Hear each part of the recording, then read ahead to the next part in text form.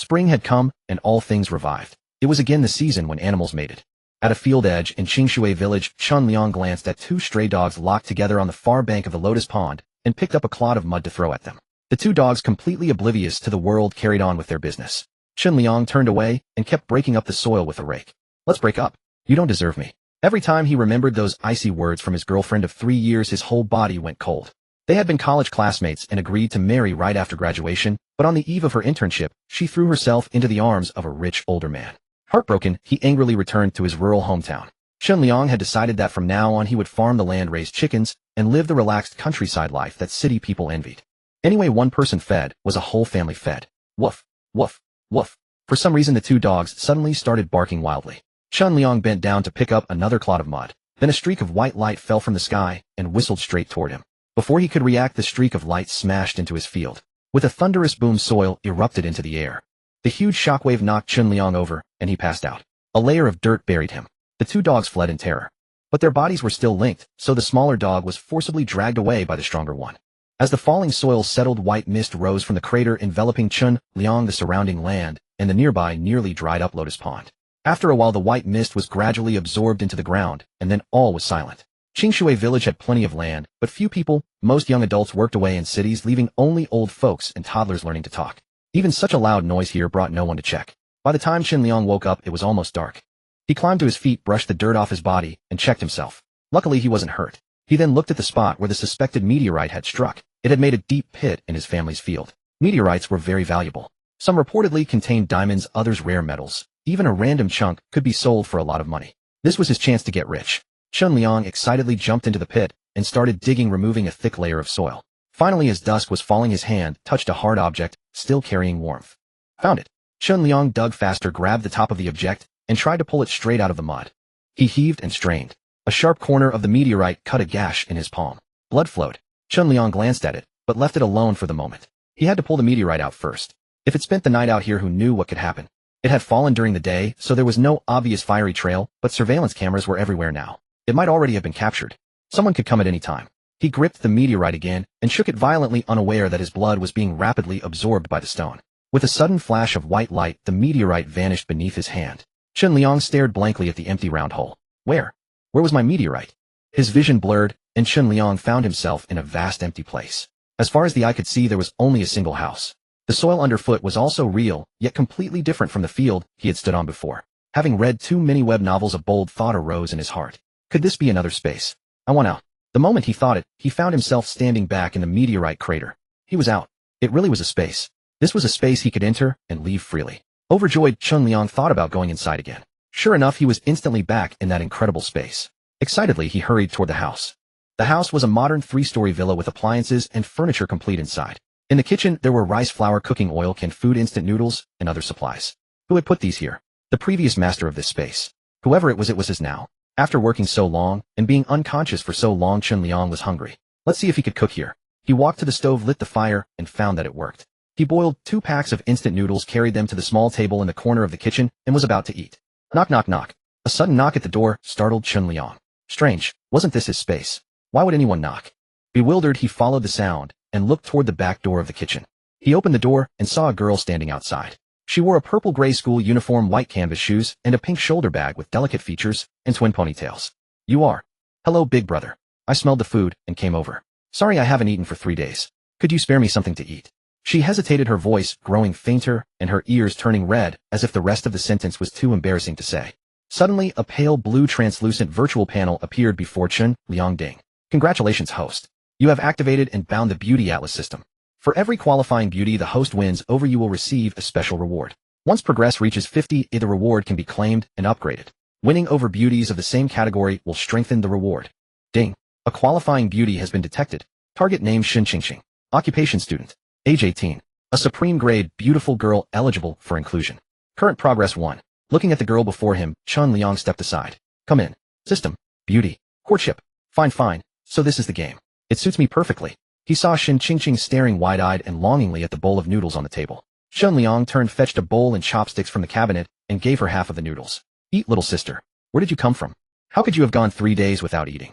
I came from Sunshine Garden District. Shin Qingqing took the bowl with both hands, hunger and longing filling her eyes. Thank you, big brother. I won't stand on ceremony. She picked up the chopsticks, lifted a big mass of noodles, and stuffed it into her mouth, swallowing in big gulps. What an unrestrained way to eat. It was completely unlike her graceful, well-behaved look. Was she really that hungry? The system panel had said winning her over would grant a special reward. What kind of reward was it? Shen Qingqing's current progress 30. Shen Qingqing quickly finished the noodles, not even leaving a drop of soup, then set down the bowl and licked her lips. After eating the hot noodle soup, her lips were rosy and glistening. She stood by the small table, twisting the hem of her clothes, and glanced at the supplies and bottled water piled in the kitchen. Big brother, you fed me, so I'd like to repay your kindness. But, could it not be in the kitchen? Can I wash up first? A pure-looking young college girl said he could do anything he wanted to her. Was there really such a good thing? You said you haven't eaten in 3 days. Why? Where are your parents? Don't your teachers and classmates care about you? Hearing his question, Shen Qingqing's eyes flickered with worry and sorrow. After the zombie outbreak, I lost contact with my parents. Some teachers and classmates could still be reached, but some were said to have turned into zombies. Zombies? Zombies. Where are their zombies? Chen Liang asked in surprise. Seeing the confusion in his eyes wasn't fake, Shen Qingqing took out her phone from her bag and opened a news page. Look! Chen Liang took her phone to check the official news. What came into view were horrifying reports of zombies hurting people and desperate pleas for help. This, your world and my world seemed different. Could it be that he had crossed into another world? He abruptly pushed open the back door of the kitchen and looked outside.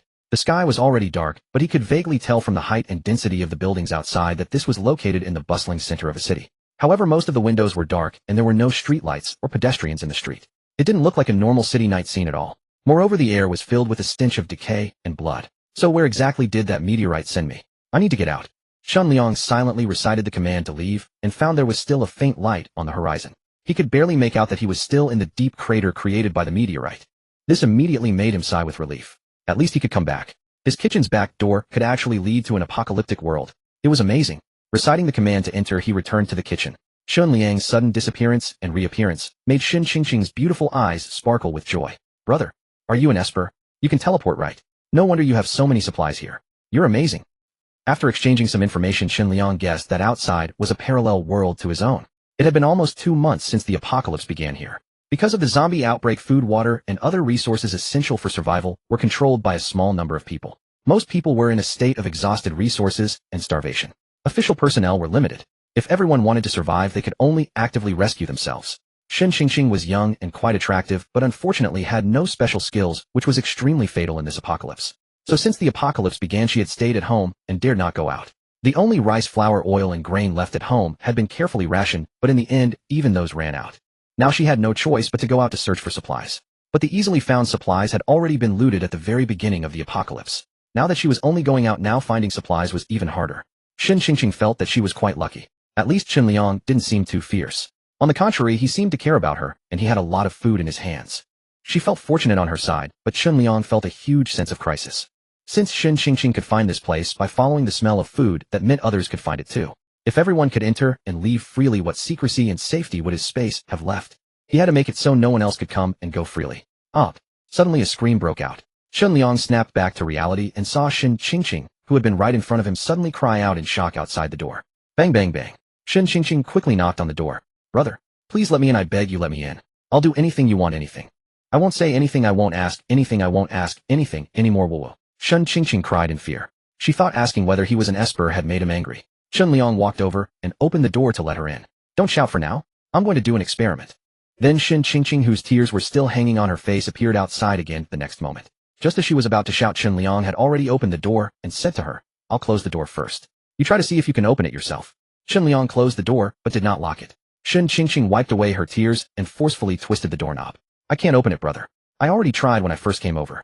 It simply won't open. Shen Qingqing twisted the doorknob, but no matter whether she pulled it outward, pushed it inward, or slammed against it with her body, she couldn't open it. The banging on the door made so much noise that it woke up the nearby zombies, scaring her into whimpering. Brother, please let me in quickly, let me in quickly, I'm scared. Chen Liang lightly pulled the door open and Shen Qingqing hurriedly squeezed in. Chen Liang closed the door and asked her to try opening it again. They discovered that without Chen Liang's help she simply couldn't get out.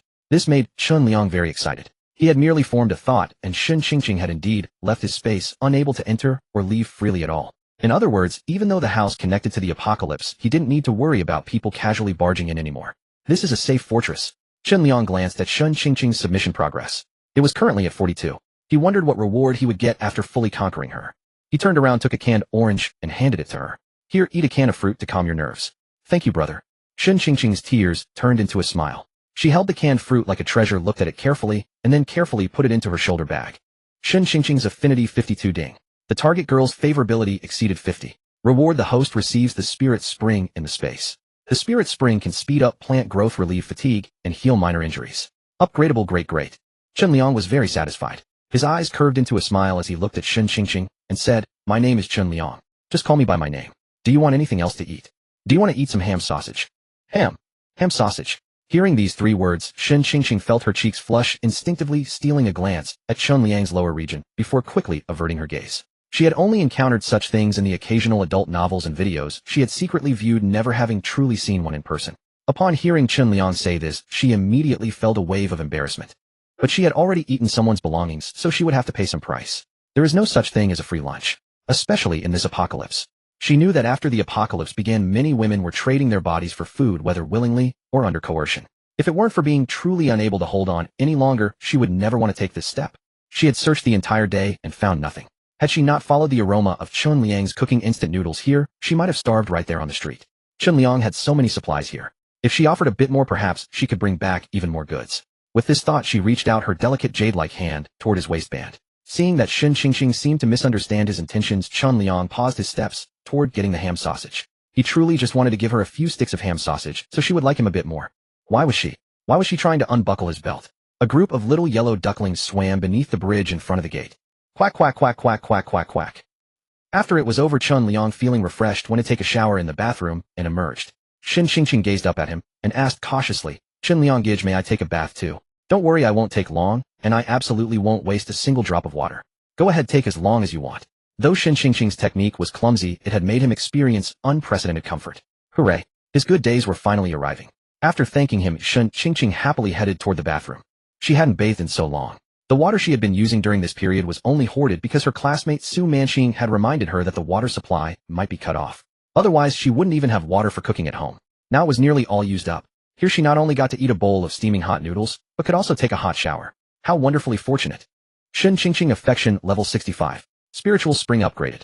Plants watered by the spiritual spring grow at 6 times the normal speed. Immune to 65 of toxins. In other words, once Shen Qingqing is completely won over, the spiritual spring's plant growth acceleration will reach 10 times. Toxin immunity will reach 100. Excellent. Chen Liang was very satisfied. Winning over one girl brought such wonderful effects. What kind of rewards would await him if he went on to win over other girls? Filled with anticipation, he went to observe his newly acquired spiritual spring. Stepping outside the villa, he estimated the land to be about 10 acres. After searching around, he found the newly appeared spiritual spring vent in the center of the field, roughly a meter in diameter, bubbling continuously with spring water. He crouched down and took a sip. It was remarkably sweet. He also washed his hands. The cuts sustained earlier from moving stones healed quickly, leaving only a faint scar. Truly remarkable. Surveying this vast expanse of land, Shen Liang prepared to go acquire some vegetable seedlings and seeds tomorrow to cultivate this area as well. He had only returned to the village a few days prior. His own fields were overgrown with weeds, and the vegetables had yet to sprout. These past few days he had been surviving on foraged wild vegetables and bamboo shoots, or food graciously given by the village elders. Their vegetables were more than they could consume, so they told him he was welcome to pick whatever he wanted from their fields. Recalling the large pit still present in his own field, Chen Liang directly exited the space, turned on his phone flashlight, found the hoe, and began filling the crater with the scattered soil. Too much soil had been scattered, and it was too loose. By the time he finished shoveling all the soil back and leveling it, the ground had risen nearly 10 centimeters higher than before. Excellent, that saved him the trouble of loosening the soil. He wasn't certain if it was due to drinking the spiritual spring water, but after laboring for half a day and moving so much earth, he felt not the slightest bit of fatigue. In the field there were some seeds that Uncle Tian from the village had given him, containing radishes, cabbage, zucchini, and the like. Chen Liang did not recognize them, so he simply opened all the packets and scattered the seeds across the field. Soon he would have his very own cabbage to eat. Returning home, Chen Liang lay upon the bed, his consciousness sinking into the space villa. Wherever he wished, he could materialize in every corner of the villa. Upon careful observation, the first floor of the villa consisted of a living room, kitchen, bathroom, a walk-in closet, 2 bedrooms, and a storage room. Upon closely inspecting the storage room, Chen Liang discovered that not only were there farming tools inside, but also quite an abundance of seeds. Since sleep was eluding him anyway, he silently willed himself in and appeared directly outside the storage room door. Just as he was about to enter the storage room, he discovered that this door was merely decorative and simply could not be opened. That's not right. He had clearly wanted to enter the storage room, yet he appeared outside it instead. Could it be that? A bold idea suddenly crystallized in his mind. His consciousness immersed itself in the storage room once more. Gazing upon the 2 packets of seeds atop the storage room cabinet, he willed it, and the 2 packets of seeds immediately materialized in his hands. This was a sealed space. The door could not be opened, and he could not enter either. Could this be a time-frozen space incapable of storing living things? Shun Liang's heart raced with excitement. He immediately retrieved a bottle of chilled beverage from the refrigerator and with a whoosh stored it in the storage room. He would find out later. He was looking forward to it. He took out several farming tools from the storage room along with some other seeds. Shen Qingqing, who had been dozing on the sofa after her bath because she could not find Chen Liang, was startled awake by his movements. In her grogginess, she almost believed someone had broken into the house. She swiftly assumed a defensive posture and flipped upright. Only after opening her eyes and recognizing Chen Liang's villa did she heave a sigh of relief. Chen Liang Gage, where did you just go?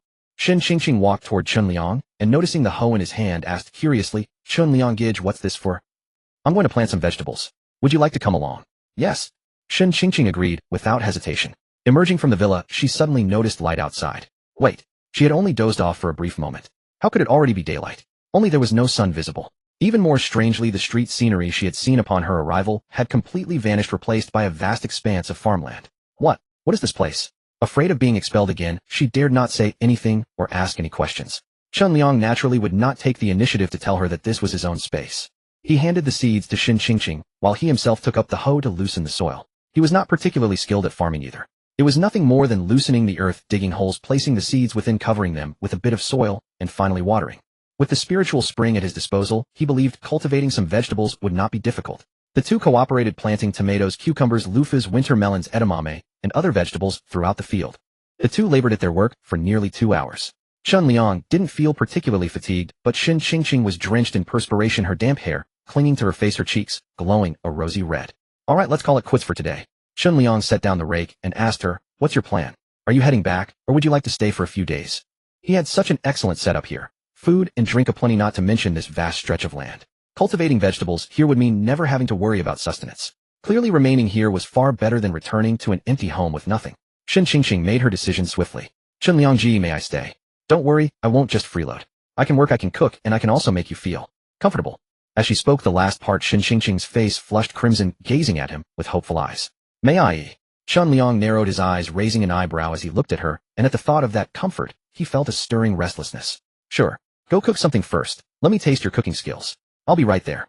Okay, Shen Qingqing responded in her soft, sweet voice, overjoyed, walking toward the villa. Being able to provide for herself, and with Chun Liangji not being a bad person, what better place could there be? After she left, Chen Liang finished watering the remaining garden, taking a few more sips along the way. The water seemed even sweeter than before, capable of relieving fatigue, and it could even level up as his control over Shen Qingqing deepened. When he returned to the villa, Shen Qingqing had already prepared a pot of instant noodles complete with ham, sausage, and eggs she'd found in the kitchen. Chen Liang picked up his chopsticks and, seeing her standing nervously to the side awaiting his instructions, he said, "Eat together." Okay, Shen Qingqing happily agreed, fetching another small bowl to divide the noodles between them, giving all the ham and eggs to Chen Liang, while she only took some noodles for herself. Chen Liang frowned as he looked at the eggs fried until both sides were burnt black. Silently, he picked one up and passed it to her. Thank you, Chen Liangji. Shen Qingqing's affection level 80. Spirit spring quality upgraded. Plants watered by it grow at 8 times the normal rate. Its functions for repairing damage and detoxification have increased by 80. Chen Liang smiled. A mutually beneficial arrangement. Everyone wins. Instant noodles with ham and eggs. Nothing special in his eyes, but for Shen Qingqing this was the most sumptuous meal she'd had since the apocalypse began. How could she not be grateful? After eating and drinking their fill and working up another sweat, Shen Qingqing asked Chen Liang, and then went to bathe. Her clothes were sticking to her body and her hair was drenched in sweat. It all needed washing. She'd barely finished undressing when Chen Liang pushed open the door and squeezed in. Shen Qingqing let out a startled cry, covering her chest. Ch Chen Liangji. Chen Liang wore an expression of utter reasonableness, his face unperturbed, as he said, bathing together saves water. The logic was sound, but Shen Qingqing still felt rather embarrassed. Though they'd seen everything there was to see before, this was her first time being naked in front of someone else. She simply couldn't let go of her inhibitions. She couldn't exactly kick Chen Liang out either. Her clothes were already off, and not bathing when she had the chance would be doing herself a disservice. Since she planned to stay anyway, she would sooner or later be Chen Liangji's person. After wrestling with her thoughts, Shen Qingqing came to terms with it. No longer hiding or playing coy, she said then. Chen Liangji, let me help you scrub your back. I'll help you too. After they helped each other bathe until sparkling clean, Shen Liang, gazing at Shen Qingqing's appearance of innocent charm mingled with allure, simply carried her to the bedroom. One night of passion. When Shen Qingqing awoke, her whole body aching, she found herself nestled against Chen Liang's broad chest, his fingers playing with her hair. Chun Liangji, I'm yours now, you can't abandon me. Seeing that her taming progress had reached 100 overnight, Chun Liang was somewhat surprised. The old saying held true: when a woman gives you her body, her heart follows. Of course that ex was a different story, a piece of trash.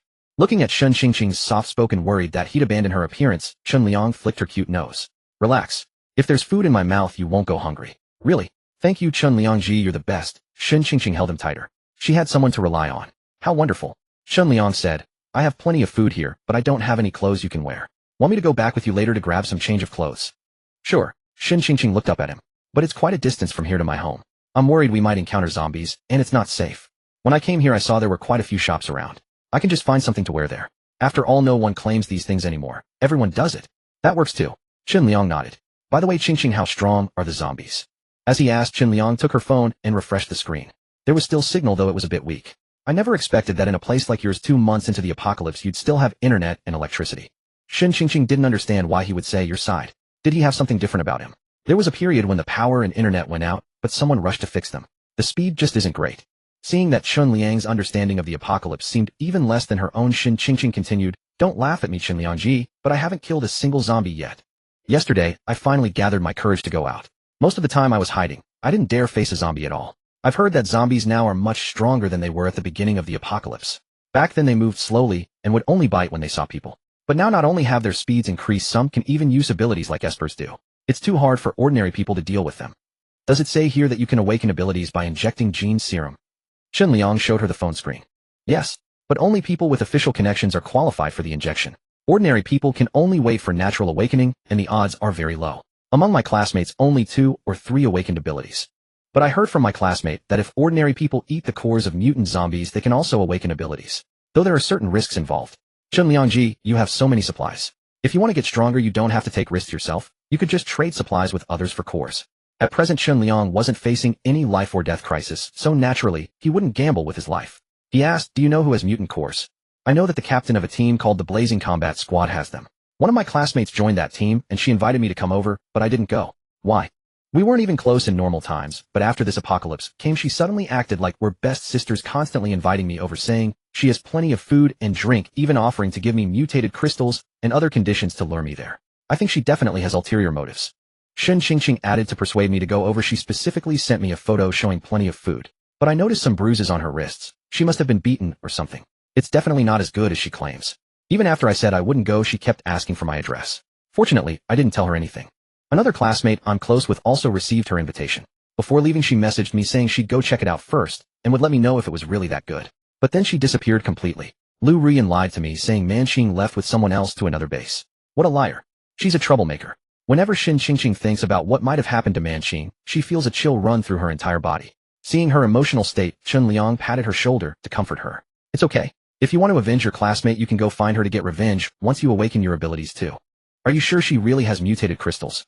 Shun Qingqing took a deep breath to steady herself. Yes, she sent me a photo to lure me over. Regular zombie crystals are white, but the mutated ones have color. The one she showed me was colored. Consuming this type of crystal gives you a high chance of awakening the corresponding ability. Then try contacting your classmate again. I'll get some food to exchange with them. Chun Liang got up from bed and suddenly asked about how much food would one mutated crystal cost. Probably around a few hundred gene, but everyone trades different amounts of supplies and their needs are different too. Why don't you just ask directly in my class group and community group? Maybe someone else there has mutated crystals too. Chun Liang looked through the trading information in both groups. Some people were seeking water, some seeking food, and some wanting crystals. 1 bottle of water for a night, 1 meal for a day, 3 ordinary crystals for a pack of instant noodles, mutated crystals for 500 gene of rice, and so on. Prices fluctuated greatly and were extremely unstable. The network was poor. Each historical message took a long time to load. Chun Liang couldn't be bothered to waste any more effort. He changed Shun Qingqing's nickname and directly sent a message in both groups. Liang Zai purchasing mutated crystals, 500 gene of food plus water per piece. Liang Zai also purchasing gold. Even with the slow network, people in the group chat gradually became active after seeing his messages. Building 5, Unit 701, Blooming Fortune buying gold. How much food would 1 gold necklace get? Building 18, Unit 1502. Tao Dao's mom, handsome, what do you need the gold for? Is the apocalypse ending? Tao Dao's mom, is it? Tell us quickly, handsome. Is the apocalypse ending? I can't take it anymore. Building 1, Unit 801, manager, who is this handsome guy? Blooming Fortune, he was invited by Building 10, Unit 1001. Should be her relative or friend or something. They haven't said yet. How much food would 1 gold necklace actually get? Tian Dao, Cho Chin, didn't someone trade before? Couldn't even get 1 piece of bread. The point is he wants 500 gene of food and water to purchase mutated crystals. Do they really have that much food? Blooming fortune, right? If you have that much food, why don't you share some with Uncle and Auntie? Everyone's about to starve. Tian Dao Cho Chin, don't try to morally coerce people during these times. I have money. Can I buy some from you, handsome? Fundo, that's right, handsome, I have crystals. I can trade crystals with you. 3 crystals for 1 bottle of water. Fundo for works too. Society's high go wasn't that Shin Ching Ching who just flashed by. You think changing your name makes me not recognize you? Let's talk face to face. Stay where you are and don't move. I'm coming over now. Society's high go, I haven't seen you post or trade with anyone for so long. You must have a stockpile at home. Wait for me there. Seeing someone was coming to find her, Shun Ching Ching panicked. Even though she wasn't home, she was terrified someone would break into her house. She turned to Chun Liang for help. Chun Liang gidge. Chun Liang glanced at other messages. Don't be scared. You're not home anyway, so they'll just be making a wasted trip. Look at this in your class group. Is that Lu Ruyan? Lu Ruyan Ching Ching, why did you change to a boy's name? You actually have so many supplies. Zihan Ching Ching, we're trapped at school and about to die? Please come save us. Ruo Xian right Ching Ching. For the sake of our classmates, please send us some supplies. Many of us are drinking urine. Can you bear watching classmates starve and die of thirst? Seeing no public reply from Shun Ching Ching, Lu Ruyan privately messaged her, Ching Ching, come join us. Let's fight the apocalypse together. Lu Ruyan, don't you need mutated crystals? Ranji happens to have them here. Where are you? We can pick you up, or you can come find us. Yes, Chen Liang gidge, this is Lu Ruyan. She's in that blazing combat squad. Chen Liang was about to reply to her. Ding dong. A text notification sounded on the phone. Dang Ran requested to add her as a friend. This must be the captain of the blazing combat squad. No one else had expressed interest in trading mutated crystals with him, yet, so after thinking it over, Chen Liang agreed. Dang Ran, Shin Ching Ching, how much food do you have? Send a photo first so I can see. Chen Liang, I'm not Shin Ching Ching, I'm her boyfriend. Do you have mutated crystals? Send a photo first so I can see. Dang Ran, I definitely have mutated crystals. I'm an ability user. Killing mutated zombies is easy for me, right? But you guys without abilities, it must be hard to deal with zombies. Where did you get so many supplies? Chen Liang, it's not bad. As long as there's food, you don't necessarily have to go out and fight zombies, right? Dang Ran, makes sense. Send me an address. I'll come trade mutated crystals with you. Shin Ching Ching urgently shook her head. Chen Liang gidge, absolutely don't give him our address. Otherwise we'll be in big trouble. No. Shortly after Lin Xiaojiao married into Qingshui village, her husband went away to work in the city. With the empty house growing lonely, Liu Meng soon found another woman and set up a comfortable little life outside. By the end of that year, he came home demanding a divorce. His parents, Li Daxian and his wife, berated their son, saying he was no man. Why would he throw away a perfectly good marriage to run around with other women? They swore that if he dared to divorce, they would disown him. But Liu Meng was set on divorce, and no one could talk him out of it. The old couple drove him out, keeping Lin Xiaojiao and their precious grandson, and told her that from now on they would treat her as their own daughter. A divorced woman would not have an easy time going back to her natal family. Her former in-laws could not bear to part with their eldest grandson, and Lin Xiaojiao could not bear to leave her child either. So at their gentle urging, she stayed on in Qingshui village. Heave-ho, heave-ho. After digging out an enormous bamboo shoot, Lin Xiaojiao set it aside with satisfaction and wiped the sweat from her brow. When she looked up, she saw Chun Liang not far away staring at her without blinking. Caught peeking, Chun Liang hastily called out a greeting and walked over to her with his hoe. Sister-in-law digging bamboo shoots. Yes, Liangzi. Are you digging bamboo shoots too?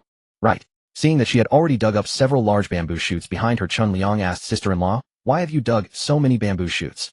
Can you even finish them all? I wanted to dig some to sell at the market tomorrow. If I don't sell them all, I can keep them to dry. Lin Xiaojiao said. It's the peak season for bamboo shoots now, so there must be plenty of sellers at the market. The price probably won't be very good, right? That's true. Winter bamboo shoots sell better and fetch a decent price, but spring shoots are a bit worse. Lin Xiaojiao said as she lowered her head to search for the next sprout. Chun Liang stepped closer.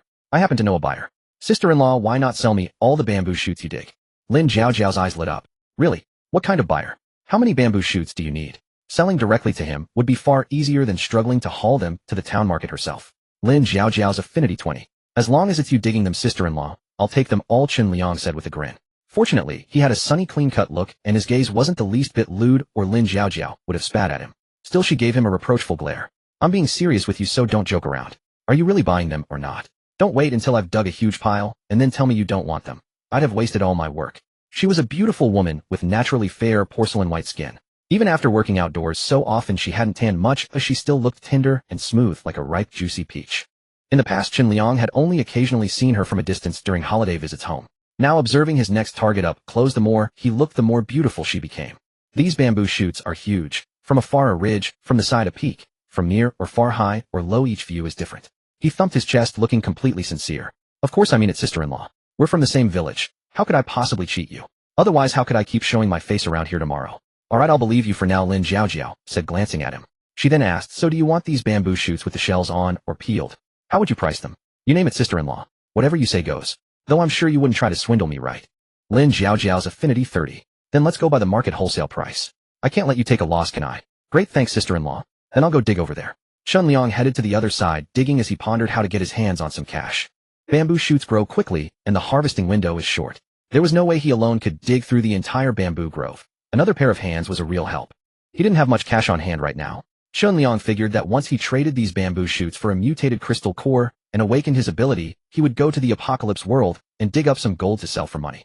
After digging out 2 more large bamboo shoots, Lin Xiaojiao felt a little tired, so she picked up her machete and began peeling them.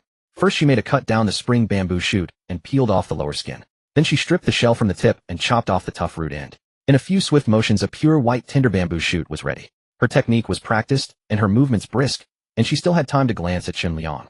Seeing him dig out over a dozen bamboo shoots without pausing for breath, Lin Xiaojiao couldn't help sighing. Young men really were full of energy. As she watched, Lin Xiaojiao noticed something wrong and walked over. Hey Liangzi, why are you digging all these shoots that have already come out of the ground? These don't taste good. You should be digging those. She pointed at a yellow sprout at her feet. You should dig this kind.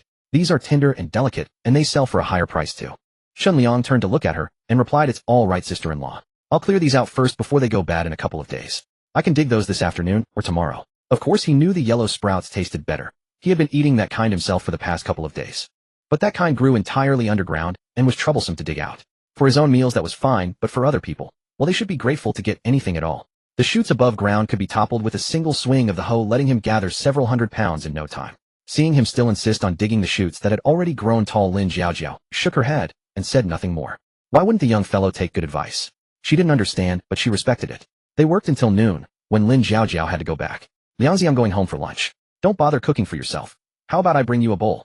Chun Liang had Xin Qingqing to cook for him, so he wanted to refuse her kindness. But thinking of Lin Xiaojiao's affinity, which had not yet reached 50, he nodded with a smile. Sure, that'll be great. Thanks, sister-in-law. The closer the relationship, the easier it was to gain her affinity. It's no trouble at all. It's just plain simple food. I hope you don't mind. Lin Xiaojiao began loading the bamboo shoots onto her carrying pole, filling the 2 big baskets to the brim. One is enough for my family to eat. The rest are all yours. I'll carry these down first. Should I leave them at your doorstep or at my place? No need, sister-in-law. I'll take the ones you sold me down myself. It's no trouble. If I make an extra trip, you'll have one less trip to make. Look at how many you've dug. You'd have to carry them back in several loads. With a grunt, Lin Xiaojiao hoisted the carrying pole onto her shoulder. The load was extremely heavy, and the sloping hillside made it hard to keep her balance. She swayed, and it looked like she was about to fall.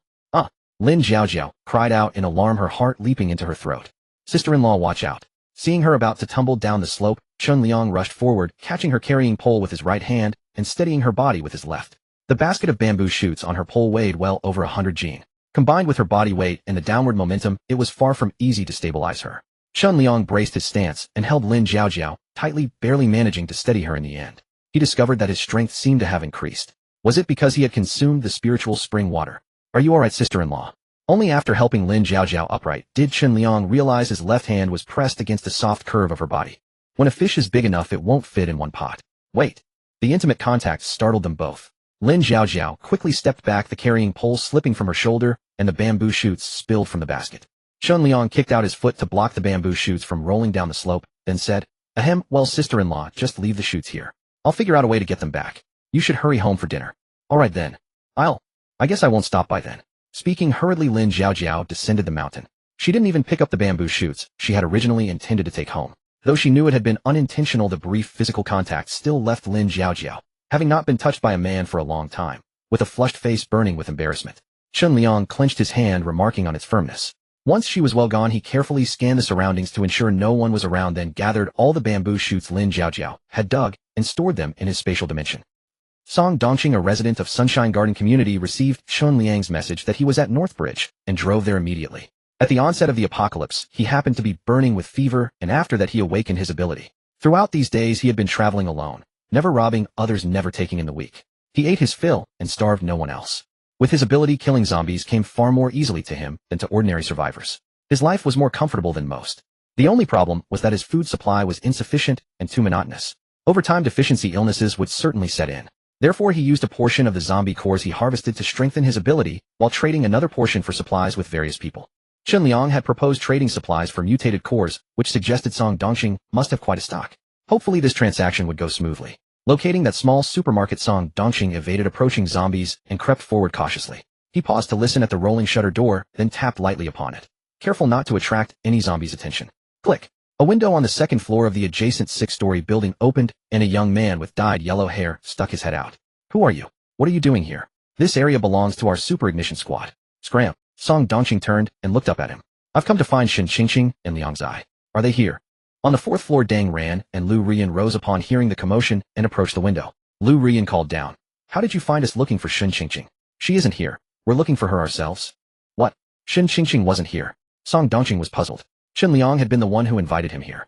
If Shin Qingqing wasn't around, then what was the purpose of sending him here? Could this have been a deliberate trick? He immediately sent them a message. I've arrived. Where are you? Upon receiving his message, Shin Qingqing glanced at the mountain of bamboo shoots piled before her and replied to Song Dongqing. Could you first purchase the mutated cores from the super ignition squad? Then we can trade 2 cores together. Song Dongqing, I have no supplies on hand. I can't trade. Shin Qingqing, in that case, could you persuade them to send a woman named Lu Rian from their team, bringing the mutated core with her? At most 2 people. If there are too many, we will refuse the trade. She promptly sent the same message to Lu Rian. Previously, Lu Rian had made excuses about being too frightened to go out alone and insisted on bringing other squad members along. With more people present, she and brother Chen Liang would be at a disadvantage. That was unthinkable. But now with Song Dongqing coming along, it should be manageable, right? If the trade for 2 mutated cores succeeded, brother Chen Liang would surely praise her. Full of delight, Shin Qingqing surveyed the large pile of tender bamboo shoots and carefully selected one that had already been peeled, carrying it toward the kitchen. Brother Chen Liang would be back soon, and she would prepare something to eat for him first.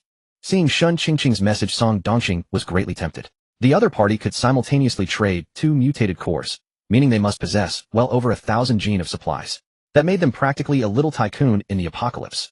He called up to the building. Hey, is anyone named Lu Rian there? Do you have mutated cores? Would you like to go trade supplies with Shin Qingqing together? Lu Rian had already received Shin Qingqing's message. She showed it to Dang Ran and asked, Brother Ran, Shin Qingqing wants Sister Lu and the person downstairs to go together to trade supplies. No one else should come along. What do you think? Should I go? She was now nothing more than Dang Ran's accessory, every move subject to his arrangements. She had originally intended to lure Shin Qingqing over and offer her to Dang Ran in exchange for more food, but that cunning little woman had refused to play along.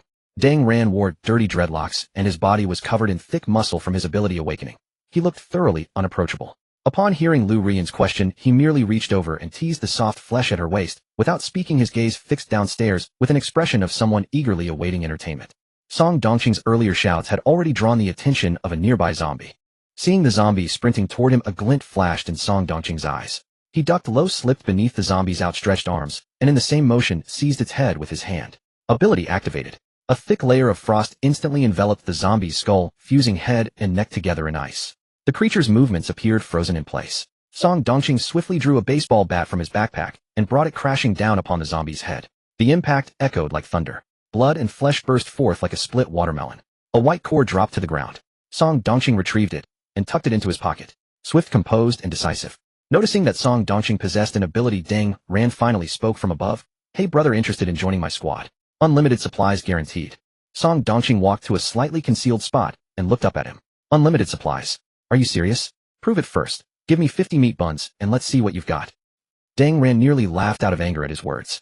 What nonsense are you spouting? This is the apocalypse now. Where would we find the conditions to make steamed buns? You're the one who said the supplies would be more than enough. Song Dongqing wore an expression that said he knew Dang Ran was bluffing. Then he went on, since there are no meat buns, how about I trade with some crystal cores? Let's trade supplies for 20 crystal cores first. Surely you can manage that.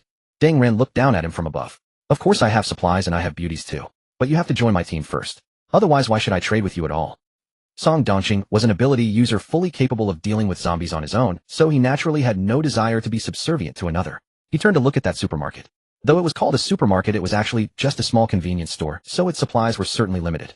Judging by the heads poking out from the upper floors, their team had at least 10 people, and they would consume a great deal of supplies. Unless their team included a spatial ability user who had stored extra food, or unless every room in the entire building was packed with food and drink, there was absolutely no way they could be as well supplied as he claimed. Song Dongqing looked more carefully at the figures leaning out of the windows and at the woman beside Dang Ran. Most of them had gaunt, sallow faces. They clearly hadn't had enough to eat in a long time, which further confirmed this. Evidently, this man hadn't been telling the truth. Although he hadn't yet seen the supplies Chun Liang and Shin Qingqing had with his own eyes, they wanted to trade for a mutated crystal core, which likely meant they had no ability user, making the trade with them much safer. Going over for a look wouldn't hurt. If they did have supplies, he would be making a great deal. Thus he was leaning toward trading with Chun Liang and the others. But he didn't say anything definitive. After thinking it over, he called up to Dang Ran. Let me think about it first. I have something to do right now. Lu Rian is in your team, isn't she? How about coming with me to trade supplies with Shin Qingqing? Give me a definite answer. She's still waiting. Lu Rian looked at Dang Ran again when she heard this. Brother Ran Shin Qingqing has asked him to trade, and she's asked us as well. It seems she has quite a lot of supplies. Why don't I go take a look first? If I confirm that she really has plenty, you can bring the team to raid her hideout then. Alright, you go with him, and I'll have people following behind. Dang Ran pinched her soft waist, and said harshly, don't try any tricks, or you know the consequences. Lu Rian yelped in pain. Though it hurt, she had to put on a fawning smile as she looked at him. Of course not, Brother Ran. I'm already yours, so I naturally listen to everything you say. Saying that, she even offered him a sweet kiss. Dang Ran squeezed her waist hard, and whispered in her ear, find a chance to recruit that ability user into our team, and I'll give you an extra half loaf of bread each day. Thank you, Brother Ran. I'll do my best. Lu Rian had no time to be happy before she heard Dang Ran grinding his teeth, and whispering in her ear, not do your best. You must make it happen. Either trick Shin Qingqing into coming over, or get him to join us. You have to accomplish at least one of these two things today. If you don't, you know what happened to Su Manqing. Lu Rian shuddered. I know. Seeing the terror in her eyes, Dang Ran finally let her go satisfied. Lu Rian unlocked the multiple locks and walked out of the apartment block. The blazing team occupied the entire building. Living there was actually quite safe. If only Dang Ran weren't so brutal and twisted, it would have been perfect. She had run into the blazing team while searching for supplies with some other people shortly after the apocalypse began. At the time, watching Dang Ran burn a zombie into a shrieking mess with a single fireball, Lu Rian was deeply impressed. She thought that since he was so powerful, following him meant she would never have to worry about food or drink. She therefore eagerly requested to join his team. But Dang Ran quickly got tired of her. In order to regain his favor, she volunteered to find more pretty schoolmates to amuse him. Hearing this, Dang Ran's attitude toward her indeed improved a great deal. The first person Lu Rian found was Shin Qingqing. Shin Qingqing was the school belle, usually aloof and proud at school. Lu Rian wanted to pull her down from her pedestal and see what it felt like for that bitch to be toyed with by others. Unfortunately, the other woman didn't fall for it, so Lu Rian found someone else. This time, if she still failed to win Shin Qingqing over, she would truly be finished. Why wouldn't that bitch listen to her? If only she would come over, Lu Rian could have a good life. Song Dongqing recognized her as the woman beside Dang Ran and asked, are you Lu Rian? That's me. Song Dongqing nodded and led her to his off-road vehicle. He'd just taken out his phone to send a message to Shin Qingqing when he suddenly asked, where's your mutated crystal core? In my pocket. Take it out and show me. It's my thing, why should I show it to you? You don't have it, do you? They said they're trading 2 mutated crystal cores. If you don't have one, then you don't need to go. Who says I don't? Lu Rian raised her voice guiltily. I'm only giving it to her after I see Shin Qingqing's supplies. Song Dongqing said no more. He too needed to see the supplies first. Anyway, Lu Rian didn't have any ability, so she was no threat to him. If she tried any funny business, he could just kill her. If you go empty-handed, how are you going to get the supplies? I'll just have Brother Ran and his people drive over to carry them later. Why do you have so many questions? Hurry up and go. Lu Rian was extremely impatient. Although she played meek before Dang Ran, she still revealed her true nature in front of strangers. Song Dongqing gave her a cold glare, then messaged Shin Qingqing. Where are you? Lu Rian and I are on our way to find you. Shin Qingqing was wondering how to reply when Chun Liang entered from outside. Shin Qingqing rushed over joyfully and held up her phone toward him. Brother Chun Liang, look. Song Dongqing says they're coming.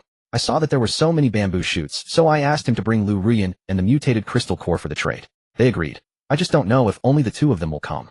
Let them come. I'll go upstairs and take a look. Chun Liang brought a pair of binoculars from the study on the 2nd floor of the villa up to the roof. He suddenly discovered that from the rooftop he could still only see his own space, not the outside world, so he came back down. It seemed that only the kitchen back door was the single route leading to the apocalypse world. Shin Qingqing messaged Song Dongqing to get in touch again once he reached the pedestrian street, then began setting out bowls and chopsticks for dinner. Today there was white rice, stir-fried ham, pickled mustard vegetables, and fresh braised spring bamboo shoots, fragrant, oily, and mouth-watering. Being able to eat a meal like this in the apocalypse was truly remarkable. This made her extremely happy. Earlier, while she was cooking, a survivor had smelled the aroma and come to knock on the door. She didn't dare to answer. The person then started prying at the door, nearly scaring her half to death. Luckily, just like her, they couldn't open the door. The noise also attracted zombies, so they had no choice but to flee. Truly wonderful. This place not only had food, but was also safe. She absolutely had to hold tightly to Brother Chun Liang's coattail. She had just filled a tray with food and was about to go upstairs when she saw Chun Liang coming down. Brother Chun Liang, are you eating now? Wait a moment. Let me first check what's going on outside. Oh. Chun Liang took the binoculars and her phone, opened the kitchen back door, and surveyed the surroundings. The street was a mess. Trash, refuse, and zombies were everywhere. His nose was assailed by a revolting stench. The zombies had red eyes, blackish-green skin, and fingernails as long as those of a walking corpse. It was a terrifying sight. From the outside, his kitchen back door was actually a small storage room door of a shoe store on the pedestrian street. Both sides of the street were lined with shops, clothing stores, toy stores, sporting goods stores, Xiaomiao gold. Huh. Chen Liang's eyes lit up. He opened his palm and mentally connected with the axe in the storage room. The next second the axe appeared in his hand. He closed the door, silently recited, "Go back," and in the next second he was back in the kitchen. That filled him with joy. Excellent. This was like having a one-click return-to-home function. If he encountered danger, he could simply return at once. Now he had nothing to fear. After taking a careful look at the gold shop with the binoculars and confirming there were no zombies, he gripped the axe and dashed over in a crouch. A zombie some distance away spotted him and quickly came charging, snarling. For the first time being chased by a zombie, Chen Liang's heart pounded in his throat. Fortunately, the small temple was not far. He dashed inside and slammed the glass door shut behind him, then retrieved several farm tools from his spatial storage and jammed them between the two door handles. He quickly climbed behind a nearby counter, putting it out of the zombie's line of sight. The whole motion was seamless, and he was somewhat surprised at himself. When had he become so agile? It seemed to have been after that meteorite landed. Right. Even the seeds he planted in the ground were growing faster than everyone else, so it only made sense that his own body had changed a bit. The zombie pushed the door several times but could not budge it, and when it saw no sign of a human in its field of view, it slowly stopped. Hearing that there was no further commotion outside, Chen Liang poked his head out to check, and seeing the zombie had left, began looking around the jewelry store. There were 7 or 8 glass display cabinets inside their jewelry boxes in disarray. It was clear the place had already been looted. All the heavier gold bars, gold ingots, bangles, and necklaces were gone. Only a few smaller items remained. He didn't care. He gathered them all one by one. This was all gold worth hundreds of yuan per gram. He searched every cabinet clean, not even sparing the drawers beneath. In the end, he weighed all the gold in his hands, about a gene worth several 100,000 yuan. It made him break into a wide smile at once. Heh, I've struck it rich. As he was about to leave, Chen Liang glanced back at the now empty glass display cabinets. If he remembered correctly, weren't these bulletproof glass? Grabbed. Prying the farm tools out of the door, he looked outside and spotted a clothing store diagonally across the way. Shin Qingqing had no clothes to wear, so he decided to grab some for her on the way. Waiting until the zombie was facing away, Chen Liang tiptoed into the clothing store and casually swept several unopened stacks of garments into his spatial storage. There was a staircase inside leading upward. Listening carefully and hearing nothing above, he went up. Only then did he realize that the first floor sold coats and dresses, while the second floor carried more private women's lingerie and silk stockings. Various styles and materials, all neatly arranged. Chen Liang raised an eyebrow, whistling as he collected a selection of every size. Shin Qingqing was still a student, though already of age. She had developed nicely enough, if not quite matching Lin Jiaojiao's figure. Lin Jiaojiao, on the other hand, was fully matured, her form delightful to the touch and unforgettable. There were a few mannequins on the balcony used for displaying lingerie. Chen Liang walked over and took out his binoculars to look outside. From here, he could see the entrance to the pedestrian street. Scanning carefully, he did not spot any survivors approaching. Gugu, his stomach rumbled in protest. He was getting hungry. He took out the meal Shin Qingqing had prepared and ate while watching. After a few bites, his gaze drifted to the buildings in the distance. Some houses stood empty, some held corpses, and some still had living people moving about within. Inside one of the commercial office buildings, a man in a white lab coat was observing him through binoculars as well. Noticing that Chen Liang had seen him, the man quickly waved and gestured toward a piece of paper taped to his window. It read, "Give me something to eat, and I'll trade you something that can take down zombies. Something that could harm zombies." What could it be? How do we trade? Chen Liang moved his lips. Even in a straight line, there was a considerable distance between here and there. At his current state, he would not risk running all that way. The man quickly wrote another note, "I have a drone." Chen Liang flashed an okay gesture. While the man went to prepare the drone, he took out 2 bamboo shoots and sneaked a few more bites of rice. Shin Qingqing's cooking skills. Well, how should he put it? She was not far behind him. Some ham sausages were sliced, some diced, and some were still long pieces. The bamboo shoots were no different, some raw, some burnt. Fortunately, she was stir-frying the yellow shoots that Lin Jiaojiao had already peeled. Those shoots naturally carried a sweet tenderness and tasted fine with just a quick cook. Otherwise, with her cutting technique, round one's round, square one's square, it would have been impossible to eat. He had thought yesterday's charred eggs were just her being unaccustomed to cooking in this new world, but now he wasn't so sure. She had a lot to learn, little sister. He'd find some cooking videos for her to study another day. Of course, short videos couldn't be left out either. In the building across the way was a bespectacled man in his 30s. He piloted a drone carrying a black plastic bag until it reached the clothing store's balcony. Chen Liang took it, opened it, and found a syringe inside the bag containing a small amount of unknown black liquid. There was also a note: the syringe contains a neural paralytic toxin. Even a tiny drop can take down a zombie. Split your meal with me, and I'll trade for over 30 kilograms of food. Here's my phone number. A string of digits followed. Chen Liang pulled out Shin Qingqing's phone, saved the number, and dropped a single bamboo shoot into the plastic bag before adding his unfinished meal as well. Anyway, Lin Jiaojiao would come up the mountain to deliver food later, so a few bites would hold him over. The drone flew off. The man caught the bag, pulled out the meal, and devoured it greedily. Shun Liang thought others have only asked for a pack of instant noodles in exchange for 3 or 4 spirit cores, yet this thing of yours that can only knock out a single zombie is supposed to be worth 30 kilograms of food. Where does that add up? Yemo replied that was just a sample for you. I have more. Do you only have food like this? Any bread, biscuits, instant noodles, water? Bring a bit of everything. Shun Liang peered through his binoculars at Yemo's room. Shelves lined with bottles and jars and test tube equipment suggested the toxin was his own creation. The rumble of a car engine reached his ears. Shun Liang shifted his gaze and saw an off-road vehicle heading toward the pedestrian street. Looking behind, another car followed at a distance. There were several people inside. If he guessed correctly, they belonged to the Charon squadron. Yemo had a drone. Shun Liang wondered whether to have him act as an intermediary for the trade. Trading via drone was undoubtedly the safest approach, but neither of them knew the other, and there was no guarantee the other wouldn't swallow the spirit cores, leaving him with nothing for his trouble. After some thought, he messaged Yemo, "Do you still have a drone? I'll give you one in trade for 10 bamboo shoots." Yemo, "I want water. How about 5 bamboo shoots plus 5 bottles of water?" Shun Liang, "I can give you the water, but you need to do something for me first. See that car near the pedestrian street entrance? Block the vehicle behind it. Don't let them follow in, and I'll give you 5 more ham sausages." Yemo, "Sure, no problem. Let's be friends." Soon after, Yemo delivered a drone and its remote control packed in a bag. Shun Liang opened it and found the drone was much smaller than Yemo's own, but perfectly adequate for lifting spirit cores. The plastic bag was too small to hold all 5 shoots at once, so he placed only 2 shoots inside along with 2 bottles of water. After Yemo received it, the drone took off again, this time carrying a white, glistening object dangling beneath it, heading toward the pedestrian street entrance. Shun Liang studied it closely through his binoculars. It resembled meat, yet not ordinary meat. It was unnaturally pale, completely devoid of blood, and slick with moisture, as though just pulled from some pool. What on earth was it? The drone descended as it flew forward. The zombies, hearing the commotion and spotting the piece of meat hanging beneath the drone, swarmed toward it. Shun Liang glanced at Yemo, admiration flashing in his eyes. "Not bad, kid. Who knows what's in that piece of meat to attract zombies so strongly? Someone who could develop toxins effective against zombies was likely a researcher. Figuring out a material to lure them wouldn't be difficult either." After watching the drone fly away, he messaged Song Dongqing, "Come to Xiaomiao Gold." The zombies were in an uproar. Song Dongqing initially thought they were coming for him. As he prepared to drive away, he saw a drone luring them in another direction and guessed what was happening. After seeing Shun Liang's message, he started the car and drove into the pedestrian street. Stone bollards blocked vehicle access at the entrance. Song Dongqing slowly pushed one of the bollards with his off-road vehicle and turned inside. Once they found Xiaomiao Gold, Song Dongqing and Lu Rian immediately spotted piles of fresh bamboo shoots covering the floor behind the glass door. Easily over 1,000 Gene. "Oh my god, so many bamboo shoots." Lu Rian's face lit up with delight as she was about to step out of the car. A few zombies that had followed their vehicle let out deafening roars and lunged toward them, forcing her to slam the door shut in terror. Song Dongqing remained still for now. He hadn't expected Shun Liang to actually have so much food. Trading with him had been the right move. He messaged Shun Liang, "We've arrived. Where are you? How do we make the trade?" Shun Liang, standing on a balcony across the street, controlled the drone to descend and hover beside Song Dongqing's driver's side window. A small lay bamboo shoot had been placed inside the plastic bag as ballast. Hearing the noise, Song Dongqing looked up, spotted the drone, and quickly understood his intention. He cracked open the driver's side window, took out a mutated crystal core, and dropped it into the plastic bag. Seeing no movement from Lu Rian beside him, he asked, "Where's your crystal core?" I don't have one. The crystal core is with Brother Ran."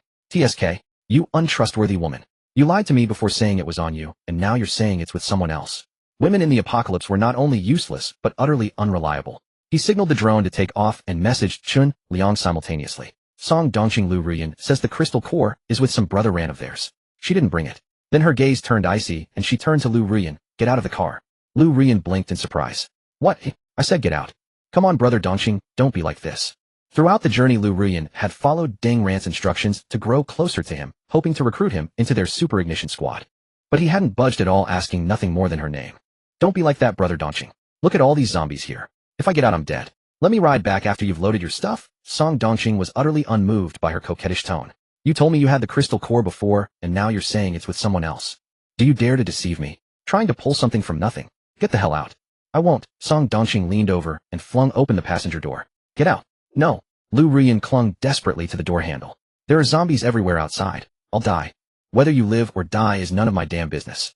I'm loading my stuff, so get out of my way." "No. Brother Dongqing, I can help you load supplies. I can even give you that thing. I'll give you anything." Lu Rian yanked open her collar, exposing a generous expanse of snowy white skin, and ran her tongue along her lips as she purred, "You must haven't touched a woman in ages, right? I'm very good at it. I promise you'll be satisfied. Please don't make me get out, okay?" "Get out. Don't be like this." Lu Rian looked at him with pitiful, teary eyes. "Then just drop me off at Shin Xingxing's place. She must be nearby. I don't know where she is." Song Dongqing glanced behind him and spoke.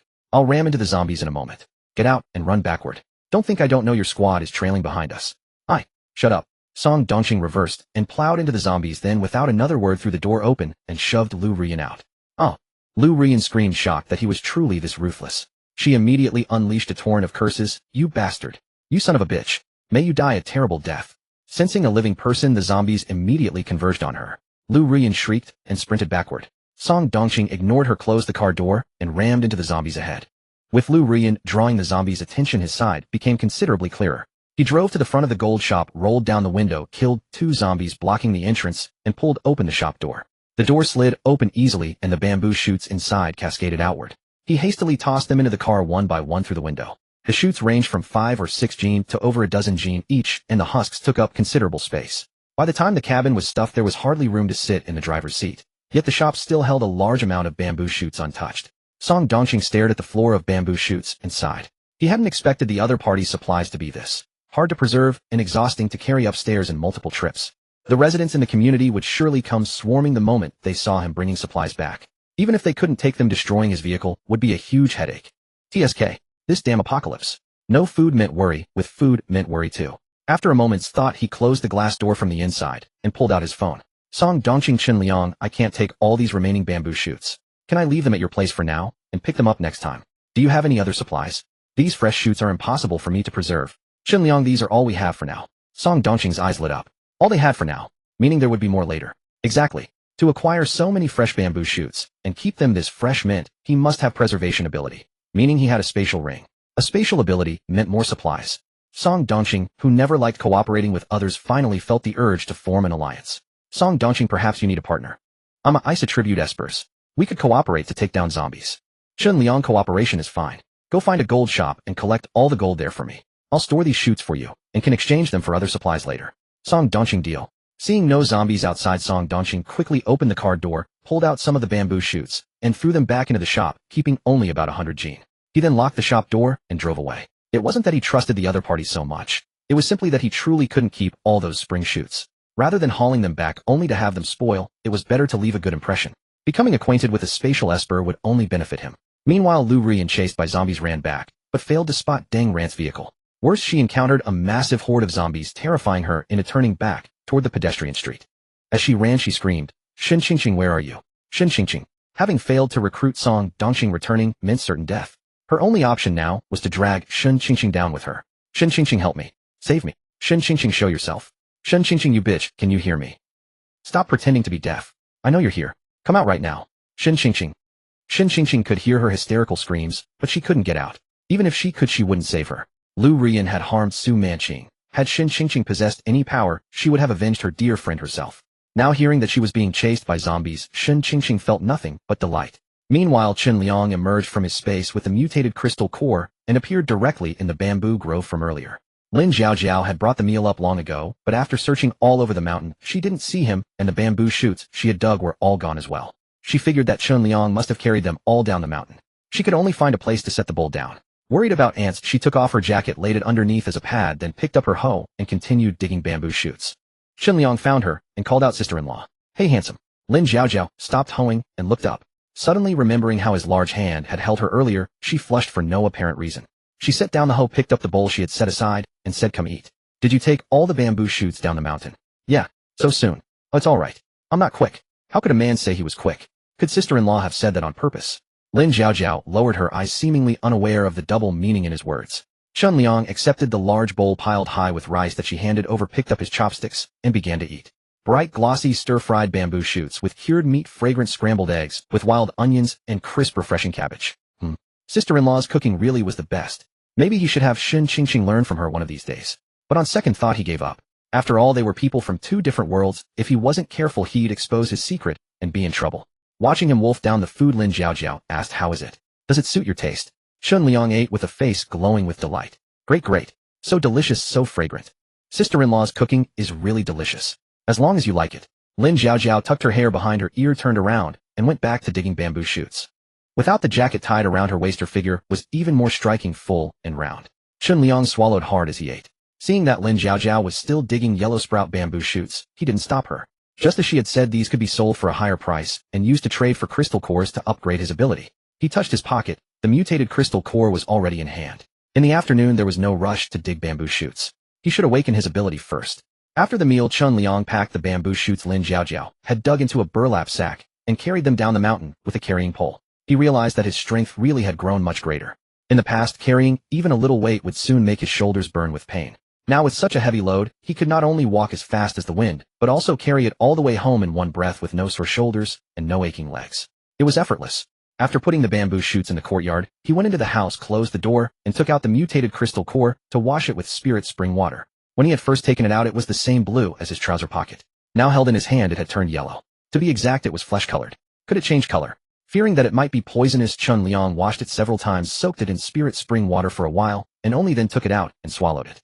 A violent surge of energy centered on his chest, and abdomen radiated out to every limb and bone. Awakening an ability was a process of transforming the body's genes, and it was extremely agonizing. His whole body burned with unrelenting heat, yet he remained silent, merely pouring spirit spring water into his mouth. 2 hours later, his body temperature came down. Only then did he finally let out a breath and open his eyes. A golden glint flashed through his eyes and vanished. Ding. Congratulations, host. You have awakened the ability Biological Gene Simulator. After activating this ability, touching or consuming a biological sample with intact DNA will allow you to obtain that sample's strongest ability. With every level up, you can unlock the simulation of one more creature and gain its ability. Biological Gene Simulator. Chun Liang's eyes lit up. Simulating a creature's strongest ability. It sounded really powerful. He reached up and slowly stroked his chin, his mind racing as he ran through every creature he could think of. Which one should he simulate first? To deal with zombies and ability users who might be hostile to him, in addition to having a weapon, it was crucial that he himself possessed extraordinary speed and formidable strength. Tiger, cheetah, elephant. Unable to decide for the moment which was best, he simply pulled out his phone and searched. Before long, he found the answer he wanted. Peacock mantis shrimp, hailed as the boxing champion of the deep sea. Its punch combines both power and speed. The force of a mantis shrimp strike can reach 2,500 times its own body weight. Its punching speed reaches an astonishing 80 kilometers per hour. It is comparable to the speed of a bullet fired from a small caliber pistol. Chun Liang's gaze turned resolute. That was the one. Qingshui village certainly had no such treasure, and even if the apocalypse world did, it would have been eaten by someone long ago. So he searched online stores and was stunned to find that they either sold models or other species of shrimp. After looking for quite a while, he still couldn't find a single store selling them. Maybe this wasn't the season for peacock mantis shrimp. Chun Liang planned to go to Mashi Town's market the next day and see if the seafood shops there had any. If they didn't have it, he would go to neighboring Fengxiao Township the day after tomorrow. If that still didn't work, he would have no choice but to go to a coastal city in person. He was determined to get this mantis shrimp. As long as he could simulate the peacock mantis shrimp's punch, he would be free to go to the apocalypse world and collect the most stunning beauties of every profession. Not only that, he could obtain other rewards as well. Coming out of the house, Chun Liang, now awakened, looked happily at the bayberry tree in the courtyard. The bayberry seemed a little bigger than before, almost as large as ping pong balls. Seeing that the ground had already dried, he fetched a few more buckets of spirit spring water and poured it around the bayberry tree once more. He stored the bamboo shoots from the burlap sack into his space, then carried the empty sack up the mountain. Passing Grandpa Tian's house, he saw the old man bending over at the door doing something. Chun Liang walked over and joked Grandpa Tian. Picking up soap. What soap? Grandpa Tian turned his head, puzzled. Our Da Huang somehow got himself a little female dog. Now she's come to our door with her whole family in tow. Woof woof woof. Da Huang ran over, barked twice at Chun Liang, wagged his tail furiously, and led him to see his pups. Chun Liang walked over and saw an old piece of clothing spread out in the corner. A yellow little female dog was lying on it. Several puppies of the same color were running around her, their bottoms wobbling as they walked. They were plump, clearly well fed. Here, puppy, puppy, puppy. Chun Liang smiled at them. They were soft little round bundles looking quite cute. Seeing that he seemed to like dogs, Grandpa Tian said, Liangzi, why don't you take one home and raise it? There are too many pups. I can hardly manage to raise them all. Sure, that works. I live alone anyway, and a little dog would keep me company. Chun Liang studied the puppies. They all had the look of genuine village dogs, and looked about the same. The little female dog seemed to sense his intention, baring her teeth and growling low in her throat. Chun Liang reached into his pocket, actually into his space, and took out 2 ham sausages. He peeled them open and gave one to the little female dog and one to Da Huang. The little female dog's hostility vanished instantly. Chun Liang stroked each of the puppies one by one, finally selecting the one that showed the strongest affection toward him and cradling it in his arms. I'll take this one, sir. My plot is ready, and I'd like to buy some vegetable seedlings from you. Also, how much should I pay for this little dog? You young man, why talk about buying? Just go to the field and pull them up. I've already planted my vegetables, and you can take all the remaining seedlings. It's no trouble. And this dog is a gift for you as well. Great. I'll go pull them now. Thank you, sir. No need for thanks. Go ahead. Chun Liang, holding the tiny puppy, made his way to Old Man Tian's vegetable plot. His storage room contained various seeds for different vegetables. Actually, he no longer lacked seeds, it was merely that in public the seedlings from his own plot needed to have a plausible origin. Arriving at Old Man Tian's vegetable garden, he observed a wide variety of seedlings being nurtured: peppers, loofahs, bitter melons, pumpkins, and more. He pulled a portion from each variety. On his way back to his own field, he spotted a wild watermelon sprout in an abandoned patch. Chun Liang carefully dug it up and transplanted it alongside the others, watering it with spiritual spring water. As he tended the vegetables, the tiny puppy trotted eagerly at his heels. Chun Liang casually offered it a few drops of spiritual spring water. The puppy lapped it up, joyfully growing even more attached to him. Let me give you a name. How about Wong Kai? Whimper Wong. Will I have good fortune this year? Wong Wong. Chun Liang chuckled and patted its small head. Good dog. After finishing the planting, he headed toward the mountain. The puppy was still too young to climb, so Chun Liang stored it within his spatial dimension. As he walked, he cleared a path and uncovered a gold bracelet. Reaching the bamboo grove, he found Lin Jiaojiao and handed her the bracelet. Sister-in-law, I've just graduated and don't have much money on hand. This bracelet is for you as payment. Lin Jiaojiao glanced at the bracelet. Its brilliant gold gleam and substantial weight immediately signaled considerable value. She hurriedly replied, It's all right if you're short on funds, delay the payment. I cannot accept such an expensive gift from you. Please take it back. This isn't a gift for you, sister-in-law. I said it's in lieu of wages. What do you think I'm giving it away for free? Chun Liang teased her deliberately. No, I didn't say that. Lin Jiaojiao wiped the sweat from her forehead and said, With gold prices so high now, how much is this bracelet worth? How many bamboo shoots would I need to dig to offset its value? It's nothing special. I bought it when gold was cheaper. It's not worth much. Keep it. Chun Liang pressed the bracelet into her hand and added, By the way, sister-in-law, I'm planning to sell bamboo shoots at Mashy Town tomorrow. I might not manage alone.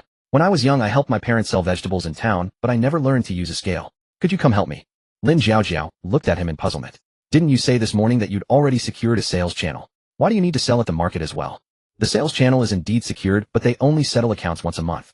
I need some cash on hand for daily expenses, don't I? Besides, I don't have a vehicle, so I'll need to borrow your electric scooter. You can borrow the scooter, and I'm happy to help, but please take the gold bracelet back. You'll have money after selling the shoots tomorrow. Lin Jiaojiao insisted on pushing the bracelet back into Chun Liang's hand. No need, sister-in-law. I've said I'm giving it to you, so it's yours. I'm going to dig bamboo shoots now. Saying this, Chun Liang turned and walked away. Lin Jiaojiao couldn't possibly accept such an expensive gift from him, so she hurried after him repeatedly, trying to place the bracelet back in his hand. Chun Liang refused to take it, but Lin Jiaojiao persisted. As they tugged over the bracelet, their bodies brushed against each other once more.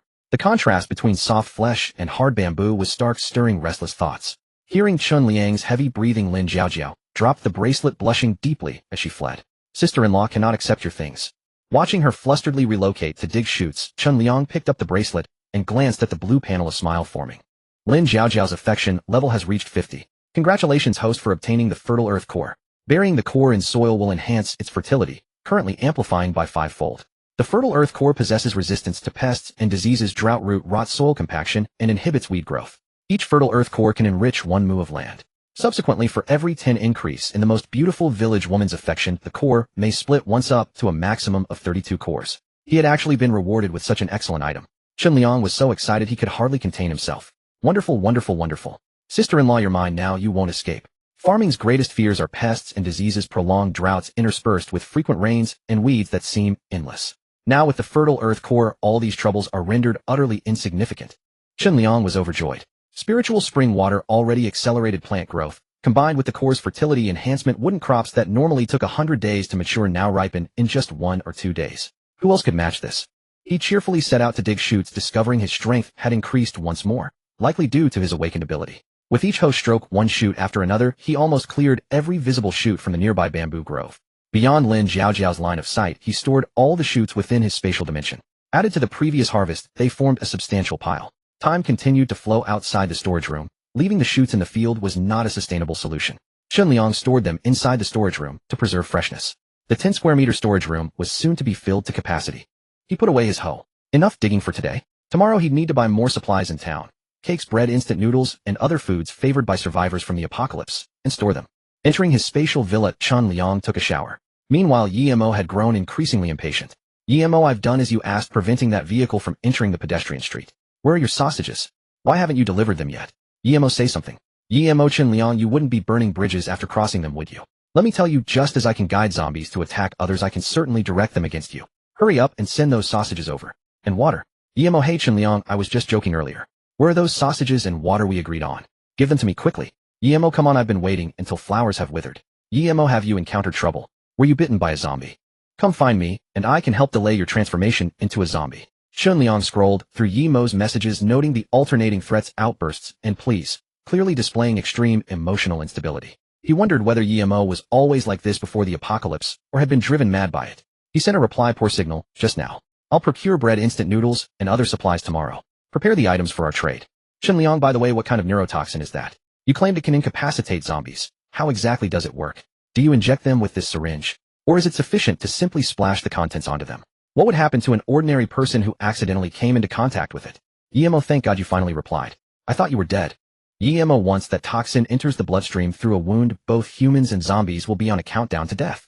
Without an antidote, they'll perish within 3 minutes. Shunliang clicked his tongue in astonishment. That powerful. Hearing Shunliang say new supplies would arrive tomorrow, Yemo stopped pressing him to send water and ham sausages. From the upper floors of his building, he could see across to the clothing store, but the rear entrance of Chunliang's villa remained out of sight, so he had no way of knowing Chunliang's exact location. When he asked Chunliang, he wouldn't say. Since the clothing store was close by, he could simply use the balcony there for the transaction. Unless absolutely necessary, he wouldn't meet with Yemo face to face. The man could synthesize poison command zombies, and his emotional instability made him extremely dangerous. It was best to keep one's distance whenever possible.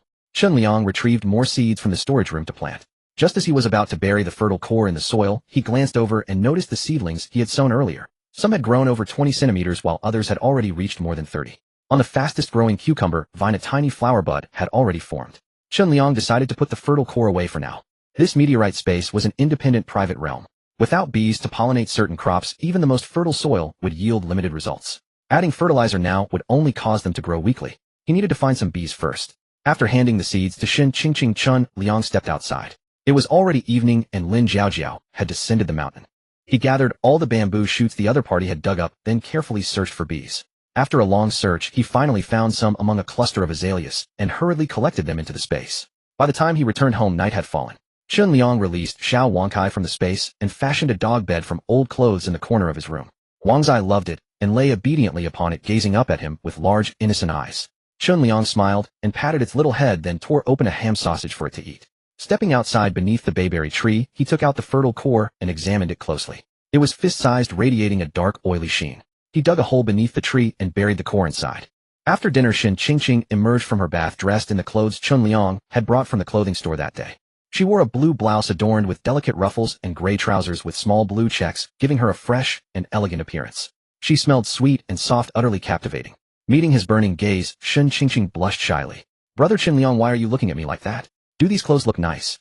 Her voice was soft and delicate. Chun Liang cupped her face and kissed her honey-colored lips. Delicious. The next morning at dawn, Chun Liang heard a whining sound from outside. He emerged from the space to find Wang Kai spinning in circles inside the room, clearly anxious from not seeing him. Wang Kai.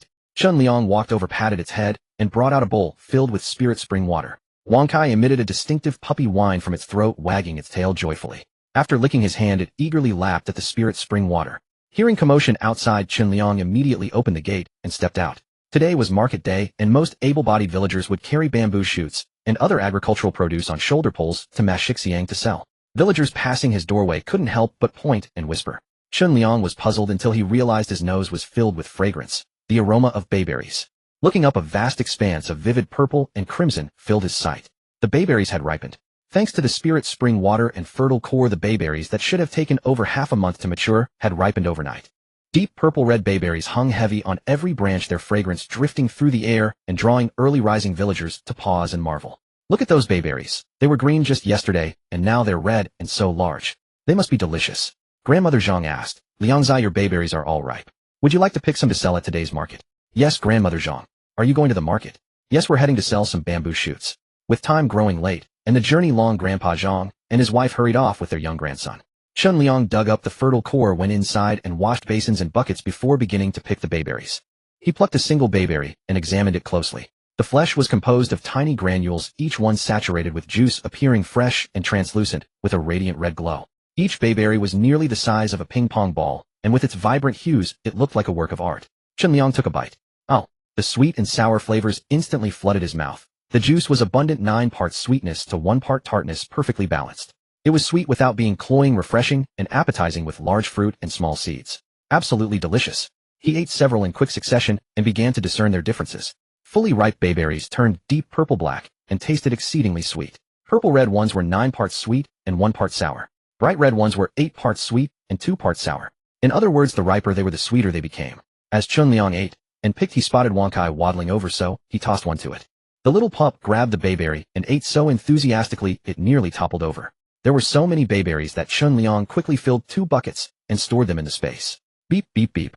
Lin Jiaojiao rode up on her electric scooter and saw the bayberries overflowing over Chunliang's wall. Each one plump and lustrous, their fragrance irresistibly tempting, making her mouth water. Liangzai, why are these bayberries all red? She asked, echoing Grandmother Zhang's question. Anyone who had seen this tree before was baffled. How had the bayberries ripened overnight? The bayberries on the mountain were still green.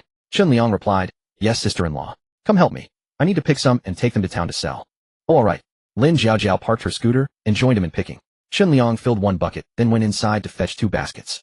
Heavy bayberries weighed down the branches, a few clusters could fill an entire basin. Lin Jiaojiao popped one into her mouth.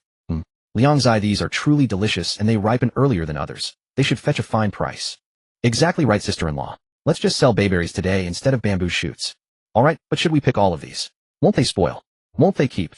Let's pick the ripest ones first. The purple red and dark purple ones will get the rest tomorrow. Okay. The 2 of them selected the reddest and largest berries, filling 2 large baskets and an additional bucket to the brim. I can't fit any more and my vehicle can't carry more either. That's enough, right? Lin Jiaojiao said. All right, no more picking. Chunliang stuffed a bayberry into his mouth, then casually popped one into Lin Jiaojiao's mouth as well. Sister-in-law, you probably haven't had breakfast yet, have you? Have a few berries to stave off the hunger.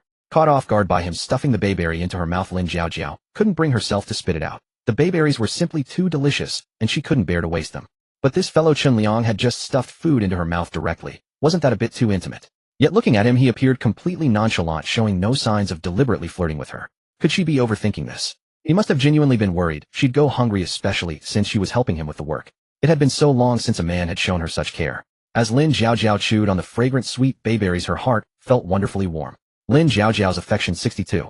The fertile soil heart core has split into 2, its nourishing power increased 6-fold. Such a precious treasure, and now there were 2 of them. Chunliang couldn't resist planting a kiss on Lin Jiaojiao's cheek. Smack! The sudden closeness and such an intimate gesture startled Lin Jiaojiao, making her heart race. She froze and stepped back. What? What are you doing? Chunliang wore an expression as if he had only just realized what he'd done, quickly saying, I'm so sorry, sister-in-law. I couldn't help myself. You? Lin Jiaojiao wiped the place where he had kissed her, then turned to leave. Chunliang hastily blocked her path to apologize. I'm sorry, sister-in-law. I was wrong. Where are you showing that you know you were wrong? You did it on purpose, didn't you? What happened just now, stuffing things into her mouth, could be interpreted as him worrying she'd go hungry. But kissing her, that was simply indefensible. If Lin Jiaojiao had ever doubted that Chunliang had other intentions toward her, she certainly didn't anymore. Seeing that she appeared somewhat angry, Chunliang quickly explained, no, sister-in-law, I really didn't do it on purpose. I was just so overjoyed that this tree bore so many bayberries. Sister-in-law, you can't leave now. If we don't take all these bayberries to the market, they'll all go bad. He then took out that golden bracelet and slipped it onto her wrist. This bracelet is yours, sister-in-law. I truly didn't mean it. I apologize for my recklessness. Please forgive me. You? Who wants your bracelet? Lin Jiaojiao said as she tried to slip the bracelet off. Chunliang held her hands in place. Sister-in-law, if you don't accept my bracelet, it means you haven't forgiven me. Then fine, forget about going to the market today. Let all these beautiful bayberries just rot on the tree. You? Looking at the baskets overflowing with such magnificent bayberries grown so beautifully, they resembled works of art. If they all went bad, what a terrible waste that would be. After some thought, Lin Jiaojiao ultimately gave him an angry glare. This is your only warning. Here, take your bracelet back. Yes, I was truly wrong. Next time I'll definitely get your permission first. Let's hurry. You still want it next time? Watching Chunliang pick up the carrying pole and adjust the ropes on the baskets, Lin Jiaojiao wanted to scold him, but didn't know where to begin. She tried to remove the bracelet. But bracelets, you know, easy to put on but difficult to take off. She struggled for quite a while, her wrist turning red from the effort. Chunliang glanced over. If you can't get it off, just leave it. Keep wearing it for now, sister-in-law. We need to hurry, or we'll be late. Lin Jiaojiao sighed, helplessly lifted the bucket of bayberries to place it on the front of the electric scooter, then got on the vehicle. Chunliang raised the carrying pole and swung his long leg over to sit on the back. He then settled the pole across his shoulders. All right, let's go. Watching him lift the full load of bayberries so effortlessly, Lin Jiaojiao stared in disbelief. This load of bayberries must weigh over 150 g.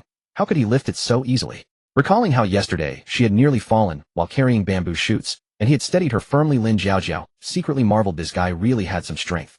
The hour was getting late, she didn't have time to dwell on it. She rode the electric scooter toward Mashistone town. At first there was still half a foot of distance between them. But as the road rose and fell with countless bumps, the distance between them grew smaller and smaller, almost pressed together. Lin Xiaojiao could only lean her body forward, trying to maintain distance from Chun Liang behind her. But her awkward posture inadvertently gave Chun Liang behind her a view of enchanting scenery. He balanced the pole on his shoulder, his posture unchanged, while Lin Xiaojiao, hunched over the handlebars to ride, was also quite exhausted. About halfway through the journey, she slowed the scooter and asked, "Chun Liang, are you tired? Do you want to switch and ride for a while?" "Sure, thanks, sister-in-law. My shoulders are practically killing me. I just didn't dare say so, afraid you'd scold me." Chun Liang put on an expression of exaggerated fear, though in truth, he wasn't tired at all. It was clear that Lin Xiaojiao was the one exhausted. Hearing his words, Lin Xiaojiao stopped the scooter and dismounted to grip the handlebars. She gave him a coquettish sidelong glance. "You deserve it for this. If you're tired, just say so. I was just worried you were still mad at me." Chun Liang planted his feet on the ground to steady the scooter, one hand on the handle, then stepped forward to sit at the front. Lin Xiaojiao climbed on and sat behind him, reaching out to take the pole from Chun Liang's shoulder. Chun Liang lifted it and placed it on her shoulder. The moment he released it, Lin Xiaojiao felt an enormous pressure bearing down on her shoulder. Fortunately, she didn't need to walk while carrying it, just needed to keep it steady and prevent it from slipping. At first, she tried hard to keep her body upright, maintaining distance from Chun Liang ahead. But as the weight on her shoulder grew heavier, her body couldn't help but slump. Chun Liang felt two soft mounds pressing against his back, stirring his heart with longing. He spoke up, "Sister-in-law isn't that heavy. Why don't you just wrap your arms around my waist? It'll save you some effort." "No need." Lin Xiaojiao had to focus on keeping her body from touching him, while also worrying about the pole slipping off her shoulder. For a moment, her delicate face flushed completely red. Chun Liang truly couldn't bear to watch her suffer in silence. "Sister-in-law, how about I take it back?" Without further protest, the two switched positions once more. The moment they started moving again, Chun Liang's hand slipped around her waist. Lin Xiaojiao's body went rigid, but she heard Chun Liang behind her say, "This way it's more stable, and we'll get to town faster. You won't blame me, will you, sister-in-law?" Lin Xiaojiao had carried the pole for half the journey, so she knew this arrangement truly was more stable and required less effort. Thus she closed her mouth and said nothing, implicitly consenting. Chun Liang curved his lips into a smile. Her soft belly felt wonderful to the touch. They arrived at the market, where a sea of people had already gathered, vendors, shoppers, and curious onlookers of all sorts. They had come late, and the good spots were already taken. They could only set up at the very edge. As the saying goes, fine wine needs no bush.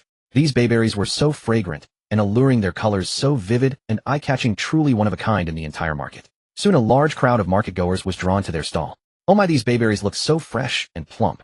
And such big ones too. Young man, how much are your bayberries?" An elderly lady pulling a grocery cart approached the stall and asked. These bayberries weren't Lin Xiaojiao's to sell. She turned to look at Chun Liang. Chun Liang, however, looked around at the street-side shops. They had rushed here without preparation. He had neither a scale nor plastic bags, only 3 baskets of bayberries. How were they supposed to sell anything? There was simply no way to make a sale. "Auntie, please look at the quality of these bayberries. You're our first customer. Why don't you name a price? If the price is fair, we'll sell them to you."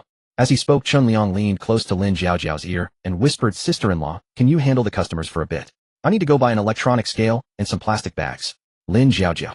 Lin Xiaojiao snapped back to reality. When they were leaving, Chun Liang had kissed her, which left her heart in such a whirl that she hadn't thought of it. Now with the stall about to open, she finally discovered the oversight. She nodded hastily and said, "All right, hurry on your way." The old lady couldn't help chuckling as she watched them whisper to each other. My, quite the little couple whispering secrets to each other. Huh. Chun Liang glanced at her and smiled without a word, pressing his lips together as he walked away. Lin Xiaojiao blushed crimson at her words. "Andy, you've got it wrong. We're not a couple." If they weren't a couple, yet so intimate, wasn't that even more suggestive? "Then are you boyfriend and girlfriend?" The bamboo shoot vendor beside them also turned to look. "No, we're just neighbors, just neighbors." Lin Xiaojiao hurriedly changed the subject. "Annie, why don't you try one first? My friend will be right over. You can taste it and see what price it's worth." The bamboo shoot vendor said, "These waxberries just hit the market. 5 yuan a caddy should be about right, yeah." Someone beside them said, "More than that. Look how big these waxberries are. Their premium grade fruit should sell for at least 10 yuan. More and more people were drawn over and gathered around the waxberries. I remember in the past, waxberries also sold for 10 yuan when they first hit the market. "Hey, what price are yours?" "Please wait a moment. I'm just helping watch the stall. The boss will be right over." Lin Xiaojiao felt a little anxious and looked in the direction Chun Liang had left. But she also knew he had only just left. How could he be back so quickly? These were such expensive fine goods that she couldn't take it upon herself to let everyone have a sample. She turned to look at the old lady. The old lady was savoring it with her eyes closed. "Andy, how do you find the waxberries? Aren't they delicious?" The old lady chewed the waxberry flesh slowly, tasting it carefully. When she opened her eyes, they seemed to brighten considerably. She exclaimed in delight, "Delicious. 9 parts sweet and 1 part tart, just to my taste. Give me 2 caddies. Pity they don't keep well, otherwise I'd buy 10. Oh, what's the price per caddy? Where's your husband? Tell him to come back quickly. Look, all these people, don't crowd. I was first here, let me pick first." The old lady pulled her cart laden with groceries in front of one of the baskets of waxberries, claiming that basket for herself alone. Everyone else had to gather behind her or around the other basket. The fragrance of the waxberries wafted out, mingling with their deep purple-red hue, and the surrounding crowd involuntarily began to salivate. She had already said they weren't a couple, but the old lady simply wouldn't take it in. In public like this, Lin Jiahojo couldn't argue the point. She simply watched over the waxberries, preventing people from touching them carelessly, and took the opportunity to explain the flavor differences between the different shades of the fruit. The deep purple-black ones are extremely sweet, the purple-red ones are 9 parts sweet and 1 part tart, and the least ripe bright red ones are 8 parts sweet and 2 parts tart. Before long, Chunliang returned carrying an electronic scale and several bundles of plastic bags. Saliva flooding their mouths at the sight of the waxberries, the nearest customers each grabbed a bag and started selecting their own. Thanks to Lin Jiahojo's explanations, they could each pick the flavor they preferred. Some couldn't handle sour, some loved the sweet-tart combination, and others wanted to try every variety. Lin Jiahojo quietly asked Chunliang, "Liang, how much are you planning to sell these waxberries for a caddy?" "Sister-in-law, have you sold waxberries before? What prices did they go for?" "Well, when I picked wild waxberries on the mountain before, the most I got was around 5 or 7 yuan a caddy. But those were much smaller and most of them were very sour, nowhere near as good as yours. Yours should definitely be sold for more." Chunliang swept a glance over the crowd pressing around his stall, and beyond them those who couldn't get close, but still craned their necks, gazing eagerly at the waxberries and swallowing hard. As things stood, he had no worries about selling. Besides, these waxberries had been grown with spirit spring water and nurtured with fertile soil cores so naturally, they ought to be sold at a higher price. But the price couldn't be too outrageous either. After all, this was a small town, and most people at the market were ordinary folk from the surrounding villages. If the price was set too high, fewer would buy, which would instead create the illusion that the goods weren't selling well. With that in mind, he said, "Sister-in-law, let's sell them at 30 yuan a caddy." 30. Lin Jiahojo was startled when she heard that. The people around also cried out in surprise. "How much? What did you say? 30 yuan a caddy? That's way too expensive. Forget it, I'm leaving, not buying." "That's right, young man, although your waxberries do look great, the price still needs to be down to earth. Make it cheaper, and I'll buy 2 caddies." Some bargained, while others didn't even bother haggling when they heard the price. They just turned and left. Lin Jiahojo was about to ask Chunliang if he wanted to lower the price when the old lady who had tasted the waxberries handed over her carefully selected ones. "All right, weigh these for me." "Okay, Auntie." Chunliang took the bag, placed it on the scale, and weighed it. "Auntie, this comes to 108 yuan. I'll charge you 100. "Fine." The old lady took the bag of waxberries, put it in her cart, paid, and then pulled her cart as she squeezed out of the crowd. 108, and you take only 100. Isn't that quite a big concession? The bamboo shoot vendor beside them smiled and spoke. Chunliang answered her, "It's all homegrown stuff, a yuan or 2 doesn't matter." A man in front of the stall then said, "Young man, can I try one?" "Sure, everyone have a try." Chunliang had Lin Jiahojo help him hand out samples to the crowd. These things were so expensive, and every single one was that big. Each berry cost 2 or 3 yuan. Even though they weren't hers, Lin Jiahojo was somewhat unwilling to let others taste them. Hearing him say that, she felt a pang of heartache. With so many people, 1 berry for each person meant eating away several dozen yuan. Still, these were Chunliang's things, so she didn't say anything more. That old lady had bought because she'd tasted them and knew their flavor. The others had yet to taste, and with such a high price they couldn't make up their minds to buy. Once they tasted the sweetness, someone soon decided, "Come on, quickly weigh me a caddy. Give me 2 caddies." Lin Jiahojo quickly got busy. Their stall was originally at the very edge of the market. After squeezing out of the crowd, the old lady who'd bought waxberries took out her phone and made a video call to her granddaughter. "Nanan, come over quick. Grandma bought something wonderful. You must come taste it." "Grandma, I can't get away from the shop." "What good thing did you buy?" "Look." The old lady pointed the camera at the bag of waxberries and said, "Look how big these waxberries are. You loved waxberries when you were little, and these are super sweet. No need to worry about them being so sour they hurt your teeth, hee." On the other end of the camera was her granddaughter Jiang Meili. Seeing those plump, vividly colored waxberries in the phone camera, Jiang Meili's interest was immediately piqued. Forgetting whether the shop was busy or not, she hastily asked, "Grandma, where are you? How much a caddy did you buy these for?" "Oh, the price is steep. 30 yuan a caddy. But Grandma bought over 3 caddies, enough for you." "Are you at the market, Grandma?" "Yes, today is market day in our area, and there are a lot of people." "All right, I'll come right away. Send me your location, Grandma, and wait for me there. Tell the boss to keep some extra for me." "Okay, Grandma, will wait for you." Chunliang had no idea that a major customer was about to arrive. He took some bayberries from the basket and offered them to the onlookers for tasting, and even gave one to the older sister who was selling bamboo shoots nearby. The potential customers who had previously found the price too high heard about the free tasting and began to return. With something so expensive, every bite was a gain. Soon almost everyone gathered around their stall had a bayberry in hand. After tasting them, everyone praised them enthusiastically. "So sweet. This is the sweetest bayberry I've ever tasted, not sour at all. Damn, these bayberries are really delicious, no wonder they sell so expensive. I just love this sweet and sour flavor, miss, give me 2, Jean. The one I ate was especially sweet, it won't sour kids' teeth. Give me 1, Jean, for my child to try." Most people who had tasted the bayberries chose to buy them simply because the flavor and texture were too good. Those who preferred tart flavors could choose the lighter ones while those who didn't could pick the fully dark ones. The same bayberries offered 3 different taste experiences, and everyone could find what suited them. With so many people crowding around, they even squeezed into the neighboring stall where the bamboo shoot seller was working. Seeing this, Chun Liang spoke up, "Sister, give me a price for your bamboo shoots. I'll buy them all." The older sister, whose stall had been crowded out and lost all her customers, was initially displeased, but hearing his words, her face immediately broke into a smile. "It's okay, little brother. When your bayberries are sold out, these people will scatter anyway. It's fine if I sell mine a bit later." She came to the market often and had seen all sorts of people, but there really weren't many as honest and sincere as this young man. "When people treat me with respect, I return it tenfold." Seeing that she was also reasonable, Chun Liang grabbed a large handful of bayberries for her. "This must be worth over 10 or 20 yuan. The older sister declined, refusing to take them. Chun Liang smiled and said, "Just take them, sister. It's our own produce, not worth much." But even their own things sold for 30 yuan per jean. The older sister understood this was compensation for the business disruption and accepted with a smile. Since her own stall had no customers anyway, she simply helped them hand out bags and make change from nearby. The 2 full baskets of bayberries sold through half very quickly. An elderly woman pulling a small cart squeezed over and waved at Chun Liang, saying, "Young man, don't sell all your bayberries. Save some for my granddaughter." "Don't worry, auntie, I still have some left. If you're afraid of buying too little, you can weigh another 1 or 2 jean." No. My granddaughter wants more than just 1 or 2 jean." The old woman leaned in closer and said, "My granddaughter runs a fresh food store in the city. She needs more than just a little bit." "Oh, is that so?" Hearing this, Chun Liang's heart stirred slightly. With the spiritual spring and fertile soil core, the vegetables and fruits he grew would soon flood the market in large quantities, and their quality would be excellent. If he could establish cooperation with a fixed store, giving his agricultural products a steady sales channel, it would naturally be more convenient for him. He nodded. "All right, Annie, I'll save some for her." As he spoke, Chun Liang set aside that separate bucket of bayberries and covered it with a plastic bag.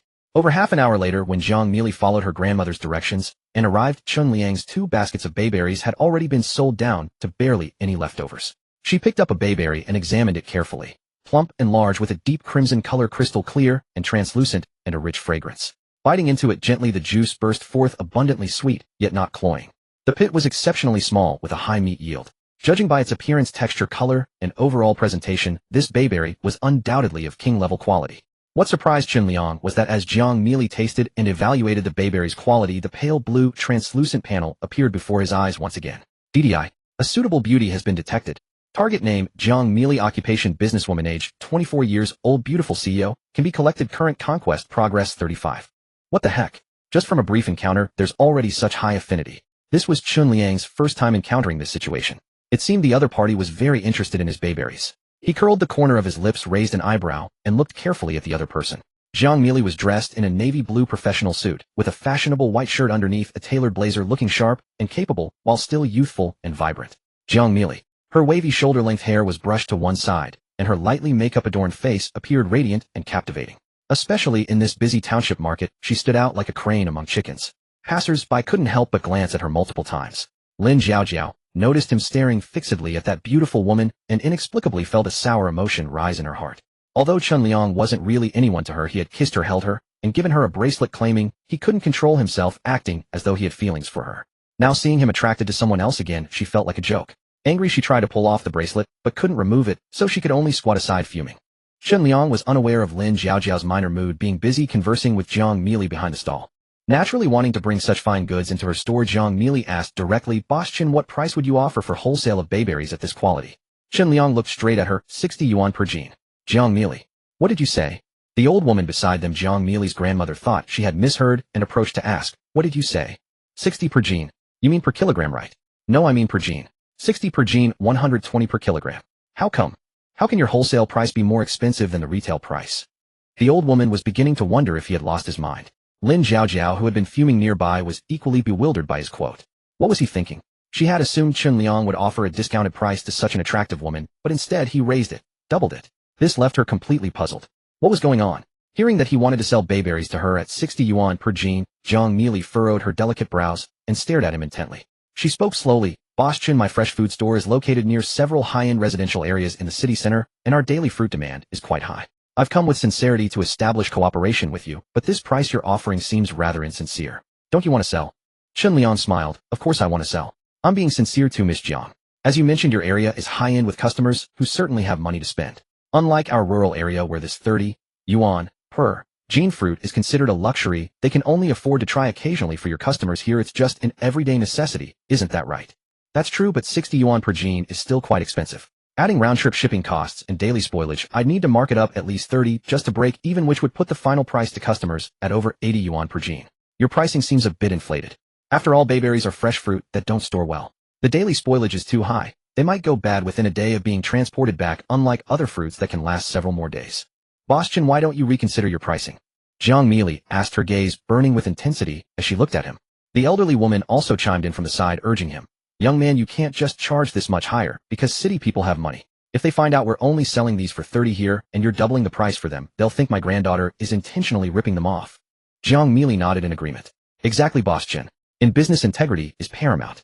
If you charge others one price, but a different one for me, word will get out, and it won't reflect well on your reputation, would it? Watching Lin Xiaojiao's gaze also drift over, Chun Liang paused for a moment before speaking. The price is fixed, and my products are worth it. However, if we can establish a long-term partnership, I could consider granting you exclusive agency authorization and guarantee that no other seller in Shihong City will offer this bayberry product in the future. Exclusive agency authorization? Yes. Upon receiving his affirmative reply, Jiang Meili blinked and quickly pondered. If no other bayberries at 30 yuan per gene appeared on the market, her fresh food supermarket selling them at 80 to 90 yuan per gene wouldn't seem so outrageous. If I'm the exclusive agent, I can accept this price. But if you're serious about cooperating, we'll need to sign a contract. Besides, bayberries have a short selling season. Do you have any other fruits besides bayberries? Chun Liang smiled, his expression as warm as a spring breeze as he looked at Jiang Meili. A man's word is his bond. I do have fruits and vegetables. I heard from Annie that your store is a fresh food shop. Besides fruits, do you sell anything else? Do you sell vegetables? Any seafood, perhaps peacock mantis shrimp? He had come to town today not just to exchange some cash, but more importantly to scout for peacock mantis shrimp. No seafood, but premium vegetables are possible. Jiang Meili glanced at the bamboo shoots beside her neighbor and the ordinary leafy greens laid out by other vendors. If your vegetables are all common varieties like these, then I won't need them. Don't worry, mine will definitely be of better quality than these ordinary vegetables. Are you sure? Where is your village? When would be convenient for me to visit and inspect the site? It seems Miss Jiang doesn't trust me. You don't trust that I have high-quality vegetables. No, I don't distrust you. But surely I need to see the actual products first, right? Would you partner with someone who blindly cooperates without even seeing samples? Jiang Meili gazed at him with sincere eyes.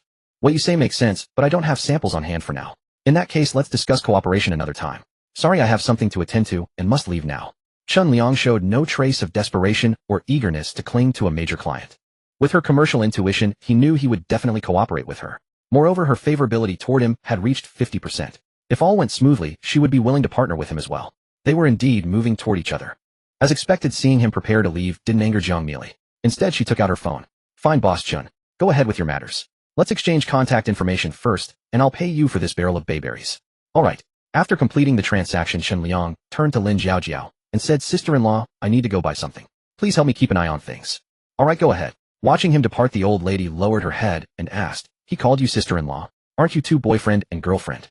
Lin Xiaojiao was quite exasperated. I've already told you we're just neighbors, auntie. She cast a glance at Jiang Meili. The latter returned the look. Though Lin Xiaojiao wore unremarkable clothes, her delicate facial features and curvaceous figure were noticeable enough that even Jiang Meili, a beauty herself, could see her excellent condition. For a rural farmer's wife to maintain such figure and appearance was quite impressive. Jiang Meili squatted beside Lin Xiaojiao, without caring about her image, and struck up a conversation asking which village they came from and inquiring about the bayberry yield. Lin Xiaojiao only shared what she felt safe revealing. As for the bayberry yield, she had no idea.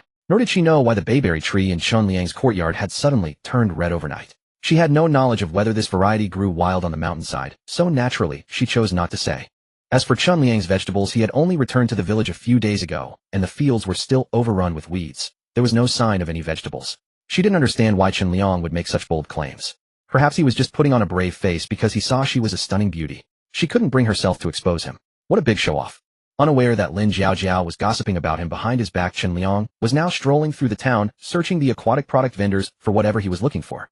With his commercial intuition, his gaze swept over the vegetables at the market, and in a single glance, he could tell which would sell better. Just as Jiang Meili could see, his bayberries were premium goods. Everything he dealt in would be top quality. After circling around, Chun Liang discovered that the market only sold freshwater fish with no sign of seafood whatsoever. He checked the only large restaurant in town.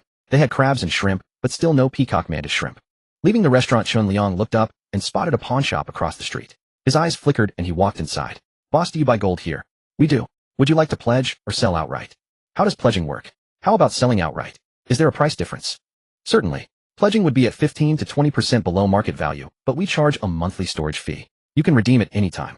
For outright sales, we'd give you the full market price, but once sold, it cannot be redeemed. It's a direct sale to us. Then I'll sell outright.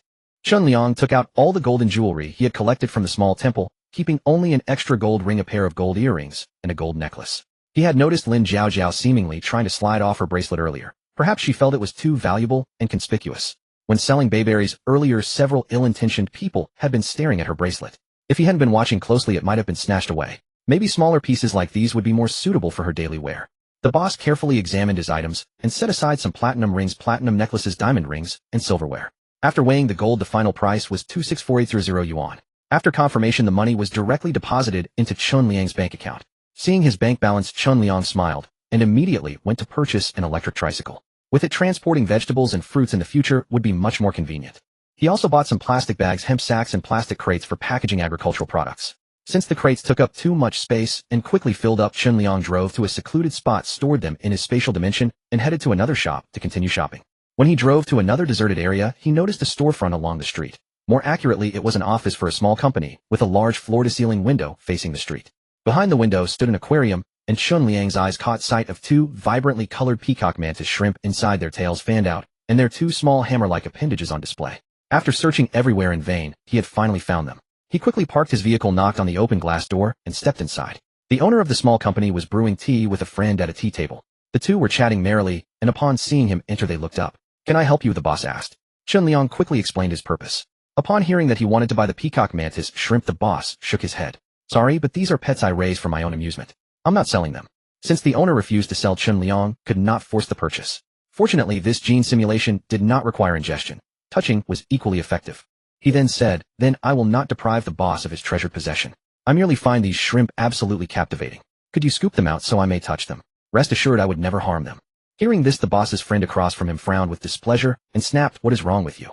The boss has already said they are not for sale, and yet you linger here wasting our time. Are you deliberately picking a fight? Please do not misunderstand. I simply find this shrimp extraordinarily beautiful and wish to observe it up close." Chun Liang knew his request was rather abrupt, but if he wished to unlock his first ability, he would have to be thick-skinned and persist with them. A faint fruity fragrance drifted through the office. He sniffed carefully and realized it resembled the scent of bayberries from his own home. Just as he was considering whether to leverage this advantage to draw closer to them, a woman in her early 30s suddenly entered from outside. She immediately complained upon entering, "Oh husband, I arrived too late. The bayberries are all sold out." Glancing into the office and catching sight of an unfamiliar face, the woman's eyes suddenly lit up. "Wait, aren't you the bayberry seller? I bought a gene of bayberries last time and brought them home. My husband and his friends all said they were delicious. I intended to buy more, but who would have known your bayberries were so popular that they sold out? I wasted my trip entirely. What are you doing here? Husband, what's going on?" Hearing that he was indeed the young bayberry seller, the boss, who had been seated in the main position, finally rose and walked over, saying, "Oh, nothing much. This young man saw my pair of mantis shrimp and wanted to buy them. When I refused, he asked if he could touch them. I just found his request a bit odd." That request was indeed rather strange. The woman turned to look at Chun Liang and said, "Young brother, those two shrimp are truly my husband's beloved possessions. Even I am not allowed to touch them. Don't get me wrong, wife. It's not that I won't let you touch them. It's simply that the pincers of a mantis shrimp are remarkably powerful. One careless moment, and they could snap your bones. This is no exaggeration. Alright, I know how formidable your mantis shrimp are. You brag about them every day." The madam paid it off with a perfunctory remark before turning to Chun Liang and saying, "How about this, young brother? I can have my husband scoop out these mantis shrimp for you to touch, but you need to buy us several more gene of bayberries. Is that acceptable?" Those bayberries were absolutely delicious. Hearing this, Chun Liang's heart settled with relief. He smiled and nodded, agreed. "Just wait a moment." He turned and walked out, coming to his tricycle. Though it appeared he was rummaging through the burlap sacks in the cargo bed, he was actually retrieving bayberries from his storage dimension space. When he returned carrying a bag overflowing with enormous bayberries so deep red, they bordered on purple, and so purple, they seemed nearly black, the boss and his wife's eyes instantly sparkled with delight, staring longingly at the bayberries in his hands and watering at the sight. Even their friend, who had previously spoken harshly at Chun Liang for his unreasonable behavior, softened his expression and said to Chun Liang, "I apologize, young brother. My tone earlier was too harsh. I hope I didn't frighten you. How much for these bayberries?" "I'll pay you." Chun Liang smiled, "No problem.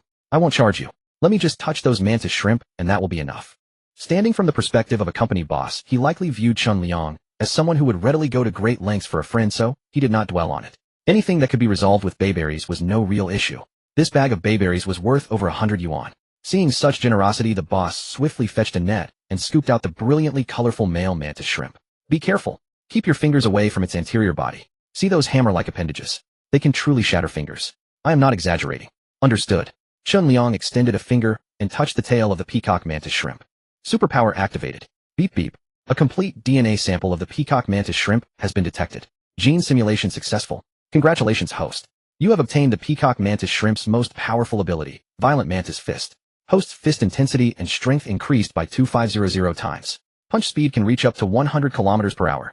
Body durability has automatically adjusted to match the capabilities of the Violent Mantis Fist. Congratulations, host, on completing your first gene simulation. After your superpower upgrades, you may perform a second gene simulation. Absorbing the energy from 100 normal crystal cores or 10 mutated crystal cores will enable superpower upgrades. With the skill secured, Chun Liang felt completely at ease. He withdrew his hand and smiled at the three of them. All done. Thank you, boss. Sorry for the inconvenience. Farewell. Seeing him actually touch it and leave immediately, the three of them felt utterly bewildered. The madam chased after him. Hey, young seller, leave your contact information. I'll definitely buy your bayberries again. No need. I won't be coming back to sell bayberries. I've already handed them over to an agent. If you want them next time, you'll need to go to Shihong City. Oh, what a pity. The madam watched him depart, then turned to find her husband and friend heartily devouring bayberries. She hurried over. You two, daring to steal my bayberries. Chun Liang rode his tricycle to continue shopping. In addition to containers for agricultural products, he purchased bread, instant noodles, ham sausages, rice noodles, cooking oil, and other necessities essential for the apocalypse. By noon, he had finished his purchases and went to meet Lin Jiaojiao. The bayberries had long been sold, and Lin Jiaojiao, waiting anxiously for him, felt as though her eyes were wearing out from watching. Finally, seeing him return, she breathed a sigh of relief. Liangzai, where have you been? You took so long. Did you buy a car? Yes, sister-in-law. A tricycle makes transporting goods much more convenient. Chun Liang placed the bamboo baskets and carrying pole into the cargo bed. Let's go, sister-in-law. Let's have a meal at the big restaurant in town. No, I need to head back immediately. Xiaobao is waiting for me at home. I only kept waiting because I worried you had no vehicle. Had I known you bought a tricycle, I would have left long ago. Xiaobao was Lin Jiaojiao's son, now 3 years old. When she had errands to run, he was usually left in the care of his grandmother. Though divorced, she had not moved out and continued living with her former parents-in-law. Daily expenses in the countryside were not high. Once Xiaobao started kindergarten, she intended to find proper employment. Chun Liang directly handed her a thick stack of cash, well over 2,000 yuan. Sister-in-law, this is the cash we collected from selling bayberries today. Half is yours. Lin Jiaojiao was startled. Wealth should not be displayed openly, and she feared attracting attention. She hurriedly took a plastic bag, wrapped the money inside, and tried to return it. What are you doing? Why are you giving me so much money? I only came to help. Giving me 200 or so yuan as a token would be enough. How could I possibly accept so much? You helped me so greatly, endured so much hardship, and waited for me so long. This is what you deserve. Please accept it. But it doesn't require this much. Oh, it's fine. The bayberry trees belong to our family, and the costs were minimal. Today we were simply fortunate enough to sell at such a high price. You heard it. I've already reached a cooperation agreement with the boss of that fresh food company. The money we earn from then on will be the real profit. Whether in the future or now, it's still your money. Keep it yourself. As for the payments made via QR code on my phone, I'll transfer them to you later. I must go now. Lin Jiaojiao rode away on her electric bike in a blur, as though some fierce beast were chasing her. She was no longer that naive girl ignorant of men. After the trials of marriage, she had formed her own opinions about men. She believed money was the sole criterion by which to judge a man. But seeing Chun Liang give her so much money at once, she felt somewhat unsettled. Afraid he might just be playing around, yet also fearing he truly cared for her, she ran away. Chun Liang whistled as he climbed onto the tricycle and set off. Let's go, heading home. Now with 4 fertile soil cores, he could make 4 mu of land fertile. Spring sunlight was bright and warm, the weather simply delightful. On his way home, Chun Liang spotted a large pile of downy, dusty yellow chicks beside a roadside trash can scattered together with eggshells on the ground. Others nearby were also looking, but nobody picked any up. Chun Liang asked one man, "Brother, what's going on? Why are all these chicks being thrown away?" "These are rooster chicks from a nearby commercial hen farm," the man explained. "Roosters can't lay eggs, and they take too long to grow. Keeping them would just waste grain, so they're simply discarded." "Hee, what you don't want I'll take." Chun Liang loaded all the chicks into his cart, and once out of sight stored them all in his spatial dimension. When he arrived home, Wang Kai welcomed him enthusiastically, tail wagging. Chun Liang stroked its little head and retrieved a freshly purchased bone from his space. Wang Kai grabbed it and chewed happily. Entering the spatial dimension, he found Shin Qingqing frantically chasing the chicks that had wandered into her vegetable patches. Upon seeing him, she immediately cried out, "Brother Chun Liang, come help. Look, these chicks are eating all the seedlings here. No matter how much I chase them away, they just run back. There are too many. I can't keep up." Watching her dart around trying to herd the chicks, it reminded him of a game of chicken and eagle, and he found the scene rather amusing. There's nothing here except seedlings. If they don't eat these, what would they eat? Qingqing grabbed a basin of water and lead them to the corner. He figured Wang Kai loved the spiritual spring water, so these chicks probably would too. Shin Qingqing still didn't know the spiritual water was different from ordinary water. Worried, she asked, "Is water alone enough, Brother Qinliang? What will they eat? I saw you bought lots of rice flour and cooking oil, but there's no chicken feed. Can they eat bamboo shoots?" "Oh, what a good idea." Qinliang praised her. "Go ahead and try. But they're still small. You'll need to chop them up before feeding. I'll leave the task of caring for them in your hands." "Mission accepted," Shin Qingqing replied, and took a bamboo shoot to the kitchen. She tried using a knife first, but her skills were poor. She'd already cut herself several times. She dared not tell Qinliang, fearing he'd think her too delicate. After chopping the bamboo shoots into large chunks, she put them into a meat grinder to mince them, then added some rice, and mixed it all together. Watching her prepare the chicken feed, Qinliang took out 2 fertile soil cores and buried one in each patch of vegetables. Glancing at the display cabinets he'd retrieved from the Golden Temple, he took out his tools and pried a piece of glass loose. He tapped it with a hammer. It didn't shatter like ordinary glass. Indeed, it was bulletproof glass. He put away the hammer, flexed his fingers, and fixed his eyes tightly on the glass panel. Gathering his strength, he brought his fist down hard upon it. Clang! The glass didn't break, but blossomed with a dense web of cracks like a spider's web. Excellent. Qinliang looked at his fist, satisfied with his brute force mantis technique. He pried off another piece of bulletproof glass and attached a handle to it. Gripping the handle and raising it, it worked perfectly as a shield. If bulletproof glass could stop bullets, it should also withstand attacks from zombies and the abilities of powered individuals. With a shield for close combat, he wouldn't need any other weapons. His fists alone would suffice. Now it was time to hunt zombies. Stepping out through the back kitchen door, Qinliang deliberately walked toward the nearest zombie. The zombie spotted him and let out a guttural roar, charging forward with increased speed. Qinliang held the shield in his left hand, his right fist clenched tight, and a surge of formidable power converging from his entire body into that single fist. Bam! His fist made direct, intimate contact with the zombie's head. Crack! The sound of skull fracturing. The zombie's snarl cut off abruptly, and it collapsed backward, eyes rolled white. Qinliang felt his blood surge as he gazed at his fist. Having this kind of power, it felt wonderful. Witnessing a zombie's brain splatter no longer made him sick. He casually pulled out a thunder bamboo shoot, and using it fished a white crystal core from the zombie's skull, and stashed it away. Roar! The next zombie had already closed in. Qinliang dispatched it with another single punch. Seeing that neither of these two zombies posed a threat, Qinliang decided to bring the entire pedestrian street's zombie population to ruin that day. He would then block both the front and back doors, turning the whole pedestrian street into a zone he could freely patrol. Rather than do it alone, he called Shin Qingqing over with her prepared chicken feed, and told her to extract the cores while he focused on eliminating zombies. Crack! Crack! Crack! Watching Qinliang drop one zombie after another with a single punch, Shin Qingqing raised her arms and cheered, "Brother Qinliang, you're so amazing." When she'd taken shelter in Sunshine Garden Estate, she'd seen others killing zombies too. Those people wielded knives and needed 10 or more strikes just to fell one. Brother Qinliang, however, took them down with a single punch. This went beyond merely amazing. This was invincible superlative brilliance. Crack! Another zombie fell to Qinliang's fist. Hearing her cheers, he turned his head, raised an eyebrow with a grin, and said, "Keep it up. Don't stop. All right. Brother Qinliang is the best. Brother Qinliang is the tallest. I mean the strongest. Brother Qinliang is the most handsome. Brother Qinliang is the fiercest." Her shouting attracted every zombie within hearing range, all of whom came stumbling toward them uninvited, and were promptly finished off with one punch each by Qinliang. His brute force mantis style grew ever more fluent with each kill. Meanwhile, Shin Qingqing, who had been extracting cores, progressed from initial revulsion to complete composure, and eventually to excited efficiency, her technique growing more and more adept. Suddenly, she spotted a somewhat familiar face among the zombies. It was Lu Ruyan. Yesterday, even while being chased by zombies, Lu Ruyan hadn't forgotten to hurl insults at her. Now she'd finally become a zombie too. Po. Serves her right. Without batting an eye, she reached into the skull and extracted the brain matter. Sadly, it was empty. Probably because she'd only just been infected and transformed. There hadn't been time to form a core. Having no pockets of her own, Shin Qingqing handed the crystal cores she had dug out to Qinliang. He casually put them away into his storage space, only to suddenly notice that the few crystal cores he had collected earlier were gone. His consciousness hurriedly entered the storage space for a close inspection, and he found that the gaps between the supplies he had arranged seemed somehow different. These gaps were wider now.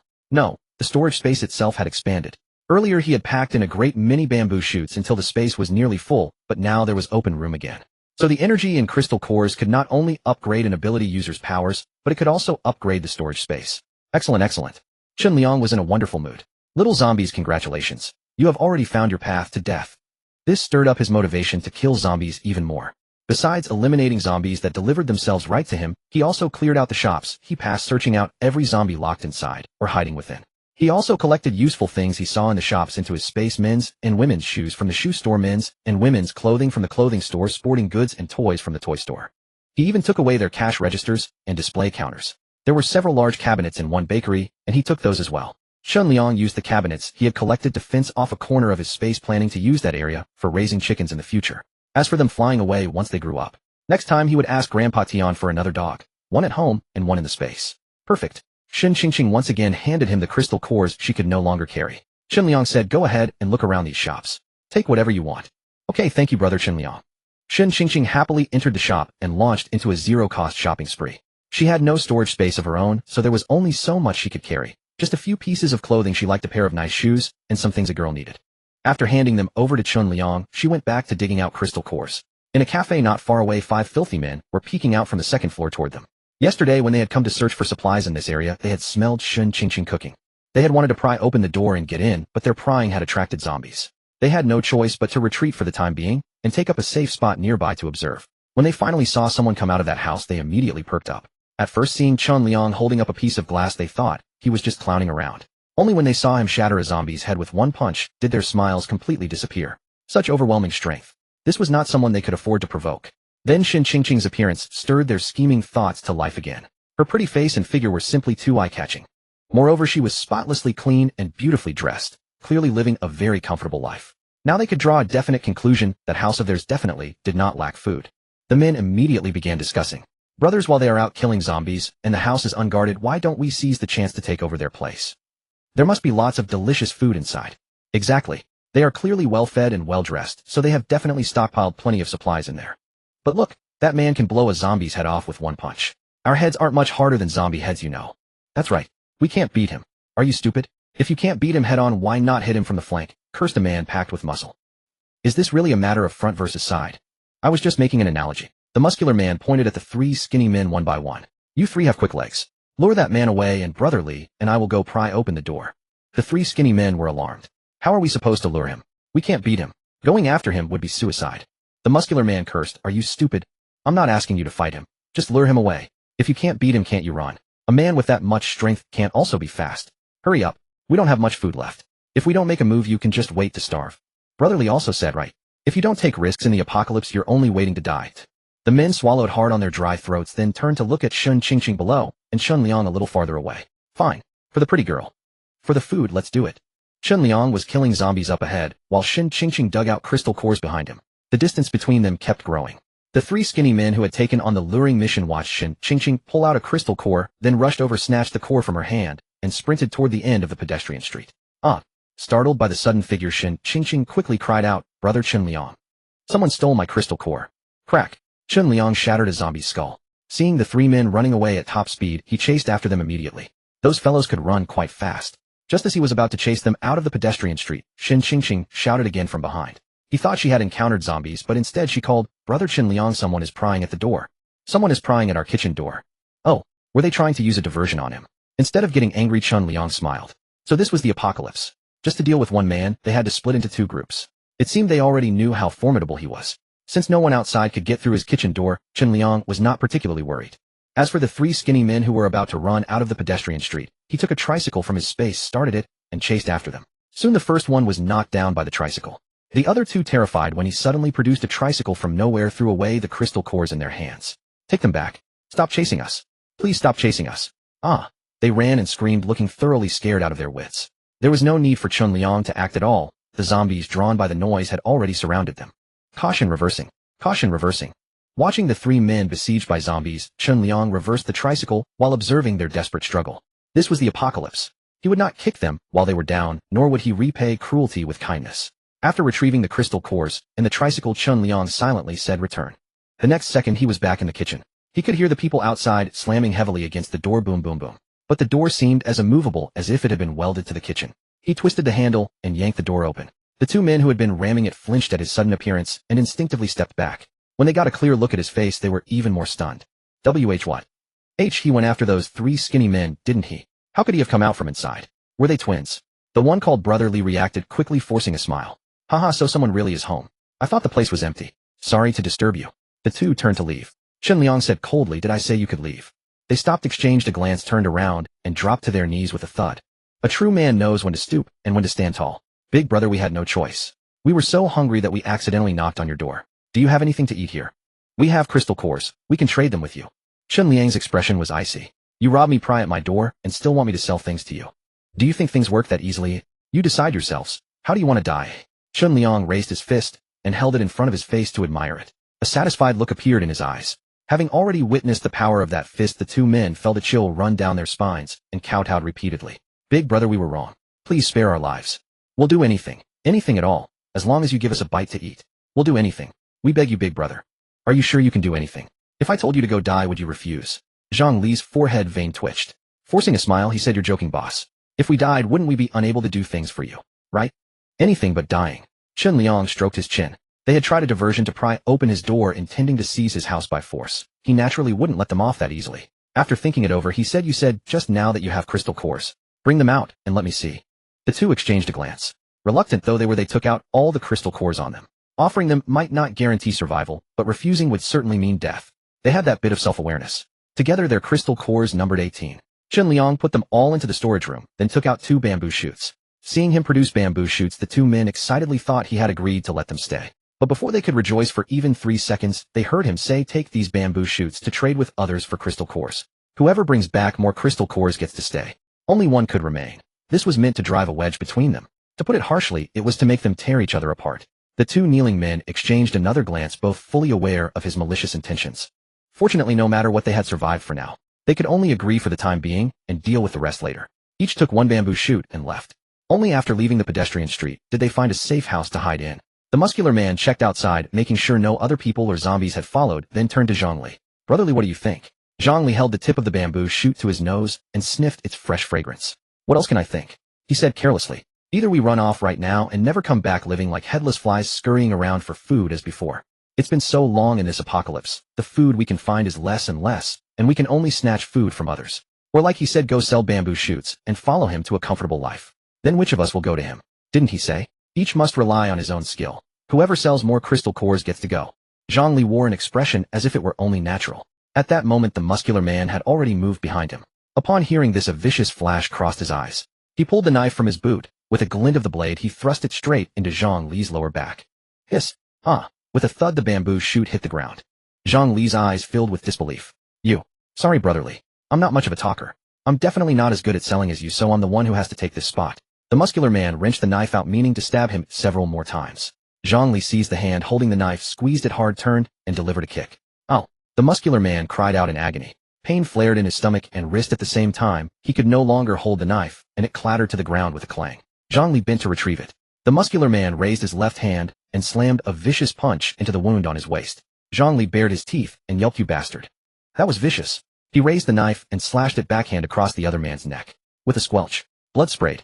The muscular man stumbled back 2 steps, clutching his neck in disbelief, eyes bulging as he stared at him. You. Zhang Li pressed his hand to his lower back, thick brows deeply furrowed. Don't blame me. You made the first move. If you had talked it out, both of us could have survived. Maybe one would live a bit better and the other a bit worse. Why did you insist on making it a life or death struggle? Cough. Gurgle. The muscular man spat bloody foam, no longer able to speak, staring at him with venomous resentment. With so much blood spilled, it would attract zombies sooner or later. Zhang Li cut several strips of cloth from the man's body with a knife, wrapped them around his waist to stop the bleeding, then grabbed the 2 bamboo shoots and quickly left the place. Inside the pedestrian street, Chun Liang had killed nearly 40 zombies. Added to what the muscular man and his partner had given him, he had collected 60 crystal cores in total. He used all these crystal cores to upgrade and expand the storage room. After all the core energy was absorbed, the storage room had expanded by about 6 square meters. As the area grew, so did the space. Chun Liang now had the violent mantis fist enough for dealing with zombies for the time being. He planned to use the crystal cores to expand his storage space first. With a larger time stasis space, preserving fresh supplies became much easier. He went online to purchase another batch of supplies, and also bought seeds or seedlings of scallions, ginger, garlic, chives, sweet potatoes, and potatoes. He took a break with Shun Qingqing to eat. Shun Qingqing, who usually laid eyes on food with sparkling reverence and gratitude, seemed to have little appetite today. What's wrong? Oh, it's nothing. Shun Qingqing's head felt heavy. Brother Chun Liang, I just feel a little queasy. Probably because I've touched too many zombie brains. She had scooped out brains from dozens of zombies. No wonder she felt queasy. Chun Liang said, if you don't feel like eating, then don't. Throw it out for the chickens. Such good white rice thrown to the chickens. Shun Qingqing was reluctant, but she really couldn't eat, so she could only get up and go out. To keep the pedestrian street clean and avoid it stinking every day, Chun Liang dragged all the zombie corpses to an empty lot at the end of the street and burned them in a fire. The rising flames and black smoke caught Yimo's attention, and he sent a message. Yimo, Chun Liang, did you go get supplies and come back? Can we trade now? Chun Liang, sure, let's trade. Liang went to the second floor of the clothing store, took out some bread biscuits, instant noodles, ham sausages, and water, and packed 30 jean into a bag. After a while, Mo piloted a drone over. This time it carried a large syringe, but it held only about 100 milliliters of that so-called neurotoxin, a black venom. Liang, you're such a cheapskate, trading such a tiny thing for 30 jean of food. Mo, don't underestimate it just because it's small. This venom is extremely potent. You can go try it if you don't believe me. A speck as small as 2 grains of salt can kill not just ordinary zombies, but even mutated zombies. This one big syringe can kill thousands or tens of thousands of zombies. Liang, really? Since it's so powerful, why don't you go kill zombies? Why are you still short of food and water? Mo, being able to kill zombies doesn't mean I'd have food. With things as they are now, fresh ingredients rotted away long ago and can't be eaten. And the preserved dry rations were all grabbed and hoarded long ago. Mo, the survivors still out on the streets now are those without food. Tell me, where is their food now? Where is water? Tell me, and I'll go right now. Would you tell me where you've been trading for supplies? Do you dare? You wouldn't dare tell me, would you? Liang naturally wouldn't tell him. His supplies didn't come from the apocalyptic world. Mo, now apart from those who go out to find supplies and kill zombies for crystal cores, everyone else with supplies is staying behind locked doors. They don't even have enough to eat themselves. Who would be willing to bring it out and trade with you? That did make sense. Liang flew the goods over to him. Mo looked at the items, delightedly stowed them away like treasures, and sent Liang another message. Mo, Liang, however many supplies you have left, I'll trade with you. I have crystal cores, mutated crystal cores too. I'm sure you need them. Liang, the only thing I have on hand now is bamboo shoots. If you can preserve them, I can trade them all to you. By the way, what ability do you have? Mo, I can't hold out much longer either. My ability isn't very useful. I can't kill zombies. What about you? Liang, coincidentally, I'm a strength type awakener, and I specialize in killing zombies. Didn't you say last time you had an antidote for this toxin? Give me 2 doses. And what was that thing you used to lure the zombies away last time? Give me one too. Mo, what are you offering as payment? I don't want bamboo shoots this time. They make my mouth numb. Ha ha ha. Liang laughed. You should be grateful to have anything to eat at all, and you're still being picky. Fine, no bamboo shoots. I still have a bit of fruit here, sweet enough to melt your heart. Mo, really? Let me see. Liang pulled out a bayberry in his palm. Mo raised his binoculars and saw a plump, glossy, purple-red bayberry the size of a ping-pong ball lying quietly in the other man's hand. The sheer sight of it made his mouth water. He turned around to prepare what Liang had asked for and sent over 2 bottles shortly after. One of them contained a clear liquid, the antidote for the neurotoxin. The other bottle contained some kind of powder. Liang was puzzled. Last time he saw Mo lure the zombies, it was with a dripping, wet, unidentified piece of flesh. Nothing like this powder at all. Could he be lying? Liang, how do you use the powder? Mo, just cut a piece of flesh off a corpse or a zombie and sprinkle the powder on it like barbecue seasoning. It reacts with something in the flesh and the zombies will come following the scent. Liang planned to test it out another day. If Mo dared to deceive him, he would never trade with him again. Mo said the neurotoxin only needed an amount as small as 2 grains of salt. Essentially, just a pinpoint-sized speck would suffice. He immediately went down to the sports store and the toy store, collecting all the darts from both shops. The dart tips were sharp, easy to dip into the venom, and just as easy to pierce an enemy's skin and let the toxin seep in. Perfect. In the city of Shihong, at the headquarters of Zhengxianfang fresh food chain supermarket, Jiang Meili posted the bayberry photo to the customer group. Dear customers, the newly arrived Bayberry King has made its grand debut. Each berry is as big as a ping-pong ball, plump and juicy. One bite, and the sweet and sour juice bursts in your mouth. Your taste buds will surrender instantly. Limited supply, first come, first served. Come and get your taste while it lasts. Sister Zhang from Xiangxie, yes, huh? These bayberries look pretty good. Are these the ones that just came in this year? Seems a bit earlier than usual. Sister Li from Fengxi Wudong, send 2 boxes to my place. I'm doing yoga and don't want to change clothes to go downstairs. Su from Haochi Bubao, help. I'm at work. I'm drooling just looking at the pictures. Mealy, keep 2 boxes for me. I'll pick them up right after work. Weilei Tangxianjia, the shape and color of these Bayberry Kings are impeccable. I've been looking for content like this. Pretty boss lady, wait for me. I'm on my way. Weilei Tangxianjia was a food blogger, and he arrived carrying his livestream camera. It was all about speed and authenticity. Arriving at the fresh food supermarket and seeing the bayberries displayed in the most prominent spot on the shelf, his eyes went wide. Folks, I'm here. See these bayberries? These are the ones the beautiful boss lady was promoting. When I saw the photos, I thought she had used a beauty filter. Now that I'm seeing the real thing, they're even more beautiful than the pictures, and even more stunning. And best of all, they smell amazing. Boss, give me a box first. I want to try them. As the boss, Jiang Meili naturally didn't have to handle everything herself. One of the store clerks helped weigh and ring up the purchase. One box contained 12 berries, and the price tag read 90 yuan. The food blogger glanced at the price without saying anything, but he had his own plans in mind. At such a high price, it would be fine if the bayberries tasted good, but if they didn't, he would tear into them mercilessly. After paying, he opened the food box, picked up a bayberry, and put it in his mouth. A fresh, enticing fragrance along with a sweet and sour juice exploding texture flooded his mouth. The taste was beyond his expectations. His eyes narrowed in bliss. Wow, the flavor rushes straight to the brain. This is insanely good, folks. And I'm not exaggerating one bit. You all saw it. I paid for this myself, so there's no bribe from the boss. These bayberries are absolutely delicious. I've never had such amazing bayberries in my entire life. No, more precisely in all my years of eating gourmet food, these bayberries are the most delicious thing I've ever had. They're sweet, but not that cloying sweetness from too much sweetener. It's the natural sweetness of fruit sugar carrying the fresh aroma of the fruit itself. Absolutely incredible. Boss, give me 3 more boxes. I'll share some perks with my viewers. Folks, hit follow, and I'll put the bayberries in a lucky bag for everyone to draw. The Food Explorer released a lucky bag that could be claimed by following, instantly drawing a huge wave of followers. Viewers in the live stream watched him eat the bayberries with their mouths watering. A perfect case of imagining plums to quench thirst. Some were tempted but couldn't act, mainly because the price was a bit steep. Others were tempted and acted right away, posting bullet comments demanding the streamer share the address. The stock really was limited, true first come first served. The streamer performed his bayberry eating show on camera, and nearby regular customers like Sister Li and Sister Zhang from Xianxi and Fengqi Wudong had already received their boxes and started tasting. After trying them, they all expressed great satisfaction and told Zhang Meili to stock more fruit of this quality in the future. Receiving such positive feedback, Zhang Meili's goodwill toward Chen Liang rose once again. Zhang Meili's favorability has reached 75. During the host's commercial transactions, the host can automatically identify lies and verbal traps in the other party's words. Huh, that's a thing. After digging out the crystal core from the zombie in front of him, Chen Liang used his one key recall to return home, washed his hands, and took out his phone. He still had some doubts about the authenticity of Yi Mo's zombie-attracting powder. Now he wanted to see whether it was really true or not. Chen Liang, you said this powder is for attracting zombies, but last time I clearly saw that piece of meat you hung up was dripping wet. It wasn't powder like this at all. Yi Mo, I told you it has to react with flesh and blood. Have you used it? From what I can see, you seem to have been busy killing zombies. The building Yi Mo was in was diagonally across from the pedestrian street. From his angle, he could only see the second floor of some shops on the street, a small part of the first floor, and the street itself. He couldn't see Chen Liang's side directly.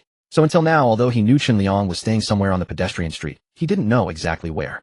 But this time, Chen Liang sensed something unusual in their conversation. Yi Mo had said, have you used it? From those few words, he could tell that the other party really wanted him to use it. That was definitely not a good sign.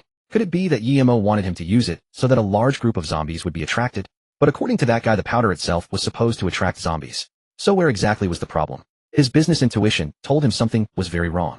If he actually used it, he might well fall into an unredeemable situation. The worst case scenario could be that the zombies weren't lured away at all, but directly attacked the person using the powder. Only Yi Mo didn't know that Chen Liang could one key recall himself home. Even if a zombie tide came, he wasn't afraid. But it was certain that Yi Mo meant ill, and he was extremely dangerous. From now on, he couldn't give him any more food. But before that, he still had to dig out his crystal core. Chen Liang, I just searched a bakery and found a bag of flour inside.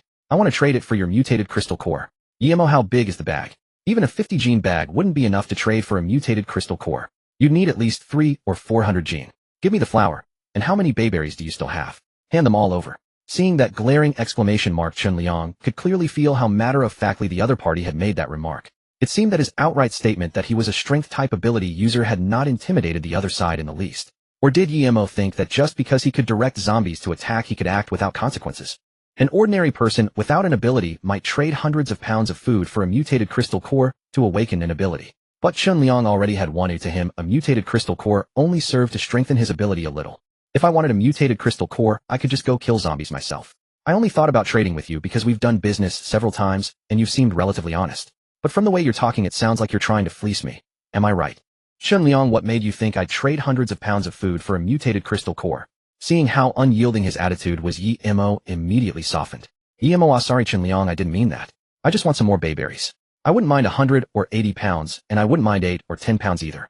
Even if he had that many, Chen Liang didn't want to give him any. Chen Liang, I'll go kill the zombies myself. I don't need your mutated crystal core. Earlier, didn't you say you had a way to slow down turning into a zombie? Is there some special medicine? You can trade that with me. Holding the binoculars, he kept his eyes fixed on every move Yi Mo made. Then he saw Yi Mo roll up his sleeve, look at his right arm, and reply.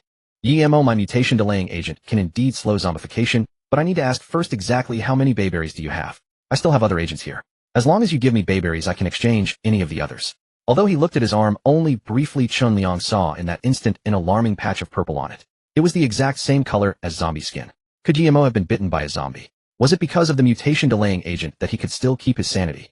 The spiritual spring had detoxifying properties. Because Yi Mo had eaten bayberries watered by that spiritual spring, he had keenly sensed their uniqueness, which was why he was so desperate to have them. Chen Liang had already deduced most of the truth. Now the initiative was in his hands, and what he had was far superior to Yi Mo's mutation delaying agent. All that remained was to see what other more valuable things Emo had on hand. Chen Liang, besides the mutated crystal core and the mutation-delaying agent, what else do you have? Emo, I have a king-level pheromone spray here. It mimics the aura of a king-level zombie. Spray it on your body, and ordinary zombies, even mutated zombies, will actively avoid you. It lasts 30 minutes. Enough for a strength-type ability user like you to charge into a zombie horde and fight your way in and out 3 times. Chen Liang stared hard at the message and quickly saw through the information Emo had hidden. This so-called king-level pheromone can indeed make ordinary zombies keep their distance, but what it really does is attract a true high-tier zombie king to come investigate. A zombie king? Was that something an ordinary person could cope with? By concealing such vital information, the other man could get him killed at any moment. That damned Emo. Emo, I also have an adrenaline injection. Within 10 minutes it can double your strength and suppress pain. It's perfect for a desperate last stand.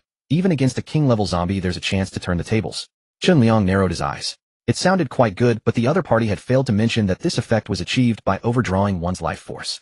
After using it, the user would be weak for 24 hours and become no better than a fish on the chopping block.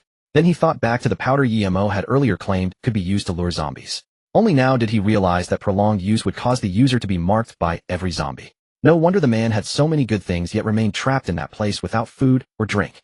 That Emo couldn't speak a single honest word. Chen Liang had decided not to trade with him after all.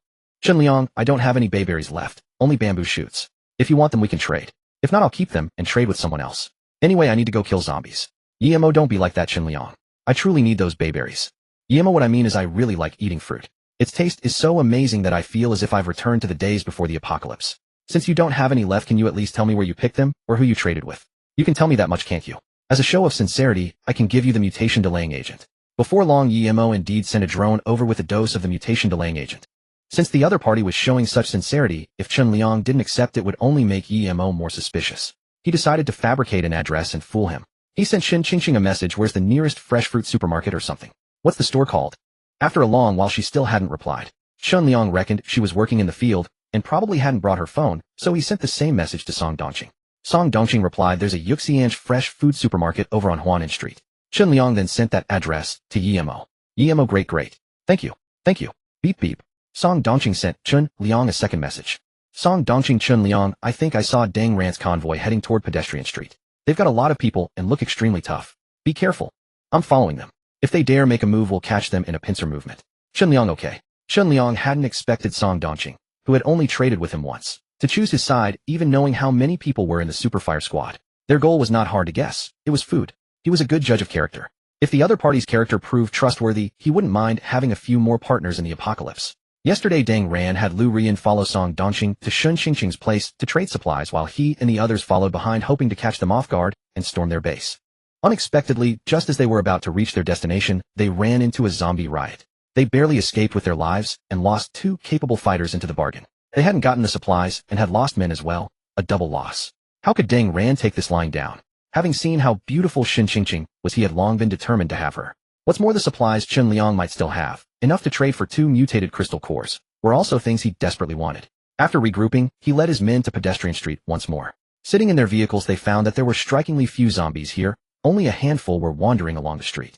Brother Ran, this place is off. There are so few zombies. There must be an ability user squad stationed here. They've cleared all the zombies out. Could it be that squad of Liangzi and Shin Qingqing? Very likely. Then are we still robbing them? All the underlings looked at Dang Ran, waiting for him to make the call. Dang Ran stroked his dreadlocks, thought for a moment, and said, let's first see how strong they are.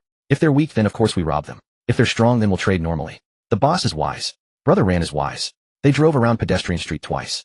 But even after they had eliminated all the remaining zombies, no one showed up. Dang Ran could only send Chen Liang a message, we've come to trade supplies. Where are you? Chen Liang was in the room with Shun Qingqing at this moment. Shin Qingqing lay on the bed naked, her cheeks flushed crimson and hair damp with sweat, quite the scene. Stop. Misunderstand. No. In broad daylight, they were not in bed together. Earlier, Chen Liang had grown weary from slaughtering zombies and wanted to fetch some spirit spring water to drink when he suddenly discovered Shin Qingqing unconscious beside the spring. Half her body submerged in the water, she had nearly drowned. After retrieving and examining her, he found her burning with fever throughout, with dark bruising on her left hand. The markings resembled those on Yemo's arm. Had she been bitten by a zombie as well? That couldn't be right, Chen Liang pondered. Throughout the zombie encounter, he had been at the front, while she had merely followed behind, collecting crystal cores, never facing any living zombie directly. Re-examining her hands carefully, he noticed several small cuts. Shin Qingqing, unfamiliar with cooking, had sliced her fingers while preparing vegetables. When extracting crystal cores, the compromised skin came into contact with zombie brain matter, allowing toxins to invade her body. Chun Liang retrieved the slow transformation antidote Yemo had given him, but then set it aside, pouring large amounts of spirit spring water into Shun Qingqing's mouth instead. Her high fever persisted as she remained unconscious. Chun Liang carried her into the room, removed her soaked clothing, and kept watch beside her. She was his woman. He would do everything possible to prevent her from turning into a zombie. He saw Dang Ran's messages, but ignored them. Watching Shun Qingqing dehydrate from the relentless fever, he periodically administered spirit spring water to sustain her. As her body absorbed the spirit water, the dark bruising on her fingers gradually faded and her breathing steadied. The fever still lingered, but she appeared to be out of danger.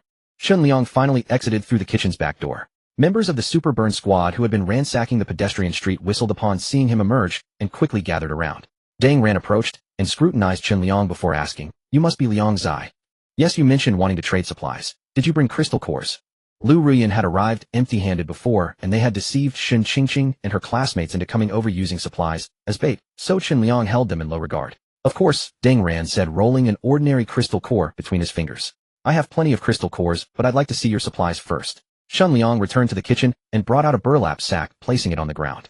At Dang Ran's gesture, one of his men immediately went over to inspect it. "Boss, they're bamboo shoots. All look quite fresh."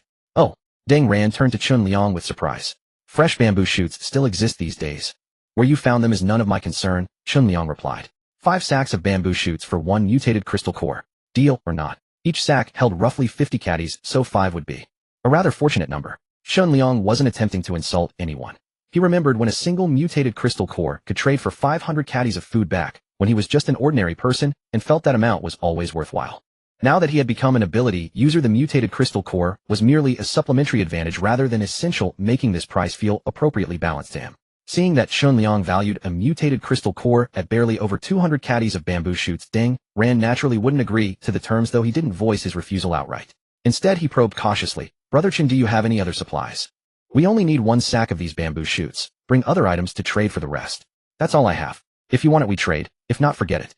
Dang Ran's eyes narrowed with a cursory thought that the kid was rather bold. When Chun Liang didn't respond, and instead picked up the sack to leave, Dang Ran called after him. A sudden explosion echoed as the ambient temperature spiked. Dang Ran hurled a massive fireball that engulfed Chun Liang, instantly, confidence blazing in his eyes.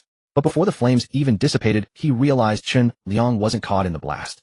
This clicking sounds announced Chun Liang's reappearance from the kitchen. The squad members stared in bewilderment. How had he emerged from inside when he'd just been outside? While they gaped in shock, Chun Liang thrust forward his fist, dispatching 2 opponents in quick succession before reaching Dang Ran. As an ability user, Dang Ran reacted faster than any ordinary person, rapidly creating distance and launching another fireball. Chun Liang dodged to the side. Several underlings, witnessing his formidable power, fled without waiting for Dang Ran's commands. They had encountered many ability users before, but never anyone quite like this. Abandoning any thought of seizing his supply's survival became their only concern. Chun Liang focused exclusively on Dang Ran, who periodically unleashed fire-based attacks against him.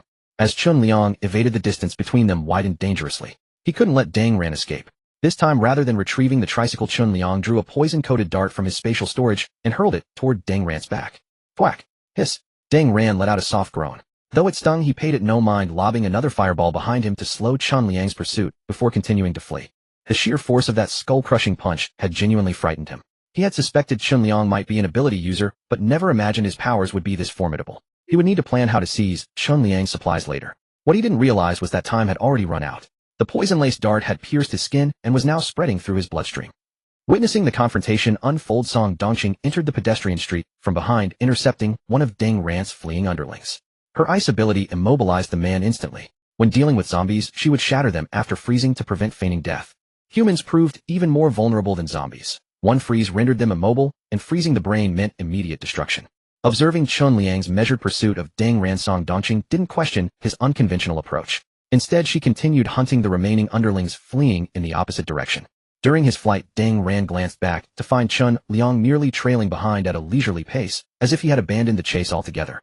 Just as he began to suspect Chun Liang feared his fire abilities, his vision blurred, his power failed to respond, and his limbs grew progressively heavier while agony coursed through his entire body.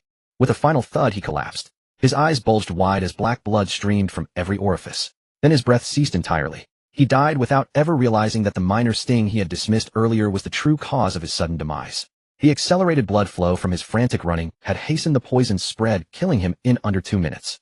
Chen Liang methodically searched his body, discovering only one mutated crystal core and 25 ordinary ones. He regarded the corpse with barely concealed disdain. So few crystal cores, and this person claimed to have plenty. Whether they truly possessed only these or had stashed the rest at the Super Burn Squad's base remained unclear.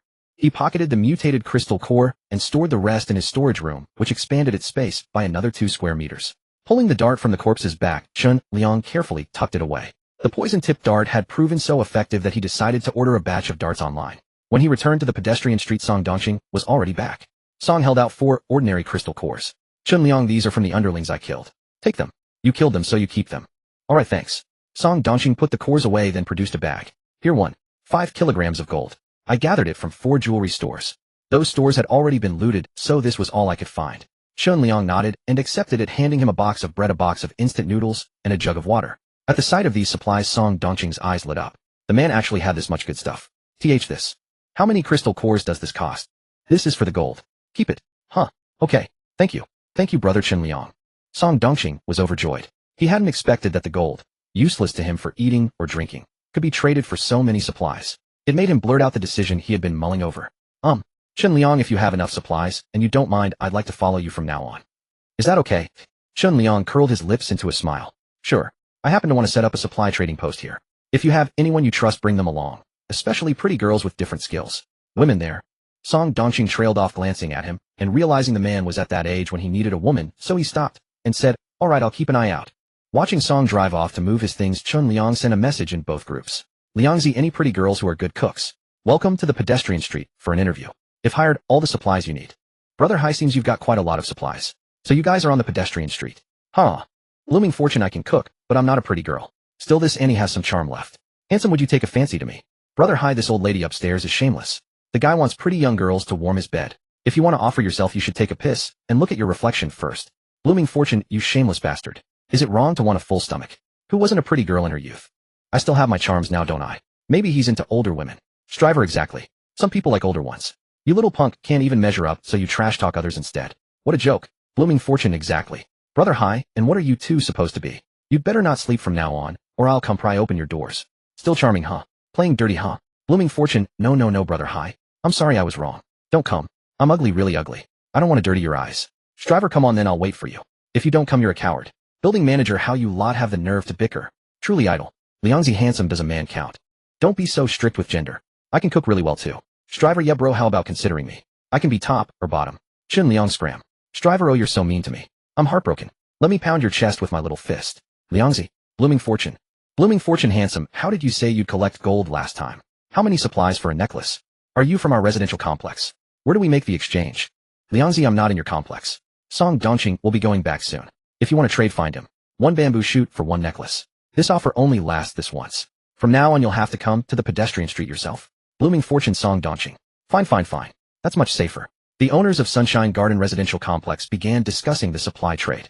Meanwhile, Shin Qingqing's class group was buzzing over Chen Liang's message. Roakshuan, we're all students, handsome. None of us can cook, but we can learn. Right, classmates?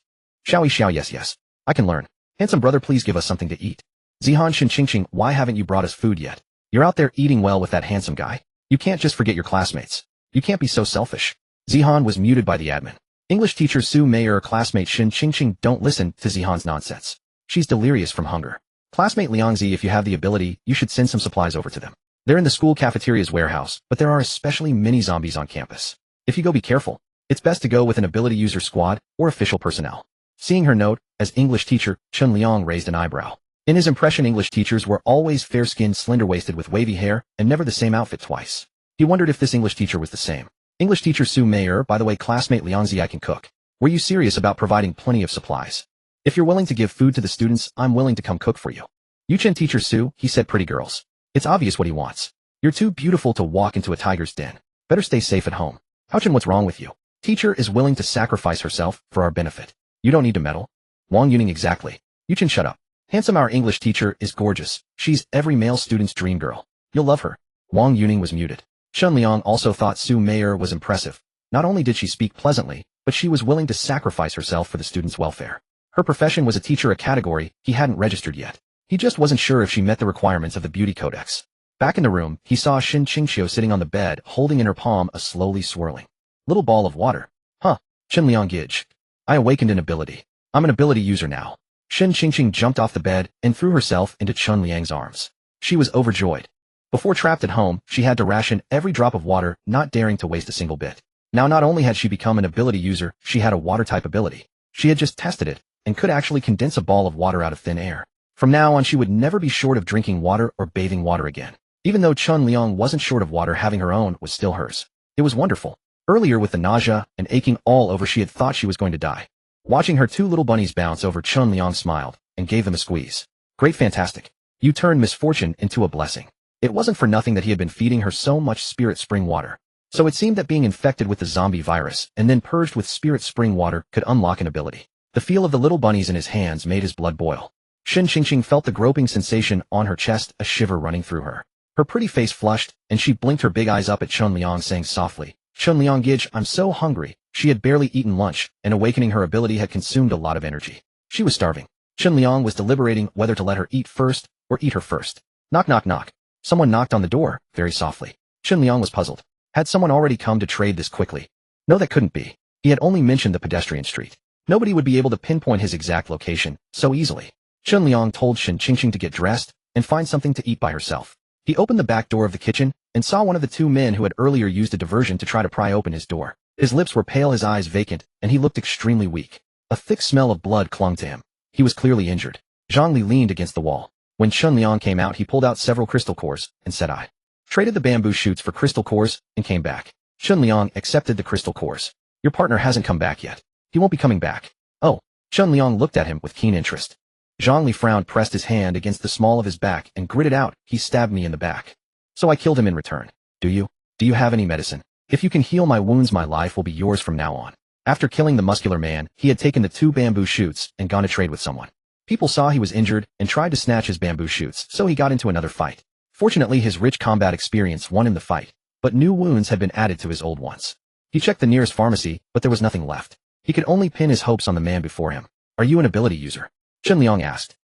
No. There's a pool of zombie brains over there. Smear some of that on your wounds. If you live through it, you'll follow me from now on. Every time he blasted a zombie's head apart with one punch and dug out the crystal core, some brains inevitably spilled out. Now he had thrown all the zombies away and burned them. The remaining filth would probably take a heavy downpour to wash the street clean. Zhongli raised his eyes to look at him, then closed them and leaned back against the wall. I'm badly hurt, and I've lost too much blood. I don't have long to live. If you don't want to give me medicine, just say it plainly. Why humiliate me like this? What could I possibly gain from humiliating you? If you want to stay, go. If not, go die somewhere farther away. Chun Liang left these words behind and went on clearing the pedestrian street. First, he needed to block the front and rear entrances of the street with something to keep new zombies from continuing to drift in. He took a rough look through his binoculars. Zombies usually kept to a fixed range of activity. Once this place was blocked off, the number of zombies that could rush in from outside would be limited. When the trading zone was set up, he could recruit a few underlings and let them reinforce it.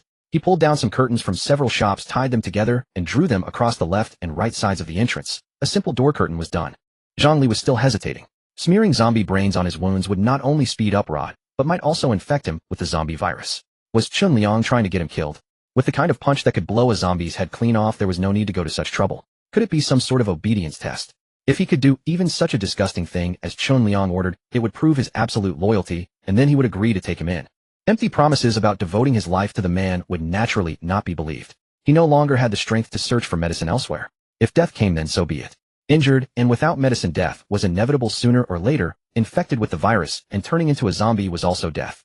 Perhaps as a zombie, he would lose his mind and die without so much pain. Chun Liang watched as Zhongli smeared the zombie brains over himself, then staggered into the nearest shoe store, closed the door, and waited for death. He left the space carrying a bag of bayberries and a toy and went to Lin Jiaojiao's home. A 3-year-old boy was playing with his tabby cat under the eaves. This must be Lin Jiaojiao's son Xiaobao. The boy was teasing the kitten with a small twig, and the little cat's leaping left and right made Xiaobao laugh merrily. Chun Liang stepped into the courtyard and called out, Xiaobao, you're Xiaobao, right? Would you like some bayberries? Xiaobao had never seen him before, and seeing him approach, he hurried inside. Mom. The tabby cat hissed and bared its teeth at him too. Chun Liang took out a bayberry and held it close. The cat stopped hissing, sniffed the bayberry, then sniffed his fingers, then took the fruit and ate it. Before long, Xiaobao's grandmother Wang Yinglan and Lin Jiaojiao came out of the house. When she saw it was him, Lin Jiaojiao's eyes flickered, and she felt a strange flutter of panic. Why was he here? Wang Yinglan, with her ear-length short hair streaked with gray, smiled when she saw Chun Liang. Liangzi, you're here. Is something the matter? Chun Liang handed her the bag of bayberries. Yinglan, these are bayberries from my own place. They ripened just now, so I brought some for you to taste. And this toy is for Xiaobao. Oh my, you shouldn't have. Wang Yinglan took the bayberries and looked at them. Oh, what beautiful bayberries. Thank you. Xiaobao, hurry up and thank Uncle Chunliang.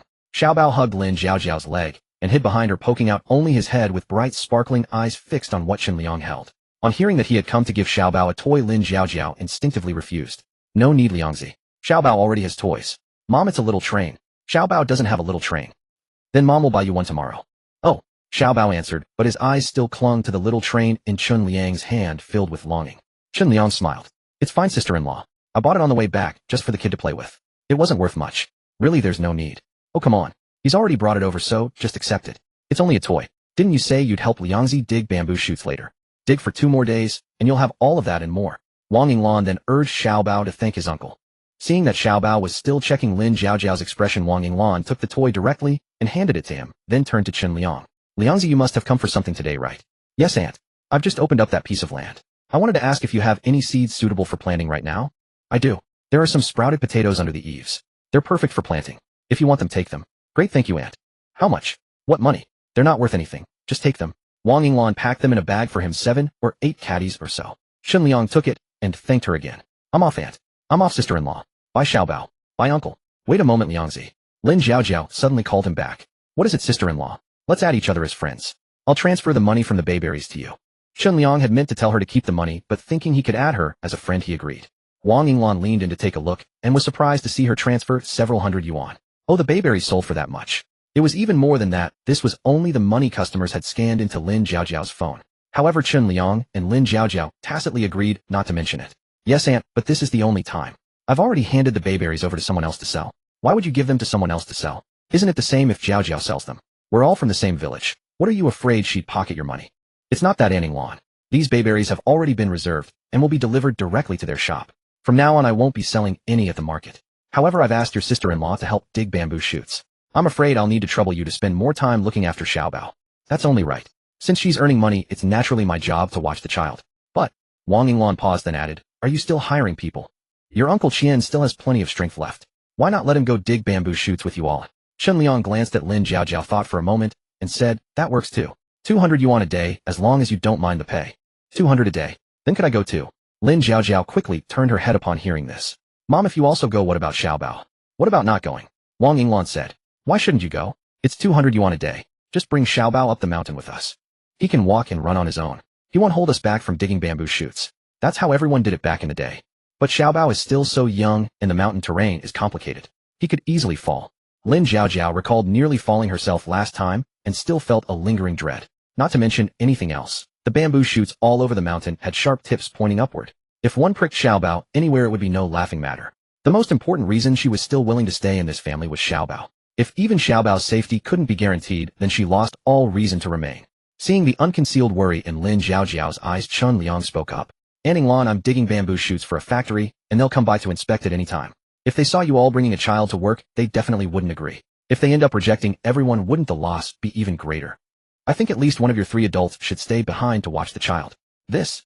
Wang Yinglan hesitated for a moment. How about this? I'll stay home to watch the child. Zhaojiao is younger and has more strength than I do. All right. Lin Zhaojiao finally let out a sigh of relief and shot Chun Liang a grateful look. Lin Zhaojiao affection 80. The fertile soil core has split into 8 pieces with fertility 8 times that of ordinary soil. Chun Liang left cheerfully. He delivered a bag of bayberries to Uncle Zhang's house and also obtained some seeds. Then he went to Uncle Tian's house to deliver a bag of bayberries, and on the way took away a puppy. He fed it a bit of spiritual spring water and a ham sausage, letting it grow affectionate toward him before putting it into his space. Only after that did he go to his own field to plant the sprouting potatoes and the newly obtained corn seeds. Now this land that had been struck by the meteorite was almost entirely planted. In the field there were cabbages, radishes, winter squash, potatoes, corn, chili, peppers, loofah, bitter melon, watermelons, and more. The fastest growing cabbages were already edible. He thinned the densest patch where the seeds hadn't been scattered, evenly pulling up enough to stir-fry 2 plates. He planted a circle of cabbage seedlings along the edge of the vegetable plot. Cabbages transplanted as seedlings were completely different from those grown directly from scattered seeds. With deep, firmly established roots, they could grow thicker and larger. This plot didn't need the fertile soil core. Chun Liang only watered it with some spiritual spring water and buried a few pieces of the fertile soil core into the land of the meteorite space. After watering, he looked at the nearly dried-up lotus pond beside his land.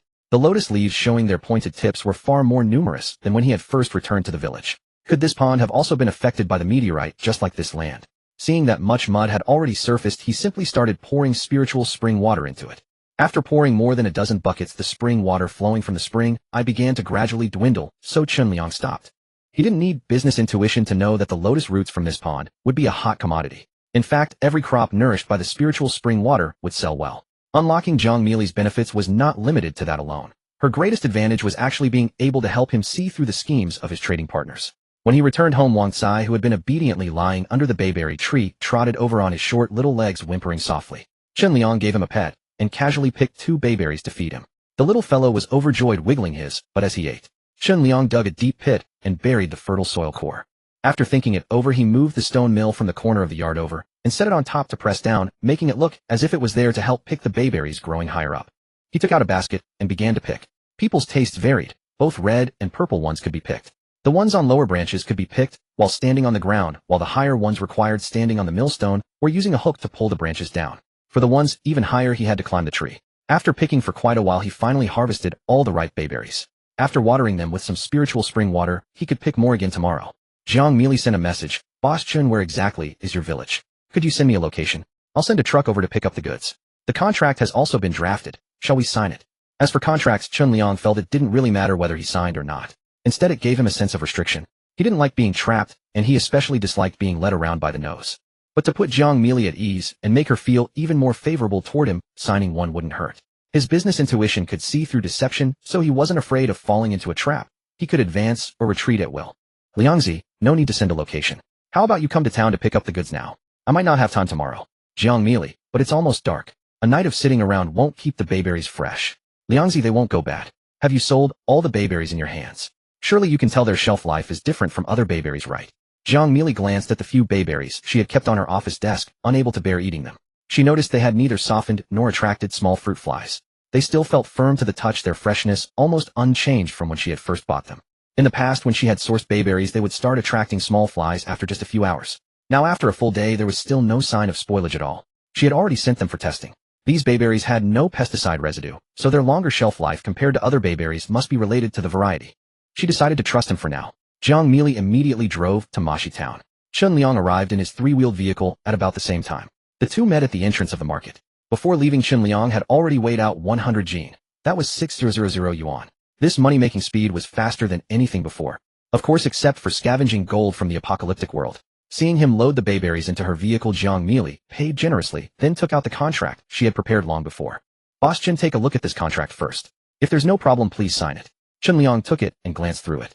You mean I should provide a fixed quantity of fresh fruits and vegetables every day according to your requirements? I'm afraid that won't work. I can't even determine the quantity and variety myself right now. If you insist on signing a contract, then it has to be that you accept whatever I have. If that's acceptable, then we'll sign. Huh, you. Zhang Meili looked at him in shock. He decided what to sell and how much to sell. He was taking all the initiative into his own hands. Since the founding of her fresh produce company, she had never done business like this. If she hadn't seen with her own eyes that the bayberries already loaded into the vehicle were all premium-grade fruits, she would have suspected this man was toying with her. In that case, my fresh produce store would be at a huge disadvantage, Boss Chen. If how much I sell and what I sell are complete unknowns every day, then how can this store even stay open? That would be a very irresponsible thing to do to my customers. How could it be? Chunliang said, if you don't know what you'll sell tomorrow, you can also treat that unknown as a surprise, right? If you knew what you'd sell tomorrow and the day after with everything planned out ahead of time, wouldn't you find it too dull going through the same routine every day? Treating the unknown as a surprise. That was certainly an unusual way of putting it. Hearing that, Zhang Meili couldn't help falling into contemplative thought. Chunliang kept applying pressure. If you don't think it'll work, then forget it. I can find another fresh produce store to cooperate with too. He spoke with such certainty, a sign of his absolute confidence in his products. But Zhang Meili still wanted to fight for herself. Chunliang, this really makes me feel insecure. Besides, I haven't seen your other agricultural products yet. If you ask me to do everything exactly as you say right now, I really can't make that decision. Can you let me think it over? She couldn't quite accept that the waxberries, which could have been sold exclusively by her, would show up in another fresh produce store tomorrow. So you want to see other products? That's easy. Chunliang turned around and rummaged through his tricycle, though in reality, he took a bunch of baby bok choy he had pulled out earlier from the space. These are freshly pulled samples. Take them back and have a taste first, then give me your answer tomorrow. It's getting late, so I have to go. With that, he got on his electric tricycle and left. He left with such decisiveness, flicking his sleeves, not taking away a single vegetable leaf. Zhang Meili looked at the bok choy in her hand. Apart from the stems being wider than ordinary bok choy and the leaves greener, everything else looked about the same. But Chun Liang's absolute confidence together with the waxberry's distinctive appearance and flavor still made her decide to taste them first before making a decision. You like the salty breath of the sea breeze stepping on the wet sand. Her phone rang. It was her best friend Susu calling. Zhang Meili was driving and switched on the speakerphone. Hello Susu. Meili, I got the waxberries at your store. They're so delicious. I wanted to buy more, but the assistant said they were sold out. And you were out too. Where did you go? Are you out on a date with someone? No, I don't even have a boyfriend. What date would I be going on? I went to buy waxberries. Go wait at my house first. I'll be right back, and we'll try the dishes together. What good food did you buy? Fine, I'll go to your place now. Remember to bring me some waxberries. Zhang Meili kept aside the ones she wanted to eat, and sent the remaining waxberries back to the store. By the time she got home, Susu had already cooked rice, and made 2 dishes. Seeing that other than waxberries, she had only brought back a bunch of bok choy, Susu was a bit speechless. I thought you were bringing back some nice food, so I didn't fix much. And this is all you got me. Zhang Meili was doubtful too, and gave the same helpless smile. 3 dishes are enough. Have some waxberries first. Once I stir-fry this, we'll eat. Seeing that there were more waxberries to eat, Susu's mood cleared at once, and she hugged the waxberries and started munching on them. So delicious. Zhang Meili went into the kitchen, washed the greens, cut them into sections, and stir-fried them directly in the wok. The cooked bok choy was even more tender and green than before, and its fragrance was exceptionally fresh and clean. Ugh, it's bad enough that you're pretty, but even your stir-fried bok choy looks better than mine. Susu praised her. It still has to taste good though. They each filled their own rice bowl. Zhang Meili was the first to put a piece of bok choy leaf in her mouth. It had a crisp, tender texture, and a sweet, fresh flavor with an umami quality she had never tasted before. I must say the texture really is amazing. She quickly took another bite. This flavor really was something else. It looked basically the same as ordinary bok choy, so how could it taste this good? Susu took a bite too, and opened her eyes wide in surprise. Hey, Meili, this bok choy is really delicious. Where did you buy it? I'm going to buy some too. As she said that, she picked up another bite. It was crisp, tender, refreshing, sweet, and savory. She simply couldn't stop. It's from that boss Chun who sells waxberries from Chun Liang's place. Zhang Meili competed with her for the bok choy in the dish, grabbing with her chopsticks. As she said, I went to buy waxberries from him today, and he asked me to bring some back to try. Huh. So he sells both fruit and vegetables. Yes. I originally wanted to sign a stable supply contract with him, but do you know what he said? Susu calmly picked up a piece of bok choy and put it in her mouth. What did he say? Did he make some unreasonable demand of you? No.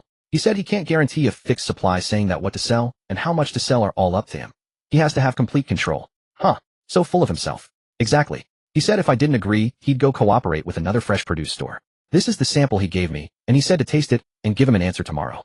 I never expected his bok choy to taste this good either. It's completely different from ordinary bok choy. In just a few sentences worth of time, the bowl of bok choy was already scraped clean. If everything he supplies you in the future is this high quality, then he really has a lot of confidence. How did he grow it?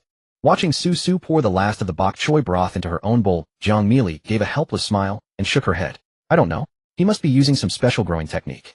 I asked him to send me his location, but he refused. He said he'll deliver the goods directly to town in the future, as if he's afraid I'll discover his secret. Sigh. A mysterious farmer uncle. He's not a farmer uncle at all. He looks only around 20. Huh. So young. Is he handsome? Susu's face immediately took on a gossipy expression. Zhang Meili thought about Chun Liang's fairly sunny face, and said he's okay. Not bad looking. Oh, if he's not bad looking in your eyes, then he must be quite handsome. I'll have to meet him another day. Send me his contact. I refuse to believe I can't find out where he lives. Hey, don't add him. Zhang Meili hurriedly stopped her. I'm counting on him to supply those one-of-a-kind products so my fresh produce store can reach another level. Don't ruin this for me. Let's wait until things are stable before talking about that. Zhang Meili's favorability, 89. At home, Chen Liang was cooking for his dog, while downloading cooking videos and short clips. When he saw the notification, he knew that Zhang Meili had probably already tasted his food. Next time he would bring her cucumbers and all kinds of other vegetables and fruits to see whether he could conquer her stomach, and then fully conquer her heart. Wang Kai lay at his feet. The dog had grown picky. Without the spirit spring water, he barely ate. Chen Liang mixed a few bok choy leaves into his rice, and while the dog wolfed it all down in a flash, then went back to his bed to sleep. After dinner, Chen Liang went into the space and continued planting vegetables. Now he had 8 fertile soil cores in his hands. 1 was buried under the waxberry tree, while the other 7 were all buried in the space's field. 7 cores could enrich 7 mu of land, but he had only planted 2 mu so far. He needed to find a few more people to help him farm. Once all these vegetables grew, he and Shun Qingqing would not be able to manage everything on their own. In the field, small cucumbers with flowers had already formed, and by tomorrow they would almost be ready to pick. Where was he going to find people? With his resources, recruiting a few survivors from the apocalyptic wasteland to grow vegetables was as simple as offering them food. Yet the crucial point was that this was his own space. The kitchen bridged the apocalypse, making the environment within entirely unlike the world outside. Those he brought in had to be absolutely loyal and capable of ever divulging his secret. In truth, the most suitable candidates were women who had submitted wholly to his will. Thanks to the fertile soil heart core, they had no need for strenuous tasks like hauling water or spreading fertilizer, nor for weeding and pest control. Shen Qingqing, now a water element ability user, was using her power to sprinkle spirit spring water wherever it was needed. Shen Liang was satisfied with her performance. From now on, those who came into work would only need to plant and harvest. Even carrying was unnecessary, for a single thought from him could accomplish it. 10 mu of land should be enough for 10 people. After mulling it over, he sent a mass message to the Yangguang Huayuan community and to Shen Qingqing's classmate groups. Liang Zai, who can recommend a few group chats to me. I need plenty of beauties. I'm looking to bring in special talent, preferably covering all walks of life. Whoever makes a successful recommendation will receive 100 jin of food and water. By the way, there was still Zhongli. He had come from elsewhere, so he should know people in other trades. Who knew whether he was dead or alive? Shen Liang filled a bottle with spirit spring water and went to the shoe shop next door. The man there was burning with fever and barely conscious. Spirit spring in hand, Chen Liang prepared to pour it down his throat. Through his groggy haze, Zhongli vaguely sensed someone approaching and swung his blade, but his whole body was limp and strengthless. Chen Liang easily kicked the knife away. Open your mouth. Drink this medicine. Hearing that it was medicine, the feverish and parched Zhongli parted his lips and gulped it down greedily, not stopping until he had drained 2 full bottles and felt somewhat better. Chen Liang left a bottle of water beside him and departed. After inspecting the barriers at the pedestrian street's entrances, he found that no zombies had slipped in for now. In fact, several groups of survivors, noticing that this area was free of zombies, had each claimed a shop front as a temporary refuge. They all eyed him with wary vigilance as he passed, but seeing that he had no intention of barging in, they finally breathed sighs of relief. After finishing his chores and taking a shower, Chen Liang lay side by side with Shen Qingqing on the bed, watching short videos. At the novel fighting postures between men and women on screen, Shen Qingqing's delicate face flushed, and she murmured coquettishly, "Brother, Shen Liang, you're so bad." "Where am I bad? Isn't this just normal academic exchange? Can we really do this? How will you know unless you try?" Shen Liang shot her a ravenous look. Shen Qingqing's voice was as faint as a mosquito's hum, her head buried deep beneath the quilt. The two then engaged in a warm, profoundly intimate exchange. Early in the morning, Chen Liang was still ensconced in the tender embrace of bliss. His phone began to beep. Su Meier had sent a message. "Chen Liang, Shen Qingqing, where are you?" Only now did Chen Liang remember that he had forgotten to ask Shen Qingqing what this English teacher actually looked like. But it hardly mattered since she had already arrived. He rose to go take a look. Shen Qingqing was still fast asleep. The novel positions they had unlocked last night had worn her out. He tucked the quilt around her and replied to Su Meier, "Come to Xiaomiao Huangjing." Emerging from the kitchen, he brought along another bottle of spirit spring water. When he reached the shoe shop next door, the bottle of spirit spring water left there the previous day had been drained to the very last drop. At the sound of movement, Zhongli sprang up in a flash, his eyes sharp, his body taut, dagger in hand, a picture of coiled readiness. His speed was so abrupt that it startled even Chen Liang, who nearly summoned his shield. Fortunately, once Zhongli recognized him, his gaze softened, and he lowered the hand holding the blade. "Boss Chen." Chen Liang nodded. "Awake. Have you awakened your ability?" Zhongli nodded, and a sudden brilliance blazed in his eyes. You knew I would awaken an ability. Was it deliberate? Having me smear zombie brains on my wound so that I could awaken an ability?" Chen Liang raised an eyebrow. "Something like that." In truth, he hadn't been completely certain. There had only been a 50% chance. Succeed or die, make it through, and you became an awakener, or fail, and you became a zombie. That both he and Shen Qingqing had successfully awakened their abilities was largely due to the copious amounts of spirit spring water they had drunk. The spirit spring had a purifying effect, neutralizing the harmful effects of the zombie virus on the human body. Anyone else trying to replicate this method would simply be seeking death. Compared with an ordinary nobody, an awakener is naturally far more useful. Chen Liang asked, "What ability did you awaken?" Zhongli opened the hand that gripped the dagger, and the blade soared into the air, tracing a circle around him in response to his gesture. "Metal type ability. I can control metal." Chen Liang nodded. "Very impressive." Zhongli put the knife away and was about to say something when his stomach gave a loud rumbling growl. "You said yesterday that if I gave you medicine, your life would belong to me from then on." "Yes. From now on, I'll follow Boss Chen's lead in everything." Chen Liang nodded and produced 2 pieces of bread and a bottle of ordinary mineral water. "After you eat, go find a change of clothes. Then install doors for me at both the front and rear entrances of the pedestrian street. From now on, this will become a supply trading zone."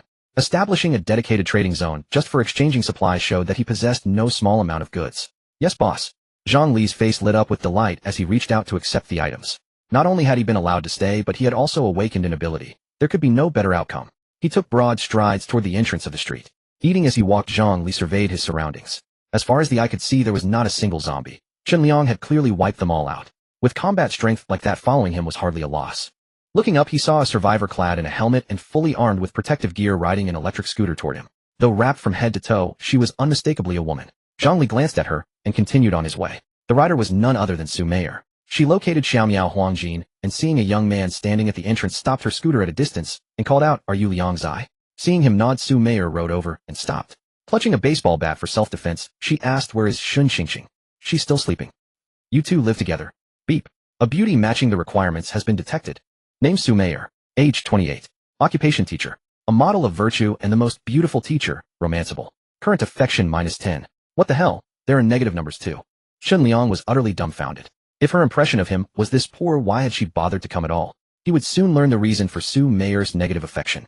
Without even taking off her helmet, Su Meier said bluntly, "Shun Xingxing is still a student, and you could lay a hand on her. Are you an animal?" In their earlier exchanges in the group chat, Shun Liang had thought this teacher spoke pleasantly enough and had formed a favorable impression of her. He had even harbored romantic fantasies about her.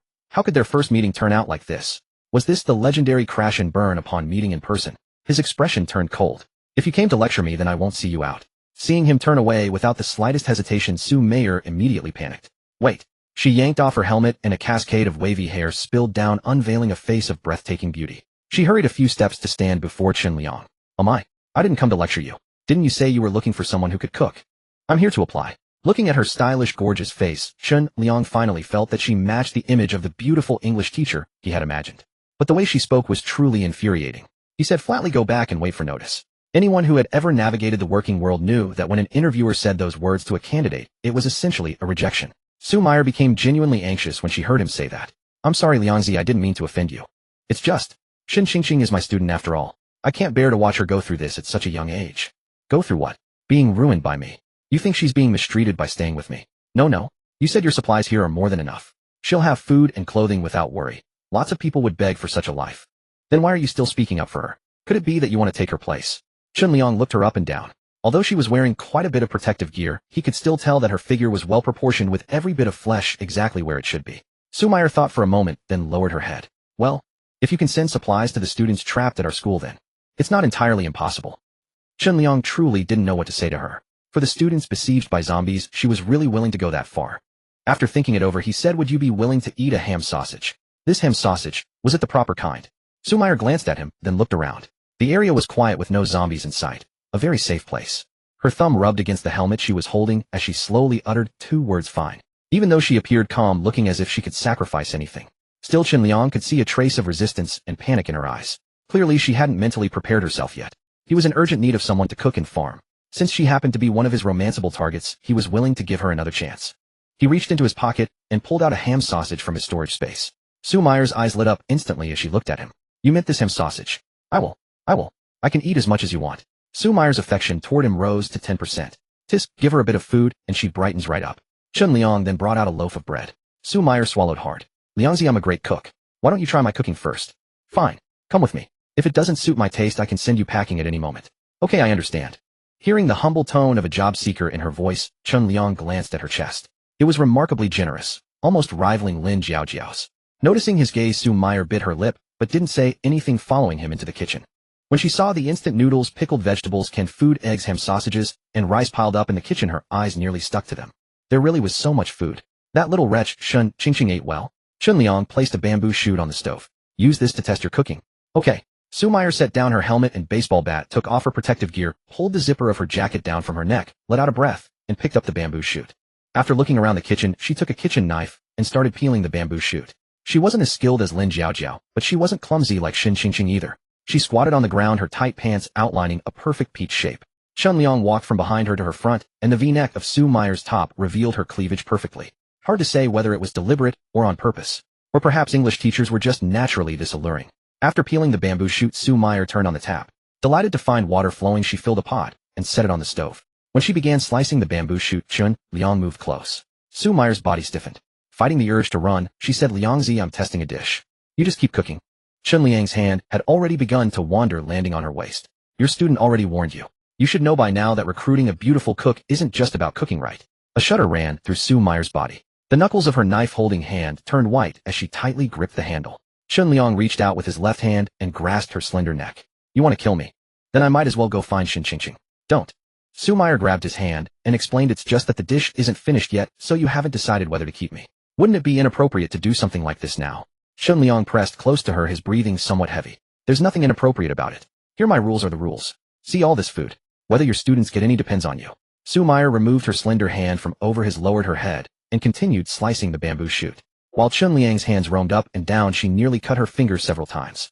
Most ordinary survivors in the apocalypse hadn't bathed in almost 2 months, and Chun Liang had no intention of betting her right then. He had only taught her a small lesson because she had spoken too far out of line just now. When Su Meyer finished cooking the bamboo shoot, he pointed toward the bathroom and said, "Go take a shower. I'll taste your dish first."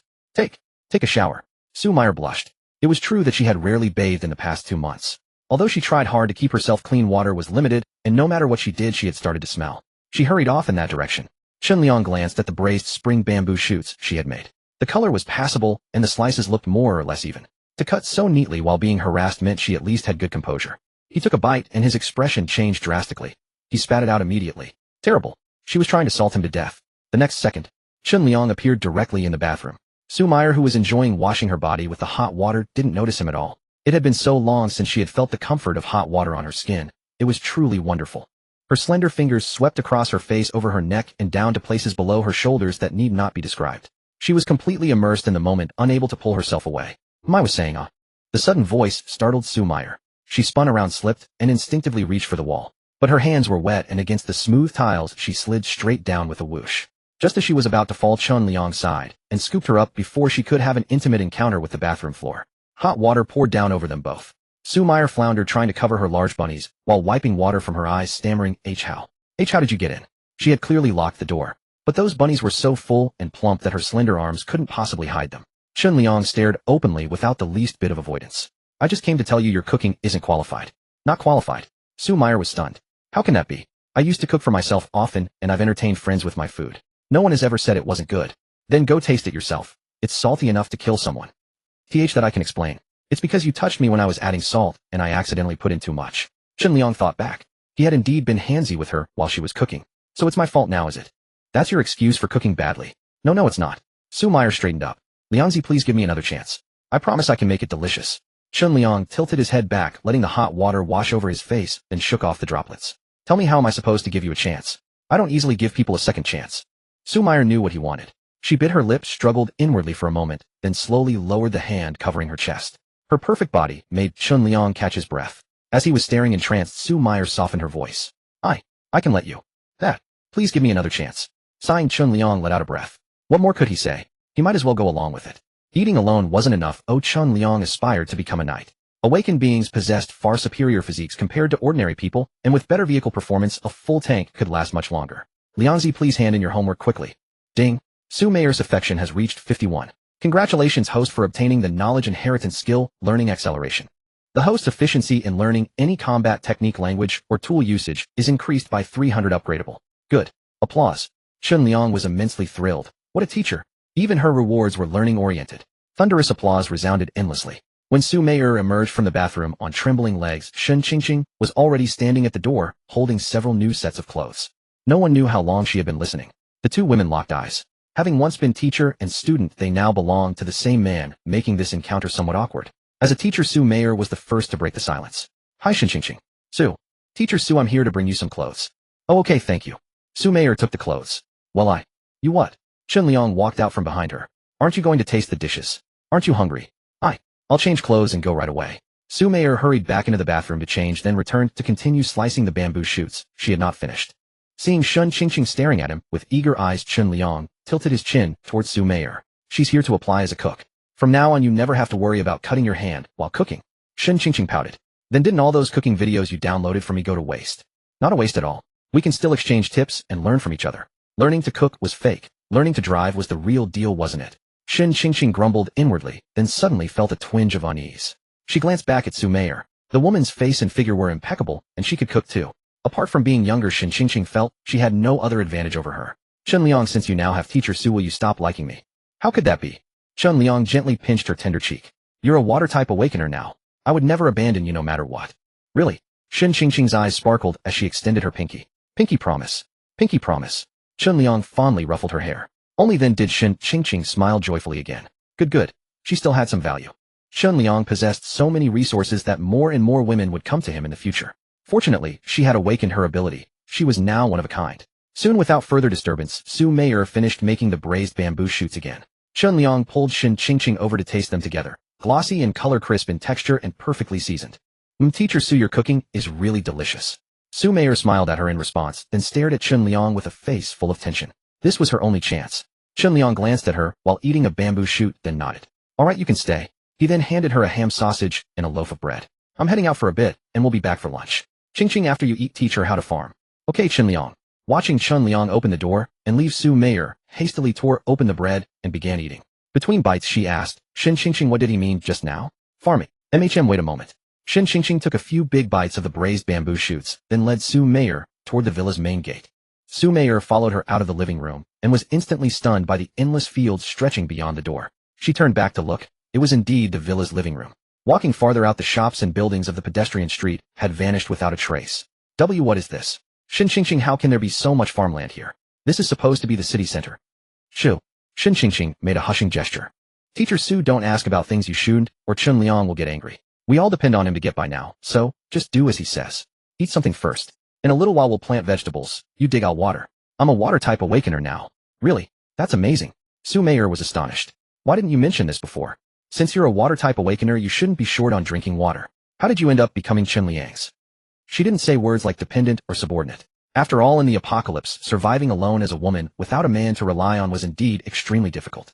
Her own life over the past 2 months had been incredibly hard. That was why, upon hearing that Chun Liang had ample supplies, she had voluntarily come to him. Although she had used the pretense of asking him to deliver supplies to the school's students, the truth was that if he refused to go, she would have no way to force him. Now that she had already given her body, filling her stomach was the most pressing concern. As for everything else, she could only do her best and leave the rest to fate. Hearing her ask why someone with an ability would still depend on another person, Shin Ching Ching said, I didn't have an ability at first. I only awakened it after I came here. I think Chun Liang helped me awaken it.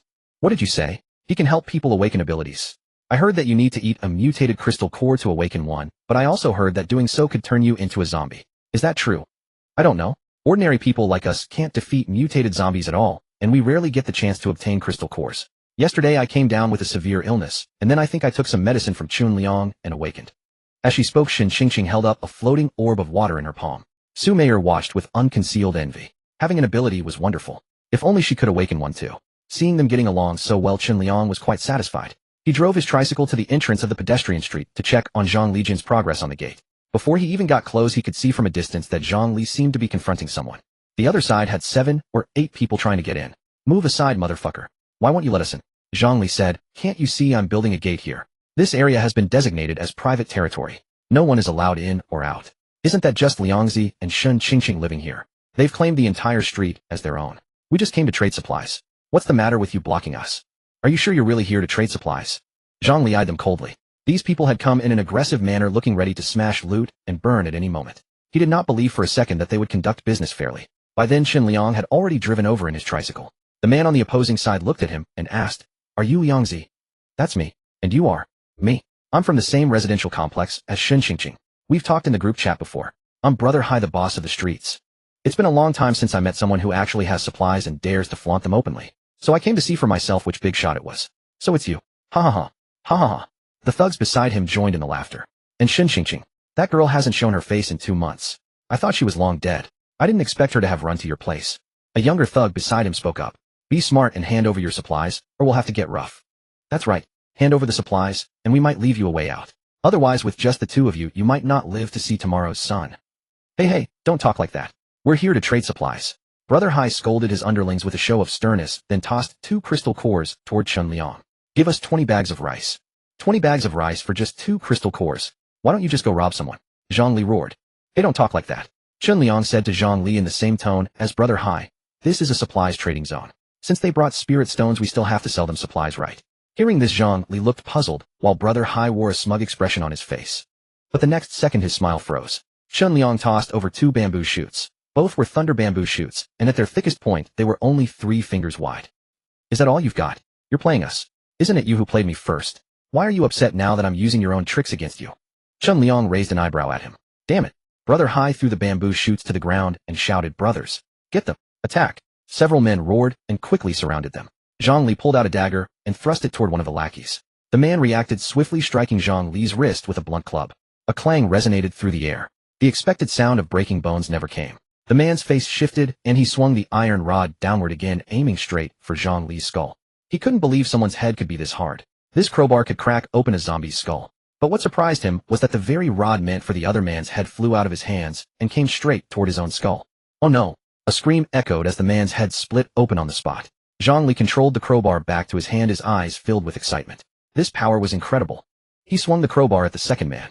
Watching the two puny weaklings charging at him, Chun Liang threw both fists, striking both faces simultaneously. Crack! Both men collapsed at once. Brother Hai stared in shock at Chun Liang, who was taking down opponents with a single punch each. My god! This guy called Liang Zai is actually this strong. What the hell, why you, if you're this powerful, why didn't you say so earlier? When he saw Chun Liang openly posting about trading supplies in the group chat, he thought Chun Liang was just another clueless rich kid looking to make a quick profit. Who would have guessed he'd be this formidable? Those fists must be made of iron. Shit, run. He quickly retreated and sprinted toward his vehicle. But Chun Liang and Zhongli weren't about to let him escape. After taking down several lackeys, Zhongli controlled the dagger in his hand, shooting it straight toward Brother Hai's back. Up! The man screamed, staggering and falling against his car. Zhongli quickly rushed over to finish him off. The technique was swift and decisive, leaving no chance for the man to beg or plead. Searching through their bodies, they found a total of 16 spirit stones. Together, they loaded the corpses onto a tricycle and dragged them to a more remote location where they happened to see Song Dongqing driving up with moving supplies. They stored the tricycle and climbed into his vehicle together. Song Dongqing pulled out a small bag of gold and said some residents from Sunshine Garden Complex came to trade their gold for bamboo shoots, but that's all they had. It's fine. Even a small mosquito is still meat. Chun Liang put away the gold and introduced himself, saying, "This is Zhongli. From now on, both of you follow me." Song Dongqing and Zhongli exchanged glances, then shook hands and introduced themselves. Song Dongqing, Ice-type ability user. Metal-type ability user Zhongli. Watching Chun Liang store the tricycle away, Zhongli finally realized he possessed a spatial ability. With one punch taking down a zombie, he had assumed Chun Liang was merely a strength-type ability user. How could someone like that also have a spatial ability? Noticing him staring, Chun Liang turned to look at him. What? Got something on your mind? Song Dongqing glanced at him as well. No. Zhongli smiled and scratched his head. I'm just wondering whether you're a strength-type or space-type ability user. Chun Liang pursed his lips and smiled. Does it make a difference? Regardless of what type of ability user I am, whoever wants to rob my supplies will have to answer to my fists first. Understood. Zhongli didn't ask any further questions. In this chaotic post-apocalyptic world, strength was the only truth. Do you know where Deep Sea University is? Chun Liang asked. I do. Lead the way. Chun Liang now possessed formidable learning abilities. He intended to bring back all the skill-related books from Deep Sea University's library. Martial arts, firearms, and other combat techniques. He hoped the library had them all. His current skill learning efficiency was only at 300%. When it reached 800%, perhaps a single glance would allow him to master everything. Su Mayer mentioned that the school had an unusually high concentration of zombies, making it the perfect opportunity to clear them out. Zombies wandered the streets everywhere, but most of them moved rather slowly. As long as they drove fast enough and avoided areas congested with hordes of zombies and abandoned vehicles, they should be able to pass through safely. As the three passed a hospital, a tall zombie roared and charged toward them. Its leg joints were noticeably more agile than other zombies, and it ran much faster. Chun Liang guessed this must be what they called a mutated zombie. Exposed skin on its body was ulcerated and oozing pus. A foul stench could be detected from far away. Being scratched by it might not kill him outright from poison, but it would certainly be disgusting enough to be fatal. He didn't want to touch it with his bare fists, so he asked Song Dongqing to slow down. Chun Liang pulled out a poison dart and threw it directly at the creature. With a sharp thud, the dart struck the zombie squarely in the chest. Fighting poison with poison. Let's see who wins. The zombie remained completely unaware of this seemingly negligible attack and continued its charge toward them. Neither Song Dongqing nor Zhongli understood why he was using a tiny dart against the zombie, but since he was the boss, neither said anything. Seeing the zombie closing, and Song Dongqing stepped on the gas and sped forward, then slowed down at Chun Liang's request to let the mutated zombie catch up. They alternated between accelerating and braking. The mutated zombie grew increasingly furious at their erratic driving, roaring loudly as it pursued them. However, its pursuit speed gradually decreased. Chun Liang timed it and instructed Song Dongqing to enter a side street with fewer zombies. The mutated zombie slowed to a crawl until it collapsed on the ground motionless. Both Song Dongqing and Zhongli looked utterly confused. How did it die? Nearby zombies quickly surrounded them upon seeing the car stop. Song Dongqing wielded a baseball bat, while Zhongli held a crowbar, and the two began taking turns killing the approaching zombies. Combining physical strength with their abilities, ordinary zombies posed little difficulty for them. Chun Liang unleashed his brutal mantis fist, left one, right one. Crack! Crack! One punch, one down. Zhongli had already witnessed his martial arts, so he wasn't surprised, but Song Dongqing saw it for the first time. Witnessing such ferocity left him speechless. How could he be so powerful? Fortunately, he wasn't their enemy. The three quickly cleared the surrounding zombies. Chun Liang tore a piece of cloth from another zombie and covered the mutated zombie's head to avoid coming into contact with those disgusting toxins. Crack! One punch. With the same force, the mutated zombie's head showed less damage compared to ordinary zombies, clearly indicating its skull was much harder. Chun Liang punched again, completely shattering its skull, then picked up a wooden stick from the ground to scoop out its brain. Pulling out the spirit stone, he examined it. Indeed, it was a colored mutated spirit stone. Chun Liang rinsed it clean and tucked it into his pocket. Something this rare felt rather unsafe just sitting in his pocket. Next time he would need to get a box to store it in to see whether the storage space would still absorb it. These needed to be set aside for upgrading his special ability. Chun Liang had no intention of using them for experiments at the moment. He now had 2 mutated spirit cores. Collect 8 more, and his ability would reach the 2nd level. Zhang Li and Song Dongqing extracted the spirit cores from the other zombies' heads and handed them all over to him. Chun Liang made no polite gestures and accepted the cores. Keep track of how many zombies you killed. I'll exchange supplies with you later. Such generous bosses were rare. Both men were delighted to join his team. Thank you, boss. Chun Liang nodded and stored the cores in his storage room. 10 ordinary spirit cores could add 1 square meter to the storage room. The room was roughly 3 meters high, meaning every additional square meter represented 3 cubic meters of space. That school had at least several thousand zombies. If they harvested them all, it could add several hundred square meters to his storage room. But right now he only had close combat weapons, his own violent fists. If only he had a mid to long range, or even mass casualty weapon, that would be perfect.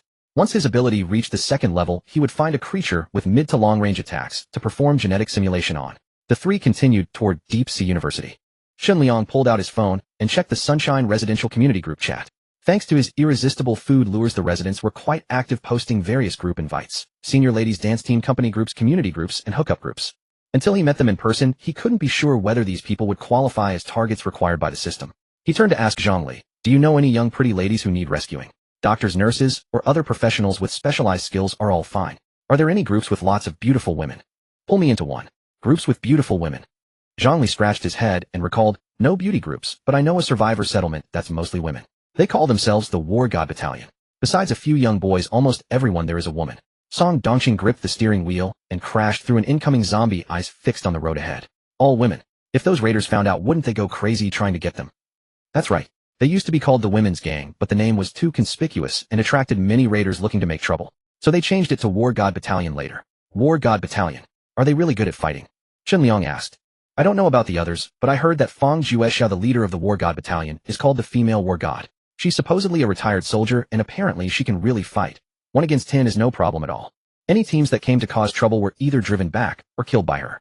She also gave the mutated spirit core she acquired to her subordinates, allowing them to awaken abilities and become espers. They became one of the few female legions in Deep Sea. Chun Liang said, take me to see them sometime. Sure. Song Dongqing glanced at him. What boss, you want to spar with the female war god? Huh. Those who know me best are indeed you, old Song. Chun Liang laughed and slapped his shoulder, startling Song Dongqing so badly that the vehicle nearly crashed into the curb. Please be gentle with your fists. They finally arrived at Deep Sea University. Through the fence, the 3 of them looked toward the sports field. The field and teaching buildings were filled with zombies, densely packed. Song Dongqing's face turned pale. Boss, are we 3 really going to take on the entire campus? Maybe you should reconsider. Zhang Li's expression was also grim. Although he had awakened his ability, he was only at 1st level now. His power had not reached the point where he could fight hundreds alone, let alone thousands. Could Chun Liang really be that powerful? Chun Liang put the SUV into his storage space. In the eyes of Song Dongqing and Zhang Li, this meant he was cutting off their escape route. Were they doomed today? Chun Liang scanned the surroundings, then led them to a civilian house not far from the school. After clearing out the zombies inside, he cut a piece of flesh from one of them. Reaching the rooftop, he took out binoculars to survey the campus layout. There were teaching buildings, student dormitories, a library, and a cafeteria. Zombies were everywhere. Once any movement occurred, they would likely all surge forward, devouring the 3 of them completely. They wouldn't even have the chance to become zombies. To reach their destination, they would need to employ some unconventional methods. Chun Liang took out a drone and the bottle of zombie-attracting powder from YMO. Looking at Song Dongqing and Zhang Li, he asked, which of you is willing to charge in with me? Zhang Li and Song Dongqing stared at each other in bewilderment. You really want to charge in? Zhang Li gaped. Boss, maybe you should reconsider. There are so many zombies in there. How are we supposed to fight through? We can't possibly kill them all. Song Dongqing added, that's right, Chun Liang. There are too many zombies. Your combat power is strong, but my ability is different from yours. I need reaction time. From the moment his hand touched a zombie's head to completing the freezing took about 3 seconds plus the time to smash it, roughly 4 seconds minimum. Unlike Chun Liang, who could kill almost 1 per second or even several per second in dense zombie areas. So many zombies, let alone 2 people, 20 or 200 wouldn't be enough to fight through.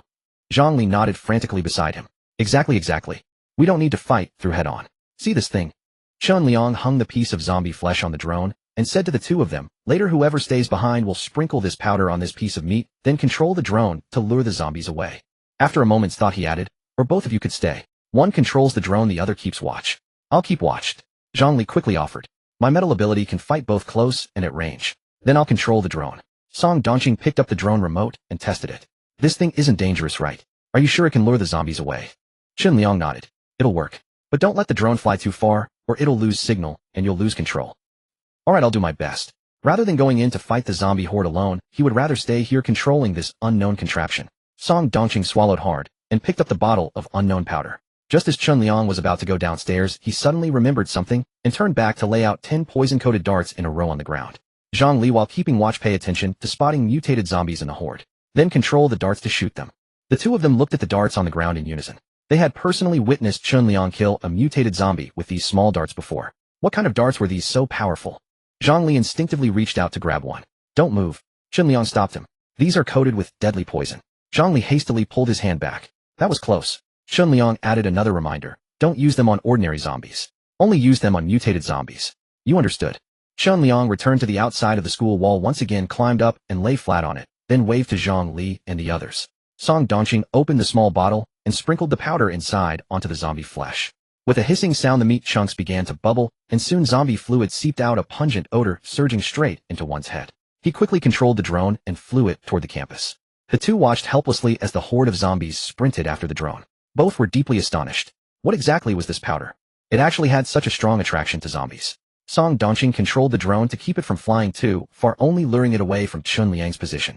Zhang Li held the binoculars Chen Liang had left, scanning through the zombie horde, and quickly spotted several mutant zombies unlike the rest. He was itching to send out his dark-controlled zombies.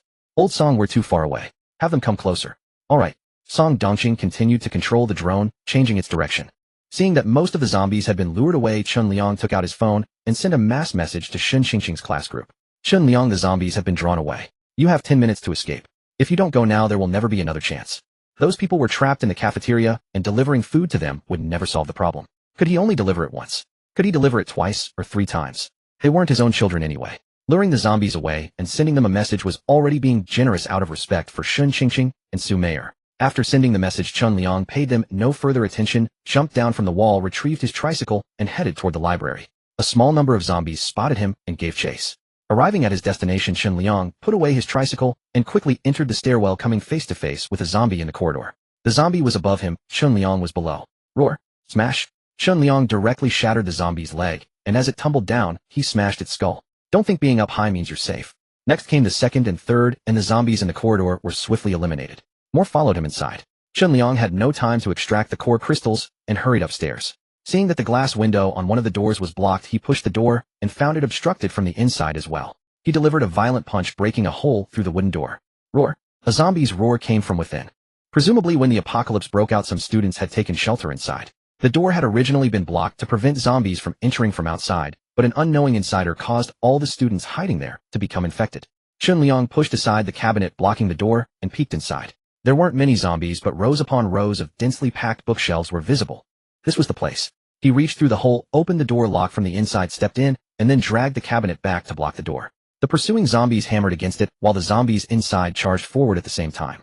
A sudden gust of wind struck from behind. Chen Liang turned and smashed the zombie's outstretched claws with one punch, then drove his left fist straight into its forehead. Crack! The zombie fell. The others quickly closed in, but Chen Liang unleashed left and right hooks, one punch per zombie. No fancy moves, pure overwhelming force, each blow caving in a skull. They all wore the same school uniforms Chen Liang had first seen Shen Qingqing in. Though their faces were grotesque, one could still tell they had once been vibrant young people. But now they were all zombies. Besides smashing their heads, there seemed to be no other option. Or was there?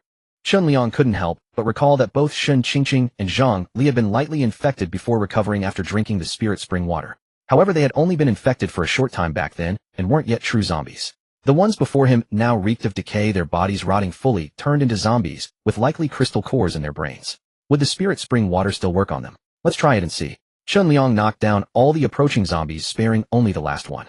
He kicked it to the ground, dragged a table over, and flipped it face down to pin it, then piled the other zombies on top. Until it could no longer move, Chen Liang walked over, stepped on the zombie's remaining functional hand, and poured spirit spring water into its mouth.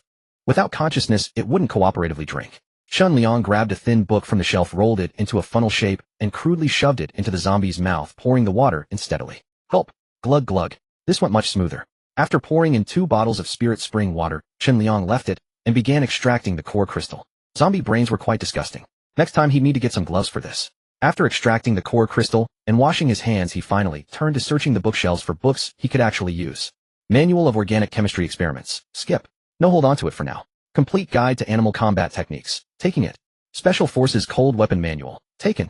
Hot Weapons Manual. Taken. Apocalypse DIY Building a Safe House from Scratch. Already has it, doesn't need another copy. Mechanical Repair from Tractors to Tanks. Taking it. Human Anatomy, Hypnosis, Outdoor Cooking, A Guide to Animal Cuisine. Some of these seemed highly useful at first glance, but upon closer inspection appeared less practical. Chun Liang prioritized short-term combat enhancement while also planning for the long term. Many of these things could also be found online, so there was no need to take too many. He ended up collecting fewer than 100 books and stored them in his spatial dimension. Just as he was about to check on the zombie, a sudden roar erupted. The zombie pinned beneath the pile suddenly burst with tremendous strength. It threw off the table, and the zombies on top of it rose to its feet, and staring at Chun Liang with bloodshot eyes let out a roar and charged forward, moving far faster than before. Chun Liang was puzzled.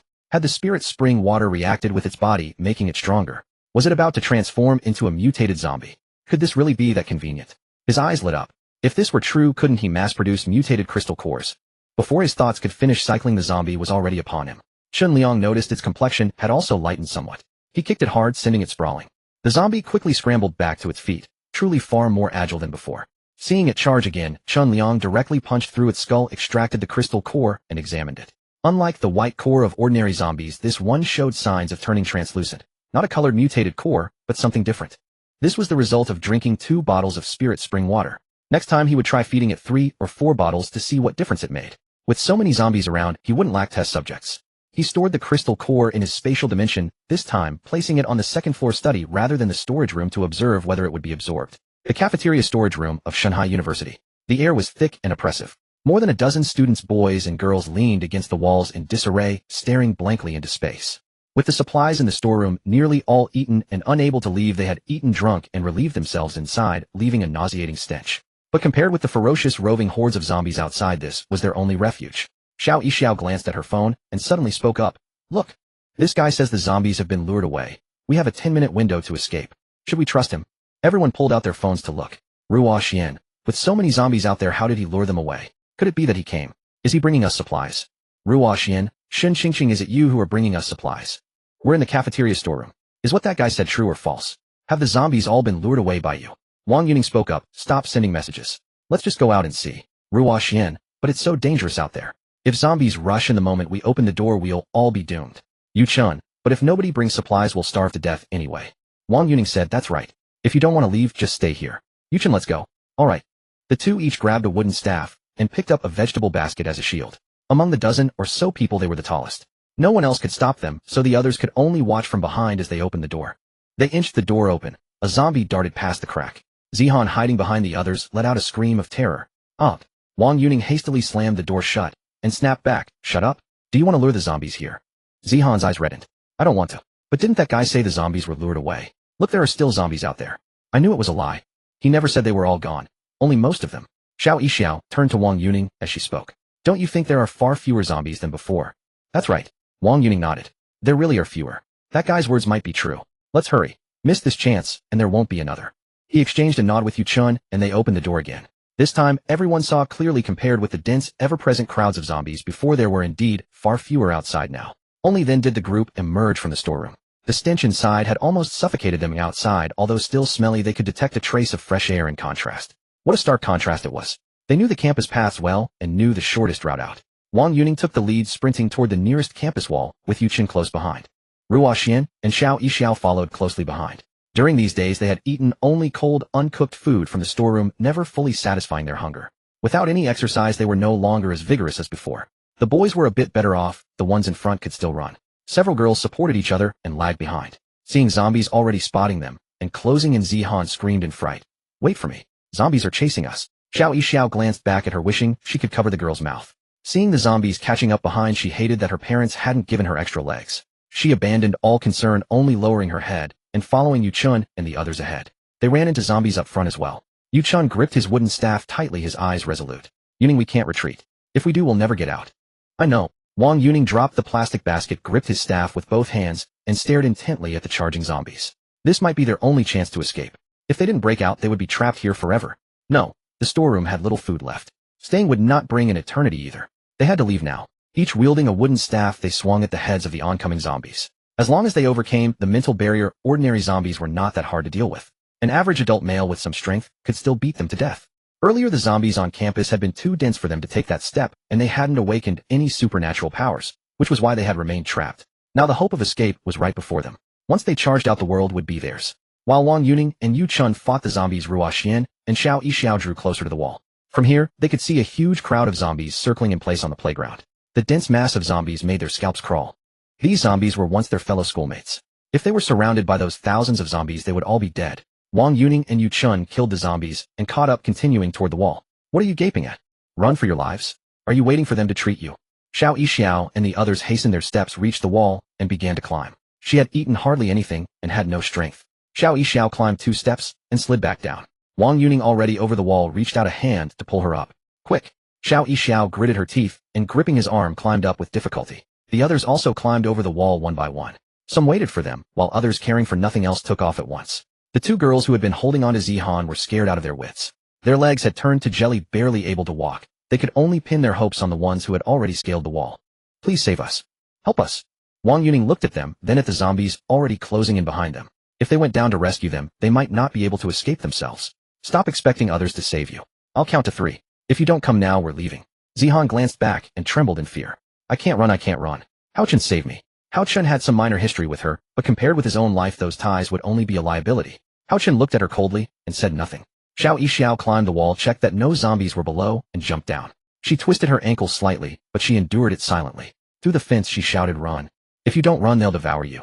The 2 girls dragged Zihan along, but when she proved too heavy to move, they shook her off and turned to flee. Zihan grabbed one girl's ankle. "Don't leave, take me with you. Then get up quickly." By now the zombies had encircled them. The other girl had already reached the wall, and Yu Chun and the others hurriedly pulled her up. Only the girl held down by Zihan was left screaming and crying. "Help! I don't want to die, I don't want to die. Let go of me. Whoa. No. Don't abandon me, don't abandon me. If I die, you die with me." Crunch. Wang Yuning and the others could only watch helplessly as the zombies devoured the 2 of them. There was no point in trying to save them anymore. "Let's go now." After jumping down the wall, Yu Chun looked at the direction the zombies were chasing and suddenly noticed a drone flying above their heads with a piece of meat attached. It was exactly that piece of meat that exerted such an immense attraction on the zombies. "Look, it appears they're luring the zombies. Should we go join them?" Xiao Yixiao glanced in that direction. They must be with Liang Zai and Xin Qingqing. Since Xin Qingqing is safe with them, it should be safe for us too. "Let's go. I want to go home. I can't reach my parents and I have no idea how they're doing," said a short-haired female classmate. Another girl named Gu Mengting spoke up. "My parents are reachable, but our home is too far. They won't come here, and I'm too afraid to return alone." "Xiao Yixiao, I'll go with you." "All right." Wang Yuning and Yu Chen followed. The rest scattered, some heading home, others seeking what they believed to be safer shelters. Classmates who had survived together in the same warehouse for 2 months now parted ways. Xiao Yixiao and her group headed toward the residential building. Zhang Li, keeping watch on the rooftop, spotted them and barked, "Stop. Who goes there?" Xiao Yixiao looked up. "Uncle, we're students from the school. We just escaped. You seem quite capable. May we temporarily join you?" Wang Yuning added, "Uncle, could you escort us home? Or at least take us somewhere safe?" At being called uncle repeatedly, Zhang Li's eyelid twitched. "I'm only 29. Don't call me uncle," he snapped. "Move it. Can't you see the zombie horde? If it breaks loose, none of you will escape." Nearby Song Dongqing checked the remote's battery. "Brotherly, it's running low. Hurry and message Chun Liang to get out." "Copy." Zhang Li ignored the students and messaged Chun Liang to fall back. Chun Liang lured the zombies in the opposite direction. "Old Song, the boss wants you to draw the zombies away." "Roger that." Song Dongqing adjusted the drone's path, retorting, "You're calling me old too. I'm younger than you." "The boss calls you that, so I do," he shot back. "Wait. Old Song, look. A mutated zombie." Zhang Li immediately sent a poison dart flying toward it, glancing sideways to see the students ascending the stairs. Uffed. The dart struck and the zombie collapsed shortly after. Soon Chun Liang arrived on his tricycle, collecting the fallen zombies into his spatial dimension as he went. He had instructed Zhang Li to only target mutants. With the horde diverted, most of the downed zombies were exactly what he needed. Aside from 2 misfits trampled by their own kind. Out of Chun Liang's 10 darts, Zhang Li used 7. 1 missed due to range, meaning only 6 true mutants remained. Seeing Chun Liang emerge, Song Dongqing panicked. "Brotherly, what now? The remote's dying, the drone's about to crash. I can't let it fly back right. It would lead the horde straight to them.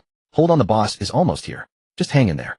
Zhang Li glanced at the approaching students, shifted position to keep them in sight.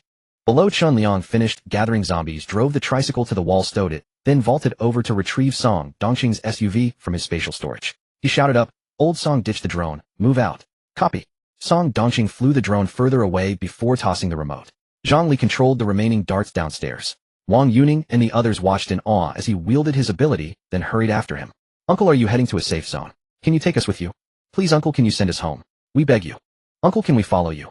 Staring at the two tall boys, endlessly calling them Uncle, Zhang Li had zero interest in engaging. Arriving at the car, Zhang Li let 3 darts drop, which Chun Liang collected. Song Dongqing headed to the driver's seat. "They say they escaped the school and want to tag along. What's your call, Chun Liang?" Upon hearing he was Chun Liang, Xiao Yixiao's eyes lit up. "You're Chun Liang. Brother, thank you for saving us. Is Shen Qingqing with you? Is it safe there now?" "Yeah, Brother Liang's eye, do you have food? You can attract zombies. How amazing. Boss, can we follow you?" Both boys' eyes filled with adoration. To them, he was their savior. Chun Liang's gaze swept over the students. Their clothes were wrinkled, reeking of stench, so foul it might have been mistaken for zombie decay. The smell was truly unbearable. Beep. Detected a qualifying beauty. Name Xiao Yixiao, occupation student, campus belle tier, age 18. Outstanding appearance, eligible for collection. Current capture progress 20. Capturing beauties of the same profession yields no new rewards, but can strengthen existing ones. Chun Liang gestured, "Get in." "Thanks, handsome bro." They hurried aboard. Chun Liang swiftly took the passenger seat.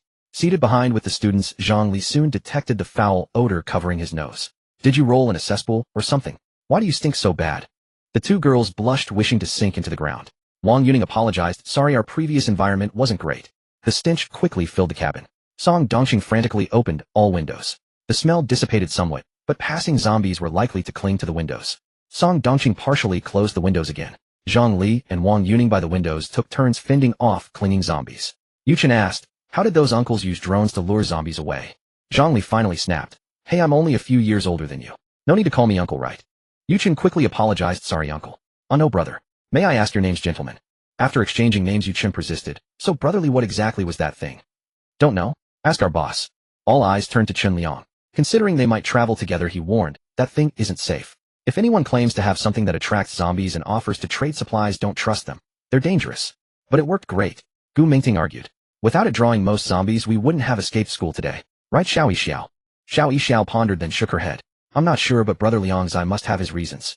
Chun Liang's face was grim. "I'm not merely referring to whatever substance is drawing the zombies. I'm talking about the person who created it. That person is called Yimo. He is an extremely dangerous individual. Listen to me, you students. I'm going to establish a material trading zone here. If you're willing to stay and help, you're welcome. If not, I won't force you. But whether you choose to stay or leave, I expect all of you to have zero contact with that Yimo. Anyone who associates with him will be treating me as an enemy. Do you understand?" "Understood." Chun Liang cast a glance at the group behind him through the rearview mirror. Seeing their eyes locked on him, he continued, "One more thing. If you stay, you will obey my commands. Anyone who refuses, you may leave right now."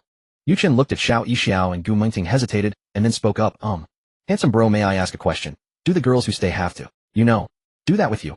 That meant what exactly? The two girls nervously clasped each other's hands. If this was truly what staying entailed, should they remain or flee? With the outside world in such chaos and no way to contact home, where else could they possibly go? Chun Liang instinctively glanced at Xiao Yixiao, then fixed his gaze on Yuchen. "Why do you ask that? Do I look like some predator lusting after young women?" No. It's not like that. I only asked because I remembered you mentioning looking for pretty girls in the group chat. Forgive my impertinence, handsome bro. Please don't hold it against me." "Oh." Chun Liang pondered for a moment. "You must be Yuchen, the one who warned Teacher Su about falling into a trap, correct?" Yuchen replied apprehensively, "Yes. It's me." Wang Yuning, who had just pried a zombie's claw off the window, couldn't resist turning to scold him. "Yuchen, I've told you before. In these extraordinary times, we need to be adaptable. Brother Liang says he's setting up a trading zone, which proves he has plenty of supplies. The fact that he's willing to take us in is already a tremendous favor. Even if Xiao Yixiao and Gu Mingting have to serve him, so what? Isn't that only fair?" Wang Yuning turned to the two girls. "Xiao Yixiao, Gu Mingting, tell me, is that not right? Would you rather go back to that pitch-black existence, surrounded by writhing maggots bathing in filth day after day?" Hearing this, the two girls shuddered and hugged each other tightly. They never wanted to return to that nightmare. He was right. Chun Liang had ample supplies. After 2 grueling months of hardship, he was their golden lifeline. There was no way they would leave now. Xiao Yixiao spoke up first. "I'll follow whatever you say, handsome bro." Gu Mingting added, "As long as we can eat our fill, we'll do anything." Beep beep. Shen Qingqing sent a message. "Brother Chun Liang, teacher Su has finished cooking. When will you be back?" Chun Liang replied, "You eat first. I'll be a while longer." Shen Qingqing, "Then we'll wait for you."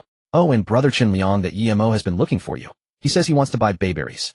Chun Liang noted. Back on the pedestrian street, Chen Liang told Song Dongqing and the others to settle wherever they pleased. The students, however, needed to get rid of those foul-smelling clothes. Fortunately, the pedestrian street had plenty of shops with spare clothing. Water was another matter entirely. They were short on that. Handsome bro, do you have any water? We'd like to wash up properly. Even if we change into clean clothes, we'll still smell terrible otherwise, Gu Mingting asked. Xiao Yixiao looked at him with eager pleading eyes. Chen Liang turned to Song Dongqing and Zhang Li. The electricity and internet are still running smoothly here. How can there be a water shortage? Song Dongqing explained. It's likely that the water pipes burst or the municipal water plant has been overrun by zombies. Either way, it's impossible to operate or conduct repairs. Chen Liang nodded silently. Zhang Li continued his door repair work. Chen Liang himself cleared out the zombies blocking the street entrance, punching each one with effortless precision. He also released the mutated zombies and extracted their core gems. Yemo sent a message. Chen Liang, I went to the fresh food store you mentioned, and there was nothing there. Can you sell me some more bayberries? Yemo, sell me some more bayberries. Yemo, hello. Yemo, Chen Liang, are you lying to me? After all this time in the apocalypse, how could there possibly be such fresh fruit? And your bamboo shoots, they still had fresh mud on them. Clearly just harvested. Where on earth did you dig them up? Just tell me. Yemo, Chen Liang, I have valuable goods I'd like to trade with you. Yemo, say something. Tired of the relentless pestering, Chen Liang simply deleted him. When Yemo saw the red exclamation mark replacing his sent messages, he lost his mind. Standing before the floor-to-ceiling window, he glared toward the pedestrian street and cursed viciously. You little bastard. Give him an inch and he takes a mile. Son of a bitch. He paced angrily for a few moments before turning and entering through a combination locked door into the inner room. Inside stood several large glass jars, each nearly human height. Within each jar floated a human body swollen and pale from preservation, most of them bearing signs of severe physical damage. Yemo glanced at his own arm. The degree of rot had worsened compared to the day before. The delaying agent no longer had any effect on him. But to his astonishment, he had discovered that after consuming Chen Liang's bayberries, the rot on his arm showed signs of improvement. If he could only eat more, perhaps he could completely eradicate the zombie virus. He desperately wanted to buy more from Chen Liang, but that bastard refused to sell to him. How could he not be enraged? Yemo's eyes burned with madness as he stared fixedly at the specimens in the water jars. Anyone who offends me comes to a grim end. Don't worry, you'll have company soon. He picked up a bottle of powder from the table, the exact same kind he had used to attract zombies to Chen Liang. Just as he was about to open it, he paused and set it down. His gaze shifted to the glass cabinet wall lined with various bottles and jars. He carefully selected several vials and began mixing them together, his eyes filled with unhinged fervor. Chen Liang extracted the core gems from the mutated zombies he had killed. Combined with the 2 he had previously collected, he now possessed 7 mutated cores. He only needed 2 more to level up. As he was wondering where to find more mutated zombies, Song Dongqing sent a message. Chen Liang, many survivors have arrived here looking to trade supplies. It seems some intend to settle down. Should I drive them away? Chen Liang, tell them they have 2 choices. Either join me and submit to my management or leave. Are there many of them? Prioritize trading with anyone who has mutated cores. Prices will be negotiated in person when I arrive. Song Dongqing understood. Leaving the hollowed-out corpses where they lay, Chen Liang didn't bother cleaning up. With people now willing to stay, there would be plenty of hands to handle such tasks in the future. He counted his cores. Aside from the mutated ones, the zombies he had just killed combined with those from the library had yielded a total of 50 ordinary cores, enough to expand his space by 5 square meters. Once all their energy was absorbed, the storage room would reach 25 square meters. Multiplying by height, that gave him roughly 75 cubic meters of space. Still not enough. He needed to assemble a dedicated team to collect core gems for him. He checked the core gem stored in the box within the study and found that it had not been absorbed. He took it out and placed it directly on the desk, then picked up another core and put it into the storage box. He wanted to test their absorption conditions. Returning to the Little Temple Golden Zone, the residents of Sunshine Garden Residential Compound ventured out in groups accompanied by their acquaintances and relatives. Joining them were some who had previously chosen to shelter here, temporarily deeming the area relatively secure.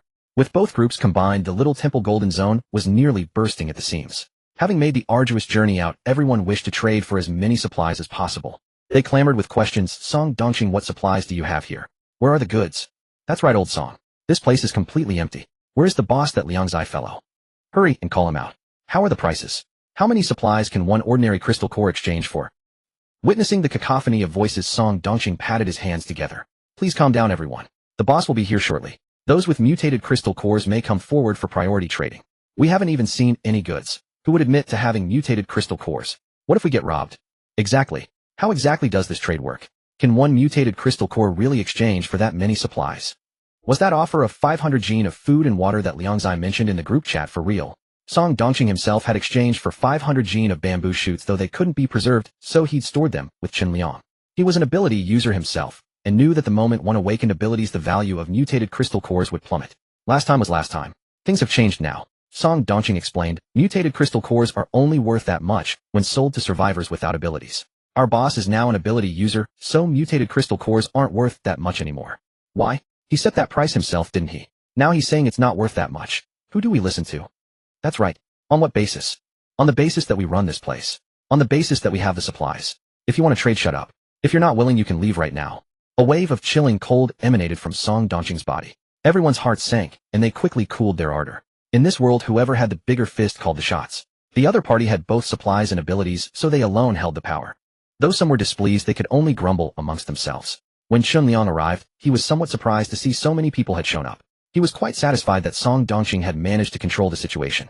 Old Song who wants to trade mutated crystal cores. Song Dongqing whispered a few words to him, relating the crowd's thoughts and grievances. Chunliang patted Song Dongqing's shoulder and addressed the crowd. Alright, given that I previously posted a clear price in the group chat of 500 gene of food and water, but failed to update the pricing information in time, I will now officially inform you that the post will become void starting tomorrow. Trading can still happen today, but if you want 500 gene of supplies, you can only get shelled bamboo shoots as your food option. For other rice flour, cooking oil, and grains, it's 300 gene per mutated crystal core. You may choose whichever trading method suits you. Starting tomorrow, each mutated crystal core will be 300 gene. Previously hearing Song Dongqing say it wasn't worth that price anymore, everyone had initially struggled to accept it. Now with bamboo shoots as a buffer, they finally managed to reluctantly agree. After all these days, there were few places where one could trade for such a large quantity of supplies in a single transaction. What about ordinary crystal cores? How many supplies can they exchange for? Someone asked. Chunliang, if trading for shelled bamboo shoots, only it's 40 gene. For other grains, it's calculated at 25 gene. In other words, killing one zombie with a crystal core could get you 25 gene of food here. A remarkably good deal. As long as one didn't encounter a horde of zombies, a capable adult who was brave enough could dispatch a lone zombie without too much difficulty. Immediately, some people grew restless with anticipation. Quick, boss. I want to trade for supplies. Once I'm fed, I'm going hunting zombies. Count me in too. I want bread and water I can eat right now, plus preservable instant noodles and self-heating rice. Everyone's trading enthusiasm ran high. Some wanted to trade for rice flour, cooking oil, and grains, while others preferred bamboo shoots. To those opting for bamboo shoots, one mutated crystal core could exchange for 200 gene more supplies compared to other grains. Nearly half as much again. With 500 gene of bamboo shoots, one could survive for a very long time. However, some discerning individuals could see the pros and cons in this arrangement. Fresh bamboo shoots looked like a lot, but without a time-frozen storage space, there was no way to keep them fresh. One would either need to sun-dry them or trade them away to others. If luck favored them, and they successfully traded the goods, all would be well. But if fortune turned against them, both the supplies and the person might be gone. Those planning to trade mutated crystal cores for several hundred gene of supplies were mostly car owners. Chunliang accompanied them to where they'd parked at the entrance of the pedestrian street to conduct the transaction. One hand exchanged crystal cores while the other received supplies. Seeing the cars loaded to bursting with food and water, both parties were thoroughly satisfied. Some happily departed with their supplies, while others, after receiving goods, wished to stay. Chunliang directly told them, "The entire pedestrian street now belongs to me. If you wish to stay here, you must follow my arrangements. Those willing to comply may stay, those unwilling to live under someone's roof may return to their own homes." Arrangements? What kind of arrangements do you intend to make for us? A man with a crew cut asked. He was the leader of this small group and had chosen to shelter here temporarily because the area seemed relatively safe. Never had he expected to also be able to trade for supplies. A truly unexpected bonus. It's quite simple. Chunliang pointed to Zhang Li, who was carrying things over to barricade the door, and said, just like him. Do some light manual labor within your capability. Clean up the place, clear out those zombies upstairs, or burn or dispose of the zombie corpses outside, and so on.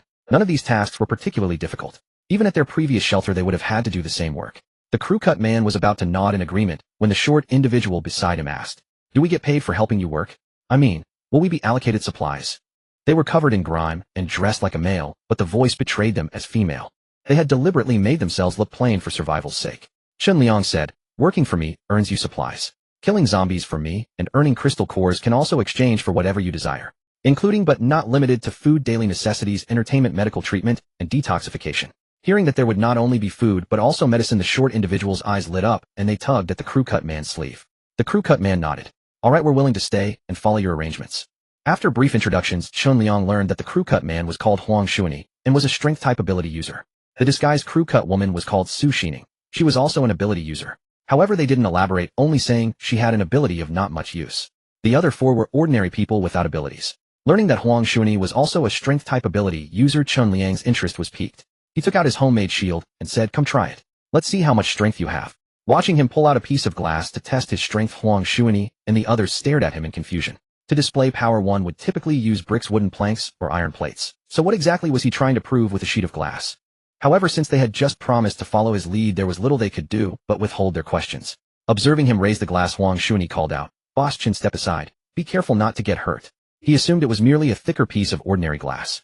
Yet Chen Liang had already planted one end of the shield against the ground while holding the other before him, saying, "Come on, hit it."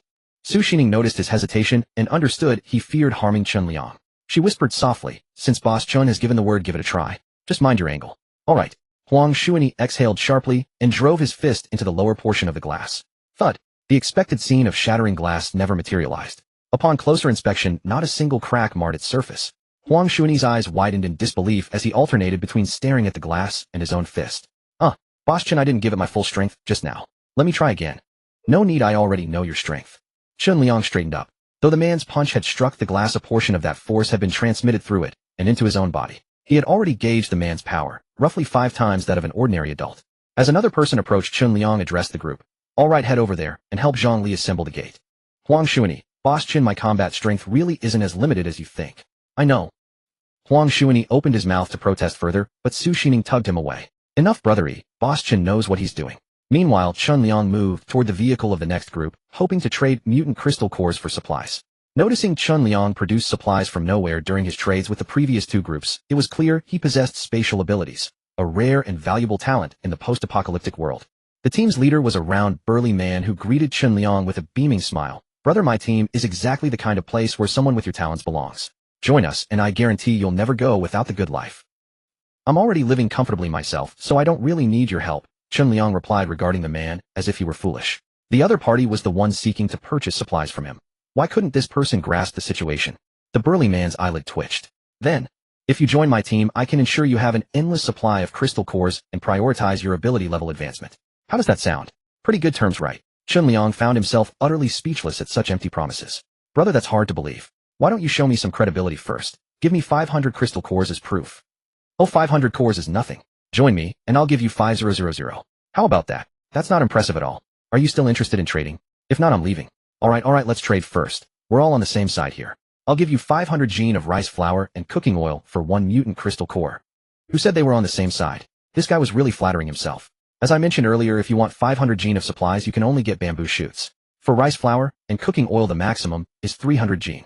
300 gene is far too little. There are so many of us, we need more. What do you expect special treatment? Chen Liang gave him a sidelong glance. "We're all on the same side, no need to be so calculating." The burly man tried to drape his arm around Chen Liang's shoulder in false familiarity, but Chen Liang pushed him away. "Who said we're on the same side?" Seeing that his pleas fell on deaf ears, the burly man's expression darkened instantly. "You're refusing a toast only to be forced to drink."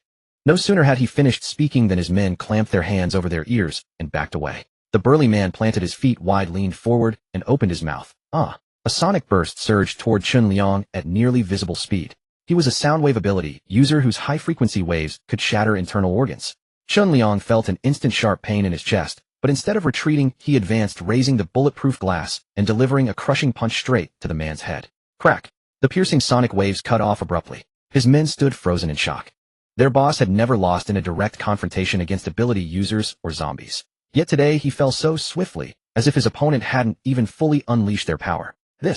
Taking advantage of their stunned silence, Chen Liang endured the pain and struck them all down one by one with devastating punches. Only then did he press a hand to his chest and draw forth a cup of spiritual spring water to drink. The spiritual spring water dispelled toxicity and healed wounds. After downing 3 full cups, the pain in his chest began to ease, and Chen Liang finally exhaled. What a close call. He truly shouldn't underestimate any ability user. His gene simulation, if he could mimic the other person's abilities. With that thought, he drew a blade and severed the burly man's little finger, storing it in his spatial dimension and marking it for later use. He was building a small genetic archive. Once his abilities upgraded, he could simply select any trait he desired for gene simulation. Upon hearing the commotion, Zhang Li and Huang Xuanyi rushed over. Glancing at the bodies on the ground and noticing Chen Liang's unusual pallor, Zhang Li asked, "Boss, are you alright?" "I'm fine. These people not only wanted to scam me, but also tried to take my people. I dealt with them all." Zhang Xuanyi examined the several bodies on the ground, each with a large hole in their skull, similar to what he witnessed when fighting zombies. However, these skull wounds appeared more precise and consistent, indicating exceptional control over force, a feat even he, a strength-type ability user, could not achieve. What kind of ability was this? Was he also a strength-type ability user? No, wait, didn't he have spatial abilities? Still puzzled, he turned to look at Su Xining only to find her equally bewildered. Shun Liang bent down to search the burly man's body and found 2 mutant crystal cores and over 50 regular ones. This guy wasn't lacking in cores at all. He simply refused to share. Attacking without first assessing the enemy's capabilities only to lose his own life in the process. This was entirely his own fault. Shun Liang collected all those dozens of regular crystal cores and stored them in his storage room. There were now enough mutant crystal cores to upgrade. Zhongli, you mentioned that war god camp last time. Do they have anyone like a psychological counselor or therapist? Shun Liang returned to the kitchen where Shun Qingqing and Su Meier were amusing themselves with a little puppy while waiting for him to join them for dinner. On the table lay braised pork, oil-braised spring bamboo shoots, and tinderbok choy, a feast that looked quite appetizing. Startled by his sudden appearance, Su Meier froze for a moment, but after a gentle reminder from Shun Qingqing, she refrained from asking questions. You're back, Shun Liang. Su Meier rose to serve the rice. Shun Qingqing stroked the puppy gently. Brother Qin Liang, what's this puppy's name? It's so adorable, we haven't named it yet. Why don't you give it one? All right. Shun Qingqing's eyes sparkled with delight, feeling deeply honored. Suddenly recalling something, she covered her mouth and burst into laughter. Shun Liang accepted the bowl of rice from Su Meier. What's so funny? I just thought of a lovely name. Shun Qingqing gazed at him with radiant, cheerful eyes. What do you think of Shun Daingda? Shun Liang nearly spat out the dish he had just eaten. Whatever you like is fine with me. Yage. Shun Qingqing placed the puppy on her lap. From now on your name is Shun Daingda. The 3 of them began their meal together. Both Shun Qingqing and Shun Liang ate at a normal pace, but Su Meier savored each and every bite with the utmost care. It had been so long since she had tasted rice this sweet and fragrant. Her eyes grew misty with emotion. Shun Qingqing understood her feelings perfectly, having experienced the same when she first arrived. She offered comfort. Sister Su, don't be like this. You should be happy. From now on, following Brother Chun Liang means eating the finest food and drinking the best wine. We just need to work hard for him, that's all. Haven't you seen all that farmland outside waiting for us to cultivate? Yes. Su Meier blinked and took another bite of rice. Chun Liang, I noticed some cucumbers have grown large, so I picked 2 baskets worth. I was afraid they'd go bad if left any longer. You won't blame me for acting on my own, will you? No, you did right. From now on, if you see any vegetables that are ripe or fully grown, feel free to pick them whenever you like. No need to ask me. Great. Brother Qin Liang, those cucumbers are growing so beautifully. Thick and long, many of them lying on the ground covered in mud. Sister Su says we should build frames to support them so they grow even better. Why don't Sister Su and I go outside later to find some materials for the frames? No need. I'll handle the frame materials myself. After you finish eating, get ready to greet your classmate. My classmate? Who? Shin Qingqing asked. I glanced at the group chat earlier. You told them the zombies had been lured away and they should flee for their lives. Did they make it out? Yes. Most of them escaped. 4 of them decided to stay here. Su Meier glanced up at him, deeply moved within her heart. Earlier she had demanded that he deliver supplies to those classmates as the condition for cooking for him. Who would have thought he would directly rescue them instead? His abilities far exceeded her imagination. Su Meier affection level has reached 66. Congratulations. Skill learning accelerated. Host efficiency in learning any combat techniques, languages, or tool usage has increased by 400 upgradable. While Su Meier was still reeling from his extraordinary abilities, Chun Liang spoke again. I'll have someone called Xiao Yixiao come in shortly. You too should receive her. What did that mean? Xiao Yixiao's appearance was among the top tier in their school. What did Qin Liang mean by having them receive her? Su Meier was about to ask when she felt something brush against her calf. It was Shin Qingqing. Earlier Shin Qingqing had told her not to ask questions she shouldn't. Su Meier decided to wait and ask Xiao Yixiao directly later. After the meal, Qin Liang instructed them not to forget to feed the chickens before calling Xiao Yixiao inside. He then departed himself. Emerging from the meteorite space, after half a day's time, some of the waxberries on the trees had ripened once more. He continued picking them. After picking for a while, Chun Liang suddenly noticed that some of the waxberry branches were sprouting tender buds, seemingly beginning a new cycle of growth, flowering, and fruiting. Excellent, excellent, this is truly wonderful. In no time his phone began to chime incessantly. Jiang Mili Boss Chun, I've tried your vegetables. I've decided to follow your terms exactly. Whatever price you set, whenever you sell, whatever varieties you offer, I'll go along with it. As long as all those vegetable varieties have that same flavor as the samples you gave me. Jiang Mili Affection, level 91. Business intuition upgraded, can now estimate the true value of items, technology, or living things with an error rate below 10. Chun Liang was quite pleased. He decided to gift her a large cucumber later to sample, wondering if she would accept. Lin Jiaojiao also sent a message saying those old men in the village heard that Li Daqian was paying 200 yuan per day for bamboo shoot digging, and they want to help dig shoots too. Lin Jiaojiao, Chun Liang, they're already up on the mountain digging. If you agree, the shoots will go directly to you. If not, they'll sell them in town. Chun Liang agreed to all of them. I'll be right there. Wait for me. Wait for me. Those 2 words carried a hint of ambiguity. Lin Jiaojiao dared not respond. Chun Liang paid it no mind and continued picking waxberries. He mixed some spiritual spring water into the meal Su Meier had prepared and gave it to Wang Kai. The little fellow ate with absolute delight. Speaking of which, the braised pork this woman made with its thick sauce and rich color was truly delicious. Just look at how the dog buried its face in the rice, lapping up the gravy with such enthusiasm. Chun Liang pulled the dog back, holding its small ears. Wang Sai, now that you've eaten, you must guard our home well, understand? Whimper, woof woof woof woof woof. After finishing the waxberry picking, Chun Liang went to his own field. Seeing that the bok choy had all grown fully, he pulled out all the seeded ones and sowed fresh bok choy seeds, watering them with spiritual spring water. The bok choy transplanted along the outer edges looked lush, robust, and vigorous. Chun Liang didn't pull them out or cut them with a knife. Instead, he carefully peeled away the outer leaves, leaving only the heart of each plant. The other vegetables were all thriving as well. Vining plants like bitter melon, loofah, and watermelon seedlings had already grown to over a meter long. The winter melon seedlings had produced enormous leaves that grew densely packed together, blanketing the entire area in green. Peeling back the leaves revealed flowers already budding at the base. Before long, they would be ready for harvest. The lotus pond, watered with spiritual spring water, was now covered with vast expanses of lotus leaves, a scene utterly incomparable to its parched state just days before. Chun Liang felt deeply gratified. Seeing them flourishing so luxuriantly filled his heart with genuine joy. Arriving at the mountain, besides Lin Jiaojiao and Li Daqian, there were also Uncle Zhang, Uncle Tian, and his second great-uncle Chun Ergonggong from the family. Indeed, these old men worked quite earnestly. Given their rich experience in bamboo shoot digging, every shoot they unearthed was a magnificent yellow bud bamboo shoot. Watching them hunch their backs and labor so hard, Chun Liang genuinely worried they might strain their old bones. He filled several empty mineral water bottles with spiritual spring water and gave one to each person.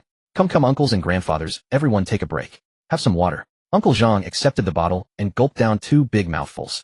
Liangzi, this water is truly sweet. If it's good, drink more. Grandfather Tian also took a sip. Not bad. What's in this water? How is it so sweet? No means spring water. Yes, no means spring water is a little sweet. Surely you've all heard that advertisement. Chun Liang asked with a smile. Heard it. Never imagined it could taste this good. Second great uncle grinned, his face split by a smile as warm as a chrysanthemum despite being missing 4 front teeth. Liangzi, we've all come to help you dig bamboo shoots. Do you need this many? Yes, second great uncle, I do. Whatever you dig, I'll take every single one. Wonderful, wonderful. The men finished the bottle of water in just a few gulps. Lin Jiaojiao only drank half the bottle before setting it aside. She had genuinely tasted no means spring water before and knew it absolutely did not taste like this. Moreover, the bottle cap clearly showed signs of being opened before. Obviously, he had poured something into it himself. This Chun Liang was at it again with his tall tales. After drinking the water, everyone felt much lighter in their bodies. They simply attributed it to the brief rest that eased their fatigue, never once connecting this miraculous effect to the water itself. Who could have imagined that a single bottle of water could have such a profound effect? The group dove back into work with renewed vigor. What did you put in that water? Upon hearing Lin Jiaojiao's question, Chun Liang was about to respond when Li Daqian asked from the other side. Liangzi, is it true that we just need to put the dug-up bamboo shoots here? Do we not need to carry them down the mountain? That's right, Uncle Li. Just place all the dug bamboo shoots here. The factory will send drones to collect them, so don't worry at all. Got it. Upon hearing this, both Uncle Zhang and Uncle Tian burst into joyful laughter. Not having to carry the bamboo shoots down the mountain would save them so much trouble. The group then scattered once more to dig for bamboo shoots. Chun Liang glanced at Lin Jiaojiao and suddenly noticed that her wrist was bare. He asked, sister-in-law, where's your gold bracelet? Lin Jiaojiao glanced at her own wrist and casually replied, I took it off. I'll bring it back to you later. No need. Those things were meant to be given to you, so why would you return them to me? If you think they're too flashy, you can put them away for now. I'll give you some smaller ones to wear. As he spoke, Chun Liang pulled out the smaller set of 3 pieces he had specifically set aside for her. She hadn't even returned the bracelet yet, so why was he doing this again? Lin Jiaojiao refused to accept his things. Chun Liang gave a gentle toss, and the gold pieces slid directly down her collar. Lin Jiaojiao let out a startled cry. Li Daqian, who was not far away, turned his head to ask, what's wrong, Jiaojiao? Huh, nothing. Lin Jiaojiao turned to see that Chun Liang had already walked away before continuing, I stepped on a bamboo root and thought I stepped on a snake. It gave me quite a fright.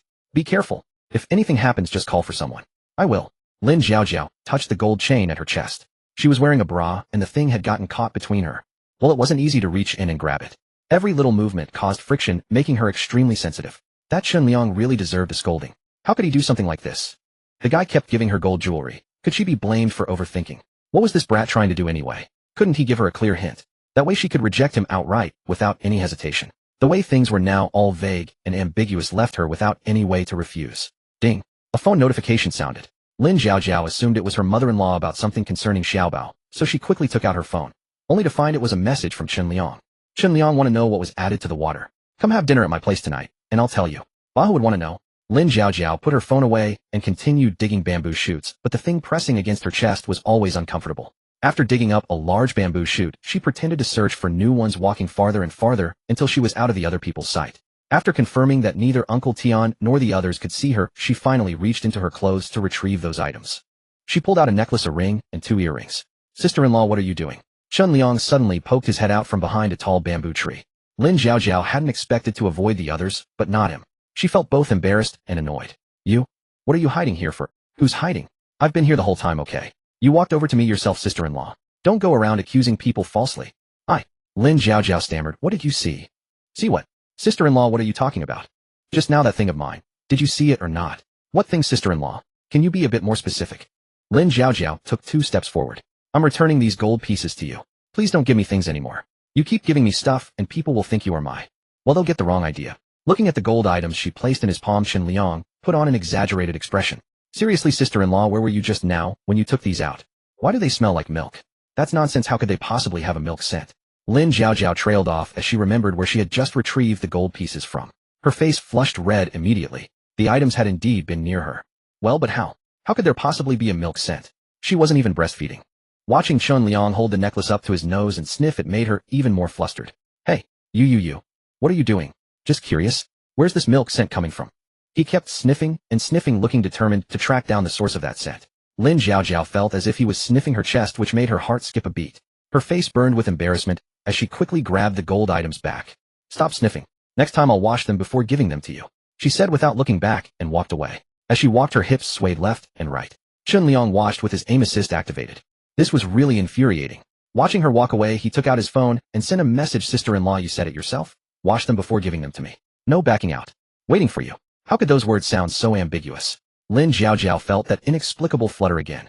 Those words were indeed what she said, but after Chun Liang paraphrased them, they seemed to have taken on a different flavor. The scoundrel must have done it on purpose. Chun Liang wandered around the mountain, catching bees and putting them into his space, while casually checking on the growth of the wild fruits in the area.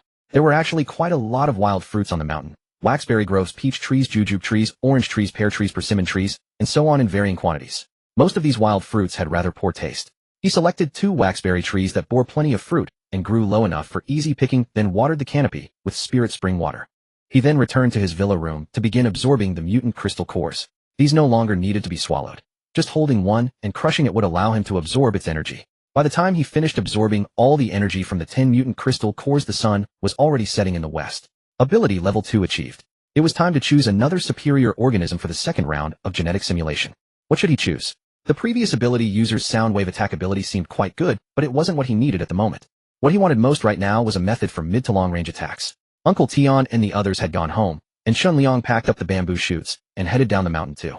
The 3 of them could dig about 1,500 gene of bamboo shoots in a day, a rather substantial amount. In the villa's kitchen, Su Meier was cooking while Xin Qingqing and Xiao Yixiao helped out. Xiao Yixiao had already showered and changed into new clothes. She was now a completely clean and beautiful young woman. Xiao Yixiao affection 32. Chun Liang directly stored a portion of the stir-fried pork with green peppers and cold mixed cucumber that Su Meier had prepared into the storage space. Had peppers already grown in the garden? Excellent. The variety of dishes was gradually expanding.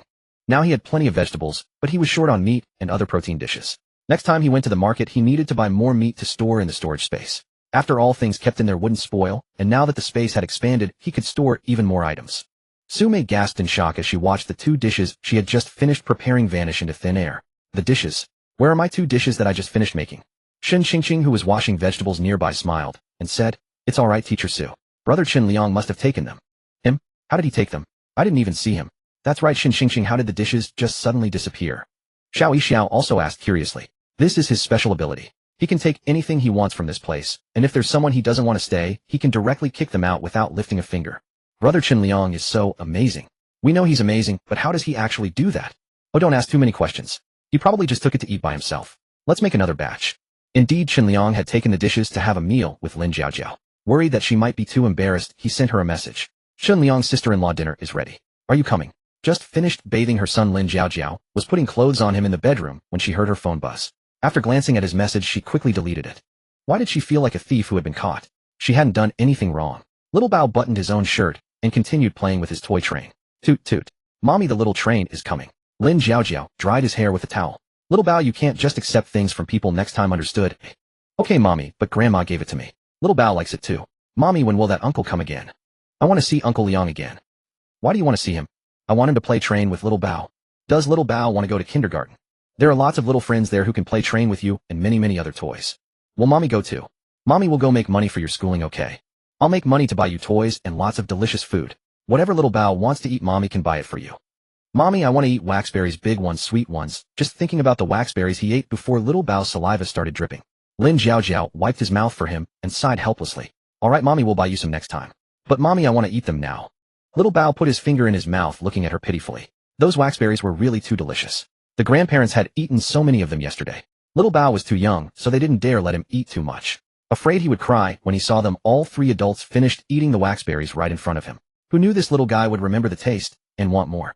Since she had to return the things anyway, Lin Jiao wiped his drool again and smiled.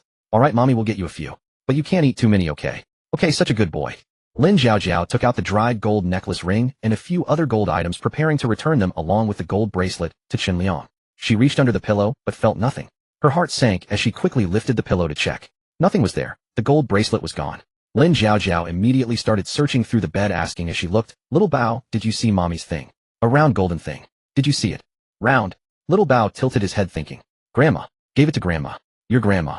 Food's ready. Wang Yinglan called from outside.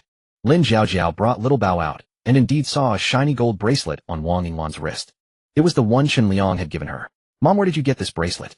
Little Bao gave it to me. He said you bought it to give to me. Wang Yinglan laughed gleefully, praising what a good and obedient grandson she had. Little Bao was only 3 years old. Would he really be able to say something like, this is the gift mommy bought to give to grandma? Lin Jiao didn't expose her. Mom, take it off. This isn't a gift for you. I borrowed it from someone. I need to return it in a couple of days. Borrowed from someone. Who? There are only so many people in our village. Who would lend you a gold bracelet? Lin Jiao couldn't say it was Chun Liang's. Just take it off, please. I need to return it to someone. TCH. I thought you specifically bought it for me because I've been working so hard helping you take care of little Bao. What a disappointment. As Wang Yinglan spoke, she tried to slide the bracelet off, but it wouldn't budge. It's too small. It won't come off. Who did you borrow it from? Let me wear it for 2 days, and I'll give it back to her. I don't believe she would lend it to you, but not to me. Why must you take it off right now? No can do, Mom. I need to return it to him right now. But look at this. It won't come off. Don't believe me. Try it yourself. Lin Jiao knew from experience. She had also struggled to remove it before and had to use several tricks. Seeing it wouldn't come off, she pulled her mother-in-law toward the kitchen. Some soap will help slide it off. Hey, you're really something. Wang Yinglan yanked her hand away. What's the harm in letting me wear it for 2 days? Why must you take it off right now? Tell me who you borrowed it from. Call them over, and I'll talk to them myself. I'll ask to wear it for 2 days. I refuse to believe they would lend it to you, but not to me. Must you really take it off right now? Li Daxian, who had heard the commotion, came in from outside and said, That's right, Jiao. Let your mother-in-law wear it for 2 days. She's never worn a gold bracelet in her whole life. Let her enjoy it for a while, and we can return it another day. Living under the same roof, Lin Jiao didn't want to damage their relationship. After some thought, she said, Then I'll ask how much it costs and just buy it. Wang Yinglan's eyes lit up as she looked up at her. You'll buy it for me. You said you've worked hard helping me take care of little Bao. Shouldn't I show some appreciation? Since you like it, just wear it. Hee, now that's more like it. Come on, let's eat. Little Bao, come quick. You two eat first. I'll be right back. It's dinner time. Where are you going? Shouldn't I at least tell the person that I can't return the bracelet yet? Otherwise, won't they think I'm trying to keep their stuff? Oh, okay, go ahead. Little Bao, come eat. Watching little Bao still cherishing his little train, Lin Jiao glanced at him, then at the gold bracelet on her mother-in-law's wrist, and sighed as she walked out. She only had the gold necklace, ring, and earrings on her. She had promised to return the bracelet to Chen Liang. How was she supposed to explain this now? Should she send him a message? She had rushed out without bringing her phone. When she dragged her feet to Chen Liang's house, it was almost dark. Just as she was hesitating whether to go in, Chen Liang walked out, a sunny smile on his face. Sister-in-law, come in quickly. The food is ready. I've been waiting for you to eat. I'm not eating. My family is waiting for me. Lin Jiao spoke up. That, Chen Liang, I might not be able to return the bracelet for a while. How much did you pay for it? I'll transfer the money to you. And these, she handed back the necklace and ring. Looking at her pressing the necklace and ring into his hands, Chen Liang lowered his gaze to look at her. Sister-in-law, did you wash them clean? It's clean now, I washed it several times. Lin Jiao didn't care whether she had misunderstood or not, as she only spoke of the gold necklace. Seeing Chen Liang gazing thoughtfully at those gold ornaments, Lin Jiao glanced up at the bayberry tree and said, Well, Liang Zai Xiaobao ate your bayberries last time and wants more. I came here today to buy some from you. Sister-in-law, what are you saying? If the child wants to eat them, just pick as many as he likes. How much can he possibly eat? Lin Jiao had heard with her own ears that he sold them to a fresh food store at 60 yuan per jean. It really pained her to spend so much money on them. In the neighborhood, when anyone had something growing in their fields, they would share it with each other. So she had shamelessly picked a few herself. Thank you. Then I'll be going. Hey, sister-in-law, you promised to have dinner here. Don't you want to know why that water is so sweet? He said that if she dined with him, he would tell her why the water was so sweet. Lin Jiaojiao shook her head. I don't care. Your bayberries ripen so early and are so sweet. I didn't ask either, did I? What makes you think I'd tell you if you asked? How would you know I wouldn't tell you if you didn't ask? Chun Liang looked at her with an ambiguous smile. As for the sweet-tasting water, Lin Jiaojiao truly didn't care much about knowing the reason. But the fact that these bayberries suddenly ripened, if she claimed not to be curious, she'd be lying. She blinked at him. If I ask, will you tell me? Let's try it and see. The boy was goading her. Lin Jiaojiao didn't beat around the bush. Then I'm asking now, why do your bayberries ripen earlier and grow better than others? Because I watered them with that water. What do you think, sister-in-law? Aren't I honest? You asked, so I told you. Watering. Then, what's added to that water? Oh, that's the second question now. You just said you didn't want to know. Chun Liang smiled at her. Of course, if sister-in-law would have a meal with me, I can tell her too. Why must you treat me to a meal? It's not necessarily a meal. Chun Liang said, then let me treat you to a big cucumber instead. You rascal, stop making that kind of joke at your sister-in-law's expense, or I'll really get angry. Lin Jiaojiao was about to lay all her cards on the table and make it clear where her boundaries lay. Chun Liang went inside and came out holding a thick, sturdy cucumber covered with small raised bumps. He really meant a big cucumber. Had she misinterpreted him? Sister-in-law, what did you just say? Moi. Lin Jiaojiao felt somewhat embarrassed. Nothing. It's just a cucumber, right? Do you need to specially treat me to eat it? The cucumbers in my field will be ready in a couple of days. The one I'm treating you to is not the same as what you grow yourself, sister-in-law. Here, Chun Liang handed her the cucumber. He had originally wanted to invite her to taste fresh cabbage from his fields to let her experience firsthand how the vegetables he grew were different, and then casually asked for her help. Since she wasn't in the mood for his invitation, offering a cucumber directly would work just as well. Seeing his earnest expression, Lin Jiaojiao realized she had overthought things again. To ease the awkwardness, she broke off a small piece and took a bite. It was crisp and refreshing with a texture no different from ordinary cucumbers. Yet there was a special sweetness within, reminiscent of the water Chun Liang had given them to drink that afternoon. Lin Jiaojiao finished the end of the cucumber in 3 or 4 bites. The taste was indeed different, particularly delicious. Liangzai, what variety of cucumber is this? It's so good. Chun Liang didn't answer directly.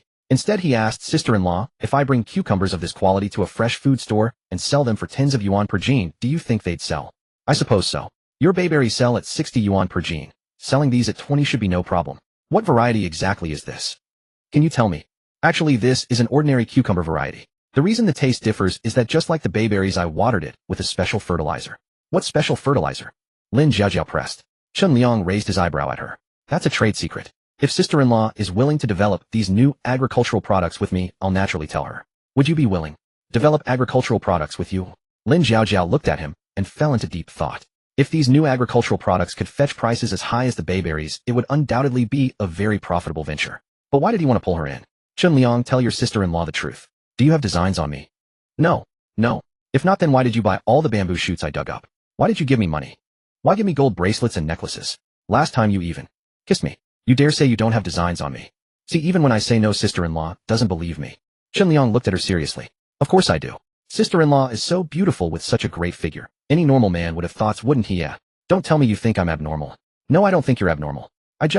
Please stop having designs on me and stop doing ambiguous things to me. I can't stand it. At this point, dusk had fallen and Lin Jiaojiao could no longer clearly make out Chun Liang's expression. But Chun Liang found that his vision seemed to have improved. He could see every expression on her face. Hearing her words, he stepped forward, his voice low. What can't you stand? Can't you stand me being good to you? Doesn't that mean you have feelings for me too? Facing his sudden approach, Lin Jiaojiao's heart involuntarily began to race again. She hurriedly took a step back. No, don't talk nonsense. She instinctively turned to flee, but remembered the main purpose of her visit today, and stopped. Turning back, she said, you haven't told me how much the bracelet costs yet. I'll transfer the money to you later. Must sister-in-law keep things so clear between us? Chun Liang looked hurt. Fine, then let's stick to what we said before. The value offsets your wages. 3 months of work should be about right. Spring bamboo shoots still have about a month of growth period. I can help you for 1 month. What about the remaining 2 months? Let Uncle Tian and the others dig the spring bamboo shoots. Sister-in-law, help me manage the field work. I'm not very good at growing vegetables. You're just one person. You could plant whatever you want to eat. Why do you need someone specifically to manage it? Sister-in-law doesn't know? Come, let me take you to see the fields. Chun Liang walked ahead first. Lin Jiaojiao hesitated for a moment, then followed behind him with suspicion. That boy, was he planning to up to something now that it was dark? Lin Jiaojiao walked along munching on a large cucumber. She was a bit hungry, so she ate the whole thing crunch crunch. The few bayberries she had picked for Xiao Bao were placed in her pocket for fear of dropping them. Darkness was falling. The path from Chun Liang's house to the fields crossed several ditches and ridges. Lin Jiaojiao felt uneasy as she gazed at the darkened surroundings and called out to Chun Liang ahead. Liangzi, why don't we come back tomorrow to take a look? Tomorrow would be too late. Sister-in-law, just take a quick look today. I'll give you one night to think it over. Chun Liang illuminated the way with his phone. I think you don't need to consider it either. I won't let you suffer any losses helping me with the work. Lin Zhaojiao directly ignored his latter words. What do you mean tomorrow would be too late? Are you afraid someone might steal your vegetables? Ow! As the light swayed, Lin Zhaojiao didn't see the road clearly and nearly took a tumble. Chun Liang reacted quickly and caught her not saying a word as he directly took her hand and continued walking forward. Lin Zhaojiao wanted to pull her hand back, but he held it tightly. Here he goes again. Hadn't he just said not to do anything ambiguous with her? Why wouldn't this guy listen? Just as Lin Zhaojiao, unable to break free, was about to speak, Chun Liang said, "We're here, sister-in-law, take a look yourself." Chun Liang stood to the side as Lin Zhaojiao stepped forward, her eyes widening in surprise. Under the illumination of his phone's light, although the full picture wasn't visible everywhere the light touched, showed rows upon rows of lush vegetable seedlings. The densely planted radish sprouts were already nearly a foot tall. Bitter melon and loofah vines sprawled across the entire ground. Okra and corn had grown to almost 1 meter. The leafy tips of the winter melon were particularly luxuriant. Whose land is this? How could anyone plant vegetables so densely? It's my land. Chun Liang replied. That's impossible. A few days ago your land was still barren. How could anything have grown so much? Lin Zhaojiao trailed off as something occurred to her. She turned to look at him in disbelief. You're saying that because of that fertilizer you irrigated with the vegetables in your field grew this much, this big, in just a few days? You specially invited me over just to show me this. That's right. Seeing is believing, isn't it? Now you've seen it for yourself. Their growth rate is too fast, practically changing day by day. That's why I must find someone dedicated to managing them. Sister-in-law, are you willing to help me? Chun Liang looked at her with a most sincere expression. He truly hoped she would help.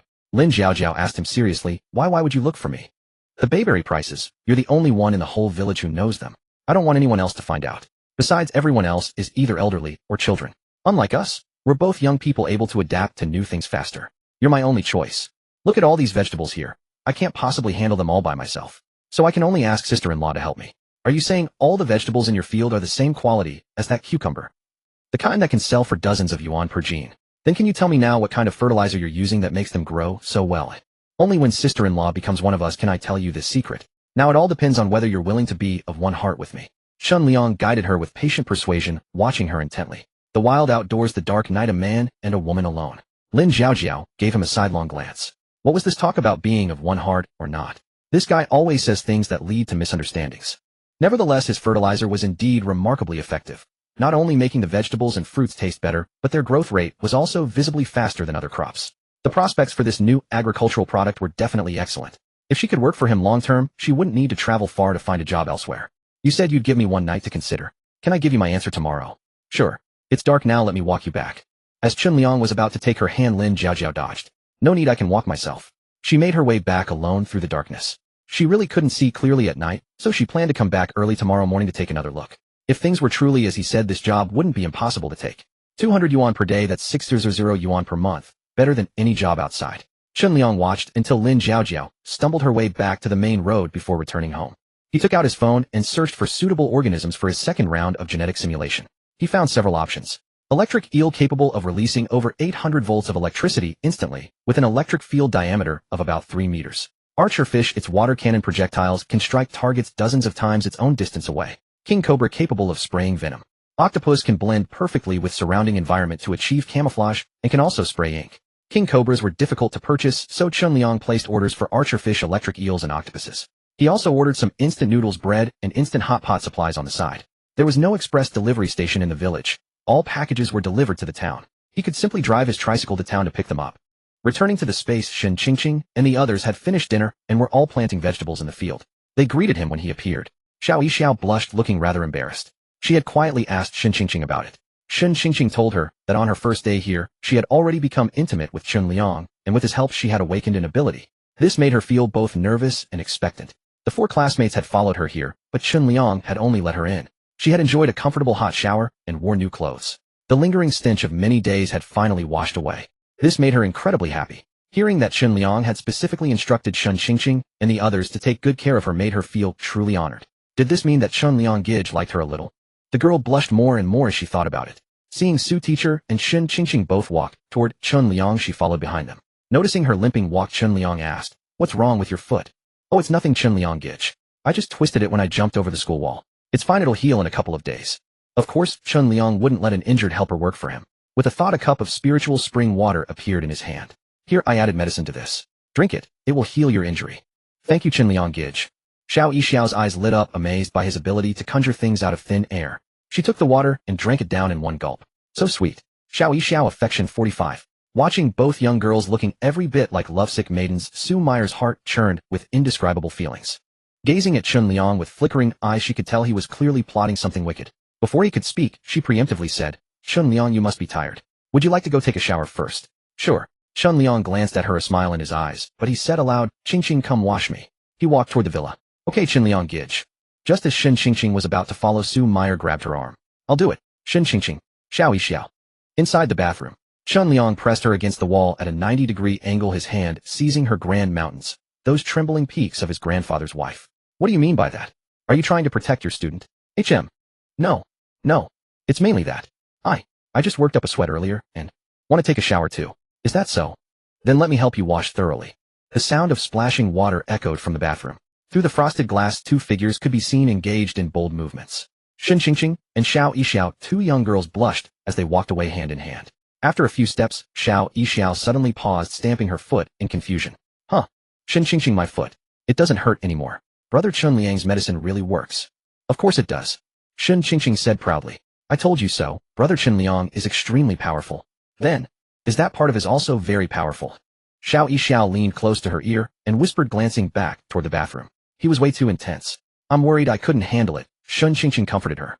"Don't worry. If it's your first time, Brother Chun Liang will be gentle." The two girls chatted in hushed tones. Xiao Yixiao's favorability has reached 52. Space Spirit Spring has been upgraded, water output increased by 50, healing speed improved by an additional 50 over the original, and poison removal speed increased by 50. Witnessing the benefits the upgraded Spirit Spring brought him, Chun Liang, this ruthless machine of a man, finally came to a stop. He patted Su Meyer's firm, bouncing buttocks and spoke. "I'll let you off this time. But if you dare interfere with my plans again, I won't be so lenient." "I understood. I'll never dare do it again." Su Meyer, who had held the same pose for too long, went limp. Hot water poured over her body, and finally, she could breathe a sigh of relief. She had foolishly thought to protect her two female classmates by volunteering to serve him herself. Who would have guessed it would earn her such fierce anger from Chun Liang? She was nearly broken beyond repair. Damn it. Admittedly, he was truly formidable. Although Chun Liang had spared her, his anger remained unspent. It made him uncomfortable. "Teacher Su. Moi. I don't understand this problem. Could you teach me?" Su Meyer lifted her head, her eyes glistening. Gathering her strength, she knelt upright. Those survivors who had come to trade at the pedestrian street today either returned after finishing their exchanges or found shops to stay in with other survivors who had no goods to trade. Huang Shuni's team assisted Zhang Li in building gates at both ends of the pedestrian street. The back gate left only a narrow door for single-file passage, while the front gate featured a large iron door wide enough for vehicles. Now between Song Dongqing, Zhang Li, the 6 members of Huang Shuni's squad, and the 3 students from Wang Yuning's group, there were 12 people in total. These were all considered squad members who had joined Chun Liang's team. Song Dongqing had deliberately kept some supplies untraded, and everyone gathered around the golden altar in the small temple to prepare food. Having not eaten their fill for a long time, they devoured the food ravenously. The students in particular didn't care about the heat and ate until they were drenched in sweat. They had cooked a large pot of instant noodles for dinner, the most satisfying meal anyone had enjoyed in recent times. After finishing, everyone was too excited to sleep. By the dim light, they sat inside the small temple discussing plans to clear out the zombies in the upstairs apartments the next day, then move in there to live. Just as the conversation heated up, Zhang Li, who was sitting on the front steps, suddenly felt excruciating pain course through his entire body. He screamed and collapsed to the ground. Song Dongqing hurried over. "Brotherly, what's wrong?" Before he could even get close, he suddenly clutched his arms and fell to the ground in agony as well. This commotion terrified Huang Shuni and the others. "What's happening? What's going on with them? Have they been poisoned? Could these noodles be poisonous?" "Impossible. We ate the noodles too." Su Xining's expression darkened. These noodles had been cooked by her and her teammates. Everyone ate them. If it's poison, we should all be affected. As soon as she finished speaking, Wang Yuning and Yu Chun, who were near the entrance, suddenly grimaced in pain and cried out. "Oh!" Sensing something was terribly wrong, Huang Shuni quickly pulled Su Xing behind him for protection. But then she let out a sharp cry. "What is it?" "It hurts. Brothery, it hurts so much." "Ah." It was like a chain reaction. Everyone inside the room, including Huang Shuni, collapsed to the floor, writhing in agony. Every movement sent fresh waves of excruciating pain through their bodies. Terrified, no one dared to move anymore, and could only howl in pain. From the other shops where survivors had taken shelter, similar groans of suffering could be heard. "What's going on? Is everyone poisoned?" Song Dongqing asked Zhang Li. Zhang Li gritted his teeth, freezing his body to avoid any movement. "Judging from the situation, it seems so. What should we do now?" "Quick, go find Chun Liang. He has medicine. He should have painkillers. We're definitely poisoned," Huang Shuni said. With the poison still unidentified, the only option was to use painkillers to temporarily relieve the suffering.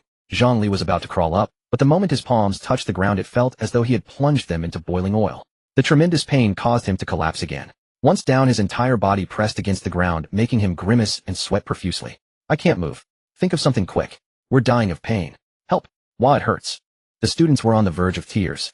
They had thought they were safe after leaving the school, only to find themselves suffering worse than death. Someone must be targeting us. If we don't think of a solution now, we'll just be waiting to have our lives harvested. Hearing this, Su Xining inside the shop suppressed her pain and grabbed Huang Xuani's arm. After an astonishing wave of pain, Huang Xuani quickly calmed down as the sensation rapidly faded. He picked up Su Xing in his arms. She let out a muffled groan of pain. Her ability granted pain immunity to others, but she could not use it on herself. To others, she was a treasure, but to herself it was utterly useless.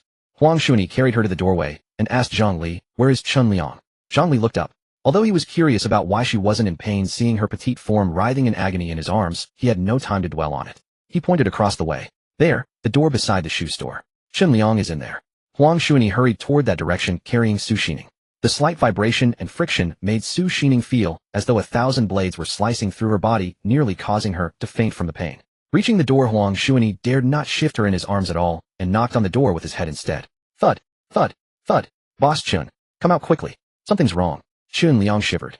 Hearing the commotion outside, he pulled on a pair of pants and stepped out. Huang Xuani was standing at the doorway carrying Su Xining, her brows tightly furrowed, cold sweat covering her face, her expression twisted in pain. What's the matter? Boss Chun, we seem to have been poisoned. Please save us quickly. Poisoned? Chun Liang finally noticed the constant wailing coming from the small temple area, with similar cries echoing from the other shops. He was about to go check the situation when sudden, overwhelming pain swept through his entire body. Hiss. Seeing that he too bore an expression of agony, Huang Xuani quickly understood. You haven't eaten the same food as us, and yet you've been poisoned. That rules out food poisoning. The toxin must be airborne. This poison is silent and insidious, striking without warning and poisoning everyone. Boss Chun, don't you have medicine? Do you have any painkillers? Let's take something first and see if it relieves the pain. Chun Liang's entire body felt as though needles were piercing him. Frowning, he reached into his spatial storage and scooped out a cup of spiritual spring water. His palm instantly burned as though gripping a red-hot branding iron. He endured the pain and swallowed the entire cup, his lips hurting as well. He looked at Huang Xuani and asked in confusion, "How are you unharmed?" Su Xining is protecting me. Her ability grants pain immunity to others, but she herself is suffering terribly right now. So that was it. Chun Liang glanced at Su Xining. No wonder they had said earlier that her ability wasn't very useful for killing zombies. He remembered someone else had said something similar. After drinking another cup of spiritual spring water, the pain completely vanished. Chun Liang stepped forward toward the golden pavilion of the small temple. He saw the crowd lying on the ground wailing in agony. Seeing him approach, Zhang Li wanted to say something, but even the slightest movement caused excruciating pain. Chun Liang scooped out a cup of water and fed it to him. This seemed to be the same potion he had drunk when he was infected with the zombie virus last time. Zhang Li gulped it down in large swigs. Before long, the pain in his body began to ease. This medicine was miraculous. Chun Liang poured out half a bucket of spiritual spring water and set it down, letting the others come and drink for themselves. He took out binoculars and gazed toward the clothing store across the street. Across the way, Yimo was standing by the window watching their direction. When he noticed Chun Liang looking over, a manic grin spread across his lips, and he opened his mouth as though speaking something. Chun Liang studied the floor where he was located. The lower portion of that building was obscured by the storefronts of the pedestrian street and structures further in the distance, making it impossible to count and determine the exact floor. He counted down from the top, memorized the floor, and returned to the golden pavilion of the small temple. By now everyone had drunk the spiritual spring water, and the pain had vanished. All of them were filled with astonishment. Boss Chun, this medicine of yours is incredible. It works like magic. Yeah, brother Chun Liang, what kind of potion is this? It's so miraculous. Our pain is gone after drinking it. Don't worry about what it is for now. Come with me, and let's go eliminate the bastard who poisoned us. You know who it is? Song Dongqing asked. Barring any surprises, it should be the same guy I told you about earlier. The one who created that device to attract zombies. He's skilled at crafting poisons. So it was him. No wonder you told us not to interact with him before. His methods are truly ruthless. The bone-corroding pain they had just endured had ignited fury within them. Zhang Li and the others rolled up their sleeves, ready to go seek revenge together. But those students hesitated. The enemy could brew poisons that made their bodies ache and could also summon large hordes of zombies. This was completely beyond anything they could oppose. Seeing their hesitation, Chun Liang's expression turned cold. If you don't want to go, leave now. I don't harbor useless waste here. Gu Mingting said, Brother Chun Liang, it's not that we don't want to go. We're simply too weak right now. You yourself said he can create something that attracts zombies. If he really brings so many zombies, won't we all be finished? Wang Yuning glanced at her, but said nothing. Yu Chen spoke up instead, it'll be fine. With Brother Liang and Brother Li there, it hardly needs us to fight, right? We can at least go and bolster the momentum. Right, Brother Liang? Liang looked at him, but said nothing. Gu Mingting glanced at Wang Yuning upon hearing this. Seeing no objection, she could only reluctantly agree then. Alright. Liang followed the wailing sounds to the survivors in other shops and directly asked whether they were willing to join him in hunting zombies and eliminating the source of their torment. We're in so much pain we can barely walk. How are we supposed to fight? Oh, it hurts like hell. A man wailed. He felt that even breathing was painful. His skin sagged loosely over his body. Clearly before the apocalypse, he had been a fat man. Probably due to resource scarcity and starvation, he had lost weight rapidly, causing his skin to loosen. As long as you're willing to go, I naturally have a way to stop the pain. Really? Good. I'll go. As long as you can stop this pain, I'll do anything. Oh god, it hurts so much. Liang gave a glance, and Zhang Li, who was carrying a bucket behind him, scooped out a cup of spiritual spring water. The chubby man's body trembled as he drank it in agonized desperation. Before long, he discovered the pain had truly subsided. Overjoyed, he exclaimed, What kind of water is this? Why does the pain stop after drinking it? Don't ask so many questions. Come with us. They quickly arrived at the next shop where survivors had taken refuge. Hearing that it could relieve their pain, no one refused. The pain had been simply too unbearable. But just as they were about to set out to kill zombies, some people immediately backed out. Wang Xuani and Song Dongqing promptly threw them out of the pedestrian street. One was a strength-type ability user, and the other an ice-type ability user. As long as the target wasn't exceptionally powerful, escape would be nearly impossible. Gu Mingting and the other three watched this and turned pale with fright. Fortunately, they had agreed to come along, or they would have been thrown out too. Liang went from shop to shop questioning all the survivors who had temporarily taken shelter in the pedestrian street. Those willing to join him in hunting zombies received the spiritual spring water as an antidote. Those unwilling were told to leave. The pedestrian street harbored no cowards. Across the way on the building, Yemo was observing the situation through binoculars. At first, when he saw people rolling on the ground, he felt secretly pleased. But when he noticed several vehicles driving toward his direction from the pedestrian street late at night, he grew confused. Strange. After sprinkling that powder, they should have been writhing in unbearable pain. How could they still move freely? This was impossible. He had seen Liang earlier. The other party seemed unaffected. Could he have an antidote? Impossible. This powder was something he had just developed, and he himself had no antidote. It was even more unlikely that Liang would have one. But now the other party was already approaching. They must have guessed that he was the one behind this. Were they coming to cause trouble? Walking right into a trap.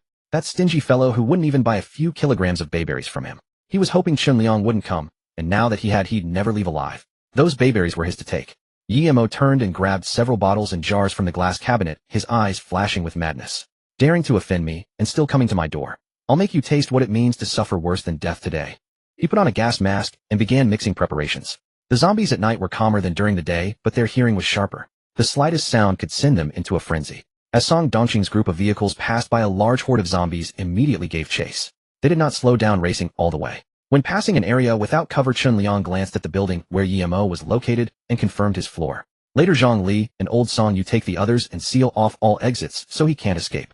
Huang Xuani, come with me to fight our way up. Understood. Liang and Huang Xuani got out of the car and entered the building. The others first circled the building and found that there were only two entrances, one at the front and one at the back. Song Dongqing, leading the stout Yu Liang's team, and part of the group guarded the back entrance. Zhang Li brought Su Xining, her teammates, and Wang Yuning's group to guard the front entrance. By the time their vehicles pulled up, a large horde of zombies had already trailed behind them. The moment they got out, the zombies swarmed toward them. Everyone fought back with wooden clubs and iron bars. Wang Yuning and Yu Chen were comparatively bold, daring to kill zombies. But Gu Mingting, a girl who had never killed a zombie before, could only hide behind Zhang Li. In this team, he was the strongest, so hiding behind him was safer. Although Su Xining was short and her ability was of little use, she stood back to back with her teammates, watching each other's backs, and did her part. After eliminating the wave of zombies that had been chasing them most relentlessly, everyone entered the building and shut the door to defend. They were rather lucky. There were no mutant zombies among this wave. Song Dongqing and the others guarding the back entrance were not so fortunate. A mutant zombie quickly caught up with them, and several slower members of the team were swiftly killed by it. The newly allied team instantly fell into chaos. Some ran toward the cars intending to hide inside. Some ran into the streets, seizing the chance to abandon the team, and some barged straight into the building and closed the door. Unfortunately, there were zombies inside the building as well, so the few who had hidden in there came rushing right back out. Song Dongqing smashed a zombie's skull and shouted, "Everyone, don't panic. Let's all pull together. There is strength in unity." The stout Yu Liang pushed through the crowd and asked him, "Brother, what exactly is your ability? Use it quickly. There's a mutant zombie out here, and we're about to be overwhelmed." Seeing the mutant zombie brutally tear open another survivor's chest, Song Dongqing gritted his teeth and said, "You need to draw its attention. I'll circle around behind it." Alright. They all knew that only by killing this mutant zombie first could they deal with the other zombies more effectively. The stout man's teammates provided cover surrounding him to shield him while they killed the zombies closing in. Together they slowly advanced toward the mutant zombie. As he drew closer, the zombie's movements gradually slowed. The stout man shouted, "Now! Strike now!" Hearing this song, Dongqing swiftly circled behind the mutant zombie. Based on his past experience, he needed to use his ice ability to freeze the target until it could not move. But now it seemed unnecessary. The creature's movements had become extremely sluggish, so he simply raised his baseball bat and smashed it down on the mutant zombie's skull. Bang! Roar! The mutant zombie let out a furious howl. Its skull was harder than an ordinary zombie's, and Song Dongqing's blow failed to crack it open. The stout man bellowed, "Can you do it, or not?" Song Dongqing knocked down two zombies that had closed and gritted his teeth, and ultimately leapt up and wrapped his arms around the mutant zombie's head. Ability activated. This was an extremely dangerous move. Getting too close to a zombie made it easy to be scratched, especially when that zombie was a mutant one. The mutant zombie extended its sharp claws trying to grab the living creature behind it, but its reaching movement was sluggish like an old neglected machine whose joints had rusted and could no longer turn. Song Dongqing was astonished. What was going on? Could it have something to do with the ability the stout man had used? He had slowed down the mutant zombie's movements. There was no time to think it over.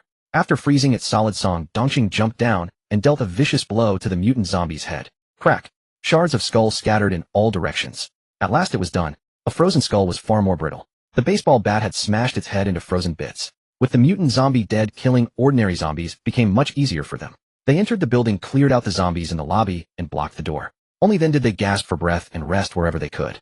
Song Dongqing looked at the stout man and noticed that his skin seemed even more loose and sagging than before. Could it be connected to his having just slowed the zombies' movements? He asked outright. The stout man answered weakly, "That's right. My ability is to slow zombies down.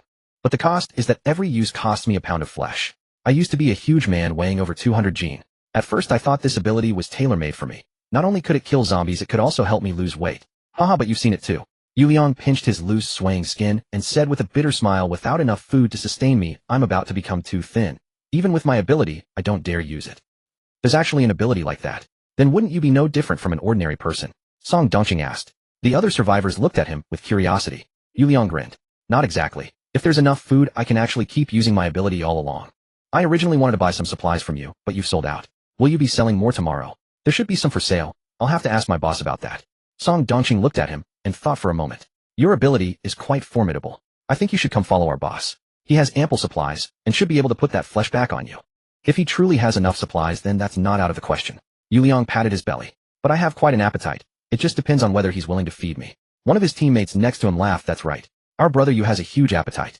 Back when we had plenty of food, he could eat 10 bowls of rice in one sitting. That's right. He ate through our entire team's provisions until we had no choice but to come out looking for supplies." Song Dongqing grinned. Yu Liang pointed at his underling and scolded, "You little rascal. If it weren't for my ability to slow zombies' steps, would this team still be alive today?" Yes, boss, you're the toughest. Of course. You should be glad I can eat. If not for me, do you think that mutant zombie would have been taken down so easily today?" Right, of course. Boss, you're the greatest." The teammates flattered him in unison. After a few more jokes, the atmosphere became much more congenial. Yu Liang turned to Song Dongqing again. "Hey, what was that potion you gave us earlier? It's incredible. It cured us on the spot. The pain nearly killed us." Everyone present had suffered that pain. Hearing this, they all looked at Song Dongqing hoping to get an answer from him. But they were destined to be disappointed, for Song Dongqing didn't know either. He shook his head thoughtfully. "That potion was brought out by Chun Liang. I have no idea what it is. But the poison came so suddenly, and his potion was able to remove the toxin of unknown origin for us. It can't be an ordinary potion." Hearing this, Yu Liang and the others felt their eyes light up. That boss named Chun Liang had both food and medicine in his hands. If possible, they would truly be very willing to join his team. After entering the building, Chun Liang and Huang Shuani dealt with the zombies blocking their way and continued upward. There were not many zombies in the corridor, far fewer than those Chun Liang had encountered in the library corridor at Shanghai University last time. Chun Liang guessed that the zombies in the building had probably been lured away by Yemo. Yemo had something that attracted zombies, so drawing them away would have been easy for him. However, he soon realized he had guessed wrong. When the two of them reached the 14th floor, they saw the entire corridor packed solid with zombies. Oh my god. Yemo himself resided on the 17th floor. That meant the stairwells spanning 3 entire floors were completely clogged with zombies. It went without saying this was no accident. Yemo had deliberately lured them there using the undead as his personal guards. Truly unhinged. With so many zombies blockading the corridor, whoever came along would be forced into a bloody confrontation. And when he himself needed to venture out, he could simply use something to lure them away. Now that is making full use of what one has. Yet Chun Liang knew that overusing that particular method would leave a mark detectable by zombies, so Yemo's trips outside must have been quite limited. The moment the two appeared, the zombies in the stairwell erupted into frenzy, surging downward. One of them leapt straight from above. An obviously mutated zombie. A cursory glance revealed several more mutated specimens among the horde, and heaven knew how many more awaited upstairs. Good heavens. Huang Xuani's pupils constricted as he glanced at Chun Liang, uncertain whether to fight or flee. Instead, Chun Liang suddenly produced a piece of glass, tossed it to him, and swung his fist directly at the descending mutant. A thunderous crack. The skull shattered. 2 more punches. 2 more zombies collapsed. Huang Xuani snatched up the glass and gripped the handle firmly. He now understood. This was no ordinary piece of glass. Chun Liang had clearly been using it as a shield. Handing it to him now meant they were in for a brutal fight indeed.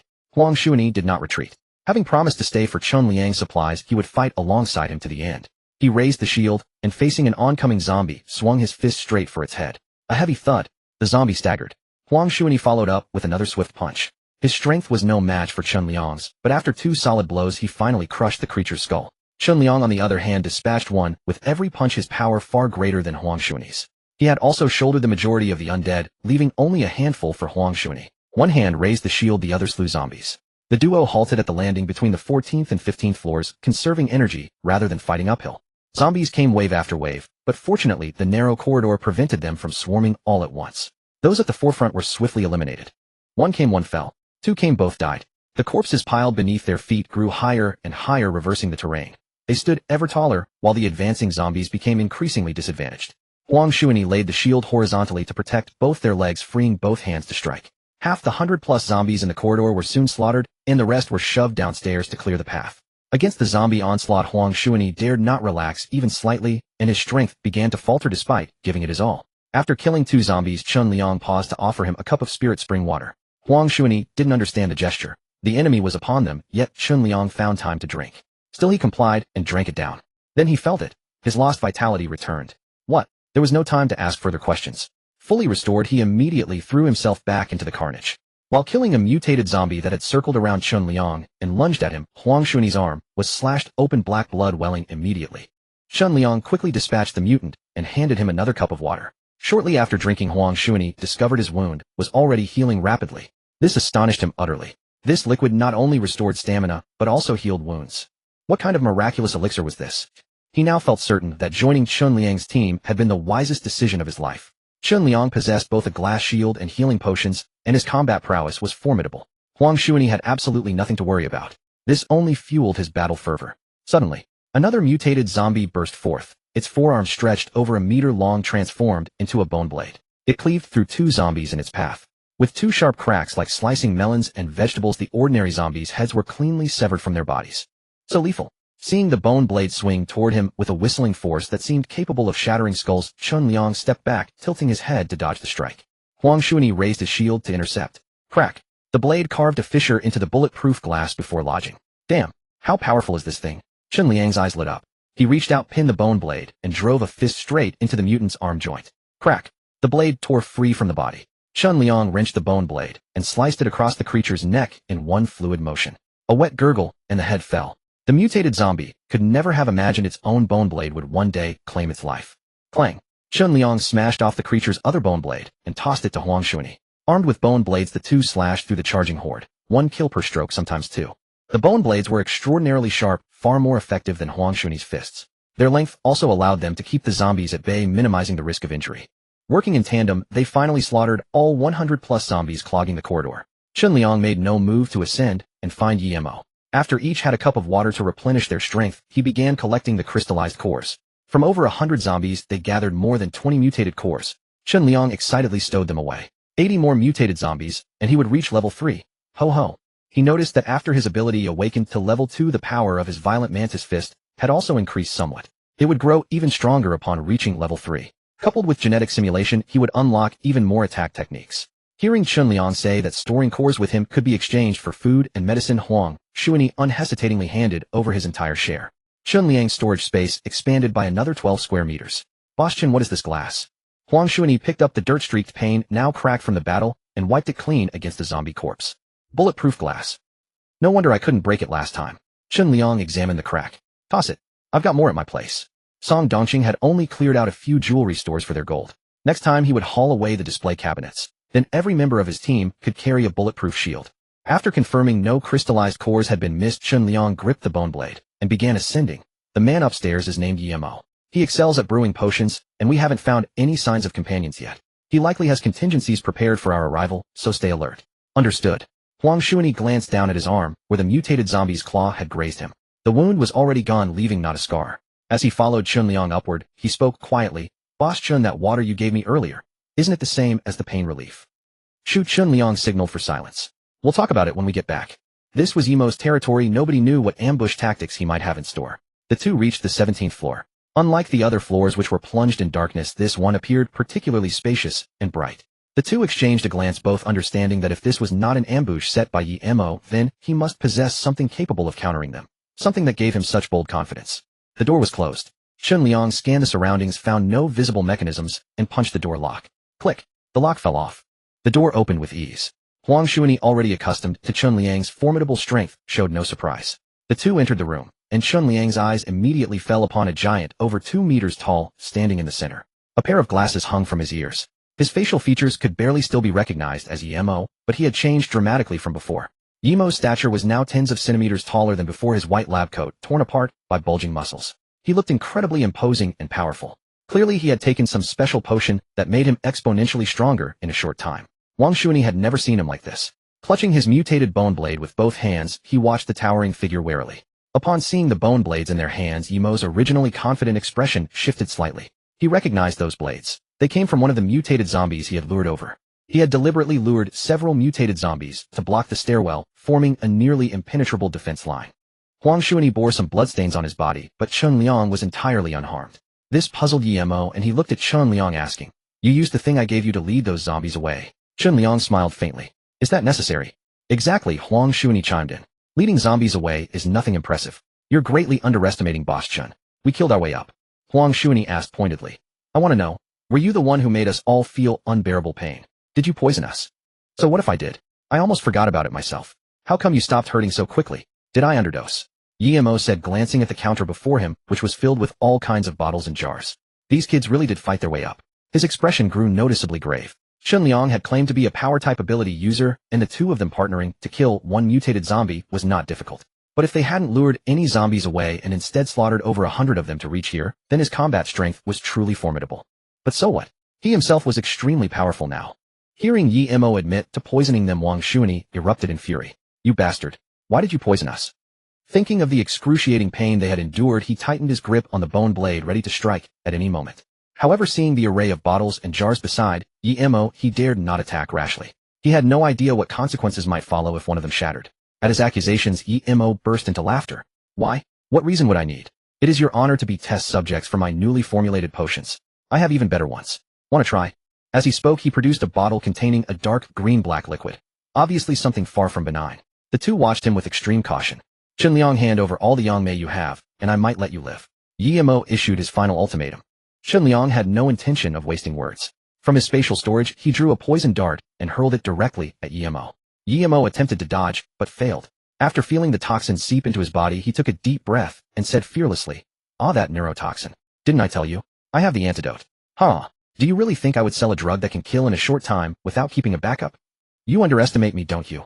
Saying this, he picked a bottle from the stack of medicines and drank it down. "Attack!" Chunliang commanded, and together with Huang Xuanyi, they charged at Yemo. If poison couldn't kill you, then cleave you to death. The two wielded their bone blades and slashed simultaneously, one targeting his neck, the other aiming for his waist. Clang! It sounded as though they had struck copper skin and iron bones. Those bone blades, capable of slicing through bulletproof glass in the hands of a mutated zombie, somehow failed to kill him outright. They had only managed to carve a shallow wound. "Ha ha ha!"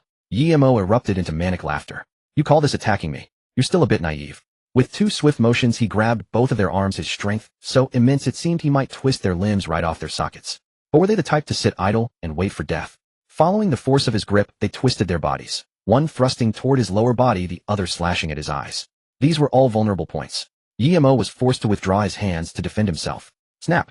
3 of his fingers were sheared off. The two managed to break free from his grasp and retreated 2 steps. Looking closely, they discovered that the wounds on Yemo's neck and waist, as well as the 3 severed fingers, had already stopped bleeding and were beginning to heal. Not only had his entire body become as tough as reinforced steel, but he also possessed the ability to rapidly regenerate and heal. They had never encountered an ability user this powerful. "This guy is tough." Huang Xuanyi glanced at Chunliang. "How do we fight him?" Chunliang narrowed his eyes. "How? Treat him like a zombie. I dare say if you chop his head off, he won't be able to regrow another one." The two charged again. As the saying goes, 2 fists cannot contend against 4 hands.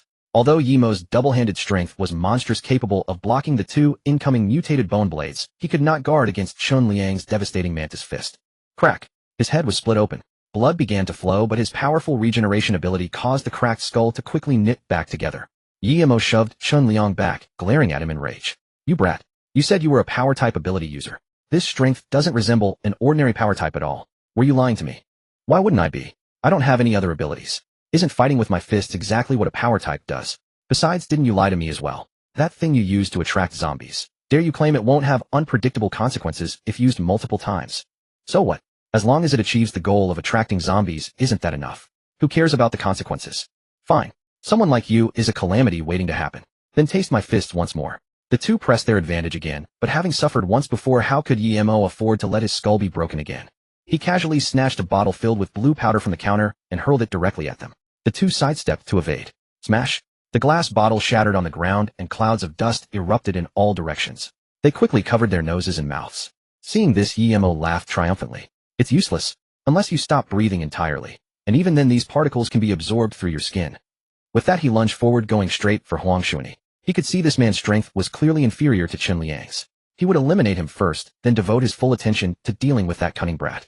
Seeing him charge at him, Huang Xuanyi no longer cared about covering his mouth and nose. Raising his mutated bone blade with both hands, he swung with all his might at the oncoming figure. At the same time, he felt a burning sting in his nostrils and eyes. Tears streamed uncontrollably, blurring his vision. Damn it, what kind of poisonous powder is this? A tear gas grenade. A crack rang out as the mutated bone blade slashed into Yimo's body. But Yimo could not have cared less. He seized Huang Xuanyi by the neck and was about to snap it. How could Chun Liang stand by and watch Yimo commit violence? He drove a punch straight at Yimo's wrist. Crack! The wrist bone was shattered.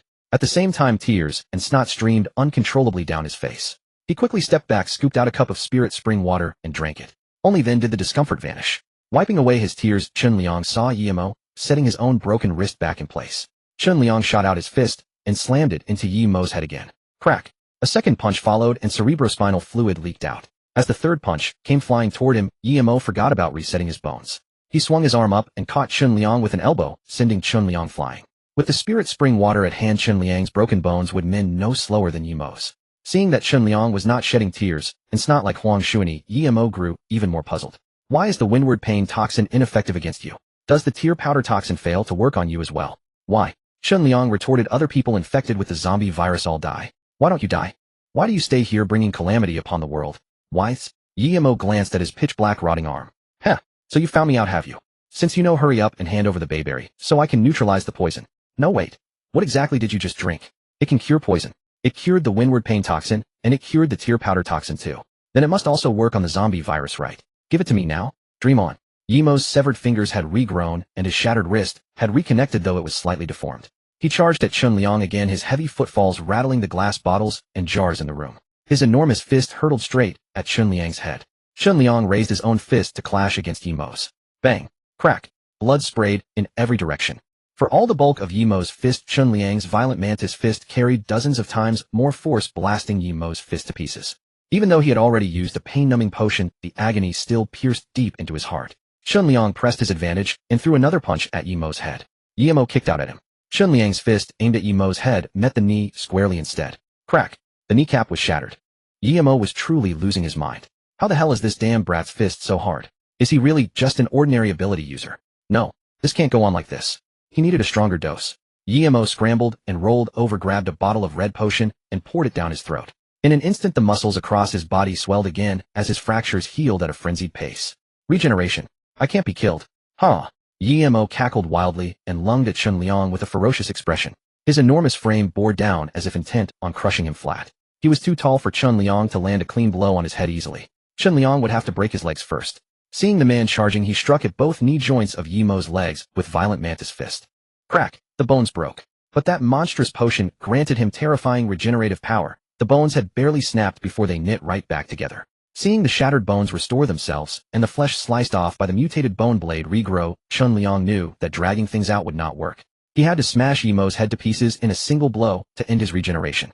As Yimo's fist swung toward him, Chun Liang raised a bulletproof shield to ward off the blow, while pulling out the severed little finger he had cut from that sonic ability user last time. Ability activated. Beep. Complete DNA sample of a sonic ability user detected. Gene simulation successful. Congratulations, host.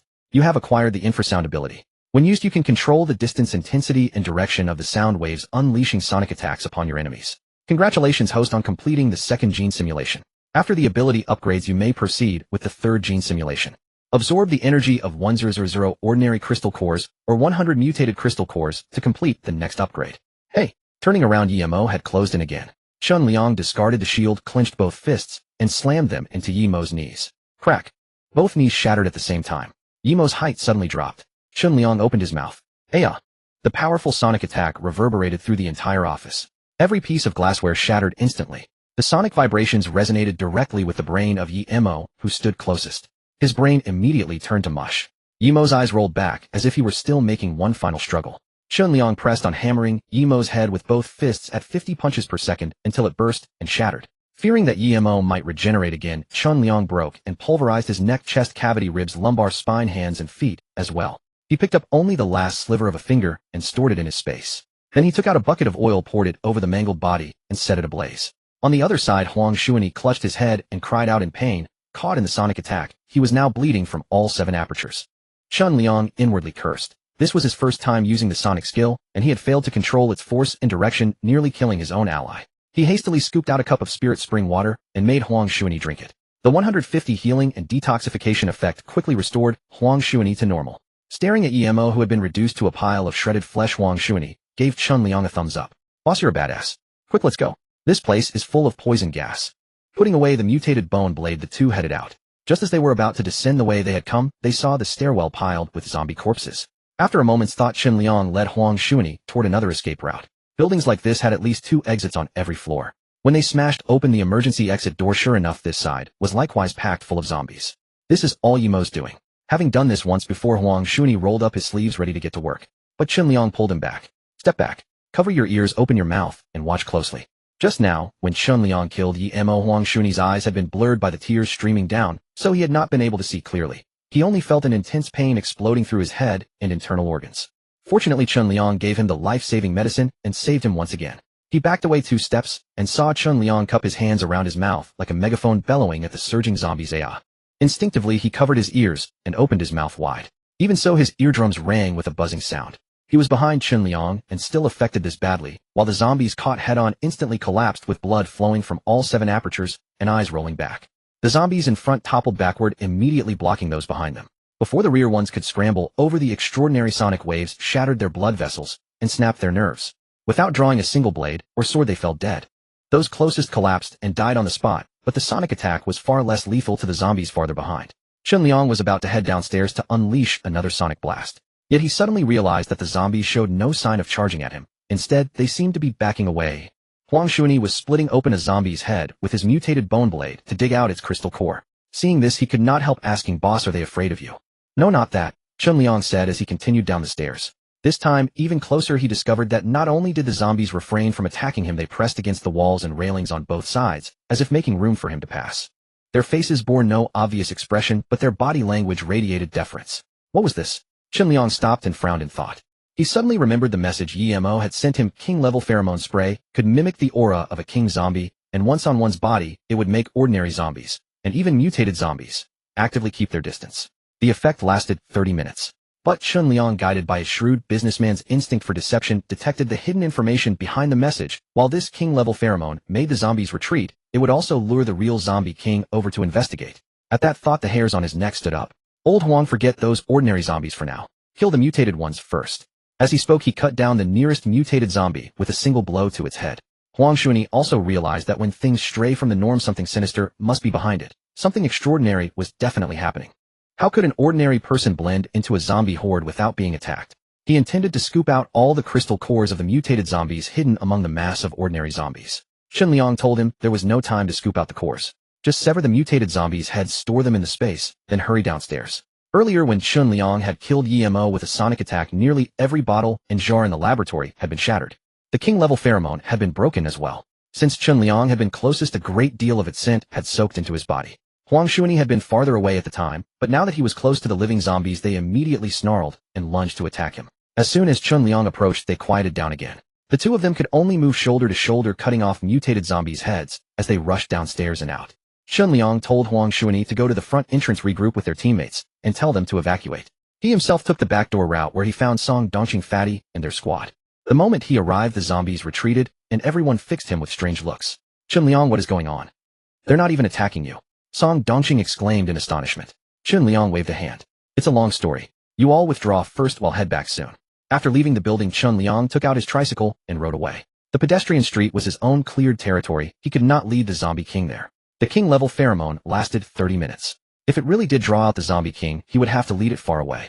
As he rode his tricycle along the street, the zombies, awakened by the noise, initially charged toward him, but once they came close, the scent on his body immediately drove them back. This made things convenient for Chun Liang. Driving his little tricycle, he picked off several mutated zombies that charged at him, chopped off their heads, and stored them in his space. After killing another mutated zombie, Chun Liang was just about to ride away on his tricycle, when suddenly all the nearby zombies froze in place. A violent gust of wind arrived in an instant, carrying an immense pressure. The zombie king was here. The wind continued to swell, churning up trash and debris from the ground into a swift spinning whirl. Chun Liang did not immediately enter the meteorite space. He only stored the tricycle away. He wanted to see what the zombie king looked like. As time passed, the wind grew more violent, and the humidity thickened until it felt as though a torrential downpour was about to begin. But when he looked up, the moon still hung clearly in the sky with no sign of dark clouds. Could this be the doing of the zombie king? Was it this powerful? Chun Liang sighed. Hurry up, he urged inwardly. If it does not come soon, I am afraid the pheromone on me will be blown away by the wind. Taking advantage of the zombies' immobility, he harvested another batch of zombie heads into his space. The gale intensified, so Chun Liang stopped harvesting and took out a pair of binoculars to scan the distance. Although the light was not very bright, he spotted a waterspout connecting heaven and earth in the distance, moving swiftly toward him. As it moved, the lit areas around the waterspout were extinguished one after another. The tornado had torn down the power lines. He took out his phone and saw that the network lines had been blown down too. Well, he would have to get someone to repair it before communications could be restored. The tornado seemed slow from a distance, but in reality, it was rotating extremely fast. Beside the long waterspout were two smaller waterspouts. The waterspouts churned with creatures, whether people, zombies, or mutated beasts, perhaps all of them. At the top of the longest waterspout stood a deep blue giant over 3 meters tall. No, to be precise, it was a zombie king. Chun Liang understood. This thing could control water and wind. No wonder the entire city had no usable water supply. It had all been under its control. The waterspout gradually tilted closer to the ground. Chun Liang put away his binoculars. Already the zombie king was steering the waterspout directly in front of him, looking down at him from above. It seemed that within the half-hour window, neither wind nor water could wash away the king-level pheromone on his body. Looking down at the tiny human before it, the zombie king seemed enraged. It raised its enormous palm, and a waterspout slammed toward Chun Liang with overwhelming force. Hey, you monster! Wait until I've powered up my ultimate move, and then I'll come back to fight you. Chun Liang shouted, activating his one-click recall. Back at the villa, he gathered all the zombie heads together and had Su Mayor, Shin Qingqing, and the others extract the crystal cores. None of the 3 women had ever killed a zombie before, and they did not have much combat strength, so extracting the crystal cores from the heads was not easy. Chun Liang simply handed them the mutated bone blade. Su Mayor picked it up, closed her eyes, and steeled herself before chopping at a zombie head. Finding that it split open with ease, she exclaimed happily, "This blade is really sharp. Great. With this it will be much more convenient." The 3 divided the work. Su Mayor chopped the heads, Xiao Yixiao searched for crystal cores, and Shin Qingqing cleaned them. By the time Chun Liang came out of the shower, they had already removed all the crystal cores. Counting the mutated zombies from the 2 stairwells, and those he had killed outside afterward, they had obtained 49 mutated crystal cores in total. After confirming that the crystal cores in the box in the study would not be absorbed, Chun Liang put all the mutated crystal cores into the box. The ordinary crystal cores were all stored in the storeroom. He only needed to collect 51 more mutated crystal cores to be able to upgrade his ability. In high spirits, he glanced at the newly arrived Xiao Yixiao and asked, "Classmate Xiao, would you like soy milk or cow's milk?" Well. Xiao Yixiao, somewhat flustered, turned to look at Shin Qingqing. Shin Qingqing smiled back at her and gave an almost imperceptible nod. Su Mayor, standing nearby, cast a complicated glance at the 2 of them before turning her gaze to Chun Liang. The punishment he had dealt her earlier was still vivid in her memory. No way. It's only been a short while, and he already wants it again. She dared not provoke him anymore. A punishment like that repeated a few more times, she truly might not be able to endure. Punishment was a trivial matter. If he grew displeased and kicked her out, the loss would outweigh the gain. She lowered her gaze, staring at the zombie head on the ground in silence. Seeing the tense atmosphere among the 3 women, Chun Liang knew they must be thinking something dirty again. Tisk, women of the apocalypse. What are you all imagining? I'm going out to buy supplies tomorrow. I asked whether you'd rather drink milk or soy milk. What's wrong with you all? Not into these. Then what do you like to eat? He took out 4 bayberries and gave one to each of them. Here, try these and see if you like them. Seeing the bright-colored, plump, full-bodied bayberries, all 3 of their eyes lit up. Shin Qingqing was the first to react. She brought the bayberry to the tip of her nose and drew in a breath. The crisp, refreshing fruit fragrance went straight to her heart. Her eyes brimming with delight, she said, "So fragrant, brother Chen Liang. Where did you get these bayberries?" Without waiting for his reply, she took a bite. So sweet. Xiao, eat it quick. Teacher, see you too. These bayberries are delicious. The moment the bayberry reached her hand, Xiao couldn't help swallowing greedily. Hearing Shen Qingqing's words, she hastily asked Shen Qingqing to conjure a water orb. After washing her hands, she couldn't wait to put the bayberry to her lips and bite down gently. The sweet and tangy flavor was so heavenly that her eyes narrowed in bliss. Coming back to her senses, Su Meyer washed her hands and started eating as well. Then her eyes gleaming, she looked at Chen Liang.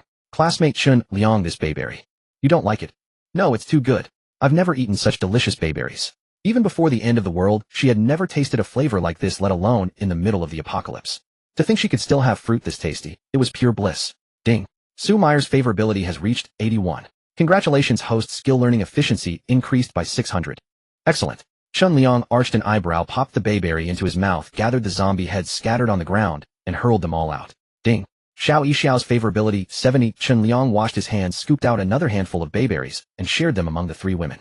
They thanked him one after another. Xiao's favorability 80. Su Meyer's favorability 89, still a bit short. Chen Liang grabbed yet another handful. Xiao's favorability 85. Su Meyer's favorability has reached 94. Congratulations, host. Skill learning efficiency increased by 700.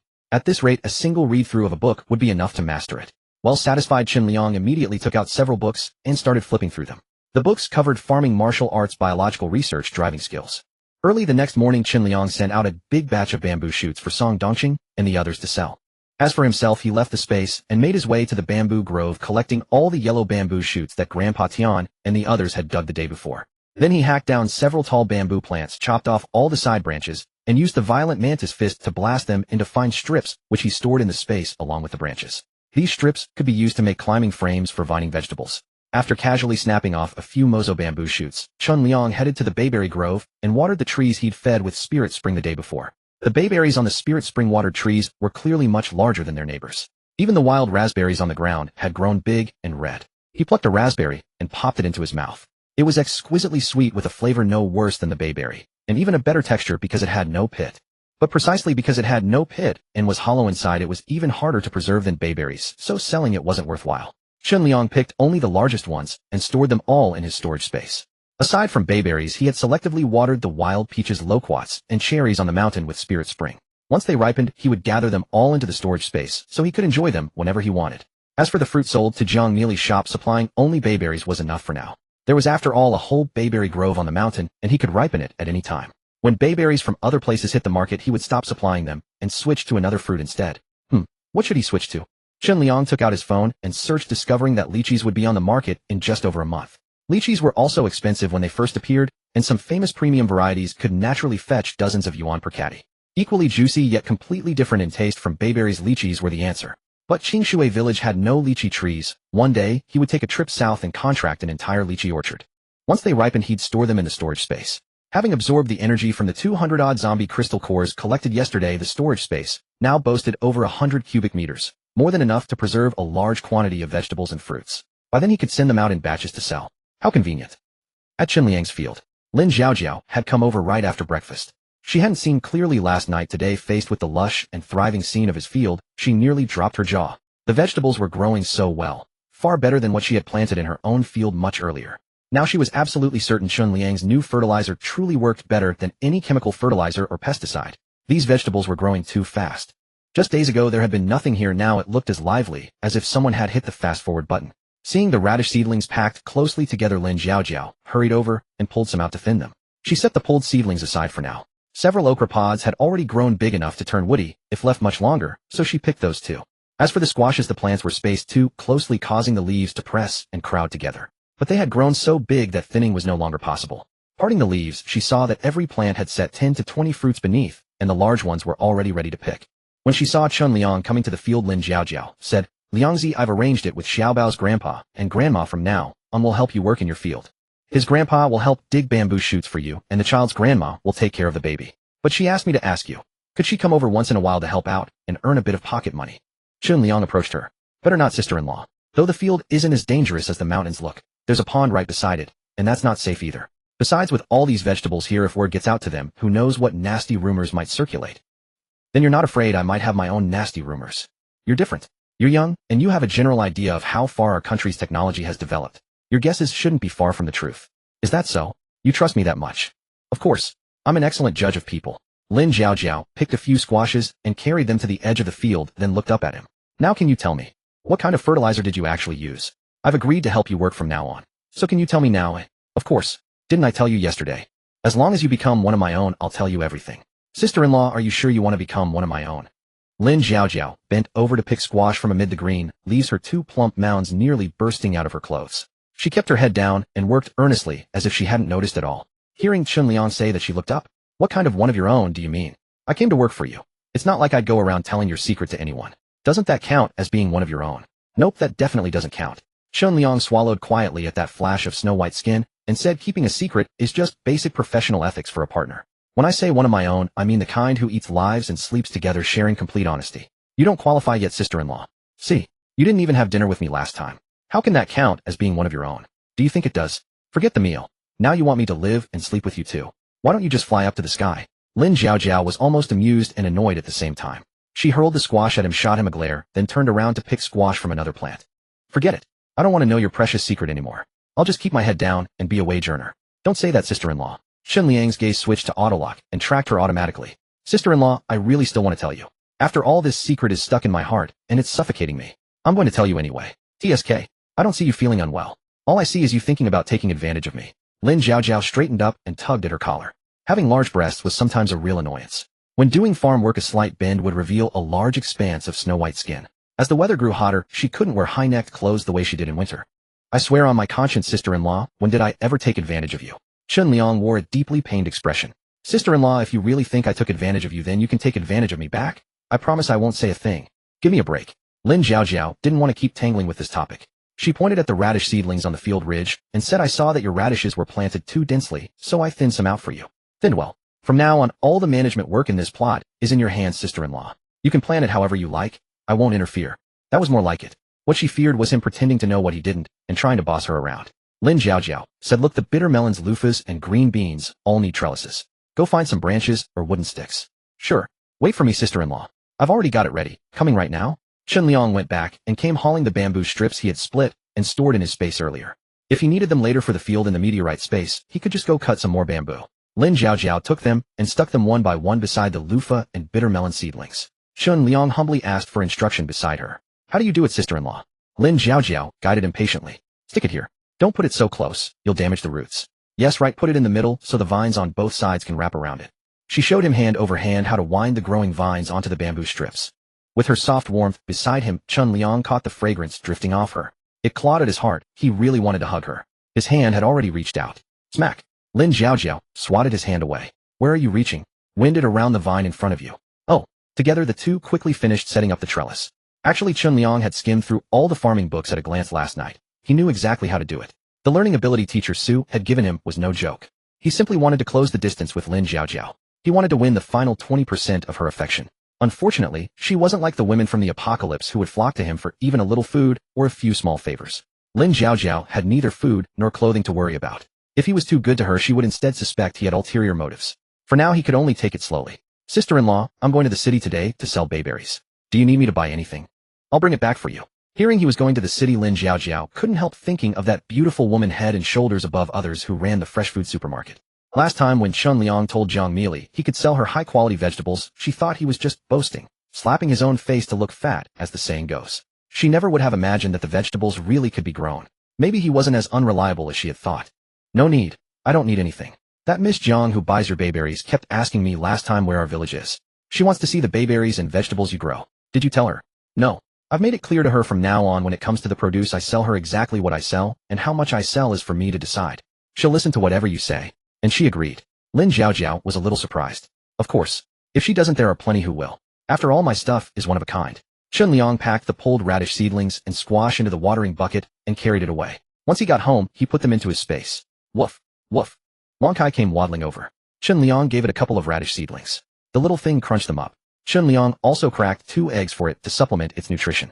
After being fed for a few days with crops watered by the spiritual spring, Wang Sai's body had begun to stretch out. It used to be round and pudgy, but gradually it was growing longer. He rubbed its head. Wang Sai, have you been guarding the bayberry trees well? Whine, woof. The little puppy barked while eating. After it finished licking up the eggs, Chun Liang stepped back a little and softly called Wang Kai. Wang Kai tilted its head and looked at him. Chun Liang called again, louder this time, adding a soundwave attack. Wang Kai flinched, its legs began to go weak, but still it was within the bearable range. Chun Liang kept increasing the intensity of the sound waves. This time Wang Kai whined mournfully, blood seeping from the corners of its mouth as it collapsed to the ground. Chun Liang poured a basin of spiritual spring water and let it drink. Catching the scent of the spiritual spring, Wang Kai barely managed to prop itself up and drank a few mouthfuls. The more it drank, the more spirited it became, and soon it was fully recovered. After several rounds of testing, Chun Liang determined the maximum soundwave intensity it could withstand. If soundwave resonance were divided into 10 levels, Wang Kai's tolerance was around level 3. Level 4 would make blood pour from its 7 orifices, and level 5 would probably make its body explode. Different physical toughness meant different tolerance to soundwave attacks. An ordinary person or a zombie would die under a level 5 sonic attack, while an ability user might not die until level 6. Wang Kai's physical toughness was roughly the same as an ordinary person's, so it could be tentatively set as Tier 1. Ability users would be Tier 2. Mutated zombies would be Tier 3. The Zombie King might be Tier 4, Tier 5, or even higher. The strength of a soundwave attack would drop 1 level for every additional 2 meters of distance. His body had been strengthened, but powerful attacks could still harm him. It was time to further enhance his physical defense. He thought back to the complete encyclopedia of animal combat techniques he had read last night. Among the creatures with the strongest defenses in it, the only one he could buy was the alligator gar. Its skin was so hard that even an axe couldn't cut through it. Chun Liang immediately took out his phone and placed an order. Shihong City, Chujiang Road, at the Hawaii restaurant. Jiang Meili and Su Su had arranged to meet here for lunch. Taking out a compact mirror from her bag to touch up her makeup, Su Su said, "Hey Meili, do you see anything different about my face?" Jiang Meili opened her beautiful eyes wide and leaned in for a closer look. Your skin does look better than before. Did your company release a new skincare product?" "It's about to be released, but it's still in the RD stage." "You also think my skin has gotten better, right?" "I feel like it became this way after I ate so many bayberries at once last time." "Oh." Jiang Meili looked puzzled. "Why do you say that? Can eating bayberries make you prettier?" "I don't quite believe it either, but I really feel it's true." Su Su studied her reflection in the mirror once more, then placed the mirror face down on the table. "I use the same cosmetics every day, and my daily routine is more or less the same. Only that day I ate close to 3 genes of bayberries. When I got home, my face started peeling a little. It frightened me to death. I thought I was going to ruin my face. I was so scared. But after I washed my face and did my skincare routine, my skin felt much smoother than before and my pimples were gone. I can't think of any reason other than those bayberries." Su Su looked at her seriously as she spoke. "Meili, didn't you notice any change after eating them?" Jiang Meili touched her own face, then picked up Su Su's mirror and looked into it. "I don't think so. She was naturally beautiful with skin like smooth congealed cream, and Su Su had always envied her. You have naturally good skin to begin with, so even if that bayberry really can improve the skin, you wouldn't see much of a difference. But the difference is huge for me. Before I had 2 pimples here, and my skin tone was uneven. Now look, it seems to have improved a lot." Su Su lowered her voice. "Meili, could those bayberries have some kind of chemical trick or shady additive in them?" "No, I've already had them tested, and there's none of that. If I thought they contained shady additives, would I dare put them in my store? That would be ruining my own reputation." Yes, you wouldn't. But I think this kind of technology is a good thing. I didn't say it was bad. At least it can make my skin better. Hey, just hurry up and send me the WeChat contact of that Chun Liang guy. I haven't had bayberries for 2 days, and I miss them so much." Jiang Meili returned the mirror to her, deliberately leaned and blinked and smiled. "Which he are you talking about?" Hearing this, Su Su pushed her head aside and pointed at her phone. "What which he? Of course I mean the bayberries. Hurry up and call him. Ask when he'll have bayberries. I'm in a hurry too." Jiang Meili pouted her red lips helplessly and leaned back in her chair. "Those regular customers keep coming to the store asking when the bayberries will be in. I don't even dare stay there anymore. And after I tried the cabbage, I told Chun Liang that he could decide how much to sell and what to sell. So now it's awkward for me to go ask him. The reason I wanted to sign a contract with him earlier was precisely to avoid this situation. Look at me now. I'm too afraid to stay in the shop, and I don't even dare answer calls." Ding. The phone notification sounded. See, probably some other sister is asking about the bayberries again. Jiang Meili initially didn't want to check the message, but professionalism still made her pick up her phone for a look. Then she discovered the message was from Chun Liang. She immediately perked up, sat up straight, and tapped it open. "Chun Liang, Boss Jiang, I've brought you the delivery. I'm on my way to Shihong City right now. Where is your fresh food supermarket? Send me your location." Jiang Meili quickly rose to her feet. "Su Su, I can't keep you company. I have something to take care of and need to return to the store." "What's wrong? Why are you rushing off?" "It's Chun Liang. Chun Liang is bringing the delivery, so I have to get back right away." Hearing this, Su Su's eyes lit up. "Are the bayberries here?" "I'm coming too." Jiang Meili had already confirmed that those bayberries could survive another night without spoiling or drawing worms as fresh as if they had just been picked from the tree. Chun Liang's variety of bayberry indeed had impressive keeping quality, so she wasn't afraid to stock a larger quantity, even if it might not all sell immediately. After returning to Jinxianfang with Su Su, she had the shop assistant prepare the best spot in the store for the bayberries. When their regular customers heard the bayberries were about to arrive, they all craned their necks in eager anticipation. Before long, Chun Liang rode over on his tricycle. This time he brought not only bayberries, but also Chinese cabbage, radish sprouts, cucumbers, and squash. The bayberries were weighed and put into stock first, and the regular customers happily went off to pick theirs. Since Su Su was one of the inner circle, she followed Zhang Meili into the office, eating bayberries with great enjoyment, while curiously sizing up Chun Liang. That young man looked bright and handsome, not at all like an ordinary farmer. And the things he grew were so delicious. Truly, you can't judge a book by its cover. Zhang Meili set some vegetable samples on the office desk and examined them closely. They were very fresh, but the Chinese cabbage and radish sprouts weren't bundled, and the squash had no protective netting. If anyone else had brought her goods like this, she would have rejected them without hesitation. But this was Chun Liang, and she had no choice but to make concession after concession. Boss Chun, are all these vegetables the same high-quality fresh produce as the Chinese cabbage you gave me last time? That's right. Then how much per gene are you going to charge me? What do you think? What price per gene would be fair? Chun Liang smiled faintly at her, then glanced at the girl behind Zhang Meili, who kept staring at him. Seeing him look over, Su Su even waved at him in greeting. Zhang Meili turned to glance at Su Su, then looked back at Chun Liang. Of course my ideal price is as low as possible. But these are your goods, so I'd like to hear your quote first. Chun Liang stared at her, and a line suddenly appeared before his eyes. Target acceptable price, 100 yuan per kilogram, tolerance 10. Chun Liang nearly burst out laughing at the sight. This was the business intuition the system had rewarded him with after he had won over Zhang Meili, and now it was being used on her. I think it should be about the same price as the bayberries. That expensive? Su Su, who was nearby, found that a little surprising. Zhang Meili also thought it was expensive. Boss Chun, bayberries are fruit after all. It doesn't matter much if you go a day without them, but vegetables are something people need every day. Isn't selling them at such a high price a little unreasonable? Could you adjust the price a bit? Since you've asked, Boss Jiang, I'll lower it by another 10 yuan per kilogram. We're going to be long-term partners, so I'll give up some of my profit for you. Chun Liang had landed precisely on her highest acceptable price. Zhang Meili still wanted a bargain, but she couldn't bring herself to push further, so she had no choice but to close the deal. After weighing, the goods were put on the shelves. Cucumbers and squash were easy enough, just arrange them one by one. But the Chinese cabbage and radish sprouts were still loose. Sister Zhang, a regular customer who had already bought bayberries, saw the vegetables set out so carelessly in the store and couldn't help saying, "Hey Miss Zhang, why have you put today's vegetables on display before they've been prepared?" "I'm sorry, Sister Zhang. The boss just delivered the vegetables, and we haven't had time to organize them yet." The young woman beside her quickly apologized and hurried with her sorting work. Zhang Meili spoke up, "Sister Zhang, don't you think there's actually a benefit to this approach?" "Benefit? What benefit?" "The benefit is that you can take as much as you want." Zhang Meili maintained a poised smile. "If you don't prefer this method, we can bundle them before placing them on the shelf next time. Would you like to look at something else? These cucumbers and melons all come from the same supplier as our bayberries, so the quality won't be any inferior." The vendor who supplies the bayberries. Hearing they came from the same supplier, Sister Zhang immediately became interested. Those bayberries were already excellent. She'd finished them and wanted more. If these cabbage heads came from the same source, she'd at least take a closer look. But when she saw the price tag Zhang Meili had just written, even Sister Zhang, adorned in expensive jewelry, and jade, was taken aback by how unexpected it was. 80 yuan per gene for radishes and cabbage. We're not in Shanghai. Can we really afford that level of pricing? Zhang Meili chuckled. Perhaps I wrote the price incorrectly. Beside her, Sister Li glanced over and agreed the price was somewhat steep, though she kept quiet about it. Just a moment, Sister Zhang. Zhang Meili knew that without proof no one would believe the vegetables could taste as remarkable as claimed. She selected a cucumber and moved to the fresh-cut fruit station. After peeling and slicing it, she arranged the pieces in a clear fruit container and brought it over. Handing out the small forks, she offered them to taste. "Here, Sister Zhang, Sister Li, please try it first." Several regular customers who had purchased bayberries earlier each took a fork and sampled a slice. Su Su also squeezed forward for a piece. Zhang Meili herself tried one, confirming her expectations. The cucumber carried not only natural freshness, but a unique sweetness. Could this be what Su Su had spoken of, something that could improve one's skin? She would need to send it for thorough testing to uncover exactly what made it so special. Upon tasting it, Su Su's eyes lit up, and she immediately grabbed 3 cucumbers, 2 melons, and a large bunch of cabbage, handing them off to the young woman to weigh. Sister Zhang and the other regular customers, after sampling another piece to be certain, finally recognized what made these cucumbers truly extraordinary. Sister Li nodded. "This taste truly justifies the price. Give me 2. Realizing the same, Sister Zhang quickly added, 2 for me as well, and those melons.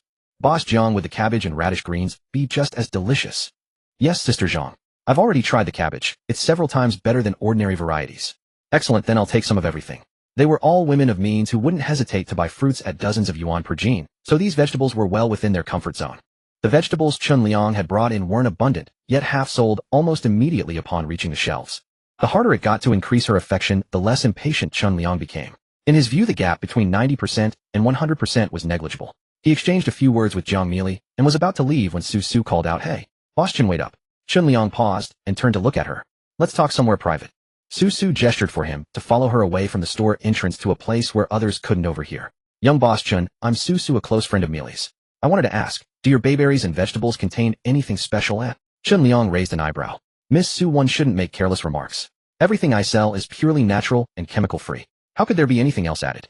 Nothing at all. Then why did my skin improve after eating your bayberries last time? There must be something special in them, can't you admit it? Please don't speak without evidence. If not for the fact that she was Jiang Mealy's friend, Chun Liang would have already turned cold and dismissed her. Young boss Chun, don't be so tense. I mean no harm. I'm simply fascinated by how special your fruits are and would love to get to know you. Would you mind exchanging contact information? That wasn't an issue.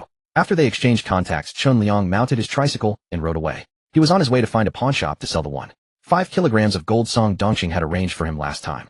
Last time he had pawned it in town, but this time he intended to go to the city, and next time he would choose yet another location to avoid attracting attention. Not far from Jinxian Fong, a portly middle-aged man with a beaming smile across the street was waving at him. Behind the man stood another fresh food store. After a moment's thought, Chun Liang could already guess what the man wanted. He rode over. The middle-aged man regarded him with a grin. Young man, let me ask, did Jinxian Fong get their bayberries from you? Chun Liang's lips curled slightly. As expected. Yes, why do you ask?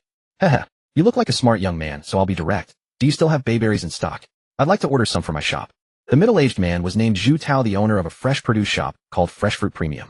His biggest competitor was Supreme Fresh House, which stood diagonally across the street. Word had it that the shop across the street had obtained a high-quality batch of waxberries, luring in no small number of customers. Many even drove dozens of kilometers just to savor that fresh taste. Seeing how the king of waxberries was so popular, he had gone looking for it on the market as well, but after a long search he still came up empty-handed. The plain fact was that it simply was not the season for waxberries to ripen. He could not figure out what channel the other shop had procured them through. For the past 2 days he had been keeping a close eye on Supreme Fresh House, hoping to uncover their supply source. Today he had finally managed to catch the man. Naturally, he also hoped to bring the king of waxberries into his own store. With 2 fresh produce shops, the contest came down to whose fruits and vegetables were fresher and better in quality. These past 2 days, Supreme Fresh House's irresistible waxberries had cost him many customers. Now seeing Chun Liang ride over on a cheap, unimpressive tricycle, Zhu Tao had no choice but to swallow his pride and personally discuss cooperation with him. Sorry boss, Chun Liang said. My waxberries have already been given exclusively to President Jiang, so I can't sell them to you anymore. Did you sign a contract? No, we didn't. Then without a signed contract, it's just a verbal agreement. Zhu Tao was delighted. Since it's just a verbal agreement, backing out doesn't matter. How about this? I'll pay you 5 yuan more per jean than she does as the purchase price. What do you think? To me, a verbal agreement carries the same force as a written contract, Chun Liang said coolly. A man who tried to write off a verbal promise as meaningless did not seem to have much integrity. He noticed that the other shop also had vegetables for sale, so he asked, I still have some premium vegetables. Do you want them? The price is about the same as the waxberries. Hearing that the vegetables were priced about the same as the waxberries, Zhu Tao, who had been grinning like the Methriya Buddha just a moment earlier, could barely keep his smile from faltering. Waxberries at Supreme Fresh House cost 90 yuan a jean. His store had never sold fruit at such an expensive price. If it could fetch that much, one could only imagine how high the purchase price must be. His eyelid twitched, but he still refused to give up. Then how much per jean? For President Jiang it's 55. For you 60. Want them? So expensive? Zhu Tao exclaimed in surprise. Are these some imported foreign vegetable variety? At such a high price would anyone buy them? The moon abroad isn't necessarily rounder than the one at home. If you don't want them, then forget it. I'm leaving. Chun Liang drove away without turning his head. Actually, for money's sake, Chun Liang wouldn't have minded selling him some vegetables. But since the man complained about the price, there was nothing to talk about. Zhu Tao watched helplessly as he left, raising a hand as if to stop him, but in the end he never called out. It was just that the price was too high. If the goods failed to sell, everything would be a dead loss on his hands. He turned to look at Supreme Fresh House not far away. There were quite a few customers, and among them were some holding vegetables. Vegetables at dozens of yuan a jean. How delicious must they be to justify that price? He called over the staff member in charge of stocking in his store, shouting, Boss, find a relative of yours with an unfamiliar face, go to Supreme Fresh House, and buy 1 jean of vegetables. Let's see what it tastes like. Okay, boss. Afterwards, Chun Liang found a pawn shop and pawned all 1.5 kilograms of gold on an irredeemable basis. In total he got 12 million yuan. So much money. This was the first time in his life he had possessed this much. His ex-girlfriend, who had looked down on his poverty, would never have imagined that he would earn his first pot of gold so soon, and that several women more outstanding than her would be at his side. She was only good enough to force a smile while sitting in some old man's lap. Chun Liang cheerfully drove his tricycle to go buy a box truck. The tricycle could carry only so much, offered little concealment, and left things exposed to the elements. The box truck had a large rear space and was concealed enough. He could jump around inside with room to spare. It made it convenient for him to put supplies in and take them out whenever he wanted. He immediately drove around Shihong City to stock up at supermarkets and large shopping malls.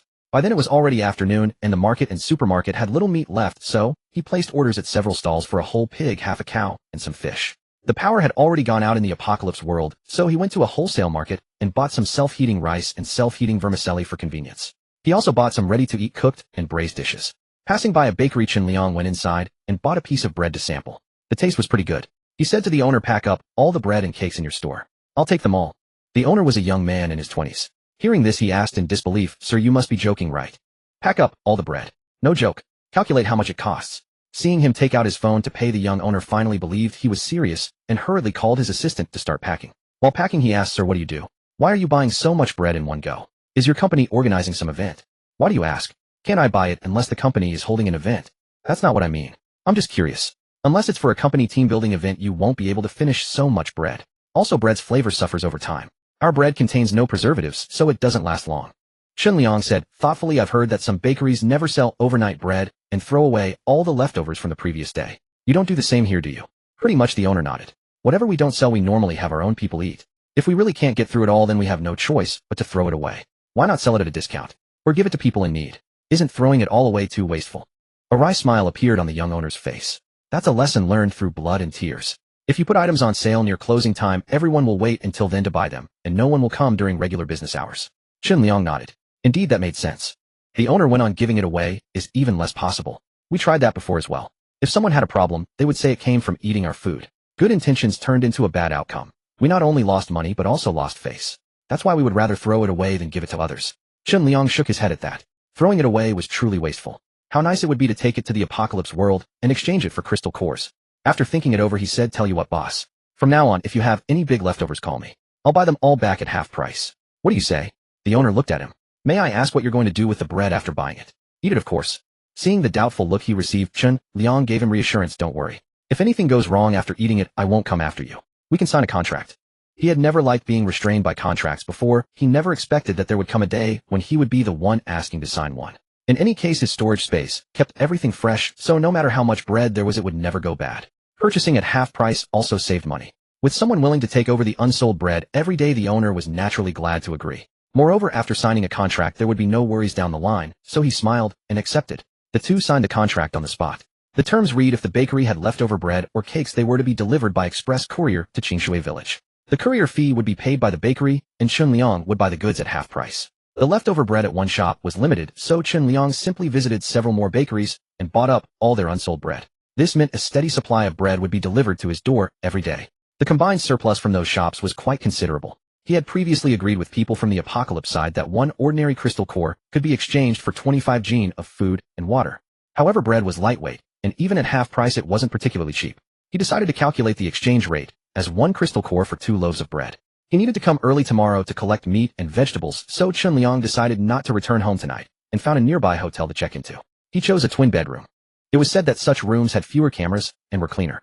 After entering the room, he searched around and found no cameras. As a precaution, he opened the wardrobe door, covered it with a quilt, and crawled inside. If there truly were a camera, people would only assume he was hiding in there doing something shameful, but in reality, he had entered the meteorite space.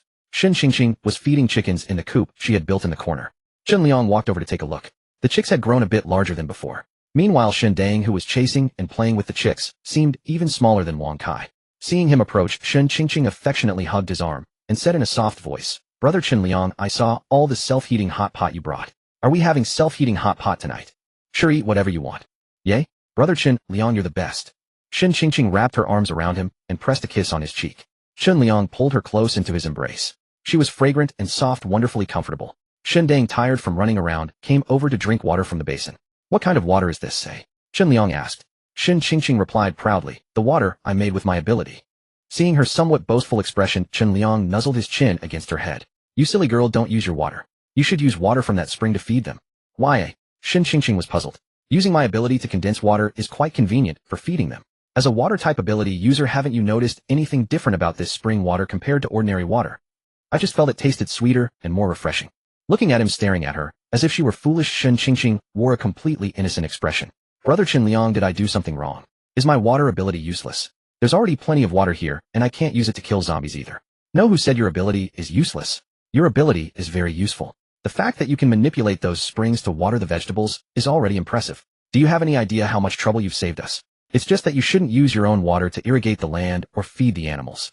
Seeing that she still seemed somewhat dejected about feeling useless, Chun Liang took her hand. Come on, let's go put your great ability to use. He led Shin Qingqing by the hand, and they appeared directly in the villa kitchen. Shin Qingqing's eyes widened. How magical. Su Meier and Xiao Yixiao were already in the kitchen picking water spinach. Teacher Su, why do we need to crush the vegetables like this? Can't we just cut them? My fingers hurt from squeezing. Crushed vegetables absorb flavor better and have a better texture.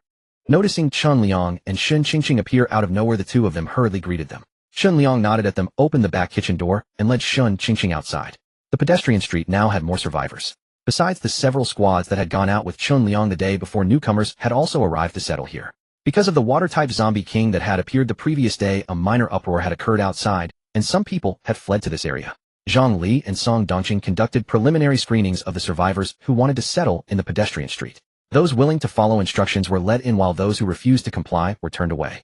The Zombie King's water tornado had caused a power and network outage here. They had gathered some wooden furniture to burn for cooking at the small temple. The zombies in the shops and residences upstairs had all been cleared out with everyone's combined efforts. Now the pedestrian street had become a relatively safe place. Chun Liang arrived and had Huang Shuni's people find some containers for storing water. Seeing so many strangers, Shin Qingqing became a little nervous and clung tightly to Chun Liang's arm, hiding behind him. Chun Liang pulled her beside him and put an arm around her shoulder. Weren't you feeling like your water ability had no purpose? Well, now your opportunity has arrived. In the future, whenever you have time, produce some water and sell it to them. Sell to them. Shin Qingqing looked at the chaotic crowd. Besides a few classmates who looked familiar, most of the others appeared quite burly and formidable.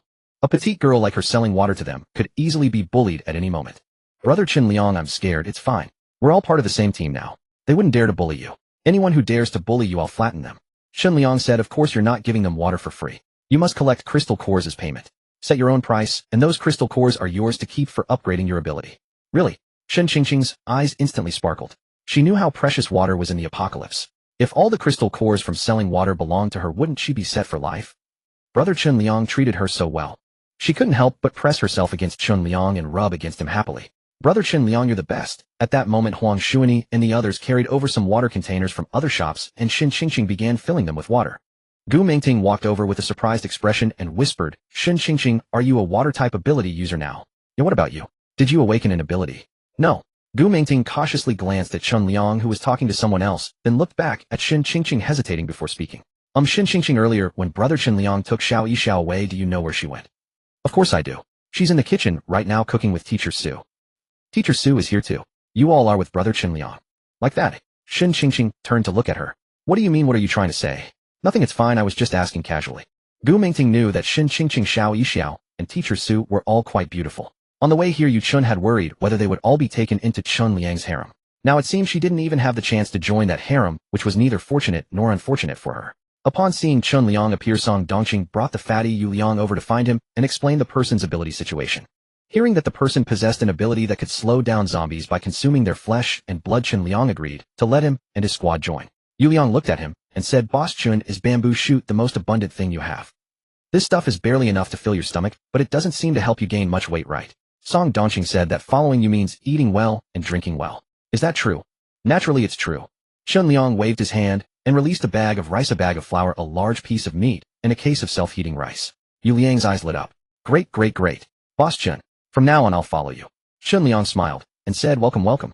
I actually need someone with your talents here. By the way, what is the range of your ability to slow down zombies?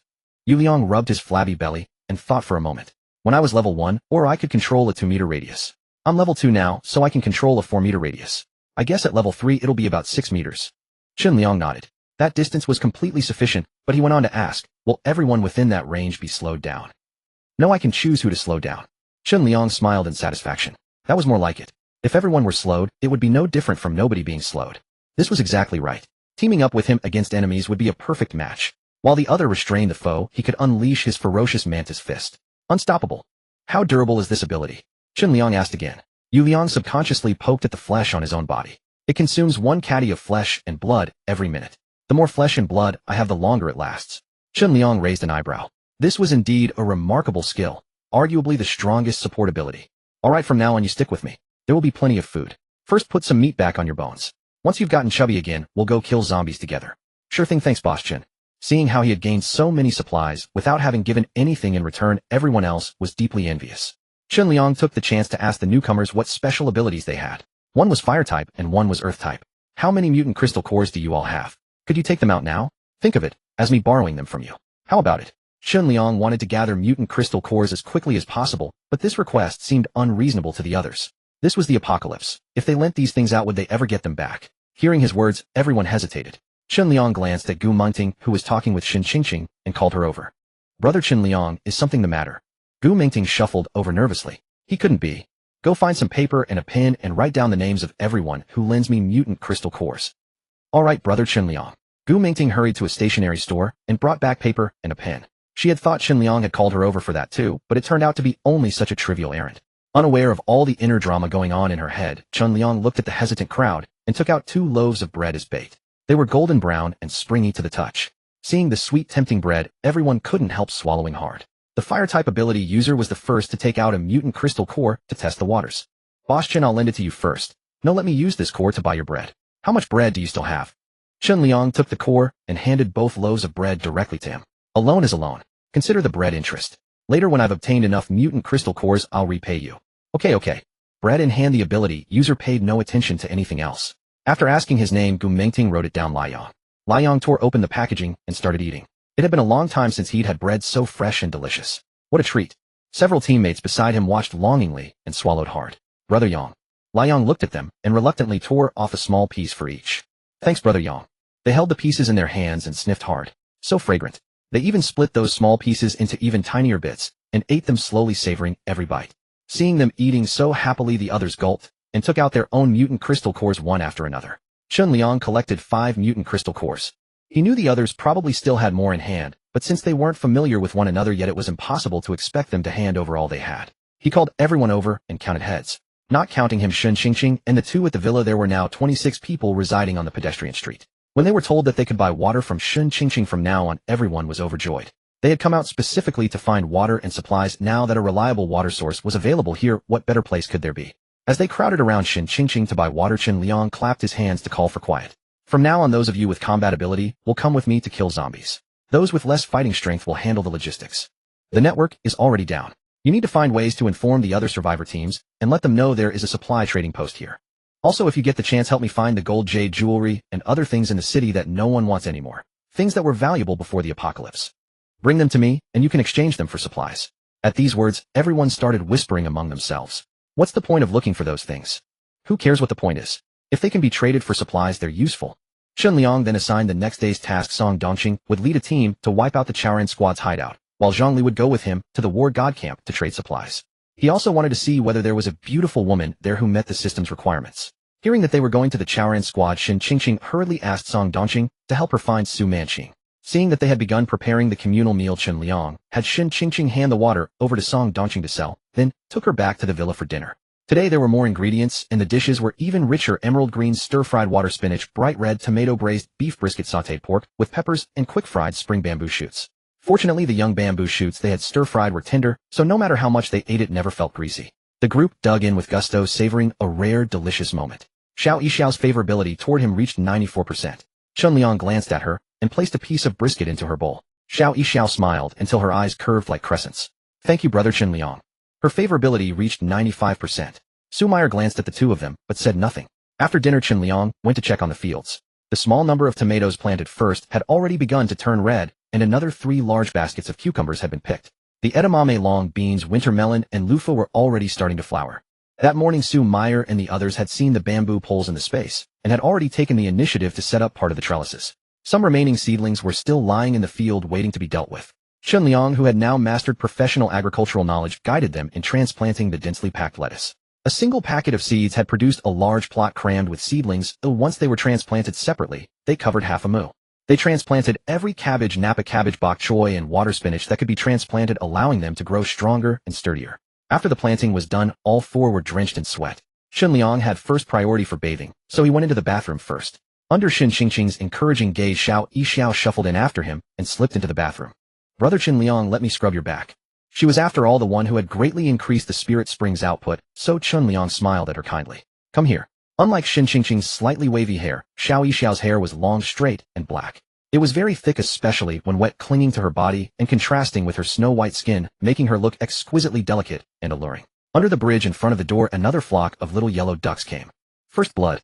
Xiao Yishao's favorability reached 100. The spiritual spring's water output increased by 100. Plants watered by the spiritual spring now grow 20 times faster than ordinary ones. Healing speed increased to 200. Toxin immunity. The spiritual spring completed a full enhancement, generating a life frequency regulation mechanism. Growing plants and animals that absorb it now develop 20 times faster, while mature ones enter a phase of slowed aging and accelerated repair.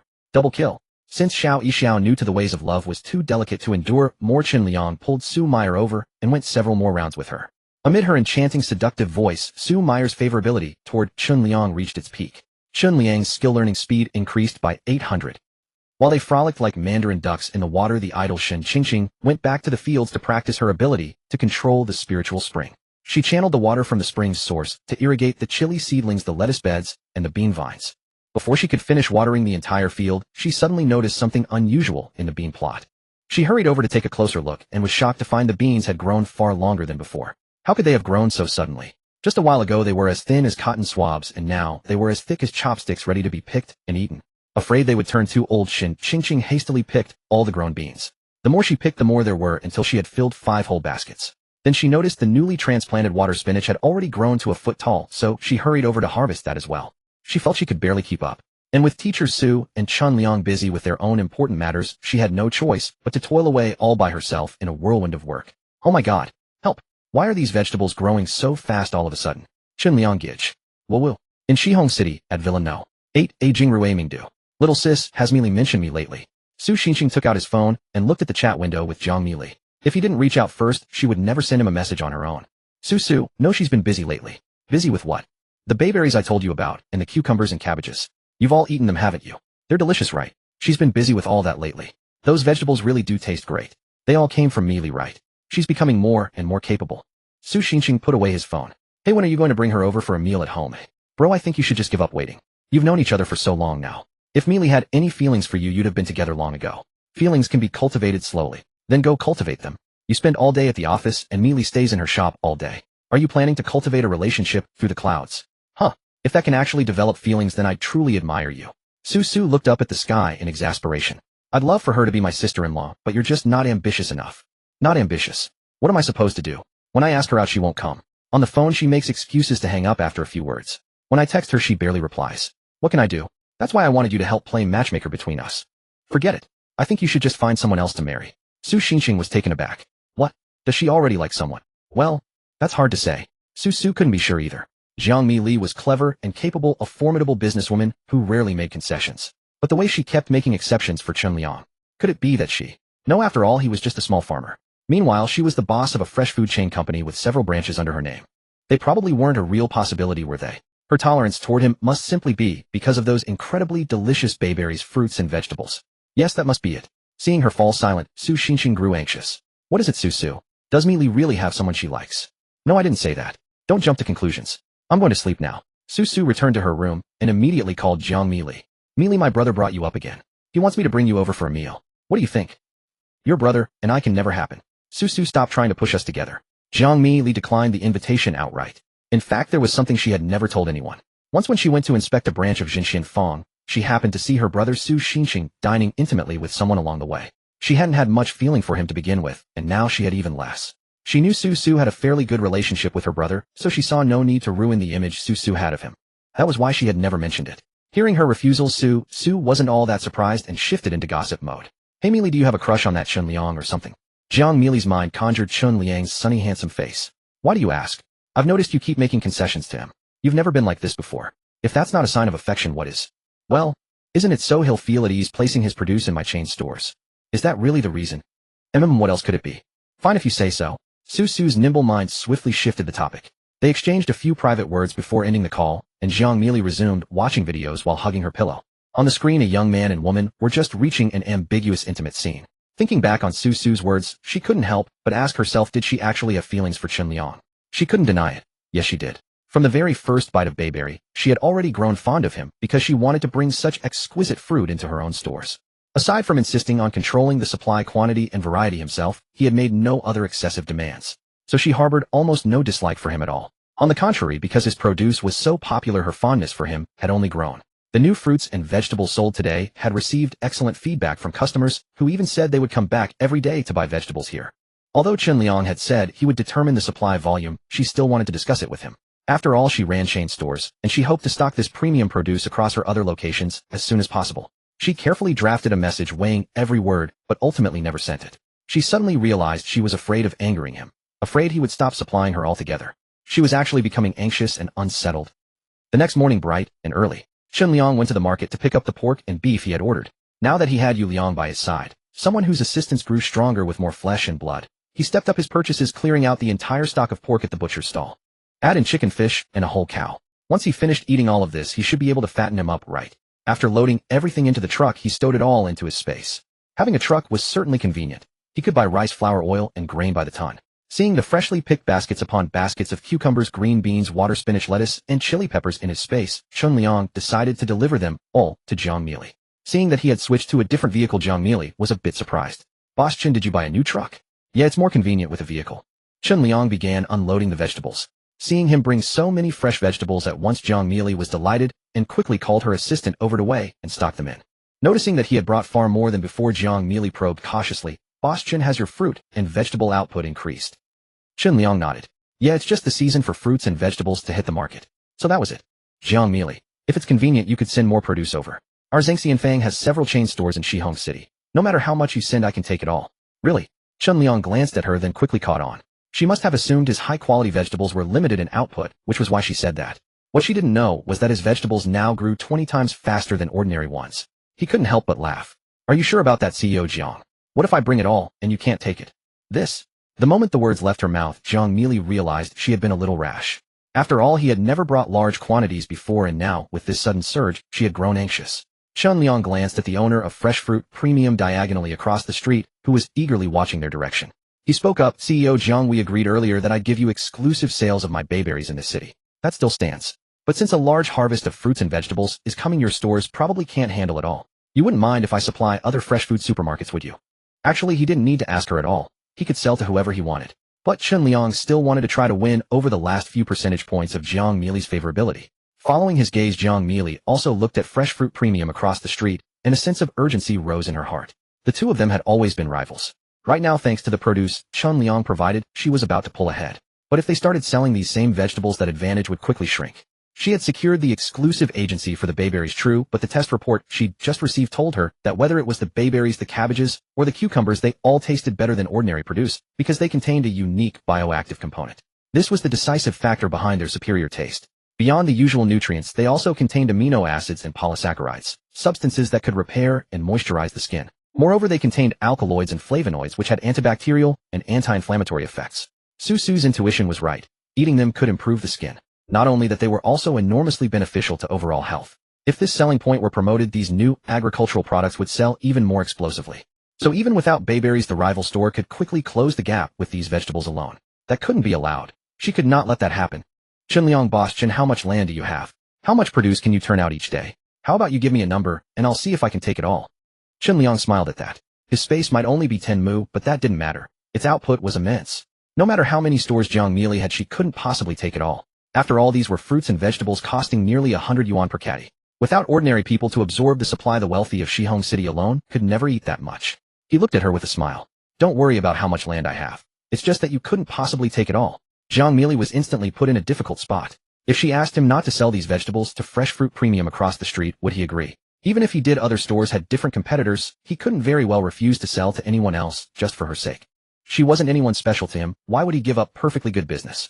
"CEO Jiang, I have other matters to attend to. I'll be going now." Chen Liang headed toward the driver's seat, then suddenly turned back. "Oh, and CEO Jiang, I won't be delivering here for the next few days. Starting tomorrow, send a truck to Mashi Town every day after 6 p.m. to pick up the goods." "All right, go pick it up every day." Jiang Meili quickly realized that his fruit and vegetable output really was substantial. What was she going to do?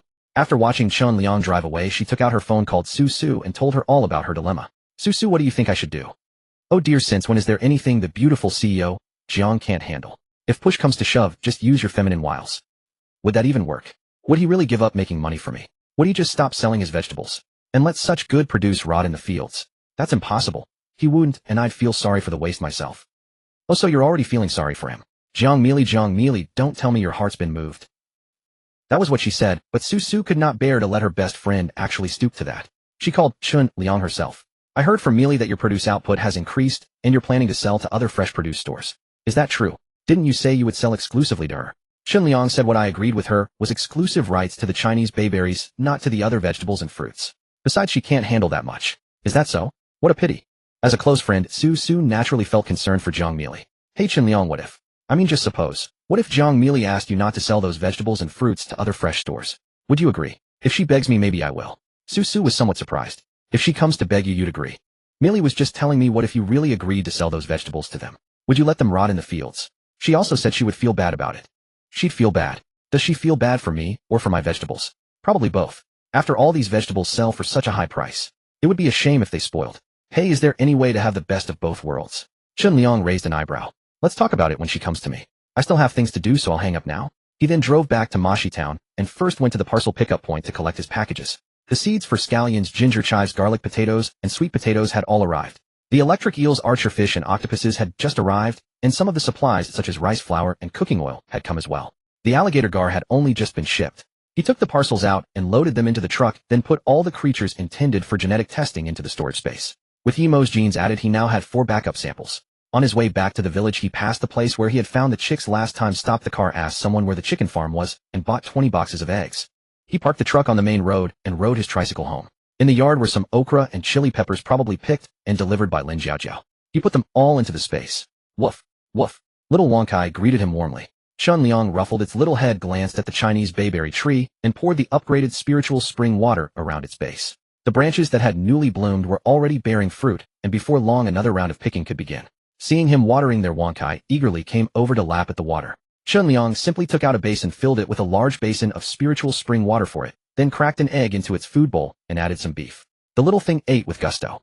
After watering with the spiritual spring, Chun Liang closed the door, went inside, and entered the space. Shin Qingqing and the other two had hardly paused all morning.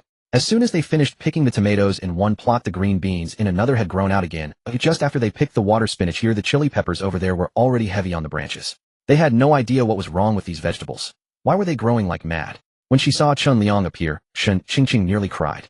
Brother Chun Liang, why are these vegetables growing so fast? No matter how much we pick, we just can't finish. Chun Liang smiled and stroked the slightly curled tips of her hair. Silly girl, you don't have to keep picking all the time. Rest when you're tired. Su Meyer said, but they keep growing. We were worried they'd get too old. It would be such a waste if they got old. Mom. Xiao Yixiao nodded vigorously from the side. No, these vegetable varieties are different, they won't get old that quickly. As he spoke, Chun Liang looked at Shin Qingqing again. From now on, just water these vegetables in turns. You don't have to water every plot every time. Oh, Shin Qingqing replied obediently. Looking at the dozen or so baskets of vegetables arranged in the field, Chun Liang with a thought put them all into the storage room. Watching the fruits of their morning's labor disappear before their eyes, the three were even more astonished by his ability, and their admiration for him gushed like a bubbling spring. Seeing them all with sore backs and tired bodies, Chun Liang said, you should all drink some spring water and rest for a while. I'm going outside to take a look. Brother Chun Liang, I'll go too. I'm going to sell water. Shin Qingqing followed him. All right. Watching the two of them leave, Xiao Yixiao sat at the edge of the field to rest, looked up at Su Meyer, and said, Teacher Su, how do you think Brother Chun Liang made those vegetables disappear just now, baskets and all? They had not dared to ask too many questions in front of Chun Liang, but it was fine to discuss it among themselves. Su Meyer pounded her lower back. It's probably his special ability. The field was a bit far from the villa. Feeling a little thirsty, Su Meyer walked over to the spring, which was closer, washed her hands first, then drank a few mouthfuls of water. She soon discovered that the soreness in her body and lower back had completely vanished. Puzzled, she moved her body a little. Indeed, the unpleasant sensation was completely gone. Xiao Yixiao, come here. Xiao Yixiao was sitting and did not want to move at all. What is it, Teacher Su? Come over and drink some of this water. No, I'm not thirsty. Hurry up and come over. Xiao Yixiao had not wanted to move, but under the other's persistent urging, she finally walked over. After watching her drink 2 mouthfuls of water, Su Meyer asked, well, do you feel that this water is different? Xiao Yixiao tilted her head and savored it carefully. This water tastes a bit like the medicinal liquid Brother Chun Liang gave me the other day. Drink a few more mouthfuls and see if your body is still sore. Su Meyer felt as though she had discovered something remarkable. Xiao Yixiao did as she was told and drank a few more mouthfuls. Sure enough, all the soreness in her body vanished. She exclaimed in pleasant surprise, what is going on, Teacher Su? This is no ordinary spring water. Su Meyer's eyes lit up. It can dispel the fatigue from our bodies. The water they had drunk before was either from the kitchen or produced by Shin Qingqing's ability. After all, who would casually scoop up water from the ground to drink? Only now did they realize how extraordinary this spring water was. Teacher Su, do you mean the medicinal liquid Brother Chen Liang used to treat my sprained ankle was this spring water? I'm afraid that's exactly so. Not only that, the vegetables here grow so fast precisely because they're watered with this water. Could this be the legendary spiritual spring? Then this place was. It was clearly a pedestrian street outside, yet here separated by a single wall was a vast expanse of land. None of the three of them could open the kitchen's back door and walk out. All signs indicated that this was a secluded self-contained place cut off from the world. Both of them saw in each other's eyes the shock and awe of discovering the truth. Chen Liang had wasted too much time that morning. Song Dongqing and the others had already gone to the Ultra Blaze Squad's lair and returned while he and Zhang Li had not even set out yet. Seeing Song Dongqing, Shen Qingqing hurried over to ask about Su Manqing. Song Dongqing glanced at Chen Liang and said to her, when we got there the place was already deserted. According to a survivor living nearby, someone called Deng Ran had left less than a day earlier, and soon afterward a violent infighting broke out in the building with many people killing one another. Someone had cleaned out all the supplies and fled. The women inside had gone their separate ways, vanishing without a trace. Then what about Su Manqing? Did you see her? No. When we went over there were no living people left. A flicker of sorrow passed through Shun Qingqing's eyes, but it was quickly diluted by the crowd pressing around her to buy water. Chen Liang glanced at him, then walked to one side. Song Dongqing followed. Dead. Dead. It was almost lunchtime. Chen Liang brought out large cuts of pork, beef, cabbage, chili peppers, rice, and other supplies, and had everyone cook. Anyone going out to fight zombies in the afternoon could eat for free. The squads of Zhang Li, Huang Shuini, and Yu Liang had already confirmed they were joining his team, so they did not need to pay for their meals. As for the newcomers, they had only agreed to follow orders before. But seeing so much food laid out, they no longer cared about orders. Bro, you're my real brother. Just give me a bite to eat, and I'll do whatever you say. Feed me a meal, and I'll listen to every word you say. Everyone cheerfully set to work cooking together. With so much rice and meat today, they could finally enjoy a proper full meal. Among the newly joined members, there was a cook who knew his craft. With others helping, he quickly stewed a huge pot of red-braised pork, boiled beef, pan-fried fish, stir-fried cabbage, and green beans, and also fried half a pot of chili peppers on the side. The chili peppers gave off a rich, pungent aroma that carried far into the distance, making everyone drool. There were only 30 people, but they had cooked enough for 50. It was that portly Yu Liang who ate the most. After everyone else had finished, he gathered up all the remaining dishes and wolfed them down. At last, he let out a burp and smiled with utter satisfaction. It's been so long since I felt full, ha. I'll say, at the rate you're eating, even before the apocalypse, you probably never ate this much, did you? Right. After I awakened my ability, my appetite became enormous. I could hardly ever get enough to eat, and it was miserable. But now following Boss Chen, I'll never go hungry again. Ha ha. Everyone laughed.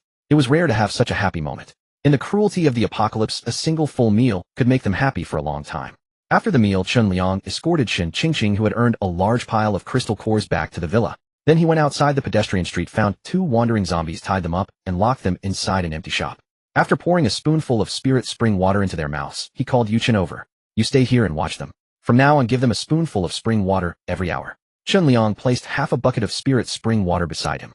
Looking at the 2 zombies' blood-red eyes and gaping, bloodthirsty mouths, as if they might devour someone at any moment, Yu Chen nervously swallowed. Handsome bro, let me ask, why not just kill them? Why feed them water? Chen Liang cast a cool glance at him. You've got an awful lot of questions. I won't ask. No problem, handsome bro. Leave this to me. Just tell me what to do, and I'll do it. Yu Chen quickly agreed. Everyone else was going out to kill zombies, so leaving him behind to watch these 2 was already quite considerate of handsome bro. He did not dare say anything more. They set off for the Zhanshan camp. At a place where zombies blocked the road, Chen Liang did not let the convoy charge straight through. Everyone out. Kill the zombies. It was both to clear the path and to demonstrate his combat strength to the newly joined teammates.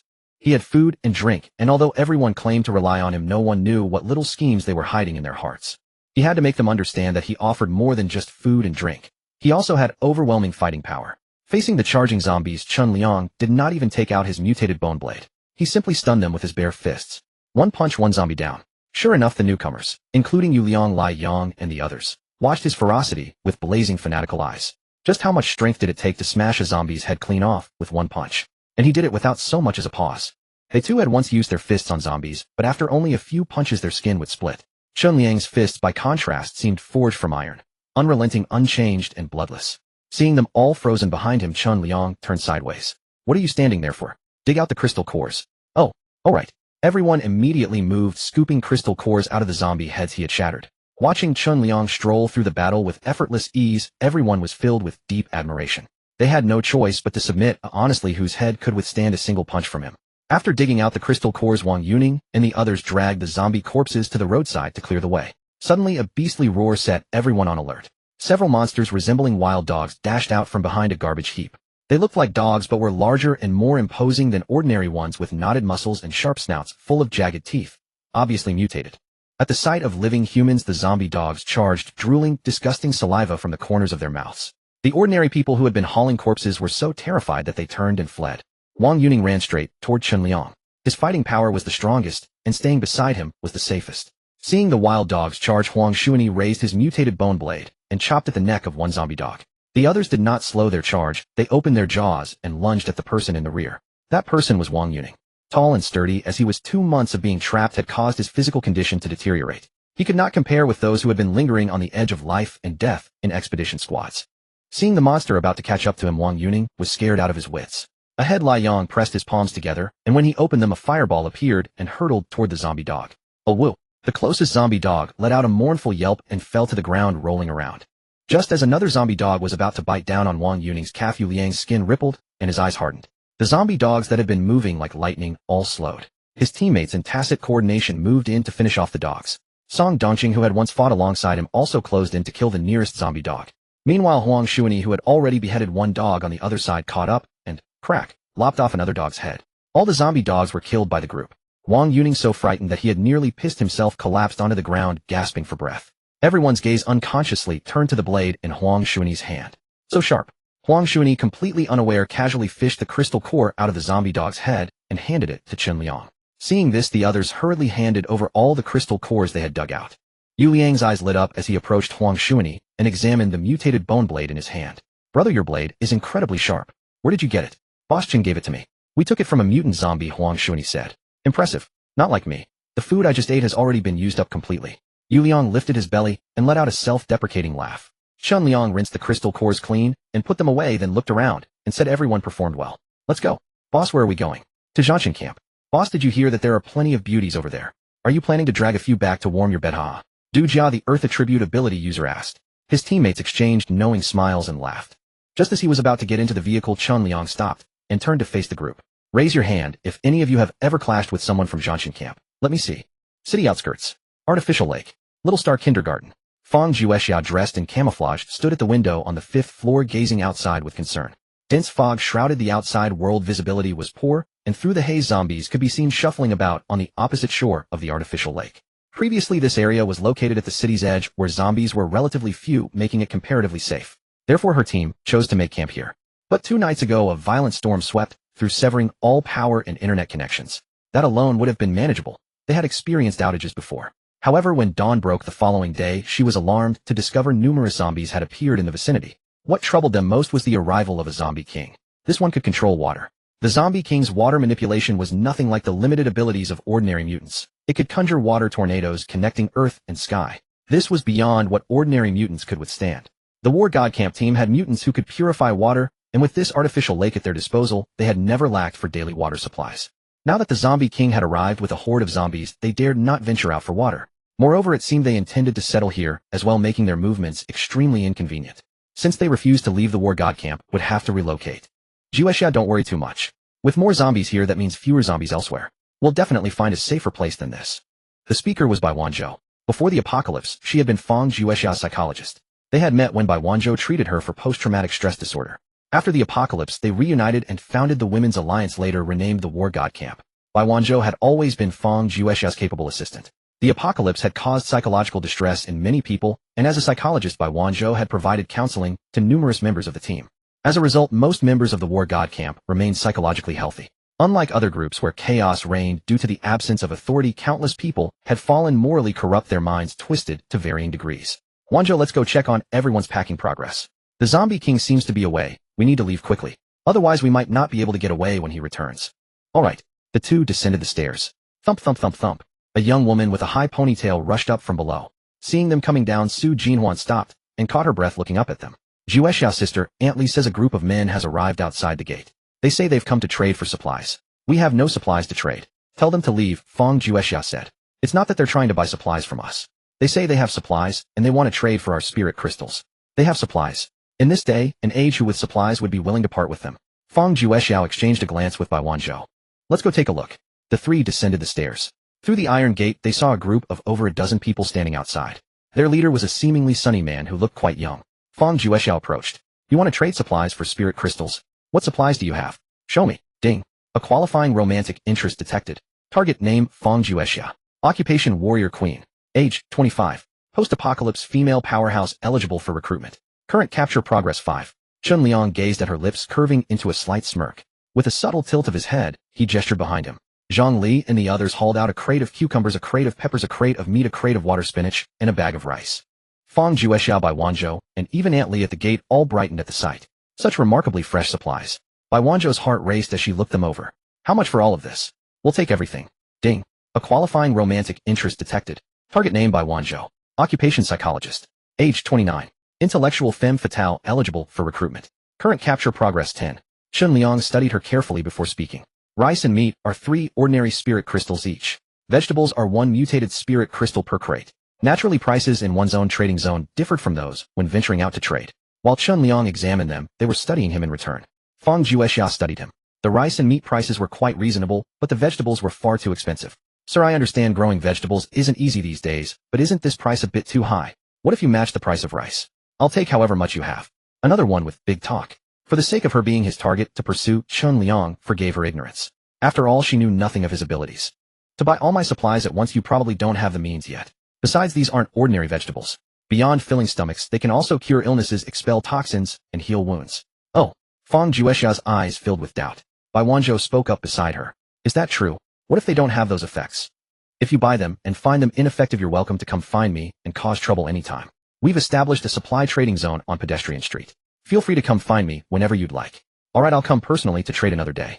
Fong Juexia said. With the zombie horde lurking nearby, she had no desire to waste any more time. She glanced back at Su Jinhuan and nodded to her. Chun Liang watched as the high ponytailed girl walk over and hand her a bag. Fong Juexia took out 3 mutated spirit crystals and 10 ordinary spirit crystals from inside. Ding. A qualifying romantic interest detected. Target name Su Jinhuan. Occupation interior designer. Age 24. Space carrier eligible for recruitment. Current capture progress 10. Chun Liang raised an eyebrow. She had a space too. What he wanted to know even more was how many eligible beauties the war god camp had. 3 had appeared at once. There must be more inside. After handing over the spirit crystals, Fong Juexia opened the door. She, Bai Wanzhou, and the others carried the supplies inside. They wouldn't store the goods in Su Jinhuan's space while outsiders were present. Having a space meant having supplies and convenient storage. Letting others know was simply asking for trouble. With the door closed and the visitors still not leaving, Fong Juexia asked, "Is there something else?" "Actually, I do have a bit more supplies here. Not sure if you need them." As Chun Liang spoke, he produced 3 waxberries. A refreshing fragrance wafted out, and Su Jinhuan couldn't help but exclaim, "Waxberries. Sister, they actually have waxberries." Wait, where did he just pull those from? Su Jinhuan examined Chun Liang carefully. Could it be that he... The moment the waxberries appeared, everyone's mouths watered instinctively. Even Zhang Li and Yu Liang couldn't help themselves. They hadn't tasted these either.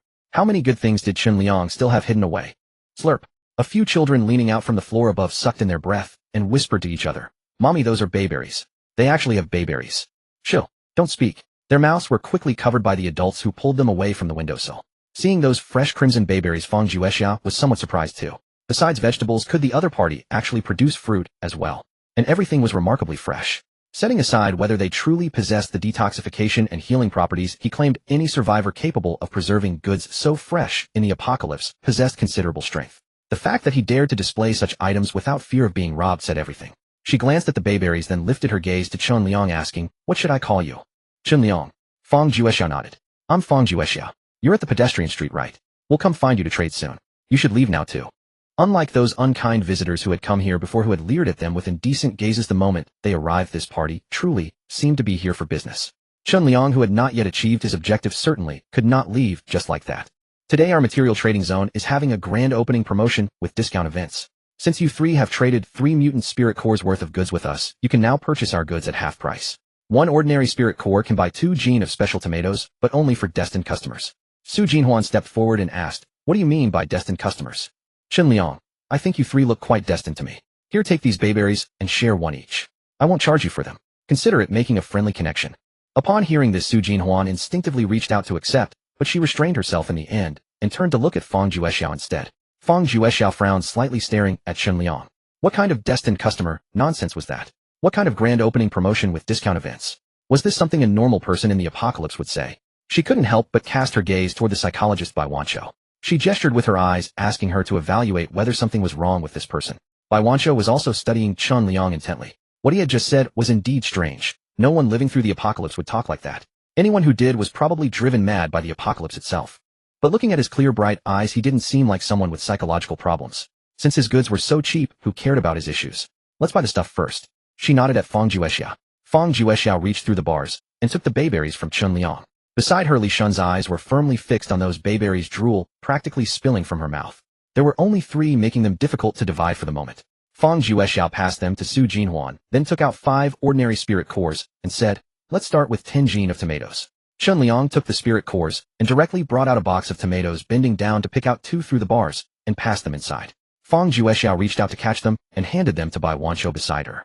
Without a trace of emotion, she exchanged a glance with Su Jinhuan beside her. The other party has spatial abilities. Chun Liang grabbed nearly half a box. Is this enough? How much is this? The tomatoes were large and red, each one almost half a gene. Clearly it far exceeded the weight of 10 gene. Seeing that he hadn't even weighed them and just handed things over so casually, he was clearly someone who didn't fuss over details. Feng Juexiao and the others' favorability toward him began to rise unconsciously. Looking at the many items remaining in his basket, Feng Juexiao said, "Let me buy all of yours." Chun Liang smiled. Sure. Watching him sell his goods at such low prices, as if it were something worth celebrating, Feng Juexiao's mind was filled with confusion.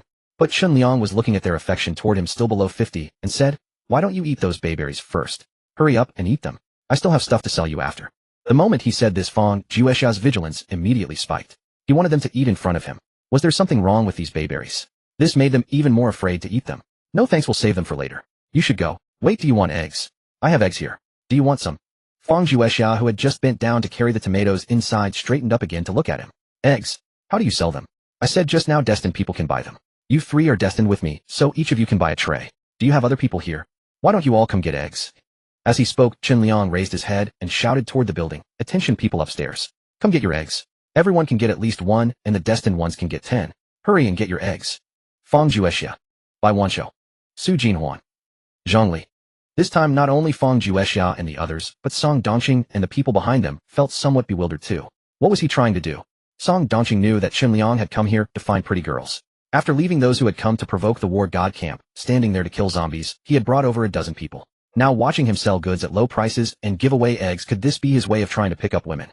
Feng Juexiao and the others were also suspicious of his motives, but people on the upper floors hearing about free eggs quickly came rushing down. "Really? Where can we get eggs? Brother, am I destined with you? Brother, look at me. Uncle, look at me." There were over 50 women and children in the war god camp combined. With everyone talking over each other in a chaotic ruckus, Feng Juexiao bellowed, "Everyone shut up." She was the leader here, holding absolute authority. Everyone dared not speak, but their eyes were fixed on Chun Liang with fervent fervor. Feng Juexiao turned to Su Jinhuan. "Is everything packed?" "Yes. Almost done, Sister Xia. Finish packing quickly, and let's leave. Don't worry about anyone else who wants to make noise." "Yes." Feng Juexiao carried 2 boxes of goods inside. Su Jinhuan carried another box in behind her, and quietly asked, "Sister Juexiao, aren't we going to trade with them anymore?" "Eggs? How long has it been since we last had eggs? Look at the chaos outside now. How can we possibly trade? If we attract a zombie horde, we'll all be in big trouble. We'll go trade with them again later. Quickly put away the remaining things. We need to leave fast." "Okay." Su Jinhuan stored all the traded goods into her spatial ability. Seeing that they weren't even taking the eggs, Chun Liang turned to ask the gatekeeper Li Shun, "Annie, why aren't you trading anymore? Where are you going?" There had clearly only been 4 people at the entrance just now, yet he had only brought out 3 bayberries, clearly leaving her out. Li Shun was very unhappy and pouted. "Why should I tell you? Stop blocking the entrance here and leave quickly, or when our Feng Lao Zhan, war god, is furious, you'll really be in for it. Leave now." As she spoke, saliva was practically spraying onto Chun Liang's face. Chun Liang wiped his face. Suddenly he felt a chill. A strong gust of wind swept past, and a familiar howling sound made his expression change. The Zombie King has arrived. The Zombie King could manipulate water vortices, and his speed was extremely swift. There was no way they could outrun him, even with a car. The only sensible choice now was to find a safe place to hide. Chun Liang shouted inside. "Feng Juexiao, open the door, and let us in to hide." At this moment, Feng Juexiao was rushing out with Bai Wanshou, and others each carrying a backpack. She opened the iron gate. "You can hide here. We're leaving." "Where are you going?" "The Zombie King is coming. Wait before you go." "The Zombie King is here." Feng Juexiao's heart lurched. She swiftly scanned her surroundings. True enough, she saw a water vortex sweeping toward them from the direction of the museum. Her face instantly drained of color. This was bad. The Zombie King had truly returned. "We can't stay here. This Zombie King is invincible to us. We should leave immediately." Feng Juexiao shouted to everyone. "Everyone get in the car quickly." "All right." The other women hastily gathered the children and rushed outside. Shen Liang grabbed Fang Juexia's arm, his expression grave. You can't escape. He can ride the wind. He can fly. Do you think you can outrun his water vortex? It's safer to hide inside the building. As the zombie king drew closer, the rain fell harder and harder. Everyone get inside. I'll collect the vehicles. Shen Liang ordered Zhang Li and the others to enter the kindergarten. He went to gather all the vehicles from his team, and the War God Battalion parked at the entrance. If caught by the water vortex, the cars would be completely wrecked. Upon hearing the zombie king had arrived and witnessing the sudden change in weather, the terrified women and children screamed, scrambling back inside. Stop the chaos. Enter in an orderly manner. Seeing them in complete disarray, Fang Juexia called out to restore order. But the situation now was entirely different from before. When zombies came, they meant death. Everyone pushed frantically toward the entrance, and the children wailed even louder. The rain intensified. The zombie king, who had been riding the water vortex toward the artificial lake, noticed the commotion and accelerated his turn toward them. With a loud cry from his lips, the zombies on the opposite bank of the artificial lake heard his call and began moving toward them in unison. Seeing everyone jammed together at the entrance, a tall woman from Fang Juexia's team fixed her gaze. Her eyes swept across the huddled crowd, and with a single turn of her head, everyone crushed together was teleported inside. Finally, everyone made it into the kindergarten. All doors and windows were shut tight as heavy rain poured down. The kindergarten's first-floor activity room had 2 windows and 1 door at the front, and 1 door and 1 window at the back. Through the front windows, everyone could already see the zombie king. With a casual wave of his hand, a water vortex came crashing down upon the kindergarten building. Clang! Crash! The doors and windows shuddered violently, and some glass shattered. Wah! Screams erupted inside the room, along with crying, whimpering, and cursing. Shut up! Yu Liang, squeezed in the crowd, couldn't help but curse. Are you trying to attract even more zombies with all this noise? Look! Everyone followed his gaze to the back window, and their eyes filled with terror. Through the mist and rain, they could see a horde of zombies approaching. We're done, boss. The zombie king and the zombie horde are both here. We're going to be trapped like turtles in a jar. Yu Liang was on the verge of tears. Don't speak like that. Eat something first. Shen Liang took out some cooked food and bread from his spatial storage and handed it to him. Eat quickly. How can I have any appetite at a time like? Yu Liang stopped mid-sentence, glanced at him, and immediately grabbed the food, stuffing his face. So delicious. As he suddenly produced so much delicious food, the crying and wailing quieted down noticeably. Someone wiped their tears while watching them. Shen Liang then tossed some bread to the crying children and women. Stop the noise. If you're really scared, use the bread to block your mouths. Seeing such clean, fresh bread, everyone indeed stopped crying and quickly picked up the bread to eat. Especially the children. With something so tasty, they forgot their fear entirely. Fang Juexia glanced at him. Such a method of blocking mouths was unprecedented. Shen Liang met her gaze. What? You want some too? Here. Fang Juexia didn't take the bread he offered. Instead, she looked out the window. There are so many zombies out there. Think about how we're going to fight our way out. Seeing she didn't want it, Shen Liang handed the bread to Su Jinhuan instead. Free food was free food, so Su Jinhuan took it. Shen Liang said, Can you go anywhere without taking down this zombie king? Easy for you to say. Can you actually defeat the zombie king? What's your ability level? Level 2. Only level 2. Our sister Xia is level 3. Su Jinhuan stuffed the bread into her bag. Su Jinhuan affection 30. Shen Liang's lips curved into a grin. Yes, that's it. Have more affection for me. The more affection, the more skills I'll gain. Splash. Another massive wave of water poured into the room. Shen Liang called Zhang Li over and handed him a poison dart. Hit him. Got it. Zhang Li immediately manipulated the dart to fly toward the zombie king. Clang. Whether it was due to the distance or the zombie king's hard skin, the dart failed to penetrate and clattered to the ground. With all this heavy rain, whatever poison was on the tip had probably been washed away long ago. Crash. Another water vortex struck, and the water inside had already risen to 20 or 30 centimeters. The zombies behind had already rushed over and begun breaking the back window glass to get in. Everyone screamed again. If they got inside, everyone here would be doomed. Fang Juexiao drew a military combat knife from her thigh and charged toward the back window, directly stabbing a zombie's throat with one strike.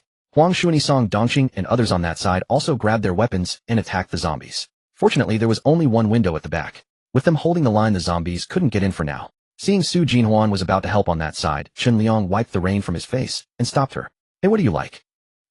Su Jinhuan was bewildered. I'm asking what you like. What would make you have good feelings toward me? What do you want? Shen Liang continued. You okay in the head? We're about to die, and you're hitting on girls here. Su Jinhuan gave him a huge eye roll. I'm perfectly fine, buddy. I'm serious. Tell me what you want. Su Jinhuan brushed the wet hair from her face and shouted furiously, Are you out of your mind? I want you to die. I want you to kill all these zombies. I want you to kill this zombie king too. Can you do that? Deal? But if I do it, you have to like me. No taking it back. As Chen Liang spoke, he walked toward the back window, passing by Wanchou. And you, watch closely too. Su Jinhuan. By Wanchou. Chen Liang pulled Fang Juexiao aside, who was earnestly fighting zombies, and with a single punch shattered the middle section of the aluminum window frame, widening the opening. After beating the heads of several zombies blocking the window, he jumped outside. Fang Juexiao watched in astonishment. Everywhere his fists passed, zombie heads exploded. So powerful. When she came to her senses, she quickly jumped out too. Wielding her dagger, she took down the two nearest zombies, then shouted loudly, "Su Jinhuan." There were too many zombies outside. She had to use her ultimate move. Coming. Su Jinhuan pushed through the crowd to the window, waved her hand, and in 1.8-meter-long alloy war glaive flew straight toward Fang Juexiao. Fang Juexiao grabbed the handle with one hand and dragged the long blade toward the zombies. Zombie formation, meet your doom. The war glaive scraped across the ground, showering brilliant sparks. After Chen Liang took down two more zombies, he turned to look. Fang Juexiao had suddenly spun around, her blade sweeping horizontally. 7 or 8 zombie heads flew into the air. She slashed toward the zombies on the right, and nearly 10 more heads hit the ground. Zhang Lisong, Dongqing, and the others all stood there with mouths agape. This was the power of a war god. So cool. Admiration flickered in Chen Liang's eyes as he watched. This sweeping assault against the zombies was truly magnificent. Seeing more undead shambling toward him, he cupped his hands around his mouth and unleashed a sonic attack. Die. The sound waves that surged from his throat materialized into visible ripples, warping the very air. Every zombie within 2 meters collapsed, blood streaming from their 7 apertures, eyes rolled back in death. The people behind watched in stunned silence. Su Jinhuan murmured, "What kind of ability could be so powerful?" The tall girl from before walked over, her expression detached. "It should be some form of sonic attack ability." Su Jinhuan nodded in agreement. "This person certainly has something." Fang Juexiao, who had just cleaved through several more zombies, glanced at Chen Liang with a hint of surprise. His strength alone was formidable, yet he possessed both special abilities and spatial powers. How could one person be so powerful? Fang Juexiao's affection 25, Bai Wanqing's affection 30, Su Jinhuan's affection 40. A compatible romantic interest has been detected. Target name Mengxingha. Occupation celebrity actress. Age 23. Possesses telekinetic ability eligible for recruitment. Current subjugation progress 20. Su Jinhuan was just a little short of reaching the reward threshold for affection level. As Chen Liang pondered how to raise their affection further, a sudden cry erupted from inside the house behind him. He turned to look. A massive blue figure had appeared at the front entrance. It was the Zombie King. He descended from the water dragon vortex, leaping over the kindergarten's outer wall and punching straight through a window ahead. The people inside screamed in terror, scrambling toward the back windows. With the Zombie King before them and zombie hordes behind, a pincer attack would mean certain doom. After slicing down a wave of zombies, Fang Juexiao circled toward the front entrance, shouting, "Chen Liang, take your people and hold off these zombies. Nangong Xie, follow me." Yes. Several agile women in the squad swiftly jumped out the back window, following her around the outside toward the Zombie King's rear. Chen Liang turned to look at Yu Liang inside. "Fatty, how are you holding up?" Yu Liang swallowed his food and patted his chest. "Not bad. Barely hanging in there." By now Zhang Li and the others had all come outside, cutting down the approaching zombie horde. Song Dongqing knelt on one knee, his right hand pressed to the ground as he activated his ice ability. The water-soaked floor rapidly froze over, slowing the zombies' movements. Unfortunately, his ability level was still too low. This large-scale freezing couldn't last. The zombies merely struggled slightly before breaking free. At that moment, Yu Liang arrived. Shielded by his teammates, he charged straight into the zombie horde and activated his ability. The zombies' movement instantly slowed to a crawl. Chun Liang and Huang Shuani swung their mutated bone blades, chopping away at zombie heads. Skulls tumbled across the ground one after another. The others seized this precious window of opportunity to decapitate these nearly defenseless zombies. Yu Liang's face quickly turned pale. The more zombies there were, the greater his burden. The energy he had just consumed was visibly depleting. Fortunately, all dozen or so people Chen Liang had brought were capable fighters. Even Wang Ning was among them, battling the zombies with all their strength. The situation here remained under control for now. Chen Liang glanced toward where the Zombie King was fighting. Fang Juexiao's greatsword hacked against the Zombie King's body, merely tearing open a sliver of skin, nowhere near enough to inflict fatal damage. The woman called Nangong Xie had undergone a dramatic transformation. A nearly meter-long black tail extended from behind her, and sharp claws had sprouted from all 10 fingers. Yet her claws raking the Zombie King produced about the same effect as a blade hacking into him. She must have beast transformed. This level of attack could handle ordinary and mutated zombies, but her opponent was the Zombie King. Nangong Xie leapt onto the Zombie King's body, landing 5 claw marks before being punched flying. Single combat wouldn't work. The women tried rushing him together, but the Zombie King simply unleashed a water dragon vortex that swept them all away. He absolutely could not let them die. Chen Liang quickened his strikes, his bone blade flicking upward and sending another mutated zombie's head soaring. Die. His sonic attack felled all zombies within 2 meters, leaving those within 4 meters dazed, while those beyond suffered no effect. This area of effect technique couldn't be used indefinitely. Only when mere dozens of zombies remained for Zhang Li and the others to handle did Chen Liang pull Yu Liang and walk toward the front entrance. He produced a basin of spirit spring water for him. "Drink quickly." Yu Liang's face was deathly pale, looking even thinner than before. His sagging skin was ghastly to behold. With the formidable enemy before them, Yu Liang understood this was no time to conserve strength. Gripping the basin with a pained expression, he complained, "Boss, couldn't you have grabbed some high-calorie food? Why are you just making me drink water? Stop whining, drink." By now both had reached the kindergarten's front entrance. Chen Liang had him lean against the wall, while he himself charged toward the zombie king. Yu Liang gazed into the basin, wondering if perhaps Chen Liang had run out of food. Feeling thirsty anyway, he dipped his hand into the basin and brought some water to his lips. A sensation of invigoration swiftly coursed through his entire body.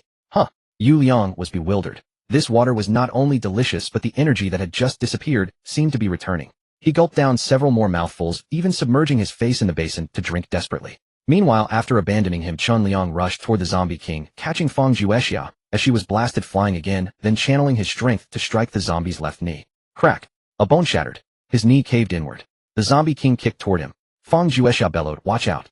She raised her greatsword to hack at the leg the zombie king had kicked toward him. The zombie king slapped down toward her. Chen Liang threw a punch at its wrist. Crack!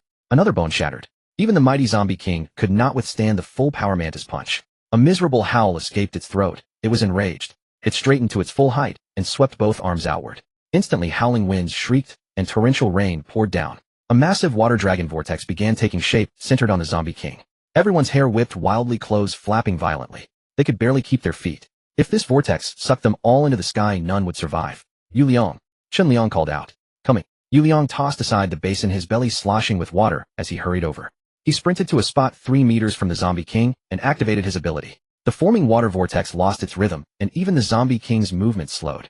Fang Juexia and the others stared at him in astonishment. Seizing this rare opportunity, everyone launched their attacks against the zombie king. Fang Juexia swung her greatsword. The beast woman lashed out with her claws. Chen Liang charged forward, leaping off the zombie king's knee directly at its eye. Bang! His fist connected. Crack! The zombie king's left eye exploded. Roar! It lunged its hand toward Chen Liang's neck. Fortunately, its movements had been slowed. He was already on the ground. Roar! The mortally wounded zombie king let out a distant, anguished howl. The zombie summoning. The zombies still fighting Zhang Li's group behind immediately charged toward this location. Even the zombies from the distant museum were all rushing over. If they didn't kill this thing, more would keep coming. Chen Liang was about to call for Yu Liang again when he saw him collapse, eyes rolled back. This was ability exhaustion. After handing the unconscious Yu Liang to Zhang Li's approaching group, Chen Liang grabbed Fang Juexia, who was still trying to charge forward, and summoned their bus. "Take the others and leave first. I'll hold them off. You go first, I'll cover the retreat." Hearing these words, Fang Juexia couldn't help but recall the words her comrades on the battlefield had spoken to her long ago. Why would Chen Liang, a man she'd only just met, say such things? She didn't understand. Neither did Su Jinhuan and the others. "Why, Chen Liang glanced at them. "I'm far stronger than you can imagine. Go." Fang Juexia's affection 35, Bai Wanqing's affection 45, Su Jinhuan's affection 55, Meng Xinghe's affection 30. Su Jinhuan's affection has exceeded 50. Congratulations, host, for obtaining the spatial slash ability. Spatial slash can slice open spatial rifts, slicing through anything. Upgradable. Make way. Chen Liang vaulted onto the roof of the bus, drew his mutated bone blade, and with swift strides launched himself toward the zombie king at the vehicle's edge. He raised the mutated bone blade and brought it down in a savage slash toward the zombie's neck. A fan-shaped rift of darkness 3 meters in radius and 5 centimeters thick materialized before the blade. This crack encompassed the zombie king's neck entirely. The monster's furious expression froze in an instant. Everyone stared in utter astonishment. Chen Liang bent his knees to absorb the impact of landing, then rose and delivered a sweeping side kick to the creature's body. The towering zombie king could no longer maintain its balance and toppled backward. Its single-eyed head, caught by inertia, tumbled forward and rolled to the ground. Severed by the spatial slash, the creature lay headless. Chen Liang hacked open its skull with 3 precise strikes, extracted a deep blue crystal nucleus the size of a chicken egg, stowing it away in his spatial pocket. He also severed the left ear as a specimen for the gene bank. The zombie king dropped dead instantly, and the summoned zombies, having lost their master, descended into a state of bewildered confusion. Huang Shunyi's team swiftly slaughtered every zombie that had emerged from the kindergarten's back door. Meanwhile, the zombies near the museum remained stationary, wandering aimlessly as before. Faint silhouettes still darted about within the museum. Whether human or zombie, none could tell. Yet, witnessing Chen Liang slice off the zombie king's head with a single blade, everyone rushed to surround him, gazing at him with undisguised admiration. "Huang Shunyi, boss, that was incredible. You slew the zombie king with a single strike." "Song Dongqing, exactly. That blade just now was absolutely magnificent." "What was that? I think I saw space itself tear apart." The spatial rift had lasted merely half a second, fleeting as a shooting star. But the devastation it wrought was immense, directly decapitating the zombie king. Fang Juexiao and the others were not only shocked, but deeply puzzled. Chun Liang had claimed he was far more powerful than they could imagine, yet they never expected such overwhelming strength. Fang Juexiao stepped forward. Chun Liang, since you're this capable, why didn't you strike first from the beginning? That's right. Su Jinhuan wore the same confused expression. If you had killed it right away, we wouldn't have been pushed to such a miserable state. Now, every member of the group was drenched by the rain, their clothes clinging to their bodies with a bone-chilling dampness. Their backpacks were soaked through, and some had sustained injuries. Chun Liang shook the rainwater from his hair and spoke. If I told you I only became this strong after meeting you all, would you believe me? No sane person would believe that. Regardless of whether they believed him or not, Chun Liang was in excellent spirits after acquiring such a powerful ability. He turned to Su Jinhuan with a grin. Hey, earlier you asked me to kill zombies, and I did. You asked me to kill the zombie king, and I did that too. So what do you have to say now? Su Jinhuan raised her eyes to meet his gaze, parting her lips, but momentarily lost for words. In her mind, he had been nothing but a man who hit on women at the most inappropriate times, which was why she had furiously demanded he slay the zombie king. Now that he had actually killed it, she felt as if she were dreaming. Hadn't he said something like, if he did it, she would have to like him? He had indeed done it, and done it brilliantly. She found herself actually developing feelings for him. Well, just a tiny bit. Chun Liang did not press the matter. They were all in a wretched state. They needed to find shelter first. Fang Juexiao, this place seems uninhabitable now. Do you, War God Battalion, want to relocate to the pedestrian street? I have room there. Let us discuss it first. Alright, take your time to discuss. I've got a moment. As he spoke, Chun Liang transferred Yu Liang from Zhang Li's arms. He turned to Song Dongqing and the others who were gazing at him eagerly. Don't stand there gawking. Go extract those crystal nuclei. Right. The group first harvested the crystal nuclei from the dozens of zombies before them, then headed toward the rear of the kindergarten. Chun Liang poured some spiritual spring water into Yu Liang's mouth, and observed his closed eyelids flutter. The rascal. Don't pretend. Get up. Yu Liang opened his eyes, his voice weak. I'm not pretending. I really did faint just now. I just woke up. I'm so hungry, boss. Do you have anything to eat? Chun Liang produced 2 high-calorie cheese bread loaves and several slices of cake. Yu Liang sat up instantly. Wait, didn't he still have food? He had assumed the man had nothing left when Chun Liang only gave him water earlier. But that water. Boss, what was that water you gave me earlier? How did I feel completely restored the moment I swallowed it? Zombie king saliva. How was it? Delicious. Are you serious? Gat. Nearby Fang Juexiao and Bai Wanzhou discussed among themselves. The zombie king and all its minions were dead, so theoretically this area should be quite safe now. However, the zombie king's water dragon vortexes had shattered nearly all the windows and glass doors of the kindergarten. With water flooding inside, achieving the previous level of security would require extensive repairs. What do you think? Should we move to the pedestrian street? Fang Juexiao sought the opinions of the squad's key members. Meng Xinghe's sister Xiao, let's go. This person seems to have plenty of supplies. Staying close to him would make purchasing supplies much more convenient. Nangong Xia, I'm fine with anything. Wherever senior goes, I go. The others also expressed that they would follow her lead in everything.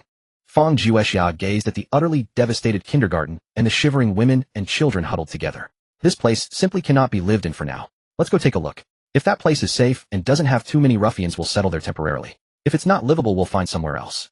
Right? Meanwhile, Zhang Li and the others handed over all the collected zombie crystal nuclei to Chun Liang. The women of the War God Battalion also presented their harvested crystal nuclei to Fang Juexiao. Fang Juexiao turned and offered them to Chun Liang. Take them all. You saved us this time. Thank you. Chun Liang accepted without ceremony, pocketing every single one. It's just fortunate timing. You all contributed greatly too. I can't take your crystal nuclei for free. Let me give you some supplies in return. With that, he released a massive pile of bamboo shoots, mingle mao bamboo shoots, and yellow sprout bamboo, completely clearing out all the bamboo he had harvested previously. Seeing the ground covered with hundreds of gene of bamboo shoots, every member of the War God Battalion stared in disbelief. Mouths agape. All of this. Was he giving it all to them? Fang Juexiao's expression remained calm, but her heart was racing. At this moment, she had no time to worry about exposing her spatial ability. She had Su Jinhuan collect the goods. Chun Liang also possessed a spatial pocket, and clearly his supplies far exceeded theirs. He probably did not even take their meager offerings seriously. Handing over the crystal nuclei to him was merely to ensure the War God Battalion did not feel indebted to him. Who could have expected him to give back such an enormous pile of supplies in return? He truly was unlike anyone else. Fang Juexiao affection 42, Bai Wanzhou affection 50, Su Jinhuan affection 65, Meng Xinghe affection 40. Ding.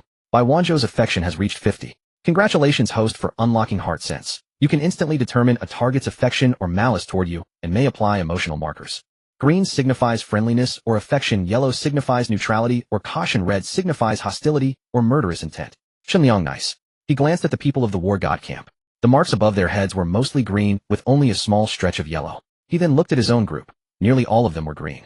Being able to tell good from evil at a glance. How convenient. After putting away a small portion of the bamboo shoots, Su Jinhuan looked at Fang Juexiao with a troubled expression. Sister Juexiao, my space can't hold anything else. Otherwise there won't even be room left for your horse-slaying saber. Before they had planned to leave, she had packed all the pots, pans, bowls, ladles, and her liquefied gas stove into her space, and it was already full. Then pack them up and put them in the car, said Fang Juexia. Chen Liang spoke up, why bother with all that trouble? I'll keep them for you for now, and give them back to you once we reach the pedestrian street. Great, thank you. Su Jinhuan added, how big is your space? Could you also help us carry some water from the artificial lake? Otherwise with so many people we'll probably have no water to use. No need. We have a water element ability user at our place. As long as we have crystal cores we can buy water. Oh, alright. Chen Liang retrieved all the vehicles from his space, and everyone boarded to set off for the pedestrian street. He counted the crystal cores he had received: 1 zombie king crystal core, 6 mutated crystal cores, and more than 400 ordinary crystal cores. He used 400 cores to expand his storage room, which would then become an 80 square meter time stasis space. He left the remaining odd cores for Shun Qingqing, so that her ability could level up as well.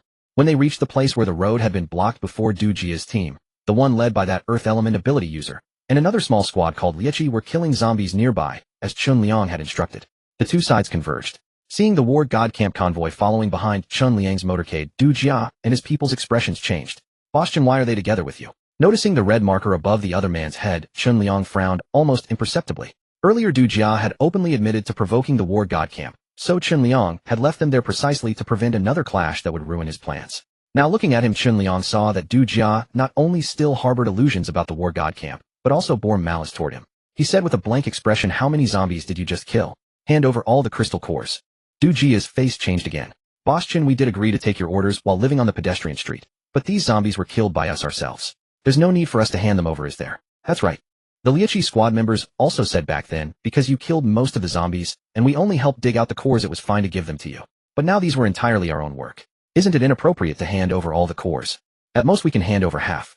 Even handing over half was done out of consideration for how many supplies he had. The marks above their heads were yellow, so they were still within the negotiable range for now. Chen Liang glanced at them, then turned a cold gaze toward Du Jia. Before you came, did I say that anyone who eats my food for free has to kill zombies for me? Now you've eaten my food, killed zombies, and still want to keep the cores for yourselves. Tell me, does that make any sense?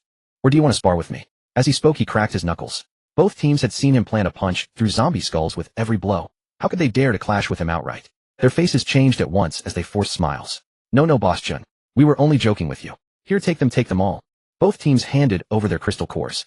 After Du Jia handed his over, he turned around and walked toward his vehicle with a dark, sinister expression. Shun Liang took the crystal cores from the Liechi squad leader's hands, then slung an arm around his shoulder and whispered in his ear, they have murderous intentions toward me. Take care of them for me. The Liechi squad leader was stunned for a moment. It was only after quite a while that he replied, I understand. Behind them, Zhang Li watched this and could not help but let out a silent laugh. How familiar it was, yet also a little different. If the Liechi squad ran away because they did not dare to attack Du Jia's team, they might never be able to buy supplies from Chun Liang again. But if they did fight, it would very likely cause heavy casualties. Zhang Li spoke up, boss, do you want to pick up some zombie brains to take back? Chun Liang looked at him and suddenly smiled. Sure, pick them up. I'll go collect a few things too. Actually, he had not thought of that step, but Zhang Li's reminder made him feel it was not such a bad idea. Chun Liang walked over to a building materials store not far away and collected all the PVC pipes inside. In his spatial farm, many climbing vines had collapsed onto the ground, so he needed to set up supports for them quickly. Behind him came the sounds of fighting and cursing. Chun Liang stepped out for a look, then turned into a hardware store next door. The shelves were piled high with goods, from small screws to fittings, from wrenches to water pipes. Everything imaginable was there, and he collected them one by one. The War God camp members sat in their vehicles watching the excitement. What's the matter with them? Infighting. Probably some uneven split of the spoils. Hey Jinhuan, when we get to the pedestrian street, don't forget to ask Chen Liang for the eggs. It was agreed, 1 for each person. Right, I almost forgot. He said 1 per person earlier, and then 1 tray each for the 3 of us. That's 90. That adds up to over 150 eggs. MHM, I won't forget. Quick look, they're done fighting. Du Jia's team and the Liechi squad had ended their battle. Some were dead, some were injured, and some had fled. The Liechi squad leader was covered in blood, staggering back, while supporting himself with an equally wounded teammate. Boss Chin 5, our dead one, ran away, and Du Jia escaped. Understood. Get in the car. They returned to the pedestrian street. Shun Liang pointed at several women's clothing shops on the street and said to Fang Juexiao, and the rest, there are plenty of clean clothes inside. Go change in a while. The residential apartments upstairs have all been cleared out and no one has moved in yet. Right now my people are still temporarily staying in these shops. Upstairs the residences are yours to choose from. First come, first served. The women, still wet and sticky, hurried off to pick out new clothes. Shun Liang then pointed to the back door of his kitchen next to the shoe store in the middle. I live over there. If you need me, feel free to come knock on the door anytime. Of course, that's only for the 4 of you. Others, please don't disturb me. As he spoke, he pointed at the four of them: Fang Juexia, Su Jinhuan by Wanzhou, and Meng Xinghe. Seeing himself pointed out, Meng Xinghe was puzzled. He had never even spoken to the man. Why point at him? Chun Liang let the women settle in on their own, then told Zhang Li to take the injured Lieqi squad to the shoe store. He himself went to see Yu Chen. Earlier he had instructed Yu Chen to feed the zombies a spoonful of spiritual spring water every hour. He had known the zombies might undergo some changes, but he had not expected them to be so significant. Handsome brother. What about them? They seem to understand human speech. It scared me. Aren't zombies supposed to have no consciousness at all? Then why can they understand what I say? Oh. Chun Liang grew interested at once, and looked at the two zombies. Can you understand us? The two zombies nodded. Do you want to live? The zombies nodded again. Do you want to die? The zombies who had been about to nod hastily shook their heads instead. Chun Liang raised an eyebrow. They really could understand human speech. This was a good thing. He stepped closer. From now on, I'm your boss. If you understand, nod. If you don't, shake your heads and die. The two zombies nodded frantically. From now on, you will take orders only from me. Without my command, you are not allowed to harm humans for no reason. Can you do that? After receiving a clear affirmative answer from the two zombies, Chun Liang fed each of them another spoonful of spiritual spring water, then put away the bucket and untied the ropes binding their bodies. Yu Chun nearby quickly tightened his grip on the wooden stick in his hand, eyeing them warily, fearful they might suddenly lunge and attack. The two zombies who had been glaring at him not moments before merely cast him a glance, and took no further action, instead fixating on Chun Liang, as if awaiting his orders. Chun Liang emptied out everything from Shun Qingqing's pink bag and slung it diagonally across one of the zombies, then led them out of the pedestrian street. After drinking the spiritual spring water, their skin had lightened considerably, and unless observed closely, one could not tell they were zombies. Chun Liang pointed toward the shambling corpses in the distance, and said to them, from now on, your task is to hunt down those hostile zombies, extract the spirit cores from their skulls, and deposit them in here. Understood? As he spoke, he produced a spirit core as a sample. The two zombies inspected it and nodded vigorously. Go on then. Chun Liang watched them depart until they approached a lone zombie, seized it, one tearing at its neck, while the other devoured its face. Just like how those zombies pounced upon survivors, they tore that zombie apart entirely. Let them devour each other. He would simply wait to collect the spirit cores. Returning to the villa, Shun Qingqing launched herself into his embrace, her heart pounding like a wild rabbit, as she exclaimed excitedly, Brother Chun Liang. I've leveled up. My ability has reached the second stage. Brother Chun Liang, why is all your clothing soaked? You should go change. Would you like to take a shower first? All right. With soft warmth cradled in his arms, Chun Liang was equally thrilled. Embracing her toward the bathroom, he asked, what did you just say? Your ability reached the second stage. Let me see if the water you condense has increased. After absorbing the energy from the spirit cores obtained by selling water, Shun Qingqing's ability had indeed ascended to the second stage, and the amount of water she produced had noticeably increased. The entire bathroom resembled a flood, and Chun Liang thoroughly enjoyed his shower. By the time he emerged from the bath, Su Meier and Xiao Yixiao had already used the PVC pipes he had collected to build trellises for the vining vegetables. They were currently preparing dinner. The water fight between Chun Liang and the two in the bathroom had been so loud that they had heard every detail from the kitchen. Hearing him step out, neither bothered to turn their heads, pretending they had heard nothing, and continued chopping and washing vegetables with their heads bowed. Chun Liang picked up a plate of beef slices Su Meier had prepared, intending to take it to Wang Kai, but noticing their flushed faces, he couldn't help but ask, what's wrong with you two? Yes, we just finished working, and it's a bit warm. Would you like to go take a shower together? No, we still have work to do after dinner. We'll shower after we're done. Oh, then remember to balance work and rest. We know.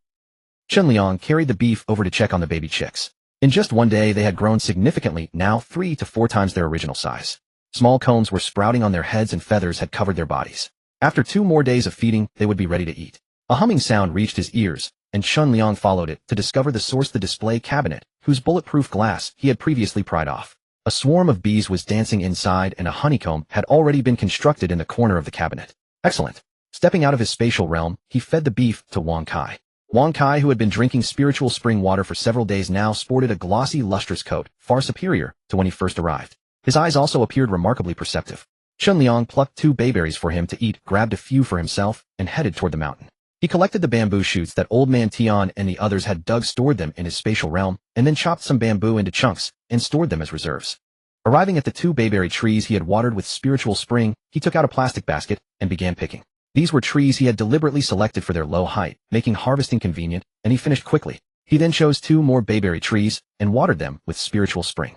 As dusk approached, Chun Liang descended the mountain and took a detour to his own fields, only to find Lin Jiaojiao still hard at work. Sister-in-law, it's almost dark. Why haven't you gone home yet? Well, I'll head back as soon as I finish this. Lin Jiaojiao wrapped the drooping bean vines back onto the trellis. She had tied them all up neatly that morning, but by afternoon new growth had emerged, long and drooping once again. Chun Liang glanced at his own lotus pond. The sections irrigated with spiritual spring water were extraordinarily lush, every stalk resembling a giant green umbrella dotted here and there with several pink lotus blossoms. The other side, however, had only withered branches and a few sparse, malnourished lotus leaves. The same lotus pond presented a stark contrast on either side. The main issue was that the water level in the pond had been too low before, so his spiritual spring water couldn't mix evenly. He would need to fill it to the brim. A nearby irrigation ditch neglected for years was choked with weeds and silt. Chunliang picked up the hoe Lin Jiaojiao had brought and began clearing it. Before long, he unearthed something from the mud, grayish-brown on its back and golden on its belly. He focused his gaze and realized it was an eel. "Sister-in-law, come look. There's an eel." Lin Jiaojiao walked over and saw a nearly a foot-long golden-red eel writhing frantically on the ground. "Wow, such a huge eel. Quick, catch it before it escapes." Lin Jiaojiao stepped forward and grabbed the eel by its head. The eel exerted tremendous force, coiling itself violently. She was forced to pin it down with both hands, and it narrowly escaped several times. "Haha, this eel is enormous. A single one would make a full dish." She smiled radiantly like a blooming flower, and Chunliang couldn't help but glance a few more times. With both hands pressing the eel, the fullness of her chest was squeezed into two perfect rounded shapes, making him swallow hard. "Sister-in-law, are you thirsty?" Chunliang reached into his pocket, pulled out 2 bayberries, ate one himself, and held the other toward Lin Jiaojiao's lips. Up close, that patch of snow-white skin was dazzling, sending heat rushing through his veins. Having worked all afternoon, Lin Jiaojiao was indeed thirsty. With both hands occupied, she simply opened her mouth to catch it. Chunliang's fingers brushed against her soft lips, intentional or not. A strange flutter stirred within Lin Jiaojiao's heart. In that moment of distraction, her grip loosened slightly, and the eel immediately began slipping free. Up. Lin Jiaojiao, with a bayberry in her mouth, let out a startled gasp and quickly pressed down again. Seeing it was about to get away, Chunliang reached out to help pin it. Only with all 4 hands together did they firmly subdue the eel, leaving only a short segment of tail exposed, still twisting desperately. Their hands crossed, and Chunliang's arm pressed against her softness. Their bodies were pressed tightly together, and the atmosphere grew subtly charged. Lin Jiaojiao's breath came like orchid fragrance, her chest rising and falling with quickened breath. Chunliang's eyes traced every curve of her figure, and his head slowly leaned closer. The strong masculine aura emanating from Chunliang made Lin Jiaojiao's cheeks flush with heat. With a waxberry held between her teeth, she mumbled incoherently, I'll go fetch the bucket. Brother Liang, hold it down for now." She rose to grab the bucket while Chunliang seized the eel and tossed it inside. The swamp eel writhed furiously, banging against the metal bucket with clanging echoes. "One won't be enough. There must be more in here. Sister-in-law, keep an eye on this one while I dig up a few more." Chunliang picked up his hoe and continued digging. Indeed, he unearthed several more golden eels from the mud, along with a handful of loaches. Like the eels, every loach was plump and swollen. Looking at their robust forms, one might mistake them for creatures carefully raised over years. But Chunliang knew this was likely due to the meteorite's influence earlier. In fact, he had been affected too, taller, stronger, and more vigorous. It wasn't until over a dozen eels were dug out, crawling all over the ground, that Lin Jiaojiao scrambled to collect them into the bucket. But they were large and powerful. The moment one was shoved and another leaped out. They jumped back and forth, relentlessly refusing to stay put. Chunliang stopped digging. "They'll all escape. Let's take them back." Chunliang set down the hoe. "Sister-in-law, you take them. I don't even know how to prepare or cook these things." "Cook them. Sell them. These huge eels could fetch dozens of yuan per gene. No need. Carrying them all the way to sell isn't worth the trouble." Chunliang said, "Besides, these are highly nutritious delicacies. Eating them would be so replenishing. Why don't you take them home? Uncle Li would surely enjoy them too. They're perfect with wine." Such ingredients were indeed unfamiliar to most people. When the topic of nourishment came up, Lin Jiaojiao recalled that Xiaobao rarely ate anything particularly nutritious. But this came from Chunliang's land, and he had caught them himself. She couldn't simply take them home for free. "How about this? You come over for dinner and have a drink with Grandpa Xiaobao." Chunliang's eyes lit up. "Great. I've been wanting to try them anyway." Seeing the over a dozen nearly rolling pin-thick golden eels Chunliang had brought, Li Daqian and his wife were overjoyed and warmly insisted he stay for dinner. The couple took them to the kitchen and swiftly cleaned and butterflied them, quickly stir-frying a generous bowl of sautéed eel segments. "Mom, what's this?" "This is eel. Xiaobao, try a bite and see if it's good." Since chili had been added, Lin Jiaojiao picked up a piece and rinsed it in boiled water before feeding it to Xiaobao. Xiaobao took a small bite, and his eyes immediately sparkled. "Yummy." Lin Jiaojiao smiled. "Then eat more if you like it." Wang Yinglan's eyes crinkled with joy. "I haven't seen such large golden eels in ages. Where did you catch them?" "In the ditch beside our field. I suppose they've grown so large because it hasn't been cleaned in years." Chunliang also sampled one. The flesh was firm and the taste quite delightful. Li Daqian poured each of them a cup of wine, and they enjoyed their meal with evident pleasure. Usually a man of few words, after 3 cups, Li Daqian, slightly intoxicated, began chatting animatedly with Chunliang about distant times past, recounting his youthful exploits. "When I was young, I used to fish with your father in that pond. I caught bigger fish than him, and he wouldn't admit it. We always came home covered in mud and got soundly beaten. That was decades ago. It feels like yesterday when I think about it. Alas, your father has been gone for several years now. Li Daqian drained his cup and noticed Chen Liang's remained full. Drink up, boy Liang. Uncle, I can't handle alcohol. Please enjoy yours at your pace. Li Daqian took a bite of eel and chewed slowly, sinking back into memory. Your father used to drink like a fish. I couldn't keep up with him. Has Xiaobao had enough? If he's full, let him go play outside, Lin Jiaojiao said, watching the restless boy squirming all over. Mom, I'm itchy. Xiaobao scratched his neck and belly, his face slightly flushed. Lin Jiaojiao touched his forehead and found it warm. His neck was already red from scratching. Seeing him continuously scratch his belly, she lifted his shirt and gasped. Large red welts had broken out across his skin. Oh my, what's this? Wang Yinglong cried out. Chen Liang and Li Daqian turned to look. Chen Liang immediately noticed not only red patches, but also blisters on Xiaobao. This resembled an allergic reaction.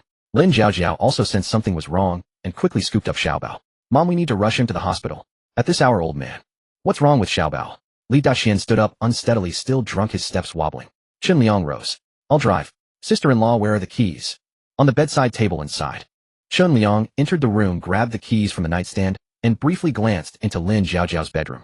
It was neat and tidy with warm tones carrying a faint, pleasant, womanly fragrance. Sorry to trouble you, Brother Liang. Drive carefully in the dark. No problem, Auntie. Please take care of Uncle. Chen Liang quickly reached the door, inserted the key, and started the vehicle. Lin Jiaojiao held the child on the rear seat as the electric bike quickly left the courtyard. Li Daqian, still confused, called out. Liang, where are you going? Stay and have 2 more drinks with me. Li Yinglong cursed loudly. Drink, drink, drink. You old fool only knows how to drink. What's the matter? Chen Liang rode the electric bike outward. Behind him, Lin Jiaojiao, hearing Xiaobao constantly cry about being itchy, spoke through tears. Xiaobao, don't be afraid. Mommy's taking you to the hospital. Sister-in-law, don't panic. Has Xiaobao ever eaten eel before? No, never. This is his first time. Just moments ago, Xiaobao had kept saying it was delicious and ate several pieces. From the looks of it, he's having an allergic reaction. I happen to have anti-allergy medicine at home. Let me give him some first. Would that work? What if it's not an allergy? Let's try it first. If there's no improvement, we'll head to the hospital. It won't be too late. Tears shimmered in Lin Jiaojiao's eyes. In the darkness, hearing Xiaobao seemed to have difficulty breathing, she urgently urged. Liang, hurry up. Faster. All right. Chen Liang drove straight into his own courtyard. After parking, he took Xiaobao from Lin Jiaojiao's arms and carried him into the room, laying him on his bed. Xiaobao, how are you? Don't scare your mother. While Lin Jiaojiao checked on Xiaobao, Chen Liang poured half a bottle of spiritual spring water, supported the boy, and gently fed it into his mouth. Spiritual spring water could dispel toxins. Curing an allergy was child's play. Xiaobao's high fever soon subsided, his complexion returned to normal, and the red welts on his neck and body faded away. His breathing gradually stabilized, and he fell asleep. Seeing he was fine, Lin Jiaojiao wept with relief, covering her mouth to stifle her sobs. Xiaobao was her entire world. If anything had happened to him, she dared not even imagine. Noticing her body trembling slightly, Chen Liang gently embraced her and patted her back. It's all right now, sister-in-law. Lin Jiaojiao sniffled, burying her face, her voice thick with a heavy nasal tone. Liang, thank you so much today. The drive to the town hospital would take at least 45 minutes. Who knows what might have happened along the way? She had been terrified half to death. Didi. Lin Jiaojiao's favorability has reached 95. The fertile soil core has split into 16 pieces. There is no need to thank me. I bear partial responsibility for today's incident. If I hadn't asked you to bring the eels home, none of this would have happened. I had no idea he was allergic to eels. It's entirely my fault. How could this possibly be your fault? Even I, his mother, had no idea. He had simply never eaten eel before. By then, Lin Jiaojiao had come back to her senses and realized she was being held in Chen Liang's arms. She quickly tried to struggle free. Please let me go, she said hastily. You must not blame yourself, Chen Liang replied. Lin Jiaojiao nodded weakly, still flustered. Then I need to take Xiaobao home now. I need to take Xiaobao home now. You cannot leave yet, sister-in-law. Xiaobao needs to be observed a little longer. Given the severity of his allergic reaction, exposure to wine could easily cause a relapse. We must wait at least 2 hours until the medication takes full effect. All right then. Then let me go. I won't. Don't you understand my feelings, sister-in-law? What? Lin Jiaojiao lifted her head, and Chen Liang leaned down, perfectly capturing her red lips. She felt so soft, so sweet. The firm yet supple curves of her body pressed against him only deepened his desire. He pulled her closer and deepened the kiss once more. Lin Jiaojiao let out a soft cry. Chen Liang's hunger for her body was something she had long suspected. Every time she saw him, his gaze never strayed from her. Yet she had long declared she would never marry again, which was why she kept others at arm's length. Today, Chen Liang's medicine had saved Xiaobao from danger. Her gratitude toward him had reached its peak. She felt she had nothing left to offer in return. All she had to give was her body.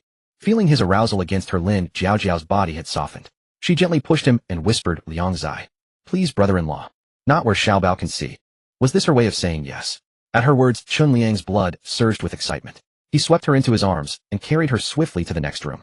Sister-in-law, you smell so wonderful. Lin Zhaozhao held his head still, preventing him from moving around, and gazed earnestly into his eyes by the dim light filtering in from outside. Liang Zai, I can give you my body, but you must promise me one condition. Tell me, sister-in-law. You must not let Xiao Bao or his grandparents know about this. No one else can know either, or I will have no face left to show anyone. Can you promise me that? Chun Liang understood her concerns. Yet to him the secrecy only made things more thrilling. How could he possibly refuse? Whatever you say, sister-in-law, it shall be done. His hands finally wandered boldly toward the baby bottle nearby. Such a satisfying feel. His manhood brought relief to Lin Zhaozhao's parched heart, and as passions overwhelmed them, the two clung tightly together. With 32 fertile heart cores, he could enrich 32 mu of land. What an extraordinary woman she was. Chun Liang was utterly enamored with her. Afterward, Lin Zhaozhao immediately dressed and prepared to leave. She checked on Xiao Bao in the adjacent room to ensure no red rash had reappeared, then told Chun Liang, I need to head back now, or his grandparents will worry. Very well, I'll see you off. With the sleeping Xiao Bao in her arms, riding wasn't practical, so Lin Zhaozhao agreed. She cradled the baby, softly calling his name as she headed out, with Chun Liang following on his electric scooter to escort them home. Li Deqian, still drunk from earlier, had long fallen asleep. At the sound of their arrival, Wang Yinglan emerged wrapped in a coat, her face etched with worry as she asked, How is Xiao Bao? He's fine now, Mom. Oh, that's a relief. I was so scared. It's late. Go get some rest. Wang Yinglan sighed in relief and turned to Chun Liang. Chun Liang, thank you for everything tonight. No trouble at all, Auntie. I'll be going now. Chun Liang walked home, fetched a flashlight from the hardware storage, and made his way to his own field. Since Lin Zhaozhao had spent nearly the entire day working there, he could only come under cover of darkness to water the crops secretly. With the spirit spring now accelerating growth at 200 times its normal rate, she would have plenty to tend to tomorrow when she arrived. Halfway through watering, his phone rang. Checking the screen, he saw it was a delivery driver, a person marked by 250 users as a flash courier. The bread from the bakery delivery had arrived. Chun Liang informed the driver of his truck's location parked by the roadside, and provided the license plate number, asking the courier to bring the bread directly to the truck's cargo area. The stores likely closed around the same time, and before 10 o'clock the bread from all those bakeries had arrived. He had arranged with Jiang Limi to meet after 6 every evening starting tomorrow at Mashi Town to hand off the produce. Now he realized there was no need for such hassle. If a courier came daily anyway, he could simply hand the vegetables and fruit directly to them to transport back to Shihong City, which would be far more convenient. Still, he was waiting for Jiang Limi to come begging him first. If she made no move before 10 the next day, he would begin exploring other markets. Whether in his own fields or the space's cultivated land, all the vegetables had reached peak harvest season. With the space only measuring 80 square meters, even releasing the bamboo shoots wouldn't accommodate the ever-increasing volume of produce. If Jiang Limi took no action before tomorrow night, he would have to make his own moves. Sitting on his bed, Chun Liang withdrew the Zombie King's crystal core, egg-sized and submerged in spirit spring water. It brimmed with boundless energy, and after soaking in the spirit spring water it seemed even more crystalline and radiant. Chun Liang cracked it open slightly, and absorbed the surging energy pouring forth. A powerful force flooded into his body. His entire body ached and swelled, his skull thundered, his blood boiled, and his skin began cracking with blood streaming down. The mighty energy seemed ready to burst him apart. Chun Liang hurried into the space and plunged directly into the spirit spring, absorbing energy while healing his wounds. 2 hours later, once every trace of energy had been consumed, he emerged from the space. He suddenly realized that in complete darkness he could now clearly see every object in the room. Lin Zhaozhao's fallen strands of hair and Wang Kai's snores from the doghouse were impossible to miss. His ability level had surged directly from the 2nd tier to the 4th. Moreover, his storage space had expanded by 100 square meters, bringing the total to over 180 square meters. Wonderful, wonderful, wonderful. Chun Liang was overjoyed. Who would have thought a single Zombie King crystal core could expand his space by 100 square meters? The key point was that its energy wasn't solely used for expansion. It had also upgraded his ability. Ascending his ability to the 3rd tier required 100 mutation crystal cores, and reaching the 4th tier demanded 1,000. Meaning this Zombie King crystal core alone held the energy equivalent of over 1,000 mutated cores. Absolutely tremendous. At the 4th tier of his ability, he could perform 2 genetic simulations. Chun Liang took out several items from his gene bank. An ear from a mutated Zombie King, a finger from the mutated Yemo, an electric eel, an archerfish, a mimicking octopus. Chun Liang studied Yemo's finger. The man seemed capable of infinite regeneration before his death, but that was enhanced by drugs. Simulating it himself might not succeed. With the spirit spring, merely drinking water would achieve the same result. He abandoned that idea. It would be better to simulate the Zombie King's water control ability instead. The archerfish could also attack with water projectiles. Between the two, the Zombie King was more powerful. He could not only fire water blasts, but also manipulate water tornadoes. This was the choice. Chun Liang picked up the ear. Ability activated. A mechanical voice announced, Water-type Zombie King, complete DNA sample detected. Genetic simulation successful. Congratulations, host. You have obtained the Water-type Zombie King's strongest ability, advanced water control technique. He then picked up the electric eel. A mechanical voice sounded. Electric eel complete, DNA sample detected. Genetic simulation successful. Congratulations, host. You have obtained the electric eel's strongest discharge ability, capable of releasing arc attacks between 100 and 100,000 volts. Having acquired 2 new skills in one go, Qinliang was eager to test their power right away. He entered the villa's space and opened the back door of the kitchen. He heard sounds of fighting coming from the shoe store next door. Walking over to take a look, he saw a small fire burning on the floor of the shoe store and 2 corpses lying on the ground. Their faces had turned a dark cyan, a sign that they had already become zombies. Meanwhile, Zhang Li was locked in combat, with Yan Ming the captain of the Liechi squad. Yan Ming's neck had already changed color. Qinliang inwardly cursed, realizing that in his haste to approve Zhang Li's idea of applying zombie brains to their wounds, he had forgotten to give them the spirit spring water to neutralize the poison.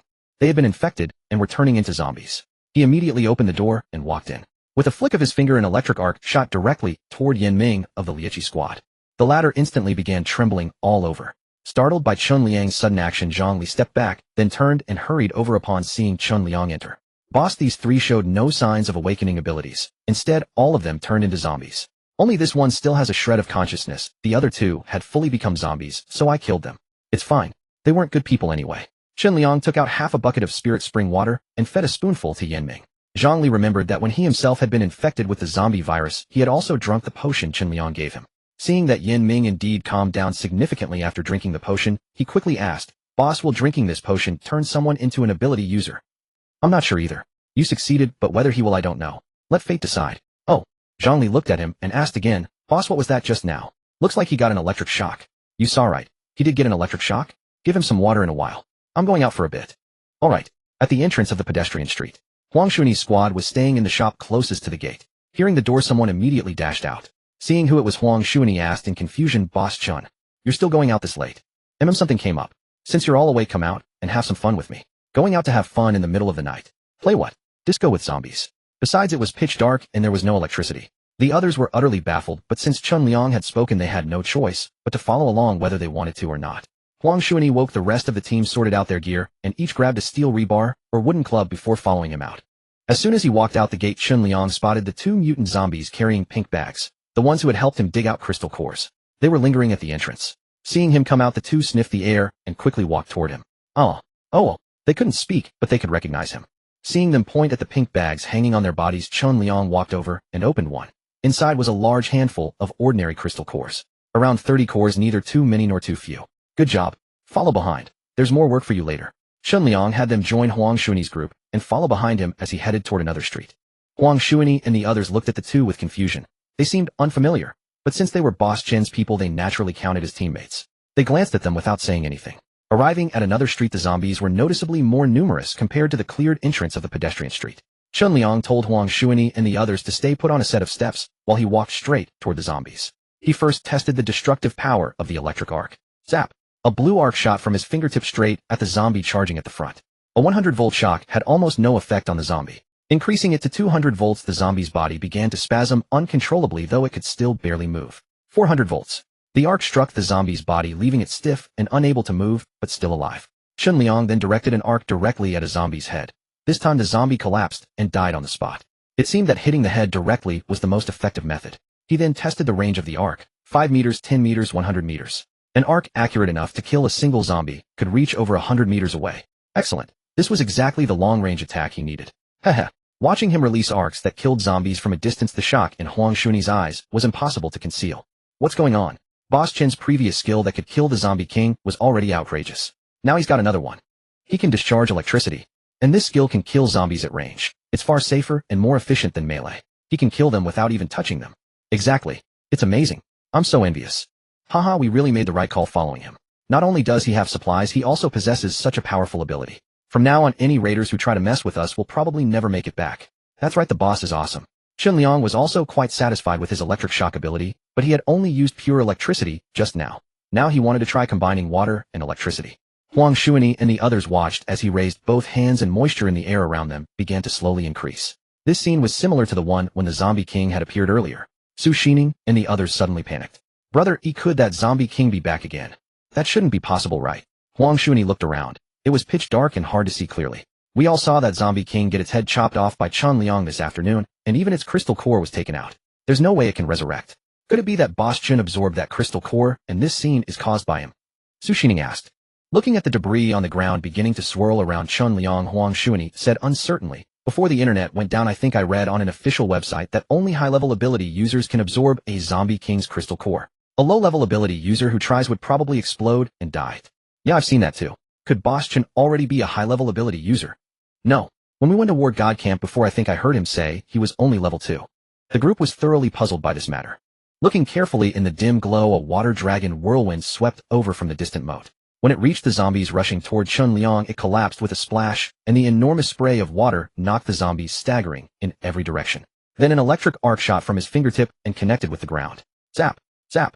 All the zombies lying in the water were electrocuted and began to tremble. 5 seconds later their bodies went rigid and collapsed to the ground motionless. What an excellent area attack skill. He can take down an entire horde of zombies all by himself. Yes, so impressive. First water, then electricity. No zombie can escape. Even if there are stronger mutant zombies among them, a single extra long-range arc would be more than enough. The 2 mutant zombies who could understand human speech watched this scene, with gleaming eyes gazing at Chun Liang with both fear and reverence. Their master was so powerful. Amazing. Huang Xuanyi and the others excitedly wanted to run over and praise him, but they were afraid of the electrified ground. Chun Liang called out to them, "It's safe now. Come over and help me extract all their crystal cores." Okay. Coming. The group cautiously stepped onto the damp ground, and after confirming it was indeed safe they quickly ran over, raised their clubs, and performed a collective craniotomy on the fallen zombies' heads one by one. Chun Liang could see perfectly in the darkness, but the others could not. He produced 2 high-powered flashlights to illuminate their path, while those zombies drawn by the commotion toward them were instantly slain by his electric arcs. Soon Huang Xuanyi and the others had extracted all the zombie crystal cores. Combined with those from the 2 variant zombies they had slain earlier, there were nearly 100 in total. Everyone has worked hard. Have some late-night snack. Chun Liang distributed 2 pieces of bread to each person, croissants, pineapple buns, cheese breadsticks, and the like, all exquisite treats brimming with aroma and flavor. Su Xining and her teammates received the bread with delighted faces. Thank you, Boss Chen. Thanks, boss. The bread was soft and fragrant, truly delicious. They had merely helped dig up some crystal cores and receive these treasures that people would fight desperately to obtain. Hee hee, how wonderful. The group returned to the pedestrian street. Chun Liang deliberately fell behind, handing 10 ordinary crystal cores to each of the 2 variant zombies. You 2 try to see if you can absorb these. Oh. The 2 zombies took the crystal cores and departed. Chun Liang mused that if they could absorb the crystal cores and grow stronger, the number of zombies they could kill would only increase. If they could eventually kill variant zombies, that would be even better. He currently possessed approximately 60 variant crystal cores, yet there remained a considerable gap to level up his own abilities. It would be far more practical to directly obtain a zombie king crystal core for his advancement. If these variant crystal cores were given to those loyal to him to consume, they would develop into a formidable force of awakened individuals. Not everyone in this post-apocalyptic world possessed the courage to directly consume variant crystal cores, as there was a certain probability of becoming a zombie. He possessed a spirit spring capable of detoxification, so variant crystal cores purified by the spirit spring would present no such risk. Now that he had gained the ability to perceive hearts, he could effortlessly discern who harbored malicious intentions and who was genuinely devoted to him. The only consideration was that developing too many awakened individuals to serve him would require an astronomical number of crystal cores to elevate their ability levels. Having everyone grow simultaneously was virtually impossible, so he would only develop a few powerful core members. Song Dongqing's ice ability could be used in conjunction with his water control skill, making it acceptable to allow him to level up. He and Zhongli were now his right and left arms, and both were devoted to him. Each could appropriately enhance their strength. There was also Huang Xuanyi and Yu Liang, both worthy of focus cultivation. Seeing him enter alone, Huang Xuanyi asked, "Boss, why didn't those 2 brothers come in?" "They're different from you. They don't need sleep. They're here specifically to work for me." "Need no sleep." Huang Xuanyi was merely puzzled for a moment, but did not pursue the question further. Chun Liang surveyed the shop they had taken shelter in. The floor was piled with new home textile products, bedding brought from a nearby store, looking exceptionally rudimentary. "All of you should move up to the residential apartments above. Starting tomorrow, arrange people to guard the door here, either on rotation or permanently." "All right, thank you, boss." Chun Liang returned to the shoe store to take a look. The eccentric squad leader had ultimately not completely zombified, and had been saved by the spirit spring. Upon seeing Chun Liang, Yin Ming bowed deeply. "Thank you, Boss Chen. Zhongli told me it was you who used medicine to save me, preventing me from becoming a zombie." Noticing that the heart scene marker above his head had changed from yellow to green, Chun Liang's lips curved slightly. "As long as you're fine, we're all family from now on." "Yes. From now on I'll do whatever boss says. Whatever boss tells me to do, I'll do it." Yin Ming was overjoyed to have earned Chun Liang's recognition. It was a pity his 2 teammates hadn't survived, otherwise they could have enjoyed the good life together too. Chun Liang asked him, "Have you awakened any abilities?" "Abilities? No, I don't have any. I'm not an awakened one." Chun Liang turned to look at Zhongli upon hearing this. Zhongli shrugged, indicating he was also in the dark. Chun Liang nodded slightly. It appeared not everyone who contracted the zombie virus and then drank the spirit spring would awaken abilities. Zhang Li and Shen Qingqing had been among the more fortunate ones. The space had no day or night. Shen Qingqing, Su Meyer, and Xiao Yixiao upon waking simply ate something and went to work in the fields. Whenever they grew tired from working, a sip of spirit spring water would quickly dispel the fatigue. Now nearly every vegetable seedling bore fruit abundantly. The harvest scene was magnificent enough to keep their spirits joyful every day. When hungry, they would pluck a cucumber and share it among three. When their mouths felt bland, they would pick a tomato and break it in half. The sandy-textured tomatoes had excellent mouthfeel, their sweet juice filling the oral cavity with sheer contentment. The life they led here was absolutely divine. Thus they all worked most diligently, afraid that one day Chen Liang might carelessly drive them away. Among the books Chen Liang had collected were cookbooks. Su Meyer studied them carefully every night before sleeping, striving to prepare different dishes every single day. Xiao Yixiao and Shen Qingqing, whenever they had free time, would study the 108 poses of marital arts, often leaving both of them blushing furiously. After Chen Liang woke up, he prepared to let Shen Qingqing out to the pedestrian street to sell water. Wait a moment, Chen Liang, Gidge, I need to feed the chickens first. They're growing so fast now, consuming a lot of food every day. Just the cabbage leaves alone, I need to prepare several dozen pounds. A few hundred chickens only needed dozens of pounds of vegetable leaves. That wasn't much. Chen Liang therefore went with her to pull leaves from those transplanted cabbage plants. By plucking the lower leaves, the upper ones would continue growing. After several rounds of plucking, some cabbage stalks now had a section of old stumps exposed. Plucking leaves was slightly more troublesome than directly uprooting entire cabbage plants, but this way avoided the need to replant constantly. Chen Liang dug out the fertile earth heart nuclei and redistributed them. Each of the space's 10 acres of land now had one fertile earth heart nucleus buried beneath. He set aside 2 for the mountain wild fruits, leaving 20 remaining. The abandoned wastelands in Qingshui village could also be utilized. Throwing the cabbage leaves into the chicken coop, noticing their monotonous diet, Chen Liang directly opened a bag of rice and scattered it in for them to eat. Feeding such premium rice to chickens, if others saw it, their hearts would surely break. Today's chickens had grown even larger than yesterday. The moment the cabbage leaves were thrown in, the flock pounced on them excitedly. 2 more water containers had been added. Shen Qingqing followed Chen Liang's instructions and now fed them spirit spring water. She manipulated a ball of spring water to float over from the spring's mouth. Chen Liang, upon seeing this, directly conjured a water line. Previously, when watching him store things, they always vanished without a trace. This was the first time she had seen him produce such a visible trajectory. Shen Qingqing was utterly astonished. Chen Liang, Gidge, you can control water too. Exactly right, I've managed it too. When the time comes, we can compare who has better water control techniques. The hand he had around Shen Qingqing's waist gave a gentle squeeze, his meaning obvious. Shen Qingqing shyly gave him a light punch, her cheeks slightly flushed. Brother Chen Liang, you're so bad. Nonsense, you haven't seen my bad side yet. Tonight, I'll show you. Chen Liang led her out through the back door of the kitchen to the pedestrian street to sell water. The over 50 newcomers to the war god camp were all waiting for water. Her ability had already reached level 2 by now, so it should be sufficient. Su Jinhuan waited at the kitchen back door early in the morning, accompanied by the beast-man Nangong Xie, who had already reverted to his normal appearance. Seeing him finally come out, she hurriedly said, Boss Chun, does what you said yesterday still count? Giving everyone 1 egg. Also, I've cleared out my space, so you can return those bamboo shoots to me. Thank you. Chen Liang looked at her and released the bamboo shoots. Su Jinhuan's face lit up with joy, and she quickly gathered all the bamboo shoots into her space. He then heard Chen Liang continue, the egg distribution plan still stands. Go ahead and gather everyone from your war god camp to line up for eggs, 1 per person. As for you Fang Juexia and the others I mentioned yesterday, each of you gets a full tray. Su Jinhuan looked puzzled. Our team has 56 people in total. Boss Chen, can't you just give me the eggs directly? No. Why not? I'm afraid you'd keep them all for yourself. Oh, don't worry. They'll all store them in my space anyway once they claim them. I'm distributing them 1 by 1 anyway. If they don't come, they don't get any. Chen Liang remained unmoved. He wanted everyone to appear before him, mainly to check if there were any more beauty-level companions that met the system's requirements. Yesterday was too chaotic and he hadn't been able to see everyone. Su Jinhuan had no choice but to nod to Nangong Xie. The latter glanced at Chen Liang, then turned and called out loudly, summoning everyone else down from upstairs. They had already checked, and with both the front and back doors of the pedestrian street blocked, calling out here wouldn't cause much issue. Unlike outside, where almost no one dared to make too much noise. Before long, Fang Juexia by Wanzhou Meng Xinghe and the others came down, each receiving a tray of 30 eggs from Chen Liang, which Su Jinhuan then stored in her space. Fang Juexia Affinity 47, by Wanzhou Affinity 55, Su Jinhuan Affinity 70, Meng Xinghe Affinity 45. To them, Chen Liang's actions were entirely unnecessary. However, Chen Liang showed no sign of tiring of it, patiently handing eggs to each person who came to line up. Yu Liang and the rest gathered around to watch the spectacle. Since the war god camp people all had theirs, his own team members certainly couldn't be left out. Chen Liang took out 2 trays of eggs and beckoned. Yu Liang squeezed over with an excited expression, taking them off to Chef Lao Su to boil. Meanwhile, Shen Qingqing began selling water nearby. Seeing that there truly was a water attributability user, Fong Juexia and the others were quite pleased. As far as things stood now, conditions here were indeed quite good. There was food, drink, and shelter. Supplies were plentiful, and it was safe. There was nowhere better than this for the time being. As the eggs were distributed to everyone, Chun Liang discovered that there was indeed another loose fish in their team. Ding dong. Detected a beauty companion meeting the requirements. Target name Qin Fonghao, age 23. Occupation office worker, company mascot, can be collected. Current affinity 35. Oh, she's even a company mascot.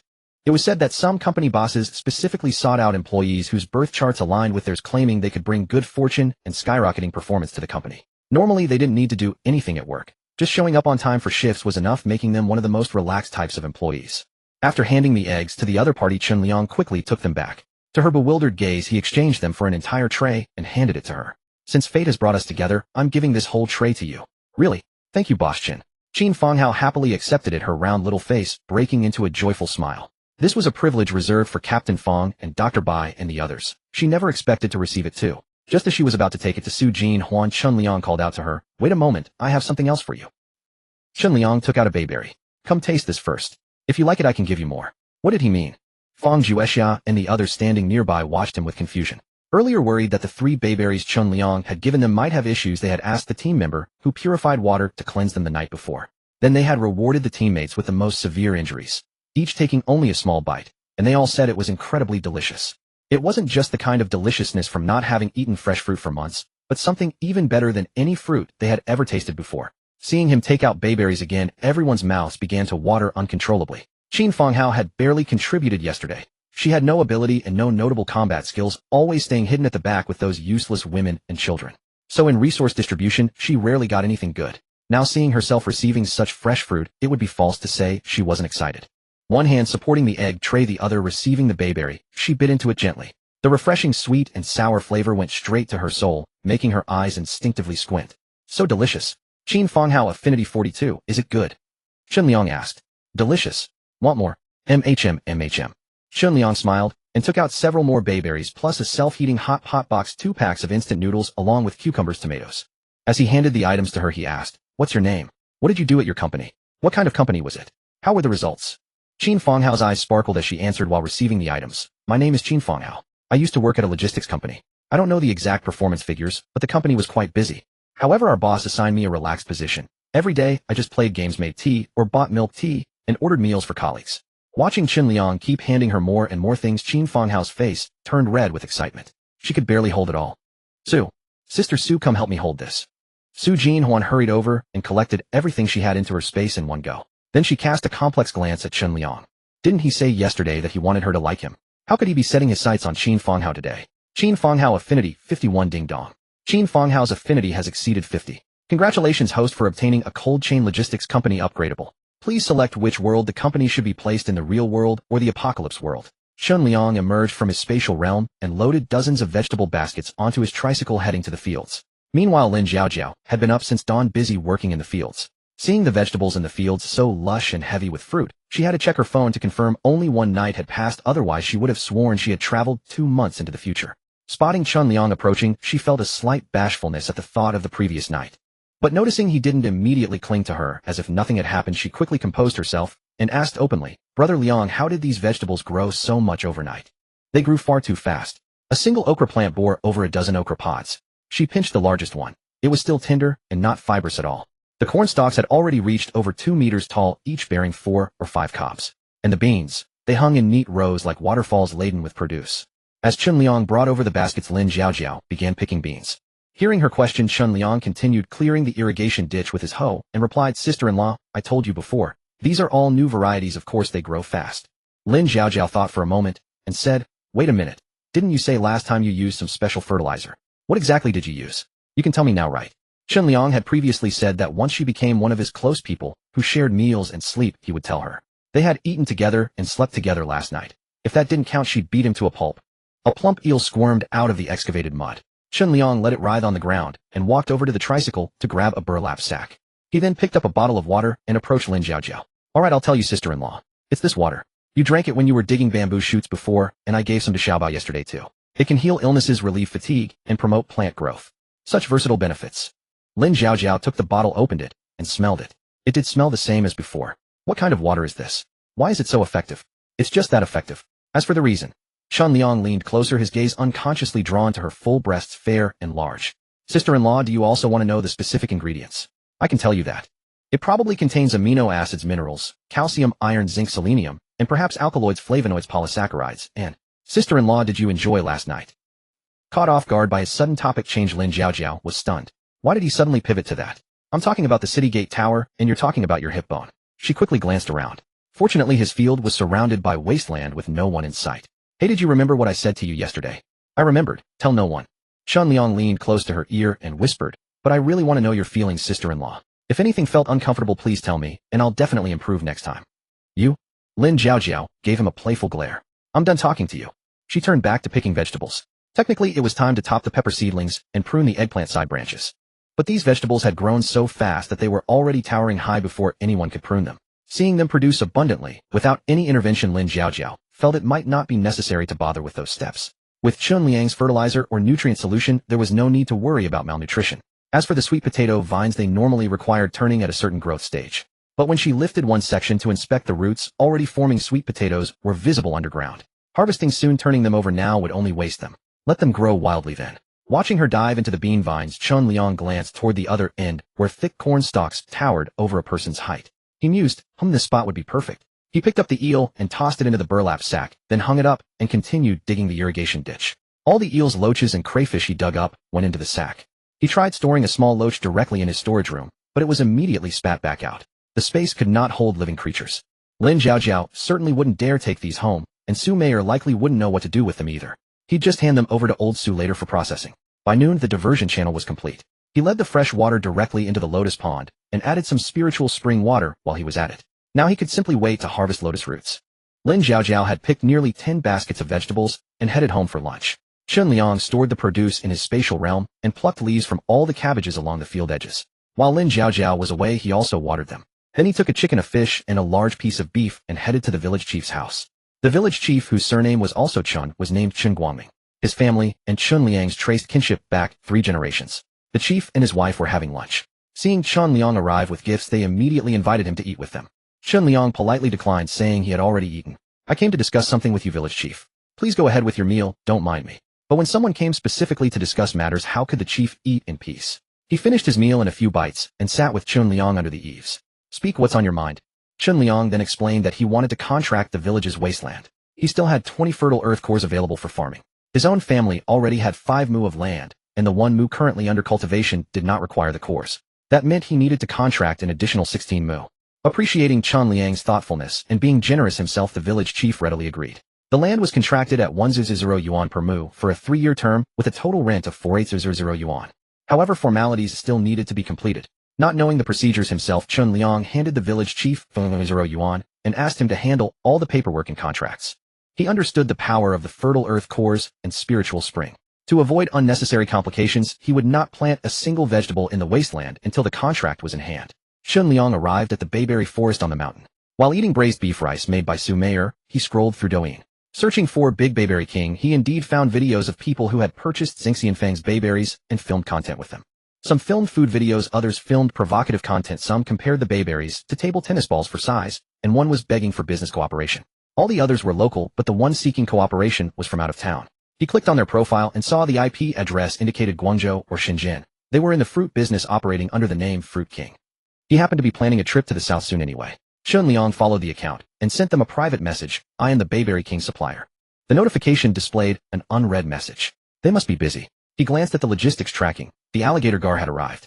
He would head to Mashi Town to meet Jiang Meili this afternoon anyway, and could pick it up then. Chun Liang opened the Douyin shopping platform and ordered more seeds along with ready-to-eat snacks and prepared meals. Not everyone on the other side of the apocalypse had the means to cook, so he browsed through pre-made dishes that were more convenient and practical. These only needed heating to eat, saving fuel. A suitable choice for those in the apocalypse. Pre-made meals came in 2 varieties, some required frozen storage, while others could be kept at room temperature. Without a moment's hesitation, he chose to purchase only the shelf-stable kind. The variety was staggering. Teriyaki chicken, braised pork, spicy beef, shredded pork with fish, fragrant sauce, eggplant with potatoes and peppers. From every dish one might find at a restaurant, he had it all. Having dishes alone was useless without rice, so Chun Liang also purchased a large quantity of pre-cooked rice. Though pre-made meals could not compare to freshly stir-fried dishes for those surviving in the apocalypse, who could ask for more when they could simply fill their bellies. Bye. A red notification appeared on his message screen. Chun Liang tapped it, and found that Fruit King had followed him back, and sent a message: how can you prove you are the bayberry supplier? Chun Liang found an angle to photograph the bayberry tree heavy with fruit hanging from every branch, and sent it over. Fruit King: wonderful. This is amazing. I have actually reached the supplier directly.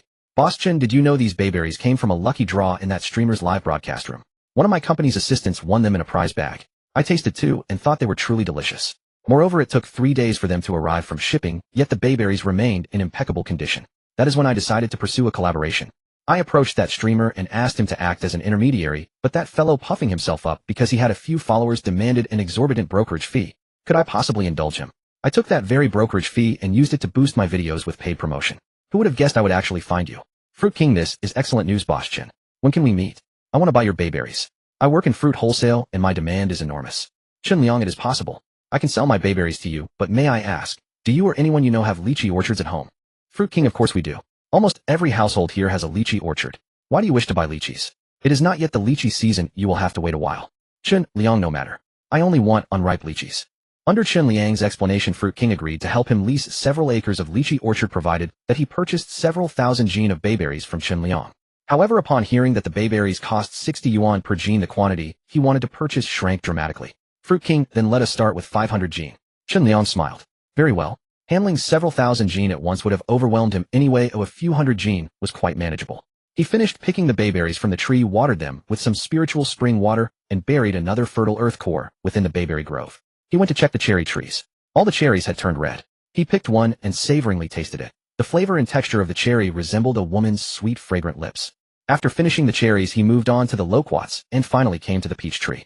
Most of the fuzzy peaches were still green, with only a touch of red. Chun Liang watered them with more spiritual spring water. With a growth speed amplified 200-fold, they would ripen before long. He decided to simply wait here. Climbing into the tree trunk, he ate cherries while taking out a few books to study. When he came across mechanical repair from tractors to tanks, Chun Liang felt a restless urge to create something. He took out some spare parts collected from a hardware store. External thread copper plugs, copper internal thread 4-way connectors, steel pipes, and the like, and assembled them into the shape of a hammer. The hammerhead was composed of copper plugs, and its hardness far exceeded the lethal power of the wooden and iron clubs that Yu Liang and the others used to kill zombies. It felt perfectly balanced in his hand. He would replace their weapons later, making it easier for himself to fight zombies as well. After completing 2 hammers, he crafted 2 staffs resembling the Monkey King's golden cudgel, swinging them with fierce energy. Eat a staff from Old Sun. Chun Liang waved the staff a few times, and found it still fell somewhat short of Fang Juexiao's cavalry saber. By the time he finished his 4 homemade weapons, the peaches were nearly ripe. He picked one first, peeled it, and revealed the tender pink flesh. The moment it entered his mouth, the flesh was fresh, sweet, soft, and melt in the mouth. Quite flavorful. He harvested most of the peaches from the tree. By the time he finished, dusk was approaching, and Old Man Tian and the others had already left. He went to collect the bamboo shoots into his spatial storage. Returning to his own fields, he found Lin Jiaojiao still busy at work. The edge of the field was piled high with the vegetables she had harvested: okra, chili peppers, eggplants, loofah, and bitter melon. Chun Liang walked over, took out a bottle of spiritual spring water, and said, "Sister-in-law, are you tired? Have some water." "All right, thank you." Lin Jiaojiao set down the loofah in her hands, accepted the water, and took a sip. It was remarkably sweet and pleasant. She was indeed somewhat tired, but watching the vegetables in the field grow back again and again after picking, she felt a joyful exhaustion. Half the bottle down, the fatigue and heat in her body vanished completely. No sooner had she put down the water bottle than she heard Chun Liang call out, "Sister-in-law, come look and see if this corn is ripe." "How could this corn, just planted a few days ago, possibly be so quick?" Lin Jiaojiao replied, but mid-sentence she suddenly remembered the other vegetables in the field were already ripe, so the corn should be close too, shouldn't it? She walked over to take a look and indeed saw that the ear of corn Chun Liang had peeled open was plump and stout, with every kernel golden and full. Had it not already ripened? "Oh my, this corn is truly ripe. We must pick it quickly or it will go bad." Lin Jiaojiao turned to inspect the other ears of corn and said, "Liangzai, shouldn't you hire a few more people? I feel like I cannot manage everything alone. These vegetables are growing far too fast." Chun Liang slowly approached her and softly said, "It is all right, sister-in-law. Work for a while and rest when you need to. Pick as much as you can. These vegetables will not go bad, so there is no need to toil from dawn till dusk." Hearing this, Lin Jiaojiao thought carefully and realized he was right. Okra and bean pods were the most prone to aging, and by their growth rate, they should have already gone bad long ago. However, once they reached maturity, their growth slowed considerably. Having stayed here for 2 days, she had not seen a single overripe vegetable. "It is true, Liangzai. What is going on? Won't they ever go bad?" "I do not know. Look at those cobs over there. They are so enormous as though they are about to burst. Could they be going bad?" Chun Liang pointed solemnly at a large ear of corn in the center of the cornfield. Lin Zhaojiao leaned forward to take a look, but before she could walk over, Chun Liang suddenly embraced her from behind. The intimate physical contact made Lin Zhaojiao's heart pound wildly. "What are you doing?" "I missed you," Chun Liang whispered against her ear. "Have you lost your mind? We are outdoors. Everyone has gone home for dinner, and besides the surrounding area is thick with corn stalks. No one can see us." Hearing this, Lin Zhaojiao cast a slightly panicked glance around, and found that indeed the surroundings were filled with dense corn leaves almost windproof. "You scoundrel!" He had deliberately lured her in. The lush green corn stalks swayed wildly. After receiving the package, Chun Liang arrived at the only restaurant in Mashi town. Jiang Meili was waiting for him in a private room. Her face was lightly made up, her features delicate, her skin fair, and her hair carefully styled. She looked more lively and playful than usual. The white V-neck blouse seemed to sit an inch lower than when he had last seen her, revealing a hint of her cleavage. Her perfectly fitted business suit hugged her body, and with a slight turn she presented a flawless S-shaped curve. Add to that the faint scent of perfume diffusing through the private room. She had clearly come prepared. For 2 days, Chun Liang had waited for 2 whole days for her to come and beg him. Yet she had not made a single phone call. Perhaps she had waited until the very last moment. When it got to be 6 or 7 in the evening, and she saw he still had not delivered the goods, she finally could not sit still anymore, could she? Seeing that Jiang Meili was still telling the waiter to serve fine liquor and dishes, Chun Liang sat on a stool with his legs crossed, took out a book, and began flipping through it. The Art of Hypnosis. With his current learning ability, he could master the important parts after reading them once. In truth, reading was only a pretense. He was mainly waiting for Jiang Meili to speak first. Once the liquor and dishes had been served, Jiang Meili filled the glass in front of him. "Come, Boss Chen, let me toast you." "No, I don't drink." "Manager Jiang, if you have something to say, just say it. It's getting late, and I still have things to do when I get back. If you won't drink, how about a glass of orange juice?" Jiang Meili took 2 glasses, poured orange juice, and handed one to him. Her curly hair brushed past Chun Liang almost imperceptibly. At the same time, an alluring fragrance rushed into his nose. Chun Liang could not help turning to look at her. In a single glance, he saw the 2 mounds under the V-neckline, as if they would leap out. Damn, what was this little vixen trying to do? Was she doing it on purpose? Though she wore a professional smile, her temperament was cool and aloof. Not the kind of person to do something like this. "Come, Boss Chen, I'll toast you." Jiang Meili raised her juice and clinked glasses with him. But to her surprise, Chun Liang put down the juice glass and picked up the baijiu glass instead. She gave him a slightly surprised look, then put down her orange juice and picked up the baijiu. She clinked glasses with him, lightly brought the glass to her lips, and drank it down in one motion. As the baijiu went down, a scorching heat burned her throat. Jiang Meili frowned imperceptibly, then hurriedly took another sip of orange juice to ease the discomfort. Chun Liang, however, also put down his glass. Facing Jiang Meili's puzzled gaze, he said, "I told you I don't drink. Besides, I drove here. Drinking and driving is not an option, Manager Jiang." Had she been played? But Jiang Meili, who was the one asking for a favor, did not get angry. She rubbed her slightly dizzy head. Over these 2 days, to make Chun Liang consider her his sole produce distributor, she had stayed up late thinking up quite a few things and devising quite a few strategies. But after thinking it over, there was no solution that could achieve a perfect outcome without her making use of her charm. Coming here today was her final attempt. "Chun Liang, I hope, I'm asking, begging, that you'll sell your produce here in Shihong City only to my Zengxian Fang Fresh Supermarket. Is that okay?" Chun Liang took a sip of orange juice and looked at her. "Why? I told you can't take it all. I can't give up making money just to sell to you, and I can't leave the produce in the field to rot, can I? You have to give me a proper reason, don't you?" "Yes, of course. I certainly can't let all that produce rot in the field just because I ask you not to sell it to others. That would weigh on my conscience too. But in the past 2 days, I've contacted the owners of several high-end restaurants and clubs in Shihong City, and they've also agreed to buy from you. That would take care of another portion. What do you think?" That was the best idea she could think of. Chun Liang rejected it outright. "Not great. Even all the restaurants, hotels, and high-end clubs in Shihong City put together can't swallow what I have." "I see." Jiang Meili was already slightly drunk, her temples throbbing. It still would not work. What should she do? She turned to look at him. "Susu said that you said you'd agree if I begged you." Chun Liang smiled. "That's right, but I don't see that you're being very sincere." "No, I'm sincere." Jiang Meili looked at him with a serious face. "If you're willing to give me your heart, I might consider it." "My heart?" A trace of confusion flickered in Jiang Meili's eyes. She murmured, "What if I said my heart is already yours?" This was the boldest and most explicit thing she had ever said in all her life. A week ago, she would never have believed she would say such a thing. But now, before she knew it, her heart had already become tied to this man. Chun Liang knew that she already had more than 90 favorability toward him, but he wanted more. He wanted all of it. He tapped the table with a bent finger, then pointed to his own heart. "But I can't feel it." Jiang Meili stared at his finger, then stared into his eyes. "If you're trying to make me kneel and beg you or give my body, I'm sorry. I can't do that."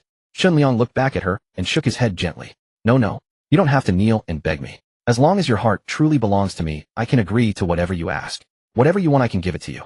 Give my heart to you." Jiang Meili grew even more lost. She didn't even know how she had given away her heart before, so she was even less sure about the rest. "How am I supposed to give it? Tell me. As long as it's within my power and doesn't mean selling my body or soul, I can give it to you. Is that so? All right."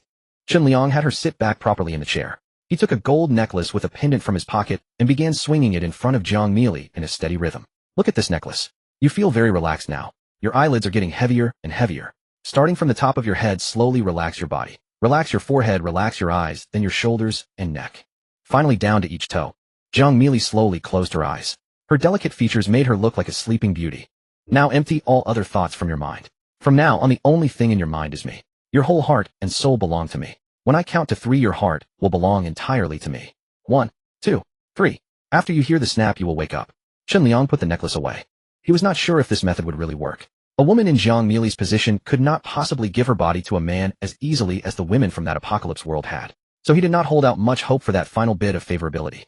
As for her request to sell the produce only to her, if she truly became his woman, it was not out of the question. Besides, now that he had a cold chain logistics company, he could easily sell the rest elsewhere. Beep. Jiang Meili's favorability has reached 100. Business intuition has been upgraded. You can now discern the target's psychological bottom line, and your error rate in estimating the true value of items, technology, or living beings is less than 5. Ding. Congratulations to the host for successfully winning over the beautiful CEO and obtaining 4 top-tier business connections. First, Minister Zhang of the Ministry of Agriculture in charge of food security and state banquet dishes. The host will appear on his candidate list for dishes. Second, Director Li of the Ministry of Commerce, head of import and export trade. The host will appear on his duty-free export list. Third, Wendao Liu, founder of an e-commerce empire, owner of the nation's largest e-commerce platform. The host's name will appear in the other party's important strategic partner contacts group. Fourth, Zizalai, a chain supermarket giant with over 1,000 supermarkets nationwide. The host has become their VIP goods supplier, and entering the supermarket can have a dedicated product counter with no entry fee. Okay. Chen Liang snapped his fingers. It actually worked. Jiang Meili slowly woke up, opened her eyes, and carefully looked at the person in front of her. Her red lips parted slightly, and her voice was gentle. Chen Liang, I like you. Huh. Did the hypnosis fail to wear off? Chen Liang quickly grabbed the book Hypnosis to check if he had missed something. Jiang Meili, however, took the book away and stared into his eyes. I said I like you. I know, but you would never say that when you're sober. I'm very sober, Chen Liang. I've had a special feeling for you since the first time I met you. From the moment I tasted your waxberries to their huge success, this feeling has grown stronger. Sometimes I wonder whether I like your products or you as a person. Jiang Meili continued. But during the time I was hypnotized and asleep, I realized it's you as a person that I like. Isn't that incredible? I think so too, but no matter how incredible it is, it really happened. I've made up my mind. Sell your goods to whoever you want. I don't care anymore now. Before I met you, my business already had a certain scale. Now, or in the future, even without your goods, I won't fall backwards. At most, I'll stay the same. Although I've lost the chance to surpass my peers by far, I'm confident I can still gain a firm foothold in this industry. Chen Liang, thank you for helping me see myself clearly. I won't make things difficult for you. The most important thing for a man is his career. I won't let you give up the chance to expand your business territory for me. Sorry, Chen Liang. I was narrow-minded before. I shouldn't have been so selfish. Jiang Meili stood up to leave, but Chen Liang grabbed her arm and gently pulled her into his embrace, directly pressing onto her cherry-like lips. Only after drawing out 2 fine strands did he stare into her eyes and say, "Who said I have to give up my career for you? With you I can still expand my business territory. Since you say you like me, I naturally won't let you down." For the first time, someone had so directly professed their feelings for him. How could Chen Liang let her go? He kissed her again. The faint scent of wine and orange intertwined between their lips. Jiang Meili felt somewhat intoxicated. Having such an intimate relationship with a man for the first time, her mind went blank. She loved the feeling, yet it also made her uneasy. It wasn't until a hand slipped under her skirt that she snapped back to reality and hastily struggled out of Chen Liang's arms. I'm sorry, I'm not ready yet. Sorry, I got carried away. Chen Liang stood up and helped her straighten her dress and slightly messy hair. You drank so you can't drive? Let me take you back. No, it's fine. This is too fast. I'll just take a taxi home. Jiang Meili picked up her bag and walked out. Chen Liang put down some banknotes to pay the bill and followed her outside. Apart from the bright lights at the restaurant entrance, only dim yellow street lamps lit the surroundings. It's hard to get a taxi here, he said. Actually, I didn't drink much, not enough to be over the drunk driving limit, Jiang Meili said as she walked toward her car. Seeing that she insisted on not letting him drive her, as if afraid he would devour her tonight, Chen Liang didn't force it. He opened the back of his truck and moved a few boxes of vegetables into her car. Jiang Meili glanced at them, noticing that the boxes he moved were all varieties that had never been sold in her store before. She rubbed her temples and looked at him. I didn't hear you clearly before. What did you say just now? Chen Liang curled the corner of his mouth. I said I'll give them all to you. In the entire Shihong city, I'll only let you sell my fruits and vegetables. Do you understand? Oh, then what about your other vegetables? What can I do? Sell them some other way. By the way, what time does your fresh food store usually close? Around 9 o'clock. Why? If it was 9 o'clock, then the flash delivery couldn't be on the way anymore. Never mind. Send me the addresses of all your stores, and I'll have a cold chain truck deliver the vegetables to you. Although this was the result Jiang Meili had been longing for day and night these past few days now that it was actually realized, she was a bit stunned. He just agreed like that. Seeing her staring at him, Chun Liang felt a bit uneasy about her going home late at night after drinking. He turned and took out a bottle of spirit spring water and handed it to her. Here, drink some water to sober up, just in case. No need. I really didn't drink much. Chun Liang simply brought the bottle to her lips and made her take 2 sips. Jiang Meili's mind immediately became much clearer. The daze in her eyes faded, and she regained her usual aloofness. I'll get going now. Go ahead. Only after watching her leave did Chun Liang return. On the way, he ran into the flash delivery guy who was delivering bread from the city. After traveling together for a short distance, Chun Liang directly led him to his home. Before, I was afraid you wouldn't know the way, so I had you deliver to the truck on the roadside. From now on, deliver to my home. If no one's home, just put it in the yard. Okay. Bro, why did you buy so much bread? The flash delivery guy asked curiously. Chun Liang casually said, we raise chickens at home. I bought it to feed them. Your chickens are really luxurious. Chun Liang chuckled. What? Eating a piece of bread is luxurious. Do you want to come to my place and be a chicken? I promise you'll get to eat bread every day. Forget it. I'm out of here. The flash delivery guy rode his electric bike away quickly. Huh. Chun Liang burst into laughter. Whimper. Wang Kai circled around his feet, his little nose twitching rapidly, looking very anxious. Only then did Chun Liang remember that he hadn't fed him all day. He glanced at the water basin. The spirit spring water inside was completely gone. He quickly refilled it with some water, then took out some meat, eggs, and vegetables for him. Wang Kai buried his head and gobbled down the food noisily while grumbling. A few delivery guys hadn't arrived yet. Chun Liang picked waxberries while waiting, and as they came one by one, he told them about delivering the bread to his home in the future. After picking the waxberries, he dug out the 2 fertile soil core nuclei under the millstone and collected them. This waxberry plant had grown for 2 rounds. It was time for it to retire. Since people would come by every day, it wasn't appropriate to let it stand out so much. His focus in the future would be on the waxberry grove on the mountain. Wang Sai, now full and satisfied, was still growling in his throat, as if still angry. Chun Liang ruffled the dog's head, wondering whether he should set up an automatic feeder for him. He wouldn't necessarily be home every day. Fresh meat couldn't be used in an automatic feeder. It would spoil. He took out his phone and ordered a few bags of dog food, then took out some hardware parts and began assembling a feeder. Ding. A text message notification sound rang out. Zizalai, hello, sorry President Chun, I forgot to add a note to you. Which manufacturer are you from? Chun Liang, I'm from Liangzai Fresh Produce. Boss, she just give me an address and I'll send over some fresh produce for you to try. If it satisfies you, I'm ready to stock your supermarket. She Zilai, good, you're always welcome. Which supermarket are you planning to supply? Manager Chun. Chun Liang, let's start with the one closest to you to test the waters. I'll send a whole truck of vegetables over. Everything else is in your hands, President Shi. She Zilai, no problem at all, I'll definitely get it sorted for you, President Chen. They quickly sent over the address. Both the written address and GPS coordinates were included. Chun Liang had previously set up the cold chain logistics company in the real world. The logistics company was located in the suburbs between Shihong City and Mashi Town, covering 50 mu, with approximately 100 staff for now. As it scales up later, the workforce would grow even larger. He sent a location pin in the workgroup chat along with a message, send 3 trucks tomorrow morning. Manager Wang replied, received, President Chen. Early the next morning, the refrigerated trucks arrived. Chun Liang took out dozens of baskets of vegetables from his space and placed them in the main hall, then moved them from the house onto the refrigerated truck. He sent the address to the driver. One truck would go to Shi Zilai's location, another to Jiang Meili's Jinxian Fong Fresh Produce chain supermarket. The third truck was on standby. He messaged Jiang Meili to coordinate with the driver. Jiang Meili hadn't expected him to deliver the vegetables so early, considering they had only finalized the deal last night. She called him. Chun Liang, would you like me to set up a meeting with the supermarket and club owners so you can discuss things in person? No need. I'll only sell to you in Shihong City. I have sales channels in other regions. They can all purchase from you. I won't engage with anyone else. I see. Jiang Meili fell silent for a moment. From her perspective, he was doing all this for her sake. She spoke solemnly, thank you, Chun Liang. What are you thanking me for? We're practically family. If you feel obligated, just marry me. Jiang Meili. Just kidding. Goodbye. Chun Liang took out a jewelry display case and removed the glass from the top. He placed the cabinet under the house eaves to be used in the future for delivery riders to store bread. Outside the door stood a water dispenser he had handmade the night before, a large bucket of spiritual spring water that could last for many days. Beside it was another feeder made from a large bucket. Once the dog food arrived, Wang Kai wouldn't go hungry anymore. After feeding Wang Kai some food, Chun Liang went up the mountain to the bayberry grove. The fruit king had ordered 500 gene of bayberries, which were almost ripe. The bayberry grove was a sea of purple-red. Chun Liang began picking bayberries, starting with one at a time, then progressing to picking with both hands simultaneously. The sheer quantity overwhelmed him, and he gradually grew frustrated. From picking single berries to grabbing handfuls with both hands. Eventually, he simply snapped off entire branches. In the end, he even uprooted the trees entirely. Looking at the densely packed bayberry grove, he decided to use his space technique. He cut through the soil and roots, transplanting 2 bayberry trees into his space. Gazing at the abundantly full bayberries remaining, he thought for a moment. He retrieved 2 pieces of tarpaulin from the hardware section and spread them beneath one bayberry tree. He reached out and shook the tree. Bayberries rained down like a waterfall. Now wasn't this much faster? The lower hanging ones fell easily with a gentle shake, while for the higher ones he took out the golden hoop and tapped the trunk lightly. The bayberries rustled and fell. This was far faster than picking one by one. After shaking all the bayberries from one tree, he gathered the four corners of the tarpaulin toward the center and poured them directly into baskets, then moved on to the next tree. The ripe bayberries were quickly harvested. After watering, Chun Liang went ahead and dug up one tree each of several other fruit varieties and planted them in his space. He planned to grow one mu of fruit trees, which would reduce the amount of vegetables needed. Shin Qingqing and the other three couldn't keep up with the workload. It was time to recruit more people. As for manual labor for the village's 20 mu of land, he wasn't worried. The logistics company had sorting workers. He could bring them over to pick vegetables first, then either pack them on-site or transport them back to the company for packaging.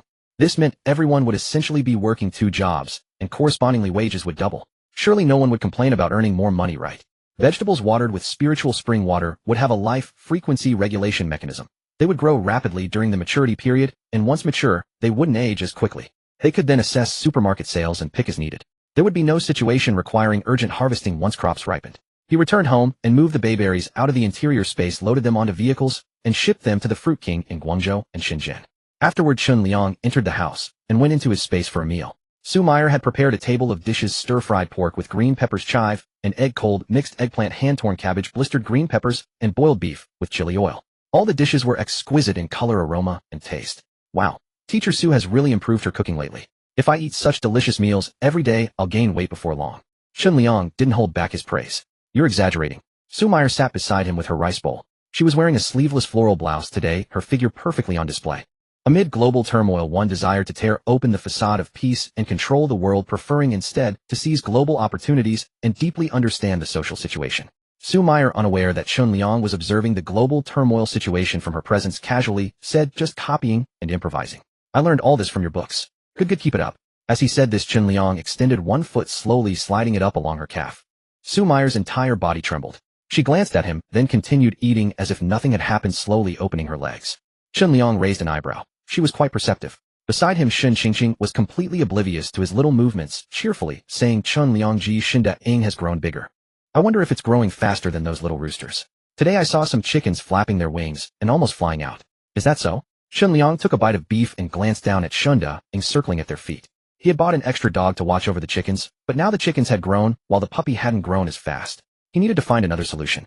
There are sun shading nets in the hardware section. Let's cover the top of the chicken coop later, so they can't fly out and ruin the vegetable garden. I'll sell them tomorrow. Chun Liang ji, are we going out to sell water today? Yes. Earn more crystal cores so your special ability can reach level 3 sooner. Okay. Chun Liang withdrew his foot and looked at Xiao Yixiao and Su Meyer. Do you two want to awaken special abilities?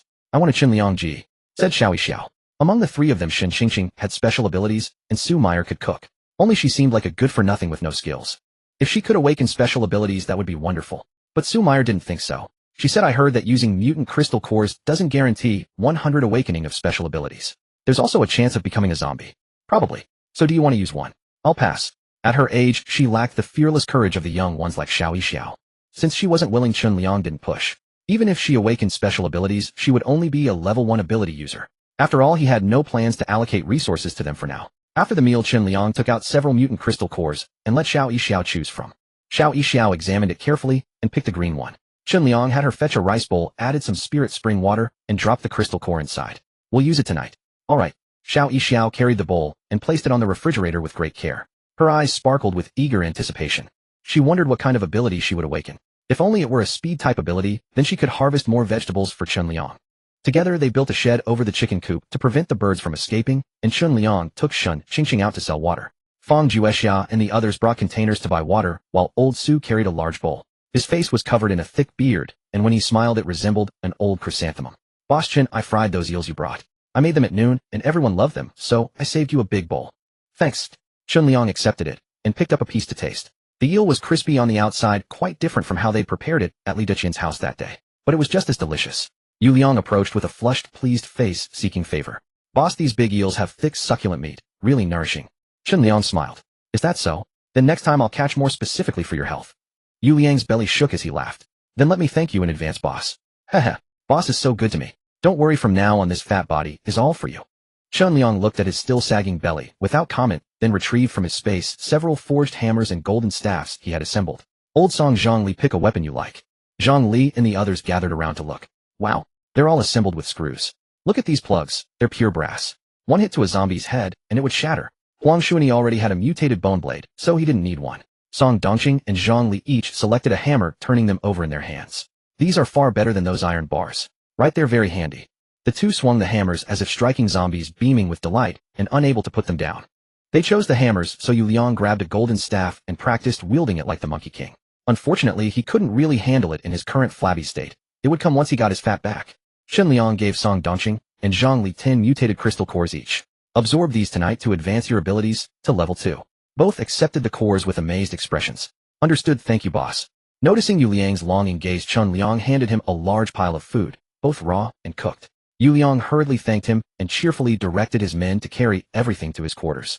For items that needed cooking, he simply asked Old Su to prepare them. Aren't you still full from lunch? Haha, I'm saving them for later. The stove's already lit, so why waste fuel lighting it again? Old Su knew he was someone specially looked after by Boss Chun, so he said nothing more and boiled a large pot for him. Chun Liang observed them. His group consisted mainly of men, but no matter how capable they were, they couldn't enter the space. Only he could be there as a man. Everyone else had to be his women. His gaze fell on the women of the battle god camp. Fang Juexia. No, she was a combat-oriented talent. Her abilities couldn't be wasted. Su Jinhuan.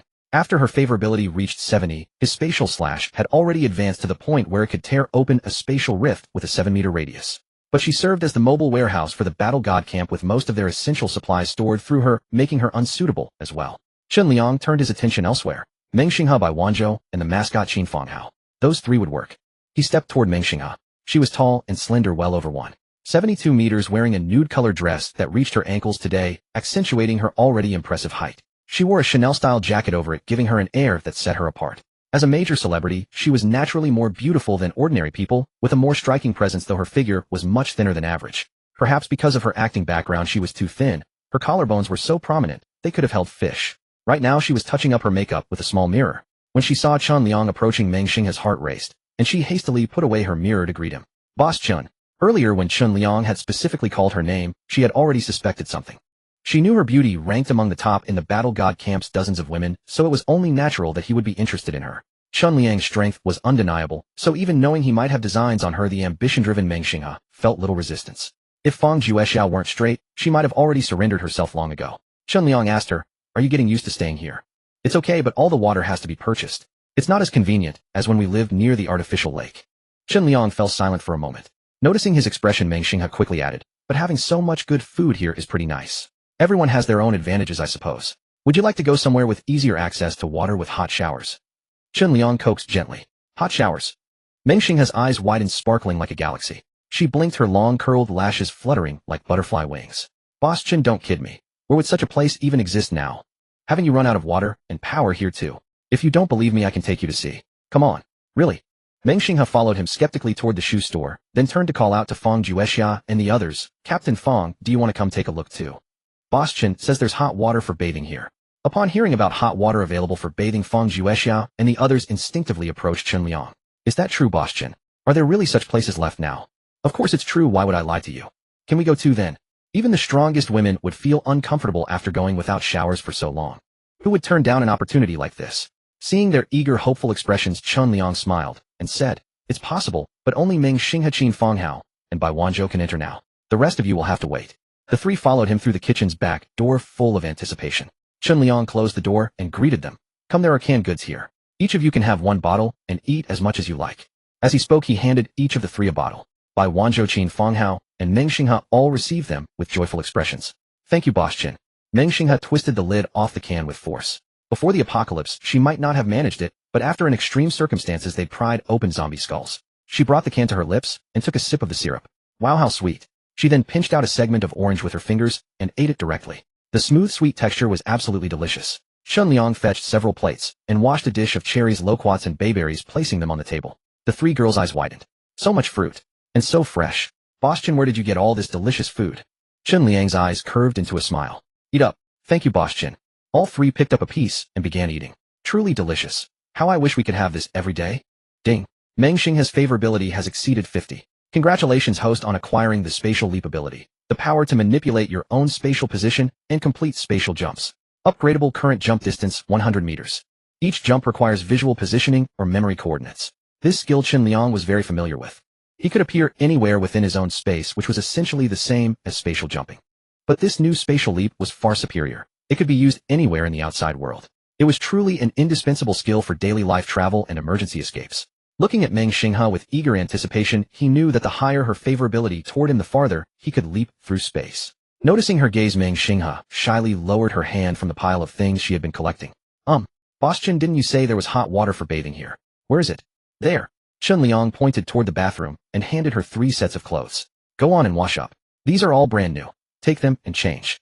Thank you. Meng Xinghe accepted the clothes, popped a thornberry into her mouth, and savored its sweetness. Stepping into the bathroom and turning on the faucet, the sound of running water made her almost giddy with delight. There was actually tap water here. Bai Wanzhou and Qin Fanghao hurried over to inspect, immediately spotting the water heater's indicator light glowing. There's really hot water here. Boss Chen, how do you have both water and electricity here? Do you have a generator? More or less. Meng Xinghe pushed Bai and Qin out of the bathroom.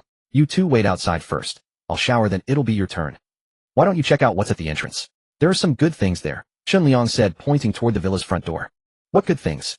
Following his directions, the 2 women moved from the kitchen through the living room and stepped outside the front door. Suddenly the view opened up to reveal a vibrant, thriving landscape stretching before them. The 2 burst into exclamations. Why is there so much land here? Exactly, Chen Liang. How have you managed to grow so many vegetables without anyone noticing? If there's land, I planted. Chen Liang walked over to them and gestured toward the vast vegetable plot. As you can see, there's a large harvest waiting to be gathered. I'm currently recruiting female pickers. Room and board included with unlimited access to meat, eggs, fruits, and vegetables. Plus hot showers are available whenever you need them. What do you think? Would you like to stay and work? Qin Fanghao turned to him with excitement. Boss Chen, I'll do it. I can start working. Excellent. Chen Liang beckoned, and Su Meyer and Xiao Yixiao came over. Yixiao, take her over first and show her how to pick the vegetables. All right, brother Chen Liang. Xiao Yixiao glanced at the 2 women. Sister, come with me. Qin Fanghao followed behind her toward the vegetable fields. Seeing every pepper plant heavy with peppers, Qin Fanghao asked softly, Hey little sister, how can there be so many vegetables here? We grew them all ourselves. I mean, there's such a large plot of land here. No one comes to raid it. Qin Fanghao looked toward the edge of the land, but saw no fences or barriers. Something wasn't right. They were in the middle of the city, so where had all the skyscrapers gone? Why had they all disappeared? Xiao Yixiao glanced back and noticed Bai Wanzhou still standing beside Chen Liang, so she replied dismissively, I don't know. But all I know is that as long as I help brother Chen Liang with work, I'll have enough to eat, and won't have to worry about zombie attacks. That's more than enough for me. Chen Liang asked Bai Wanzhou, why aren't you going? Don't you want to stay here and work? Bai Wanzhou gazed at the vast expanse of vegetable fields, her heart filled with emotion. So much food could sustain so many people. Hearing Chen Liang's question, she said, I'm a psychologist. I need to stay with the war god camp. Is that so? That's a pity. Pity about what? Pity that you've discovered such a huge secret of mine. Now you'll have to stay here as well. Beep. Meng Xinghe's favorability has reached 80, allowing the host's spatial jump distance to extend to 800 meters. Chen Liang grinned widely. At this range, combined with the spatial slash technique, taking down a zombie king would be effortless. He was already eager to face another zombie king. Without one, a horde would suffice. Chen Liang turned to Su Meyer. Help me guide her through this, and I'll reward you with 18 large bayberries. 18. Su Meyer. Chen Liang offered her a smile before vanishing from where he stood. The next moment he appeared at the kitchen's back door and stepped outside. Witnessing his sudden disappearance, Bai Wanzhou felt a moment of alarm. She quickly scanned her surroundings before turning to Su Meyer. Where did he go? He went somewhere on business. Business? I mean, how did he suddenly vanish? Su Meyer waved her hand casually. Who knows? Chen Liang stepped out and spotted Fang Juexiao waiting nearby. Captain Fang, I'd like to invite you to hunt zombies with me. There are thousands at Deep Sea University. We could wipe them out. You keep the cores from the zombies you kill, and I'll take mine. But if your team helps me extract the cores, I'll treat you all to a feast. What do you think? Are you in? Fang Juexiao glanced at the door behind him. Where are Bai Wanzhou and the others? They're showering. Hot water showers are incredibly comfortable. You'll get your turn next. Noticing the doubt in her eyes, Chen Liang called toward the door. Meng Xinghe, are you showering? There was no reply. He called out again, say something, or I'm coming in. No, don't come in. See. Chen Liang raised his eyebrow and exchanged a glance with Fang Juexiao. He then pulled out a whistle and blew it sharply. Assemble. Zhang Li and Huang Xuanyi quickly gathered nearby. Chen Liang shouted loudly, prepare the vehicles. We're hunting zombies. Yes. As Zhang Li and the others jogged toward the pedestrian street's front gate, Yu Liang approached carrying a bowl of noodles. Chen Liang said, Yu Liang, you should skip today. Focus on building up that weight of yours. All right, boss, I'll follow your orders. Yu Liang replied, returning to his noodles while instructing his subordinates. You all go too. If you can kill the zombies, great. If not, just help extract the cores. With Chen Liang's formidable combat prowess, he believed they would face no real danger. Hey, old Su, are the meat buns ready? Old Su frowned. You really are greedy. wanting both what's in the bowl and what's in the pot. Take care of it yourself. I'm going to help extract cores with the others. Seeing him truly follow after the others, Yu Liang didn't mind. If someone could be directed, let them be put to good use. If not, he'd simply do it himself and provide for his own needs. Soon he would slaughter that large yellow eel and eat it. He knew old Su had been secretly hoarding it, saving it as a gift to curry favor with Chun Liang. As if anyone didn't know how to flatter. Chun Liang had plenty of food and wouldn't miss this one meal. Eating it himself would only replenish his energy, a truly nourishing delicacy. Upon hearing that Meng Xinghe and the others were indeed taking a bath, Fang Juexia felt relieved. Besides, since Chun Liang was about to leave, they should be safe inside. She had led teams to hunt zombies before, but usually in small-scale operations. Facing thousands of zombies at once was something she had never attempted. But she knew that with Chun Liang present, dealing with such a massive horde shouldn't be difficult. So she called over a few of her teammates. Su Jinhuan, Nangong Xie, and several other agile helpers. In the villa kitchen, Bai Wanzhou was trying to open the back door. She pulled the door handle left and right, pushed up and pulled down, but no matter what she did, the door simply wouldn't budge. She pressed her ear against it and called out, "Fang Juexia, can you hear me?" But no matter how many times she called, there was no response from outside. Su Meier walked over and said, "Stop wasting your energy. You can't open this door." Bai Wanzhou turned to look at her. "Why? Is it locked? Do you have the key?" "I can't open it either. I'm just telling you the truth." "You can't open it either? Were you also tricked in by Chun Liang?" "No, I came here to apply for a chef position. I found my way here myself." Seeing fruit on the kitchen table, Su Meier picked up a plate of cherries, and with a look of pure enjoyment popped them into her mouth one by one. So delicious. Look, there's food and drink here, and there's a chance to awaken special abilities. Not only do we not want to leave, we're afraid of being kicked out. Noticing the other woman staring at her, Su Meier glanced up. But she saw Bai Wanzhou turn her head away, pretending to be indifferent, while her throat unconsciously swallowed a gulp of saliva. He said there was meat, vegetables, and fruit. All you could eat. It was truly unbelievable. In the apocalypse, such a wonderful place still existed. It seemed that as long as one was willing to contribute some labor, one could live such a good life. Su Meier asked, "What do you mean, were you also tricked in by him?" Bai Wanzhou adjusted her silver-framed glasses somewhat awkwardly. "It wasn't exactly tricked, I suppose. He told little Ming there was a place to take hot showers, so we followed to take a look, and then we were let in. Brought them here to bathe." Su Meier turned to look at the translucent frosted glass door behind, which a beautiful figure was faintly visible. Thinking of the intimate moments Chun Liang had shared with her in the bathroom several times, her heart began to flutter and grow soft. Plus, with the reward of 18 Yangmei he had promised her before leaving, her cheeks flushed red. She certainly wouldn't naively believe it was really just 18 Yangmei. She was just worried she might not be able to handle it all. Seeing her flustered expression, Bai Wanzhou asked, "What's wrong with you?" "Nothing." Thinking of the task Chun Liang had assigned her, Su Meier persuaded, "Don't leave. Do you really want to go outside and kill zombies? Do you have special abilities? Or great strength?" "I don't have any special abilities, but my team doesn't need me to fight zombies anyway." "Then does your team have this much good food? Vegetables, beef, rice, bread, everything you could want. Do you have any of that? To fill your belly, you'd have to buy food, right? So tell me, do you need spirit cores to buy things? If you run out of spirit cores, don't you have to go kill zombies? If you don't kill them, don't you still have to rely on others to do it? Are you just going to sit around comfortably enjoying the fruits of others' labor?" Seeing that she was practically calling her a good-for-nothing who ate and drank without contributing, Bai Wanzhou quickly said, "Of course not. I'm a psychologist. I can treat people's mental illnesses." "Oh really? You're a doctor, and I'm a teacher. We're in the middle of an apocalypse. Who's going to come to you for that kind of treatment?" "Of course there are. How many people have broken down crying watching their loved ones die at the hands of zombies? How many people have nightmares every night after seeing those terrifying zombie faces? And how many people have become anxious and uneasy because of the changed environment? Most of them have psychological issues, including you. I think you might have Stockholm Syndrome." Hearing her say she was mentally ill, Su Meier was almost driven to laughter by anger. Though she had no medical training, she at least knew what Stockholm Syndrome was. This condition, also known as hostage bonding syndrome, refers to when victims develop emotional attachment or dependence on their captors, even going so far as to help them. This Bai Wanzhou was treating herself as the victim and Chun Liang as the perpetrator. "Are you saying I have a problem? I think the ones who don't want to stay are the ones with problems. Such a good place with excellent conditions. Just ask anyone outside. Who wouldn't want to come to a place like this? If it weren't for your looks, do you think Chun Liang would have wanted to bring you in?" "You mean? He likes me. What do you think?" Click. The bathroom door opened. Meng Xinghe walked out of the bathroom. Bai Wanzhou and Su Meier both turned to look at her, their eyes transfixed. She wore a flowing light blue shirt on top and a pale green skirt below, with her signature Chanel-style jacket over everything. Her hair had been washed and was still damp. Her striking beauty was further enhanced by her naturally elegant figure. While the two women were staring at Meng Xinghe, Meng was also examining Su Meier. Having seen all kinds of beauties in the entertainment industry, she could tell that this woman was also in the 90+ category. "Dr. But what are you talking about? And who is this?" "Hello, I'm Su Meier. I know you, the famous Meng Xinghe." "Oh, don't joke about that. What famous actress is there anymore in this day and age?" Bai Wanzhou said, "Little Meng, that Chun Liang told us he's hiring women workers here, that he'd give us jobs with room and board, and asked us all to stay." Having just enjoyed a hot shower, Meng Xinghe felt refreshed all over. She looked around. Where's he? He's gone. It seems Captain Fong isn't outside either, and this door still won't open. It must be broken. Meng Xinghe wiped her hair with a towel. Dr. Bye, hurry and go take a shower too.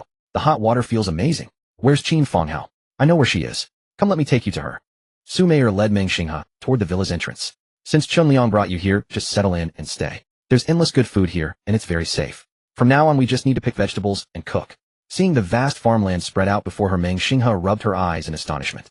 After confirming she wasn't seeing things, she turned to Su Meier and said, besides picking vegetables, I suppose there's also accompanying him to bed, right? Su Meier smiled and looked over her figure. You're too skinny. I don't think Qin Liang will necessarily like that. You should eat more from now on. Turning to see Bai Wanzhou approaching from behind, she said meaningfully, besides there are so many of us women here, and he's just one man. Whether it'll even be your turn is uncertain. Bai Wanzhou. Meng Xinghe possessed the telekinetic ability to manipulate objects from a distance. Draped in a chic Chanel-style jacket, she surveyed the various vegetable plots before ultimately choosing to harvest carrots. Her gaze fixed upon the carrots growing in the soil. With a graceful lift of both hands, thick carrots as substantial as her wrists rose from the earth one by one, flying directly into a plastic basket set aside nearby. Su Meier gaped in astonishment. Wow, Big Star, you're incredibly amazing. Hearing the commotion, Xiao Yixiao and Qin Fonghao drifted over to watch, equally awestruck by what they witnessed. Xiao Yixiao in particular regarded her with utter adoration. Sister Meng Xinghe, I've always been a fan of your performances. I never imagined you'd also possess such an extraordinary ability. You truly are magnificent. If this weren't such a critical time, she would have rushed forward and begged for an autograph. She looked even more stunning in person, though considerably slimmer than on television. Bai Wanzhou and Qin Fonghao were accustomed to watching her and already knew of her ability, so they showed no particular surprise. Meng Xinghe adjusted her clothing and replied with a light smile. It's not bad, I suppose. But judging from the crops here, only carrots and daikon radishes can be harvested this way. Chinese cabbage would barely work, though it would uproot the entire plant, requiring additional processing. Beans are even more unsuitable. The vines make them far too cumbersome. That's still incredibly impressive, Su Meier said. Encouraged by the praise, Meng Xinghe pressed on, and in no time at all had cleared an entire row of carrots. Xiao Yixiao raised her thumb in admiration. You're so amazing, sister. If we did this by hand, who knows how long it would take. Meng Xinghe brushed a stray lock of hair from her forehead and waved dismissively. Keep a low profile, keep a low profile. Though she claimed modesty, she was quite pleased inside. Su Meier chimed in. Then Big Star, all the carrot pulling work from now on is yours. Oh, and what about scallions and garlic? Surely those work too, right? I can, but could you stop calling me Big Star? Just call me by my name, or Xiao Meng is fine. All right, Xiao Meng. Xiao Yixiao called out. Sister Xiao Meng, could you help us get some cabbage leaves into the chicken coop? Ching Ching isn't here, and they've been clucking non-stop. They must be starving. Also bring a bag of rice. Brother Qin Liang said they'll be sold tomorrow after today's feeding, so we can't let them grow thin. Feed cabbage to chickens. And rice too. Yes. Meng Xinghe followed Xiao Yixiao's directions to the chicken coop and caught sight of hundreds of chickens packed tightly inside. Too many to count. How much grain must they consume in a single day? But that was hardly her concern to worry about. Locating the rice storage, she telekinetically tossed a sack of rice into a feed chute specially left open in the roof, then brought over the cabbage leaves. Seeing everyone busily occupied, Bai Wanzhou silently joined in as well. Noticing a rack of hardware fittings in the corner, she went to inspect it and retrieved several pairs of gloves, distributing one pair to each person. Thank you, Dr. Bai. Everyone chorusingly expressed their gratitude. Bai Wanzhou remained silent and simply began picking vegetables. As she worked, she discovered that this was strangely stress-relieving and deeply therapeutic. Watching the baskets gradually fill with fresh produce, she felt her inner turmoil slowly being soothed. A physician cannot heal themselves. She could treat others' psychological ailments, yet no one could help mend her own wounds. Gradually, she came to terms with Chun Liang's decision to bring the three of them here. So much food surrounded them. Even if they ate for years, they could never finish it all. More crops would keep growing. Perhaps it would sustain them for generations. What was she fretting about after all? Simply that he hadn't been completely truthful with her. If Chun Liang had openly stated he needed helpers for picking vegetables with room and board provided, the vast majority of the Zhanshin camp would have eagerly volunteered. But he hadn't done so. He had only brought the three of them in. Judging by the appearances of Su Meier and Xiao Yixiao, it was clear he preferred beautiful company. He had mentioned before they entered that Fang Juxia and the others would be brought in later. She would see how he explained it then. At the entrance to the pedestrian street, Zhang Li and his team were still siphoning fuel from discarded vehicles along the road to supply their own convoy. Chun Liang approached Fang Juxia, who was also refueling her vehicle, and said, "The journey ahead is rather long. Take these fruits to snack on along the way. They'll help pass the time." Noticing the large bag of golden loquats he produced, Fang Juxia glanced at him quickly before reaching out to accept them. "Thank you, Captain Chun. You're welcome. If there's anything else you need, just let me know, and I'll see what I can arrange." His tone sounded less like a transaction and more like a genuine gift. Fang Juxia paused, taken aback. Meeting his intense, unwavering gaze, her heart skipped a beat. Clutching the fuel container and screwing the tank cap back on, she stammered.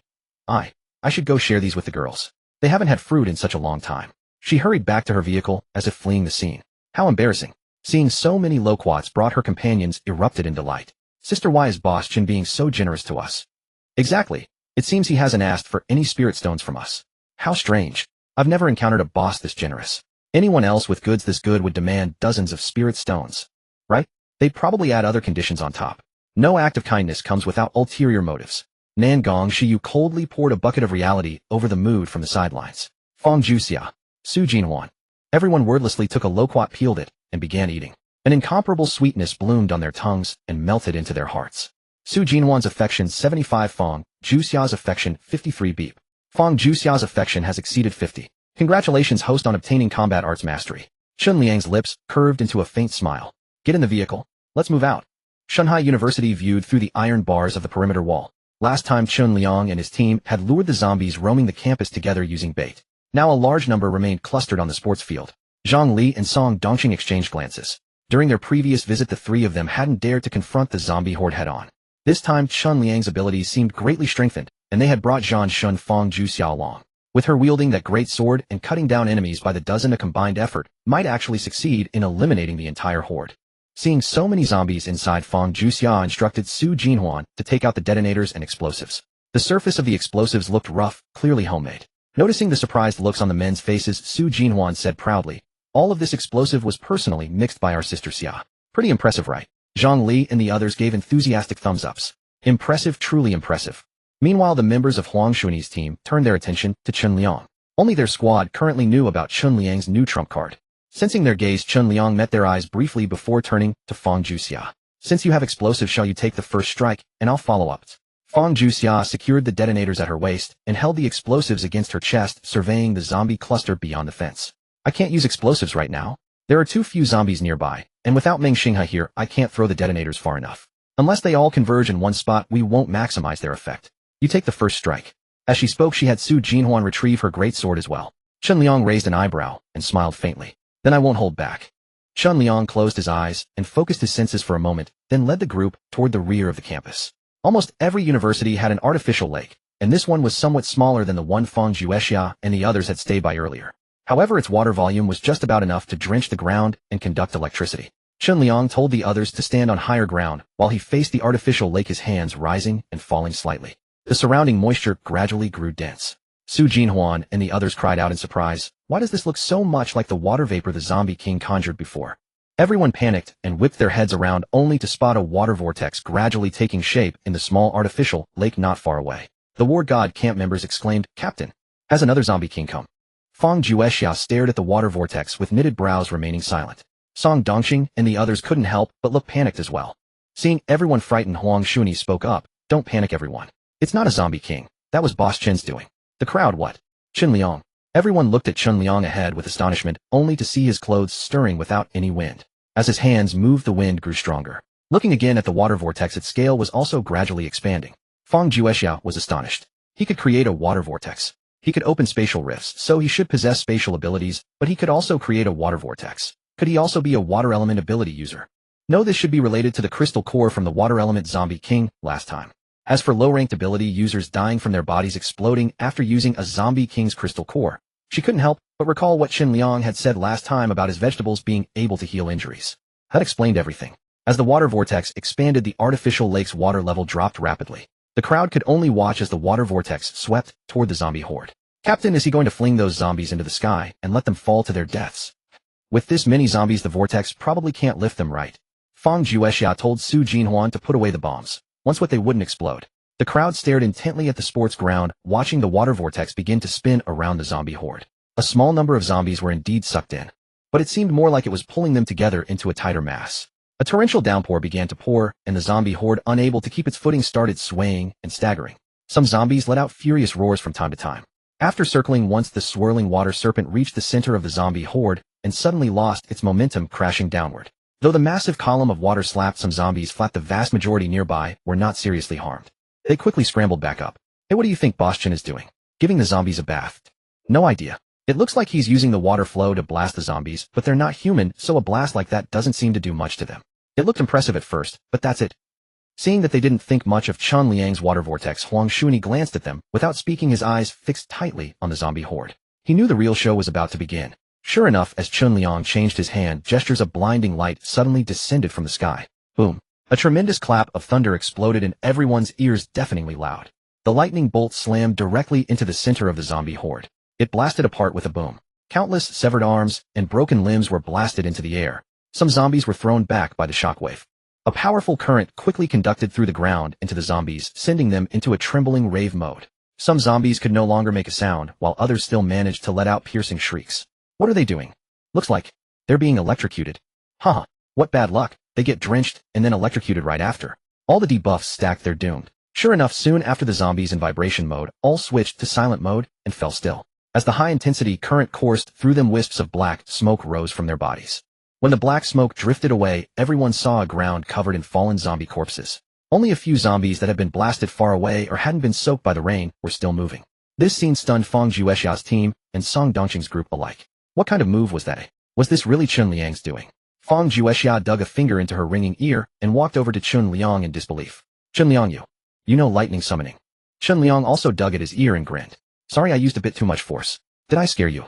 Seeing so many zombies, he had directly used the maximum power of 100 volts, nearly deafening his own ears. Fortunately, the effect was excellent, and most of the zombies were electrocuted to death. He nodded to Huang Shuni and the others. This was a signal that it was safe. The latter understood the signal and shouted, "Brothers, let's kill the zombies and dig out their crystal cores." With that, he beckoned his teammates and ran down, first climbing over the wall to slaughter the few zombies that were still moving. Zhang Li, Song Dongqing, and the others saw this, and also climbed over the wall to start digging out crystal cores. Most of those zombies had been electrocuted until their bodies were charred black, but when they split open their heads, fortunately the crystal cores were still there. Electric light still seemed to flicker inside them. Seeing Su Jinhuan and the others also go over to dig out crystal cores, Chun Liang looked at the buildings on campus. Not all the zombies on campus were on the sports ground. In places like the teaching buildings and dormitories, some zombies were locked inside. Since he was already here, Chun Liang decided to clear them all out. He directly performed a spatial jump into a classroom that had people in it. He unleashed violent mantis fist strikes, and the ferocious zombies fell at a visible rate. Meanwhile, Fang Juexia, who had seen him suddenly vanish on the spot, was shaken inwardly. Could Chun Liang's strength really have become this formidable? He could vanish on the spot. What kind of skill was this? How many more tricks did he have that she didn't know about? Previously, she had only known that he possessed enormous strength and spatial slash. Now he could control both water and electricity, and had even pulled off a combined technique. He had completely wiped out a zombie horde of several thousand that would have originally required tremendous effort and cost to deal with. This combined technique was truly invincible. He was the strongest ability user she had ever met. Ding. Fang Juexia's affection level has reached 70. Congratulations, host, you have obtained firearms mastery. Ding. Congratulations, host, you have obtained danger perception. Good, good, good. Chun Liang finished off the last 3 zombies in this classroom with 3 punches, then looked out the window toward the playground. Earlier, he had thought the combat mastery he obtained by winning over Fang Juexia was of little use to him. Brute force overcomes 100 techniques. No matter how many moves one knew, none could stop a single punch from the violent mantis. But this danger sense was indeed quite good. His fists were the strongest part of his body, but the rest of him had not yet reached an indestructible level, so there was still the chance of a fatal threat.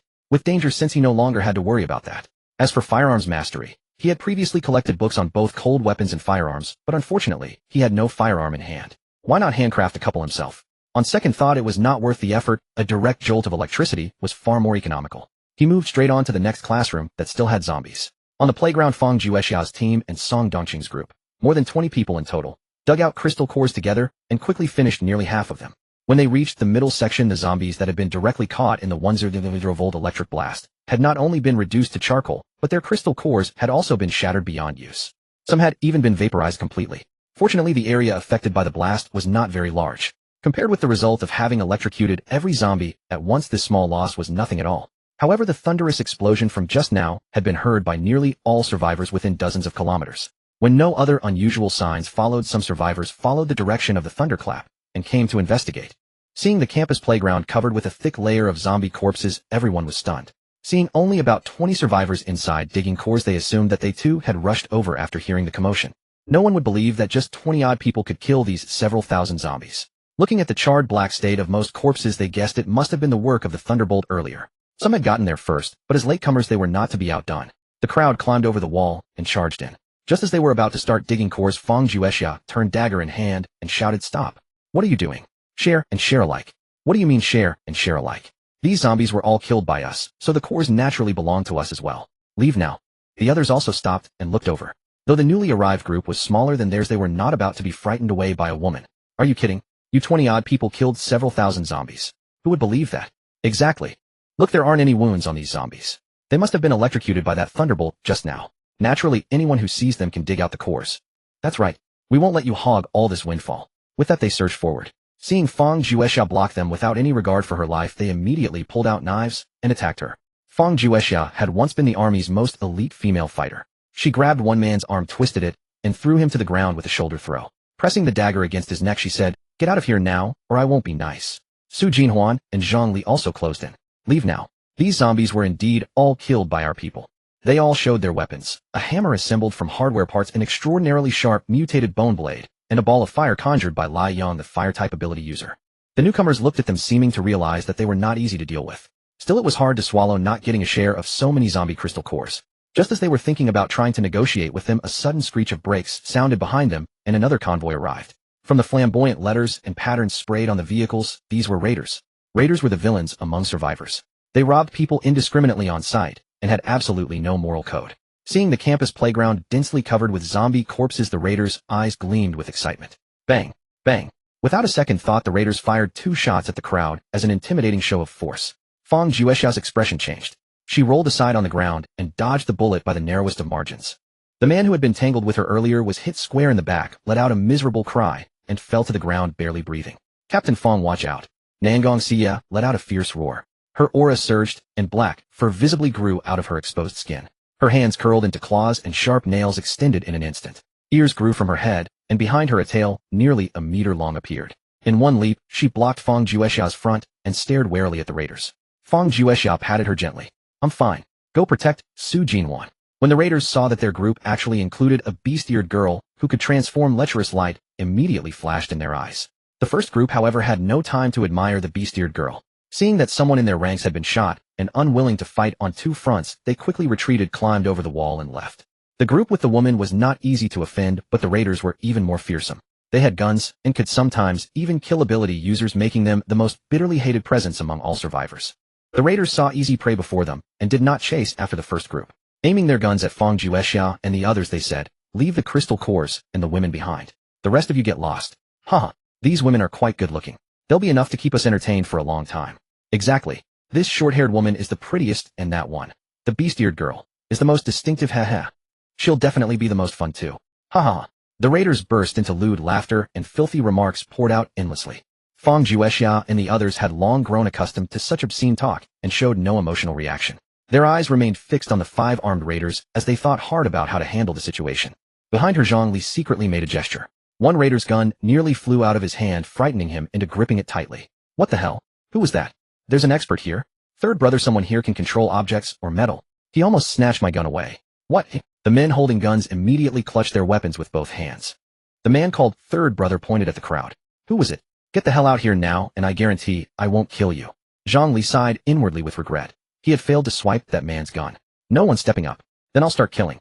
He would leave the women alone for now. His gun muzzle swung toward the nearest target, Lai Yang, and he looked ready to pull the trigger. As an ability user, Lai Yang was hardly going to stand there and die. He pulled his hands apart, gathering a huge fireball to fight to the death, when suddenly his vision blurred. The gun aimed at him had already fallen to the ground, and half a second later a head also dropped in front of him. The raider known as Third Brother had already been decapitated, his head and body separated. Chun Lauda. A chorus of gasps erupted from the crowd. The other armed plunderers, seeing their Third Brother's head severed, immediately swung their guns toward the culprit, Chun Liang, who had appeared before them without a trace. But before they could pull the trigger, in the very next instant, Chun Liang had already materialized behind them. Wielding his mutagenic bone blade, he sliced and chopped with deadly precision, sending 2 more heads tumbling to the ground. Before the remaining 2 gun-wielding men could even turn their weapons around, he relocated once more. With a casual wave of his hand, the heads of several armed men separated from their bodies.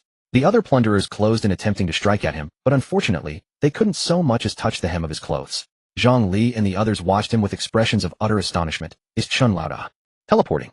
It seems so. He's incredibly powerful. Why can't I have such an amazing skill? Otherwise I could be slaughtering zombies at will. What are you dreaming about? Do you think you can compare to Chun Lauda? What's wrong with dreaming? Can't a person even imagine? Chun Liang swung his mutagenic bone blade, ruthlessly crushing the plunderers in one-sided slaughter. Just as he was about to kill them all, Fang Juexia shouted, "Leave one alive." Chun Liang's bone blade, which had been about to sever the last man's neck, paused mid-strike. He glanced at her, then kicked the man directly to his knees. He then picked up the 5 fallen guns from the ground and stored them in his spatial dimension. Fang Juexia quickly approached and kicked the kneeling man to the ground. She crouched beside him, pressing a dagger against his carotid artery. "Talk. Where did you get those guns?" The surviving man hadn't yet snapped out of his shock at seeing all his companions decapitated. When she asked that question, he was momentarily rendered speechless. Fang Juexia drove the dagger directly into his thigh. "Talk. Ah." The man let out a piercing scream, his face contorting in agony. Realizing his situation was hopeless, he hastily spoke. "Why, yes. We bought them from the black market." "Black market?" Fang Juexia exchanged a glance with Chun Liang, then twisted the dagger slightly. "Where is the black market located?" "Ah, it's in the underground shopping mall of the Changlong building." Having obtained the information she wanted, Fang Juexia slit the man's throat without hesitation, wiped her blade clean, and rose to look at Chun Liang. "Chun Liang, was that flash step you just used?" Chun Liang raised an eyebrow. "To be precise, it's spatial jump." "Spatial jumps?" Fang Juexia silently repeated the name in her mind, then continued. "Is it a skill mastered by those with spatial abilities after leveling up their powers?"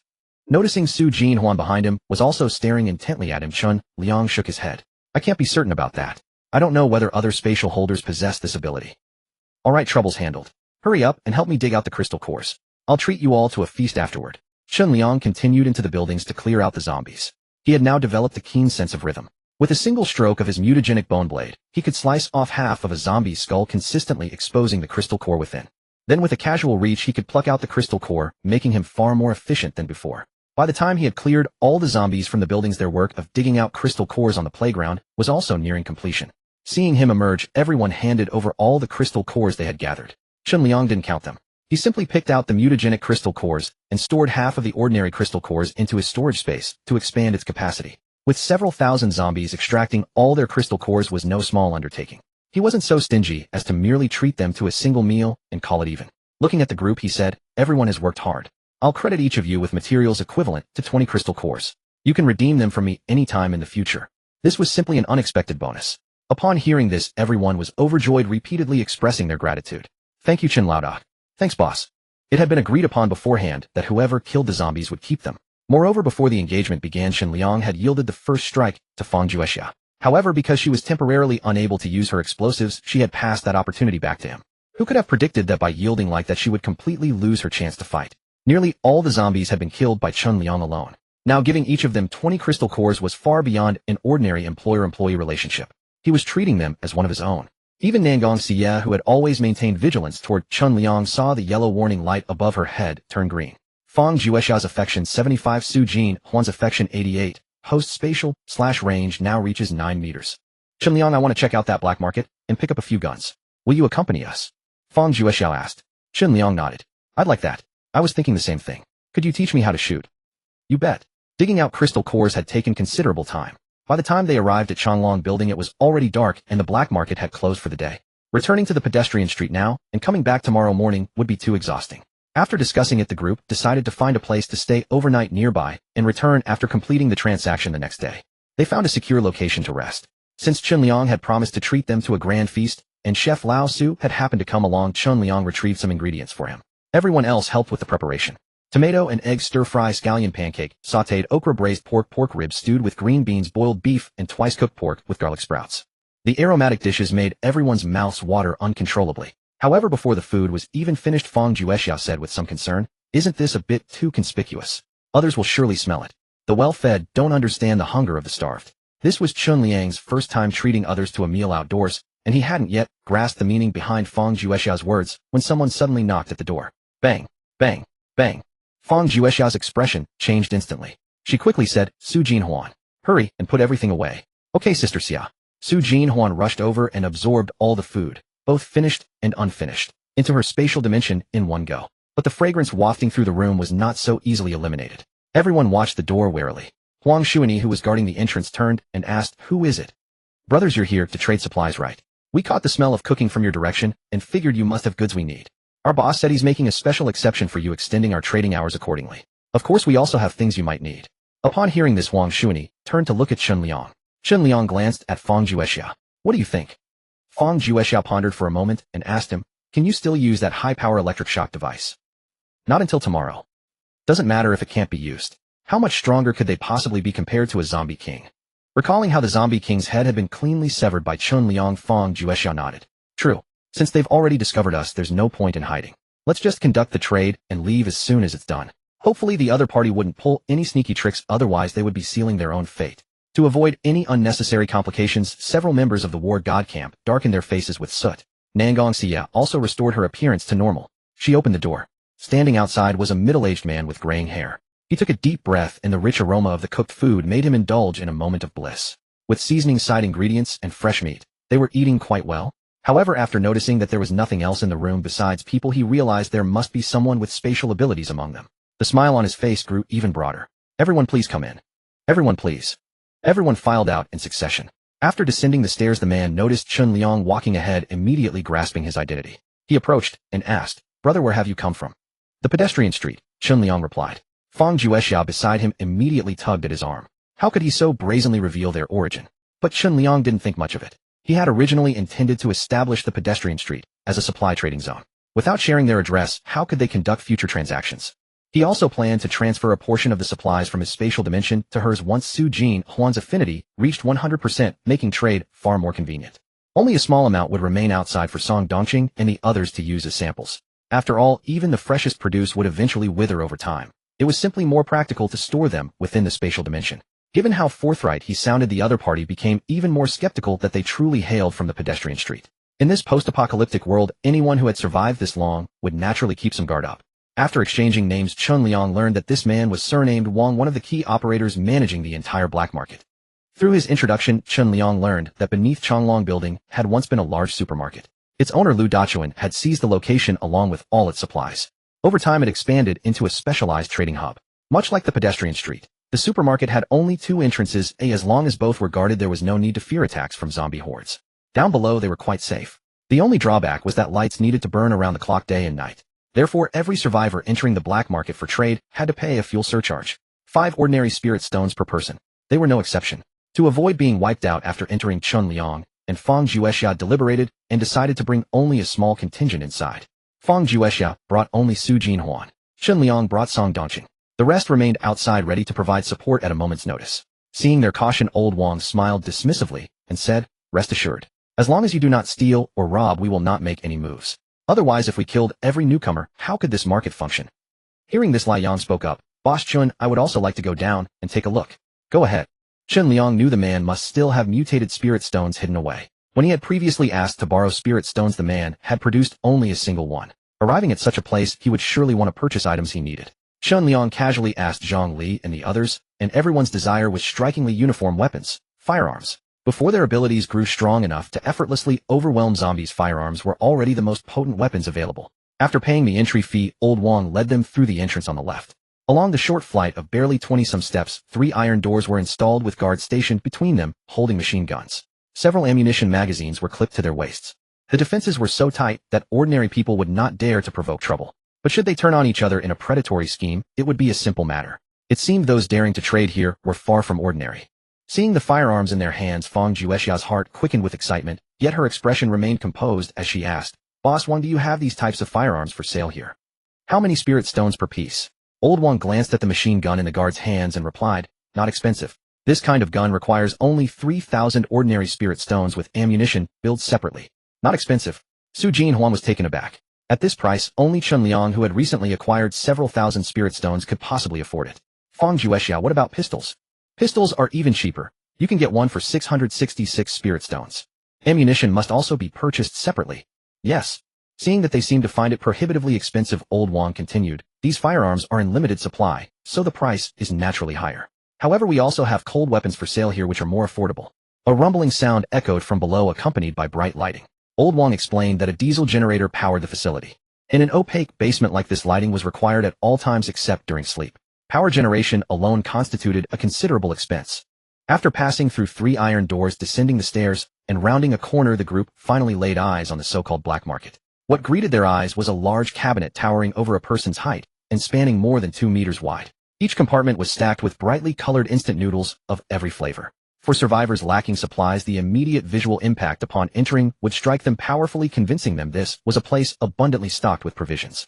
But to Chun Liang and his companions, these items were utterly commonplace. Not to mention Chun Liang himself, After seeing his supplies, Feng Juexia and the others felt no particular stir of emotion toward them.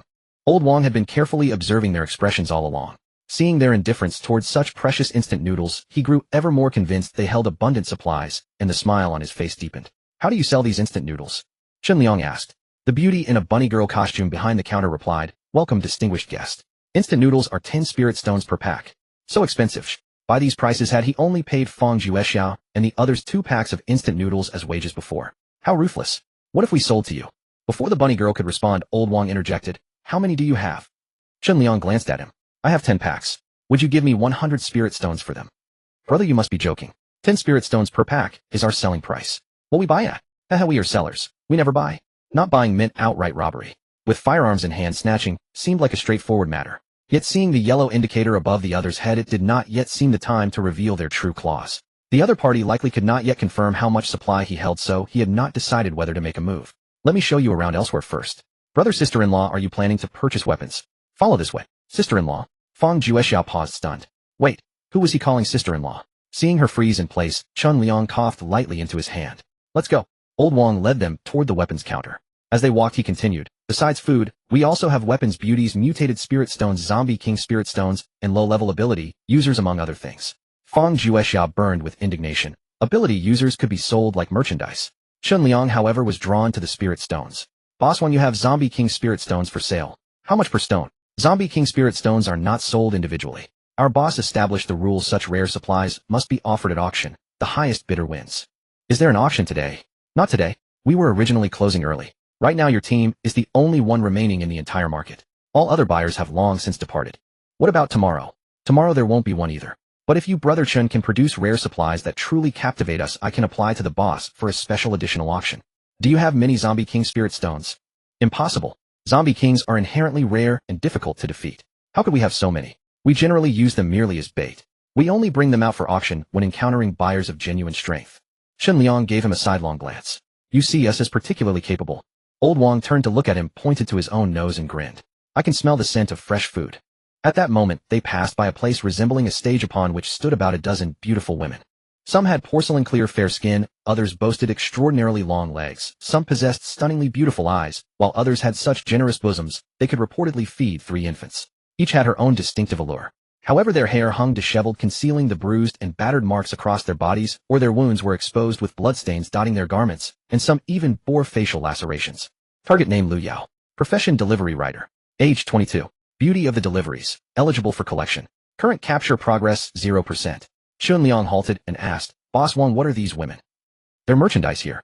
You can select one or several for the night or purchase the one you fancy outright.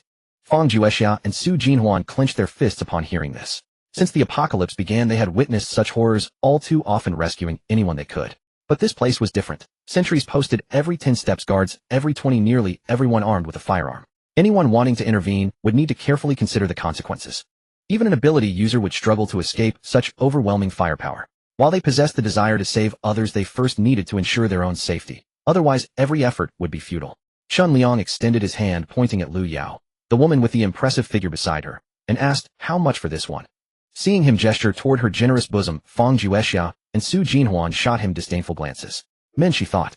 All visual creatures without exception. Sensing their looks, Chen Liang rubbed his nose. Fortunately, the affection level of those he was courting had risen and stayed elevated. It was simply rising more slowly than usual. This meant once they developed some fondness for him, they wouldn't truly despise him even if they disliked his actions. Old Wang, seeing Chen Liang's interest in the busty woman, wore an expression of fellow connoisseurs and laughed heartily. Brother, you have excellent taste. Her name is Nana. She has the best figure here. Many bosses had taken a liking to her, and even booked her, but none could bear to pay the price to buy her outright. Why? What's the price? Not much, just 500 ordinary spirit cores. So expensive. So you get what you pay for, don't you? Didn't you notice her figure? She's very satisfying. You've used her before. Of course. Otherwise how could I recommend her? I don't want someone you've already used. How about this one? Chen Liang pointed to the woman with the thinnest, longest legs. Brother, your taste is superb. This one we freshly brought in today. Still raw, might even be untouched. I'll give it to you for 600 spirit cores. Chen Liang crossed his arms and turned to him displeased. You're pricing based on what I seem to like, are you? No fixed rates at all. How am I supposed to do business like this? No, that's impossible. Every one of them has a base price here. It's just that the ones you're asking about happen to be the finest quality. How about this one? Don't tell me she's more expensive than the busted girl. Old Wang looked at the woman Chen Liang pointed to. Indeed, her breasts weren't as prominent as the busty girl's, her legs weren't as long as the leggy ones. All she had going for her was a relatively delicate face. Unfortunately, when they'd captured her today, she'd put up a fierce struggle and slashed her face, costing her the premium price she otherwise would have fetched. This one goes for 350. Just give me the real price. Chen Liang saw right through him. His true asking price was 160. How about 100? If that works, I'll take her now. I don't want to leave empty-handed today. Old Wang's face fell immediately. 100 spirit cores is far too low. Our people went to considerable trouble to find her. If her face hadn't been slashed, she wouldn't be anywhere near this cheap.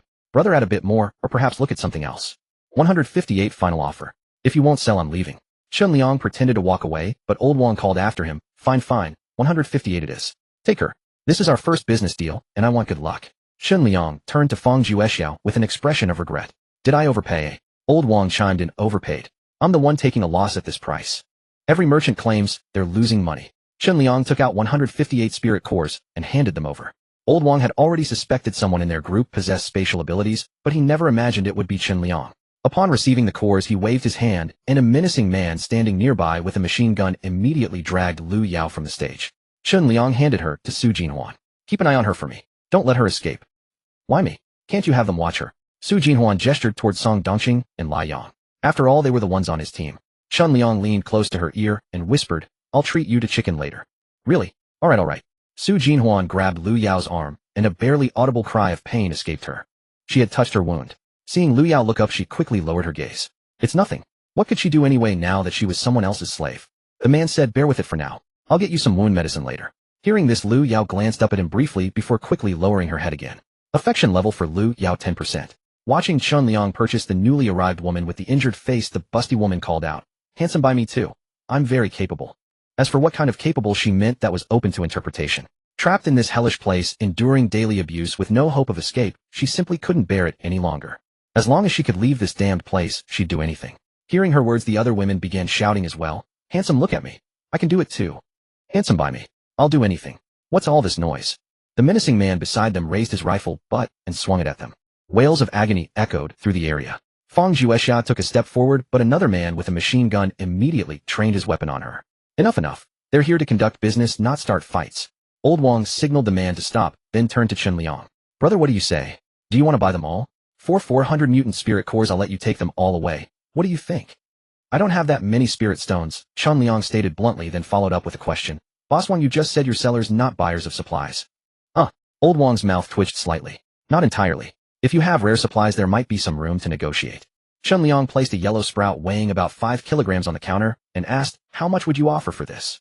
Old Wang walked over, picked up the sprout to weigh it in his hand, smelled it, and pinched the outer shell before speaking. The sprout is fresh, but too much of it is inedible outer layer. The root is tough, and there isn't much that can actually be eaten. It also requires more cooking oil. He listed one drawback after another, clearly trying to drive the price down. Chen Liang asked, so what's your offer? 10 sprouts for 1 ordinary spirit stone. Upon hearing this, Song Dongqing and the others were dumbfounded. Was the black market referring to the boss's heart? The price was ridiculously low. At such a cheap price, I'd rather feed it to my dog. Oh wait, even my dog wouldn't eat it. Chen Liang glanced at Fang Juexiao and said, this deal can't work. Let's go. Old Wang blocked their path and grinned. Hey, business is about negotiation. If you think my offer is too low, you can make a counteroffer. We can reach a price satisfactory to both parties. How about this? I'll buy 5 bamboo shoots of the same size for 1 spirit stone. Chen Liang took a look and realized it was indeed his psychological bottom line. This price was similar to what he had received from those people in Sunshine Garden Estate before. He was about to nod when Old Wang continued, this is the highest price I can offer. But besides selling us these shoots, you also need to sell us some of those special supplies you used when cooking before. Special supplies? What are you talking about? There should be green onions, ginger, garlic, and vegetables similar to green beans. I'm not exactly sure myself. Old Wang pointed at his nose. Don't try to fool me with ordinary supplies. My nose can detect anything. Thinking about what they had used while cooking before, the most prominent aroma was from scallion egg pancakes. He pulled out a green onion and asked, you mean this? Old Wang took it and sniffed it under his nose. That's the one. Do you have other vegetables of this quality here? How do you plan to sell them? Your nose is truly impressive, Boss Wang. Chen Liang praised, then added, these are high-energy vegetables I cultivated using spirit stones. They can detoxify the body and heal wounds. They are rare, and the price is 100 ordinary spirit stones per kilogram. Upon hearing this price, Fang Juexiao raised her eyelids and glanced at him. 100 spirit stones per kilogram, meaning 50 spirit stones per gene. Chen Liang had sold them at 1 spirit stone per gene, and she had already considered that expensive. Now he had hiked the price by 50 times. For a moment, she couldn't tell who was more ruthless. By the way, were these vegetables really cultivated using spirit stones? She had eaten them, and the taste was indeed different. The pedestrian street was not small, but she hadn't noticed any place where vegetables were grown. Had he planted them in his own house? Even old Wang, known for his shrewdness, couldn't help but ask, "Young man, are you joking with me?" With the black market now open, it was usually only their side that charged exorbitant prices to others. They had never encountered someone selling to them at such a high price before. Chunliang looked at him seriously and said, "No, I'm discussing business with you. With your keen sense of smell, you must have already realized that what I say is true, right?" Seeing his earnest expression, old Wang smelled it again carefully and even broke off a piece of the green onion leaf to sniff. "I do smell something different, but I haven't detected any effects of healing or detoxification from it yet. The fact that you can't smell it doesn't mean my product lacks efficacy. It just means you don't know how to identify quality." Upon hearing this, old Wang's eyelid twitched. Only those with formidable strength dared to speak to him this way. The rest had long since visited the king of hell. If this kid's goods weren't as good as he claimed, old Wang would see how he died today. Chen Liang watched indifferently as the yellow light above old Wang's head turned red. He knew the other party was harboring murderous intentions. But so what? Anyone who thought about killing him wouldn't live long anyway. A smile spread across old Wang's face. "How about this, young man? You and your group can go look at other goods first. I'll take this for testing. If it really has the effects you claim, we can finalize the transaction then. What about the price? Let's settle on a price first. Otherwise, if we can't agree, all this effort would be wasted," Chunliang said. "Well, 50 spirit stones per gene is indeed too expensive. Let's meet halfway. If it really has the effects you mentioned, I'll offer 5 spirit stones per gene." Before the words had even settled, old Wang changed his mind again. "No, 5 spirit stones is still too expensive. I can offer at most 1 spirit stone per gene." Chunliang was almost laughing from anger. "You slashed the price by more than tenfold. I don't think I can manage such a big step." "Then tell me, what price?" "Let me propose this: instead of selling those girls to me as a bundle for 400 mutated spirit stones, and instead of me quoting a per gene price for these vegetables, let's trade directly by weight. One person's weight in kilograms equals that many kilograms of vegetables. How does that sound?" Hiss. Hearing this proposal, old Wang couldn't help but turn and glance at those women, weighing the possibility of the deal in his heart. Selling all the girls would make him reluctant. But if these vegetables truly had the effects Chunliang claimed, it might be acceptable. Girls could always be found again. If necessary, they could be snatched back from Chunliang's side. They had plunderers under their command, and many items in this black market were acquired through raiding. Seeing him pondering, Chunliang took out a tomato and handed it to him. "Didn't you say you wanted to test it? Take this for testing. Hurry up and get the results. We haven't had dinner yet, and we need to head back quickly after making our purchases." Old Wang took the tomato. It was plump, and its freshness clearly indicated it had just been harvested from the ground. Could it really be grown by himself? He scratched the skin slightly and smelled it. Indeed, there was an extraordinary aroma. He took it away for testing. Chunliang and the others proceeded to the weapon stall. The security around this stall was even tighter guarded by 2 burly men armed with guns. A few firearm samples were displayed on the counter, along with some melee weapons: daggers, baseball bats, mandarin duck swords, and a crossbow. Seeing the crossbow, Chunliang thought of his deadly poisons. Compared to small darts, coating crossbow bolts with poison seemed more convenient. Not only easier to launch, but the bolts were stored in boxes, making them safer as well. Without even asking the price, he knew they would certainly be expensive here, so there was no need to buy. Next time he would find one himself, or simply buy 2 online. Fang Juexiao, however, was thrilled by the firearms. She picked up a pistol and played with it. The gun was light, and none of them were loaded. The machine guns also looked quite new, likely scavenged from some fallen armory. Unfortunately, the price of 3,000 spirit stones per gun was far too expensive. She ultimately chose the pistol. "Chunliang, can you lend me 1,000 spirit stones?"